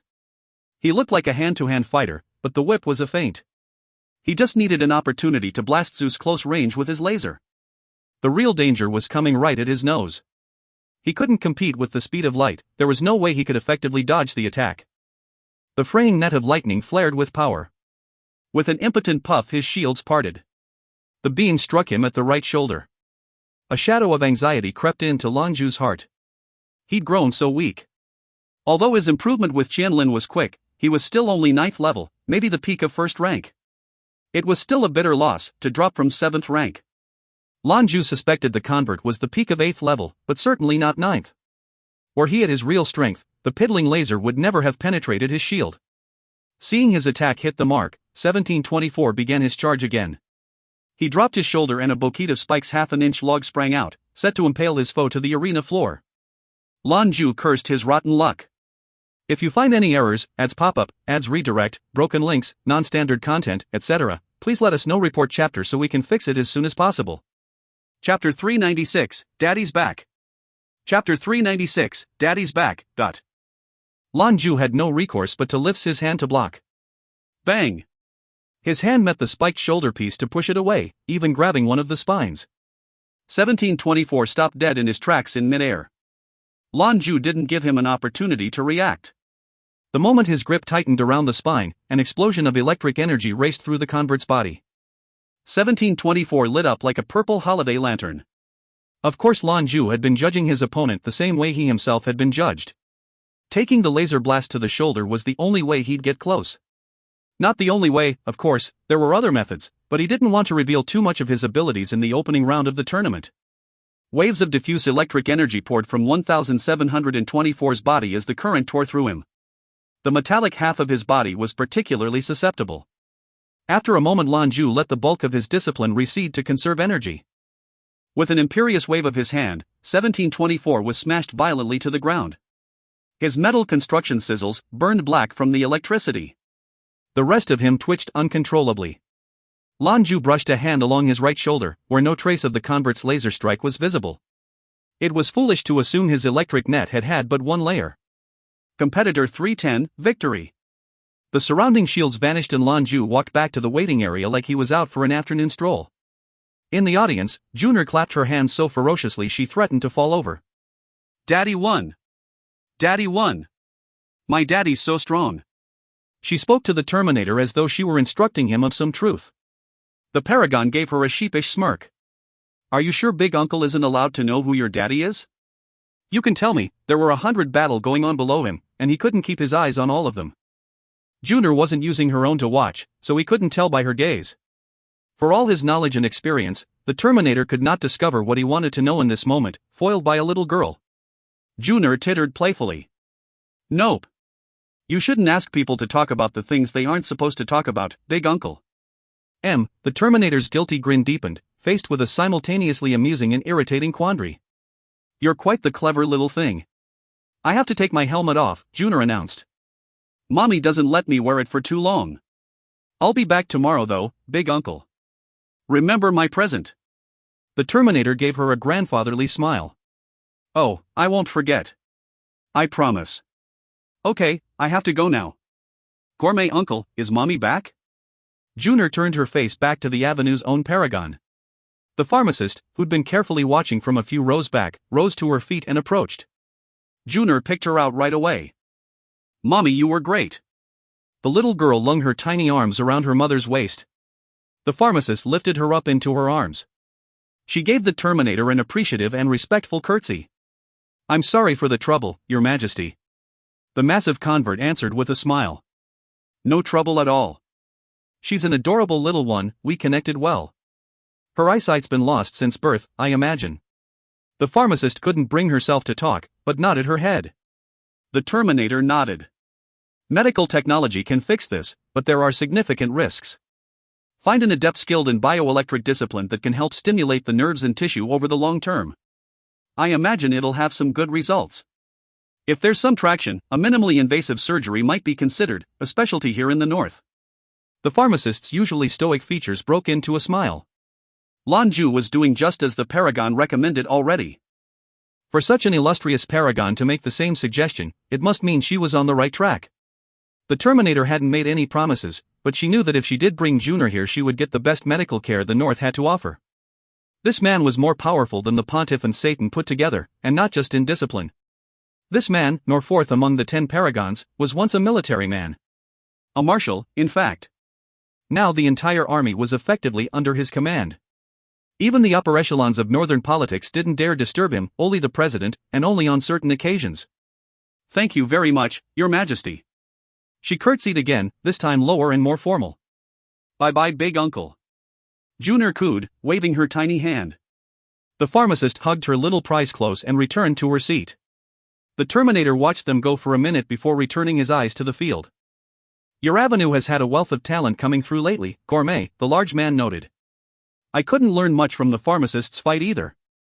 Her cultivation method must have been a unique one. Limitless potential, though there are hidden scars that prevent her advancement. The Gourmet nodded knowingly. That's probable. At her level of power she was tapped for a position on the council, but she refused. She was only interested in running her shop, and in fact she wouldn't even be here except that a counselor convinced her to. I heard that the Pontiff and Satan brought their crew to the avenue and lost, the Terminator continued. I'd like to make a visit myself sometime in the future. It'll give me an opportunity to see my old friend one last time. Of course he meant the clairvoyant. The Gourmet offered a congenial smile. The avenue would be honored to welcome you, I know there was some trouble with an unreasonable visitor, the Terminator said, his tone becoming somewhat more serious. He's been spoken to. I hope you can relay to the avenue that the North has absolutely no intention of making enemies. We have other threats to consider now, that affect everyone. The Gourmet's face hardened, too. That is something I've been wanting to discuss with you. The clairvoyant's vision revealed that this could be a catastrophe never before experienced in all the history of humanity. The only way to survive as a species is to work together.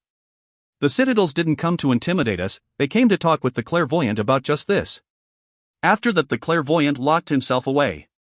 I suspect he has about a month left before he passes on. If Your Majesty has the time, I'd suggest sooner rather than later. You can come help see him off. There was a sudden, soft red light that glowed behind the Terminator's eyes. Is it really that serious? As a paragon himself, he knew to trust explicitly the eye of tomorrow's visions. The clairvoyant had also been a special case. Most adepts grew weaker as time wore on. Like any living thing, their life force became exhausted. However, the clairvoyant was precisely the opposite. His sight was strongest the nearer he came to death. The gourmet nodded again. It is. So we're starting to prepare now. Indeed, came the big man's emphatic response. The tournament went on. Due to the sheer number of competitors, the first day was exclusive given to getting through round 1. Lan Jue was done once his fight was finished, so he made his way out. Earlier he'd made plans to spend some time with Juner, which was why she was so eager to leave once his fight was over. Lan Jue plucked his mask off in the bathroom and threw on a coat. Suddenly he was like anyone else, just another tourist. He left for the spot he'd promised to meet them. A few moments later, "Daddy!" Juner's clear voice rang across the street. Lan Jue turned to the sound with a big grin plastered on his face. The pharmacist led little Juner toward her father, since she was no longer wearing the helmet. She'd been told Lan Jue was here by her mother, hence the excitement. "Juner!" Lan Jue called. He trotted forward a few steps and took her by the hand. "Daddy, you're so great. You put your hand out and boom. You beat up the bad guys. He was a very bad man. I was a little scared. I thought he might hurt my daddy." He smiled and shook his head. "No way. Your daddy's too strong for that. How could he beat me up, huh? You know your mommy's even stronger. She beat up the other bad man in just a couple seconds, right?" Juner giggled. "Mommy and daddy are both amazing." Lan Jue looked over to the pharmacist, who was also smiling. Every day she could sense the change in Juner with this trip, and every second eased some of her own burden. Anyone from the avenue would say that it had been many years since they'd seen her look this happy. "Congratulations on getting to the second round," Lan Jue offered. She shrugged. "I don't care much about this sort of thing. I just want to make Juner happy." "I thought I saw the Terminator holding her," Lan Jue said. This caused the pharmacist to laugh. "I don't know what happened. It looks like he and she really hit it off. She calls him Big Uncle. You should have seen everybody's face." Lan Jue's own features were not much different from what she described. It was quite the scene, a man of his lofty status and the little blind girl playing together. "That's a very good thing," he assured. "Let's go home," Juner offered as she leaned against Lan Jue's shoulder. She looked a little tired. This was the reason she so rarely left the Hall of Supreme Harmony. Juner's mood had increased dramatically, but even a little excitement often tired her out. The morning star, Zhou Qianlin, had spent the entire day in the hotel working on improving her discipline. Qianlin, meanwhile, had a seat in the audience to watch the tournament courtesy of Lan Jue. She had no interest in joining herself, especially since her discipline wasn't combat-focused. When they got back to the hotel, Lan Jue gave Juner back to her mother. "Daddy," she said, "why don't you stay in the same room with us? Are you busy?" The little one asked. The question caught him off guard. After a moment, she laughed. "All right, Daddy will go with you. Nothing is more important than my little princess." He felt like he was starting to get this father thing down. Juner reminded him of the possibilities. If Hera were here, their own child would be quite big too. If you find any errors, ads pop up, ads redirect, broken links, non-standard content, etc., please let us know. Report chapter so we can fix it as soon as possible. Chapter 397, Daddy Has to Go. Chapter 397, Daddy Has to Go. The joy that poured out of the little girl was a font of positivity. She was like a sprite filling the area with happiness and excitement. He followed the pharmacist and Juner back to their room. The suite was quite large, as Lan Jue noted while Juner pulled him to the sofa for a story. As had become somewhat of a custom, Lan Jue related his tale while carefully stimulating her ocular nerves with his bioelectric discipline. The pharmacist smiled as she listened from beside him on the sofa. Whenever it came to story time, she would sit and listen absent-mindedly, thinking about what could have been. She pondered on how life would be different if the man in her heart were here. He would hold his daughter the same way, and tell her stories of his own. That would be so perfect. Before she would cry quietly at the painful thoughts, but over time she grew accustomed. The more they shared this family time, in fact, the more she enjoyed it. The gentle current of electricity and Lan Jue's soothing cadence soon put the little one to sleep. She lay against his shoulder, her sweet features content. Lan Jue tenderly relinquished her to her mother, and followed as she put her to bed. "Thank you, really. The pharmacist whispered. Lan Jue smiled warmly. He could see the depth of the emotion in her eyes. Now I'm Jun'er's father.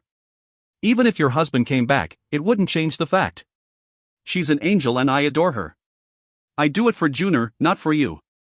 She nodded her head in understanding. She's been so happy since you've come, and healthier too. This trip especially, she's often tired but V never seen her happier. You were right, even if she can't see she doesn't deserve to live in a cage. I'm confident she'll only get better, and grow quickly. Well, I should go, he said after a moment. And don't worry, I'll keep an eye on her through the tournament. She gave a thankful smile. Great, Dot. Daddy, Jun'er's tiny voice muttered from her bed. Lan Jue moved to her side, and gently patted her hand. Her tiny fingers wrapped around his thumb and wouldn't let go. She was having a nightmare. Daddy, don't go, okay? Stay with me and Mommy. I miss you, Daddy. Her tiny face was scrunched in sadness and concern. The pharmacist had been holding it together, but Jun'er's pleas immediately caused water to spring to her eyes. She fought to keep the tears contained. Lan Jue gently stroked her hair. Daddy's here, sweetie pie, I'm not going anywhere. I'm staying right here with Jun'er. He glances toward the pharmacist as he spoke. She was stepping out of the room to regain her composure. The bed creaked as he tenderly lay down beside her. Like a kitten, Jun'er curled up against his warmth. Almost immediately her nervous expression melted away, and a look of satisfaction replaced it. She dreamt for a while and Lan Jue waited. After some time he attempted to get up, but the effort nearly woke her. He had no choice but to stay. After the pharmacist calmed down she poked her head in once or twice but said nothing. Eventually Lan Jue also succumbed to drowsiness, and himself fell asleep. When he awoke Jun'er was no longer in his arms, and he was covered in a blanket. He sighed and stretched as the comforting warmth flowed through him. He noted that he felt released. His mood seemed abnormally easy. He hadn't felt this since Hera died. Just as he was comforting Jun'er, she must be comforting him, he thought. He sorely wished he had a little one of his own just like her. When he stumbled out of the room he saw the pharmacist carefully feeding Jun'er some fruit. Daddy! Jun'er's sharp hearing picked out his footsteps right away. Lan Jue gave the pharmacist an embarrassed and apologetic smile, to which she mirthfully shook her head. He trotted over to Jun'er and placed her on his knee. Jun'er stuck her sticky little fingers under Lan Jue's nose, clutching a piece of tangerine. Eat some. Ah, thank you, honey. Such a good girl. He answered with a big smile. Daddy's so lazy. I got a long time ago and you were still sleeping. Her accusation actually caused Lan Jue to blush in embarrassment. He coughed to try and conceal his embarrassment. The pharmacist couldn't help but laugh. Daddy's just very tired, Jun'er. He still has a lot of things to do. You shouldn't tease your daddy so much. She then turned her attention to Lan Jue. You can go ahead and manage your business. He nodded in agreement. Daddy! Jun'er called. You should come back early tonight and help me sleep again. I had such a good sleep. He wasn't sure how to respond. It was certainly an awkward situation. If he were to do as little Jun'er asked, how would the pharmacist react? He looked her way to see, and saw her own face reddening. She shook her head helplessly. We'll have to see, baby. If Daddy gets everything done then he can come home early. Oh. She answered as her face fell. Lan Jue wanted to say something to comfort her, but held his tongue. He and the pharmacist were only friends, despite what Jun'er thought. The situation between him and Qianlin being what it was, he wasn't sure it was such a good idea she learned he was spending every evening in another woman's room. He bid them both farewell and left for his own room. He trotted down the hall in high spirits, but there was a hint of bitter sympathy for the pharmacist and her plight. To be so young with an absent lover. He certainly knew how that felt. You're back. He was surprised to find Zhou Qianlin waiting. The competition is over for the day? Lan Jue asked in surprise. He'd have guessed it would be a little while longer still before all the fighters finished. She answered with a shake of her head. No, they're still at it. I came back early since I'm not terribly interested in combat. Besides, you've already finished your first round. Are you alright, by the way? I saw the convert land a hit. He smiled. Relax, I've got a thick skin.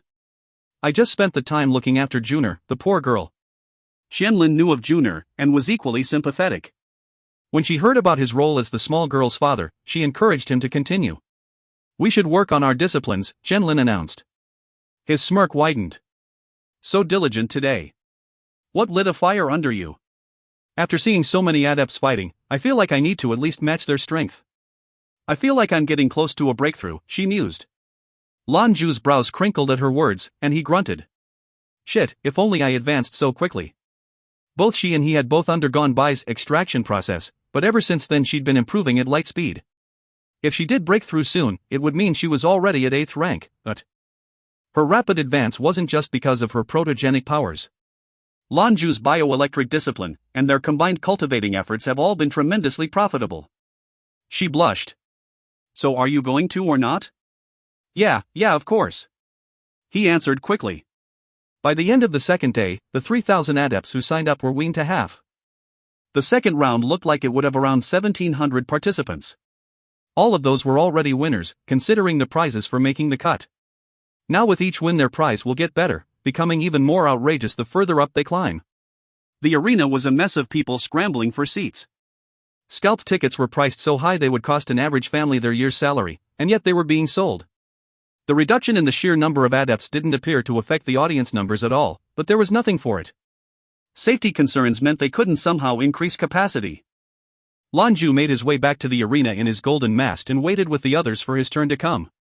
Things were much more straightforward in day 2. There were no fancy speeches or extravagant shows. When the time came, lots would be drawn and that was all. The Skyfire Avenue combatants were nearby. Because of their illustrious standing and their shared origin, they were given their own rest area. Lan Jue was out with the normal adepts. The numbers were a lot smaller, but the system remained the same. 200 adepts at a time, 100 arenas. Things would move a lot faster this time around, though. There was a buzz, and the random draw began. 1,700 pictures appeared suspended in the sky. With a maddening and dramatic shuffle, they arranged themselves into pairs. This time Lan Jue's opponent was number 67, a very low digit, considering, and it took him by surprise. The pharmacist was number 66. Close call. At his current level of strength he would have absolutely zero chance against the pharmacist. More importantly, though, he didn't want Junior to see her parents fighting. If it came to that, he would forfeit. This time, though, it was 67 he was facing. He'd heard from somewhere that the first 100 were all seeded competitors, all of them were 9th level at least. The opening round of fights had been rife with 6th and 7th level adepts. His own 8th level opponent was an aberration that would be seen far more this time around, even far more 9th level foes. With his luck he'd fight a paragon. Particularly depressing was the fact that he was in the 9th batch this time, instead of the 3rd. He'd be waiting here for quite a long time. So be it, time to wait. If you find any errors, ads pop up, ads redirect, broken links, non-standard content, etc., please let us know. Report chapter so we can fix it as soon as possible. Chapter 398, The Cloaked Lady. Chapter 398, The Cloaked Lady. In contrast to himself, the pharmacist had excellent fortune. She was to compete with the first batch, just as she had yesterday. She was the only Avenue representative in her group. However, there was another familiar face among the crowd. Serial, Angel of the Moon. Lan Jue had paid close attention to the Citadel presence, and noted the lack of a certain cherubim. It was no surprise, of course, the suffering Uriel had received in the Holy City was not easily cast off. Raphael was similarly absent. Aside from Metatron, there were 3 other representatives of the Pontiff's Citadel in attendance. They were Serial, High Inquisitor Constantine, and another in priestly cassock. Lan Jue was surprised at Serial's presence in the waiting room. Archangels could not be judged by appearance, and that went double for age. He didn't think she was so young, but her presence here meant she must fit the criteria. As for their mortal enemies the Dark Citadel, there didn't seem to be any luminaries aside from Lucifer. However, Satan's men didn't have a uniform like their glittery counterparts, so picking them out of a crowd was difficult. That didn't mean they were any less of a threat, though. None of these familiar faces were preparing to go out on the field with the pharmacist. But there was one he knew very well, unfortunately. Chu Chang. Today Hades was dressed in a traditional black tunic suit. It was a rare style these days, but fitting for him. It made him look tall and thin. The fiery blaze of red hair only added to his heroic persona. With hands stuffed in his trouser pockets, Chu Chang stood in the waiting area looking out toward the arenas. He paused for a moment, then like he hadn't a care in the world, began walking. Lan Jue didn't know if his pause had been for prudence or dramatic effect. His friend lazily chewed a toothpick while he half-heartedly moved toward the field. Lan Jue had to admit that his friend exuded a certain dark charm. His dramatic appearance and laissez-faire attitude was like something out of a novel. He also wasn't without his own crowd of admirers. He was definitely a notable figure in the North, at his 9th level 7th rank standing. He made a move to exit out onto the field, when suddenly a pair of robots barred his path. A metallic hand stretched out, wreathed with electric bolts of lightning, and plucked the toothpick from his mouth. "Contestants are not permitted to bring any weapon onto the tournament grounds," its metallic voice croaked. Chu Cheng's prurient grin fled at the interruption. Hades' eyes went wide, and his face twitched. What a mistake! A smattering of laughter echoed from the bleachers. The audience had monitors which they could set to any portion of the arena that they wished. As there was some interest around Chu Cheng, it would stand to reason that there'd be more than a few eyes on him. And now he looked like a complete idiot to all of them. The look on his face alone was tragically comical. Lan Jue had also just turned his attention toward his friend. When the scene unfolded, he couldn't help but wince and fight back a cackle. "I don't know him," he promised himself. "I don't know him." Chu Cheng rigidly huffed past the robots and found his arena. His opponent was already waiting, and immediately struck him as unique. They were hidden beneath a cloak, so thick and wide so as to even hide their gender. "Well, you've got some shit luck, I'll tell you," Chu Cheng muttered as he approached. His challenger said nothing. "You know why?" His voice nearly cracked in rage. "Because I'm in a crap mood. That FRHGMMN, that robot." The last sentiment was delivered with a murderous glare toward the nearby metallic servants. "Moron," was finally the response. Chu Cheng was struck dumb. Not just because of the curse, but because of the pitch it was delivered in. Crisp, melodious, smoky. Underneath that cloak was a gorgeous woman. Chu Cheng knew this from long years of extensive experience. "You're a girl?" Despite the disparaging words, his eyes showed excitement. He almost buzzed now, eager for action. 3, 2, 1. Begin! The call-in buzzer started the second batch's time in the spotlight. The cloaked lady didn't wait for Chu Cheng to finish gushing.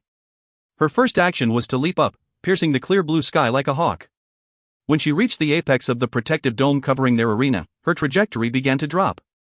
With a flourish, her cloak splayed open like a pair of great wings. A blackness crept out that plunged their section of the field into darkness. Darkness element. Chu Cheng's brain rapidly worked around the new information. On the battlefield, Hades was an entirely different man. His sharp eyes followed her inky shadow as it slithered through the darkness. His right hand lashed out and a raging column of fire spat from his fingertips. It split the darkness 3 meters from the woman's nose, directly in her path of descent. If she didn't manage to get out of the way, she'd be fried black. She stopped in the air like she hadn't been moving at all. Hovering in the blackness, she idly waved her hand. The motion summoned a sharp slash of red light to appear right in front of Chu Cheng. He instinctively leapt backward to avoid the strike. He wasn't expecting that. A cold sweat had broken out over his brow. Darkness and interspatial disciplines. Not to mention this energy intensity.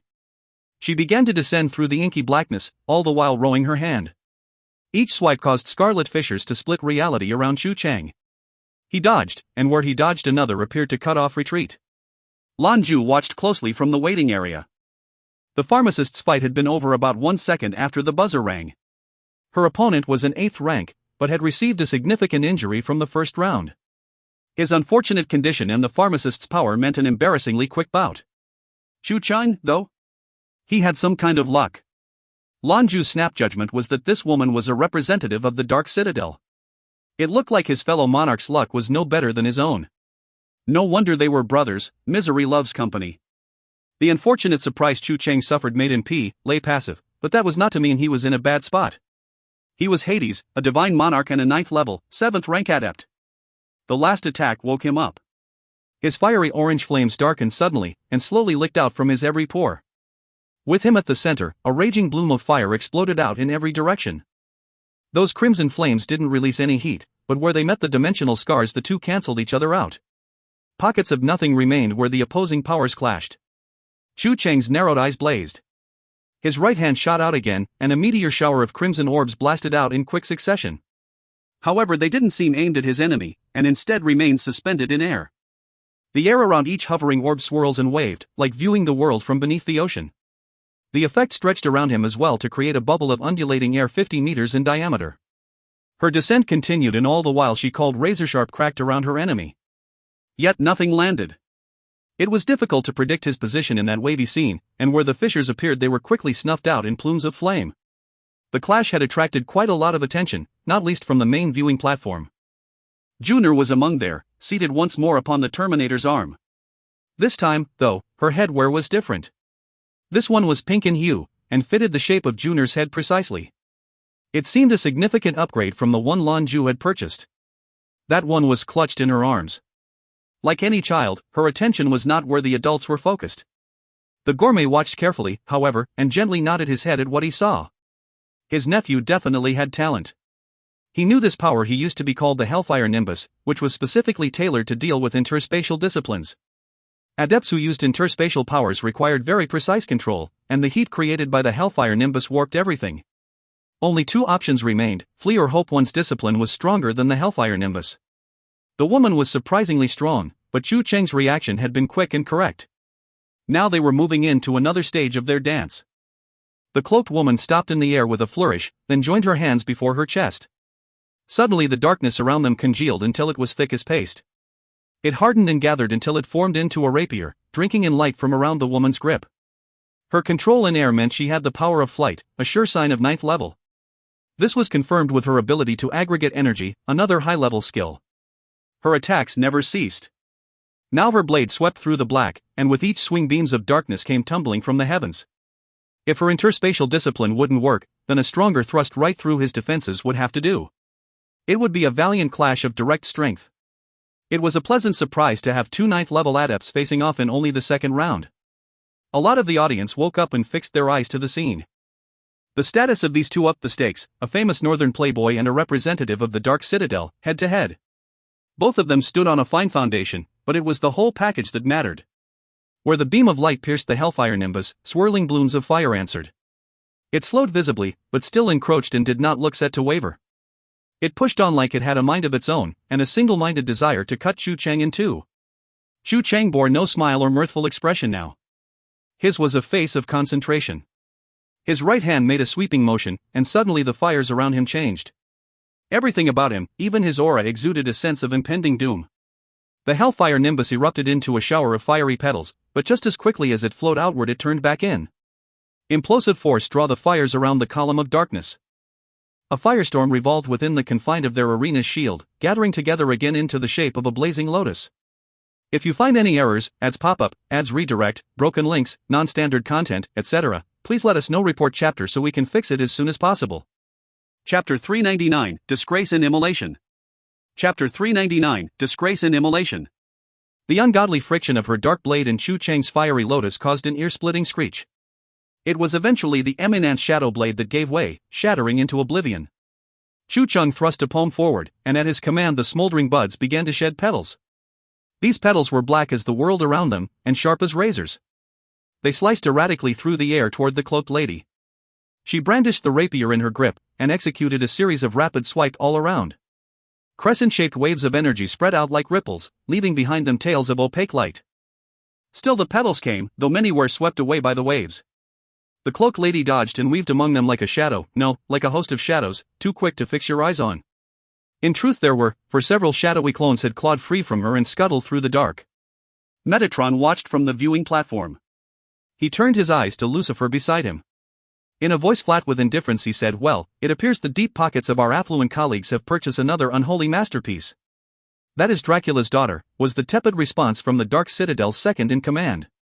There was no attempt to hide the cloaked lady's identity, there didn't appear to be a need to. The two citadels butted heads often, and if they didn't learn about her now then it would be soon. She was strong enough now to get their attention. There was a sniff from the Lord Archangel. "It's unfortunate. She's come across one opponent that may be more than a match. Unless I'm mistaken, that's the northern successor to the Hades bloodline." While he spoke to Lucifer, his eyes slowly went to the gourmet in the row ahead. Especially after the gourmet's ascent to Paragon, no one was unaware of his history. Lucifer didn't react to the taunt. He gave his pontifical counterpart an admonishing grin, then returned his attention to the field. Metatron smirked back, then followed his eyes to the cloaked woman. The two were at the climax of their confrontation. Dracula's offspring had shown staggering speed and power, but the Hades scion had replied with power to match. Now as the petals fell and she weaved, another surprise ensued. The metal-looking petals dissolved into lapping flames as they were destroyed. That was part of what made Hades dangerous, his powers were sinister. This was where the gap between them began to show. The cloaked woman was blessed with 2 disciplines, and even still couldn't match the superior Chu Chang. After only this brief exchange, she was starting to look sluggish. Chu Chang curled his body in like he was preparing to jump.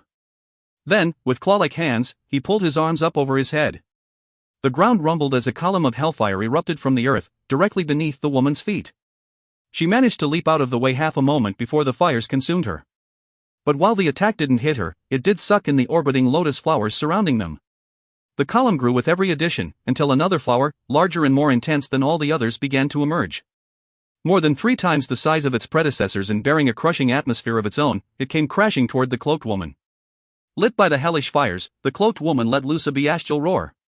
Her whole body shook, and the cloak flapped as a pair of giant leathery wings sprang from her back.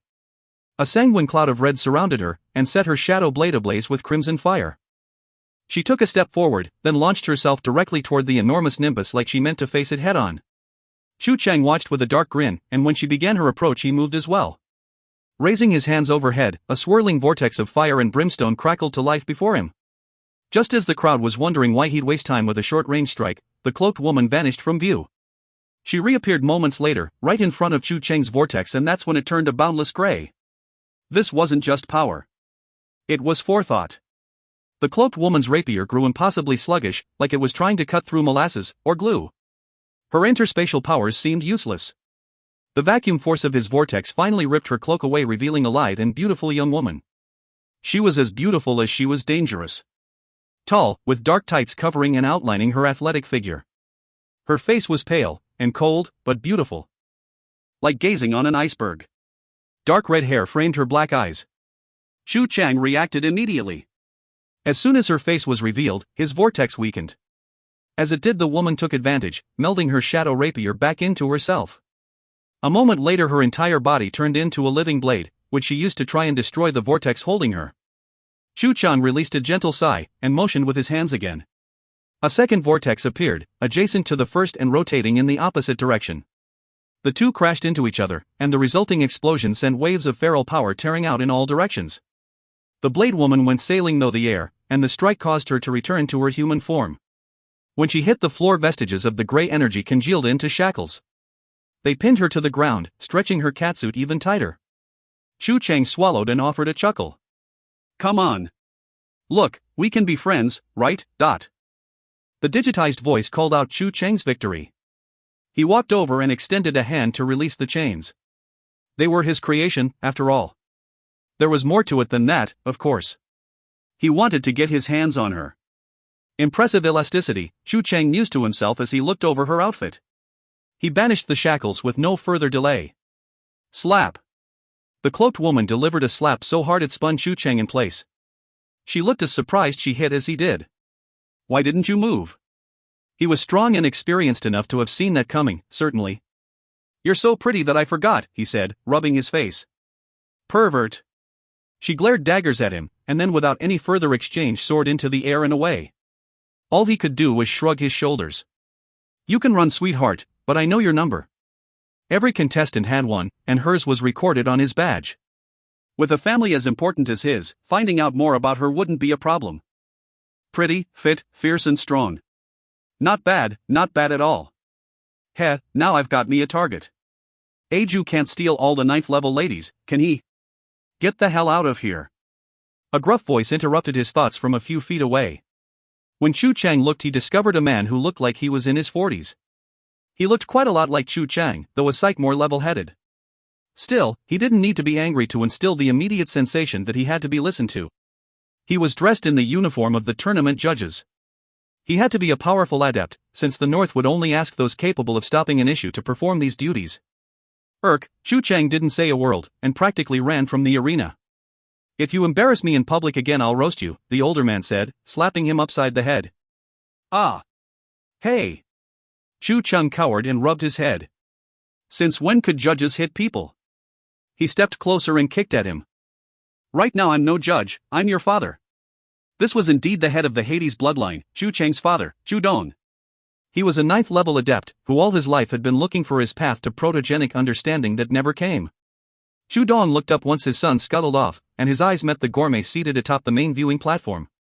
There was something there between them, unspoken but visible in their face. Without a word or motion, Zhu Dong turned and continued to watch the remaining fights. Xu Cheng found the cloaked woman's name quickly and without much effort. She was the legitimate daughter of Dracula and was a member of the Dark Citadel. Lina Li.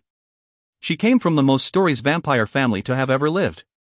She was born with 2 disciplines, with strength of talent, and was widely considered the eminent successor to the Dracula bloodline. There was only one prince of vampires, and that was Dracula. Like many titles, it was not the name of a single person, but rather generational. When the old Dracula passed, another was crowned from the new generation. They would then be called Dracula. The bloodline had remained strong and unbroken for countless generations, peak of the world of vampires. Lina Li, quite a sexy name, Xu Cheng sniggered to himself. He continued to gather whatever other information he could find. At last the second batch was called. There were more familiar faces this time, namely the driver, Constantine, and Serial. Constantine was lucky enough to be given a weak opponent which he dealt with in short order. Serial was similarly quick in putting another win in her column. The driver, however, had more of a challenge. Lots meant who you fought came down to luck. Sometimes you came out ahead, and sometimes you didn't. Xu Cheng encountering Lina was certainly an example of unfortunate placement. She was a 9th-level talent indeed, but thankfully only 3rd rank. The brunt of that poor luck obviously fell on Lina. The difference in discipline rank was too much for her to overcome, even though she had 2 disciplines. Xu Cheng already had a grasp on his protogenic transformation in Hades. Although they weren't permitted to use protogenic powers in the arena, it still helped him tremendously in other ways. The driver's opponent was a northerner. He was a young man, thin and small, who wore a curiously cone-shaped hat. The arms crossed across his chest were more interesting, composed of some pitch-black material. It made it impossible to tell just what sort of trouble this tiny man had installed. If you find any errors, ads pop-up, ads redirect, broken links, non-standard content, etc., please let us know. Report chapter so we can fix it as soon as possible. Chapter 400, The 9 Tie-in Flares. Chapter 400, The 9 Tie-in Flares. The driver and Lan Jue were cut from the same cloth, both lightning-based, both dual-disciplined. He was even stronger than Lan Jue in terms of cultivation, so he didn't fear a little competition. Even still, the little man from the north gave him quite a shock at the battle's onset. Not a moment after the buzzer, he was soaring 2 meters in the air. That didn't mean anything, it was what happened next that gave the driver pause. He began to spin horizontally like a drill, furiously boring toward the avenue representative. The driver's mastery of lightning made him fast, but even so the little man's piercing charge was on him in a flash. His black metallic arms were outstretched, and each one was adorned with 5 nasty-looking spikes. They were black as pitch, which made them very hard to see. He was still some distance away when his cutting aura began to hammer at the driver's defenses. The subconscious shields protecting him shuddered and fell away under the invisible assault. However, the driver was one of the preeminent younger generation of the avenue. This was not his first proverbial rodeo. He planted his feet, and an aura of crackling electricity sprang up around him. At the last minute he lunged to the side, narrowly avoiding his opponent's charge.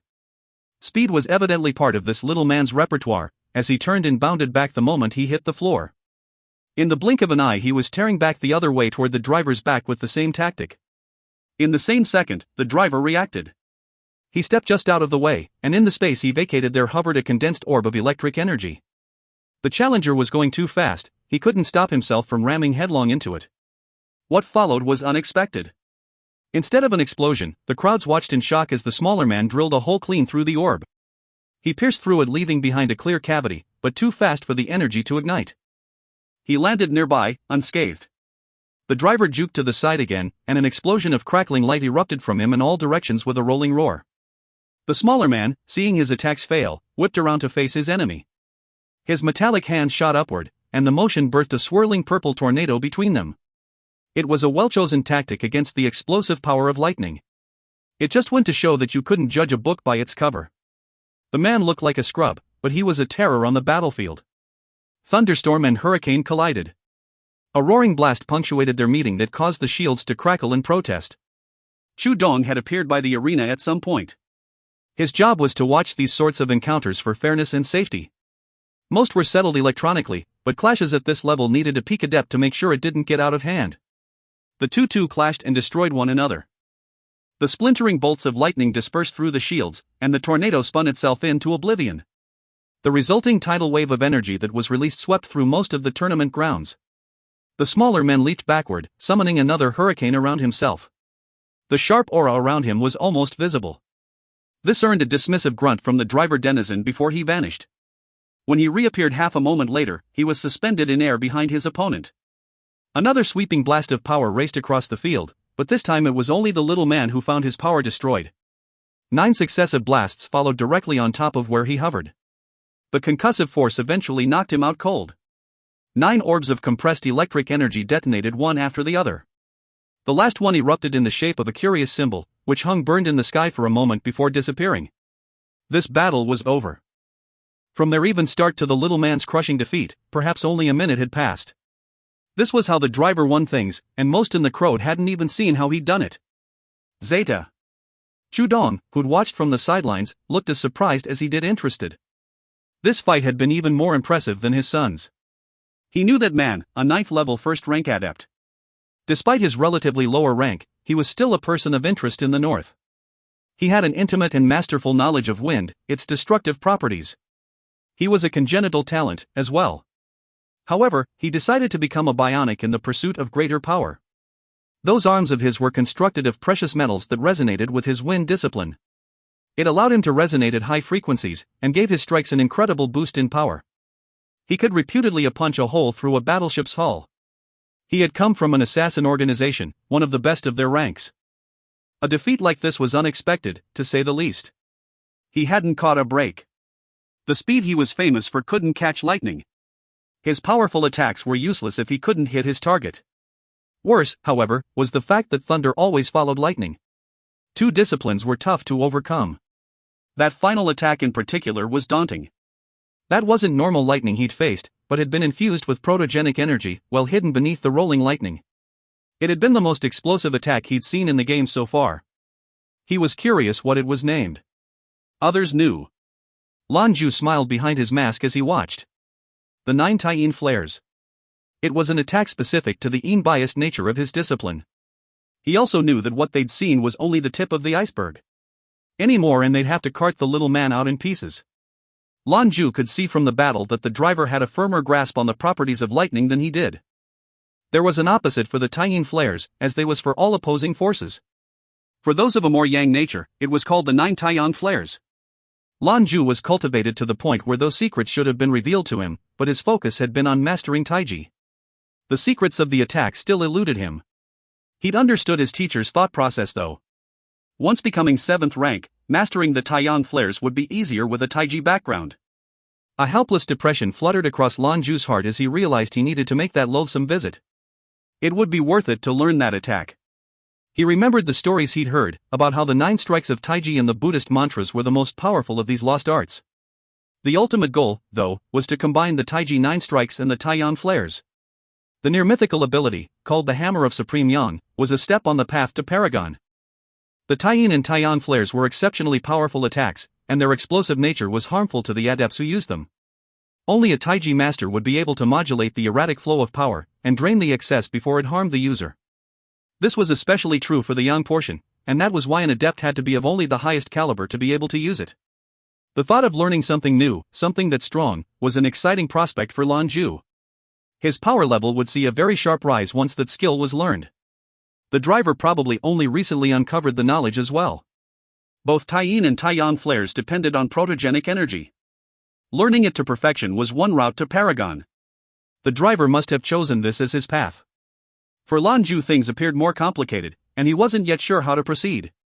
The next batch passed in relative quiet. There weren't any clashes between 9th level adepts in this group.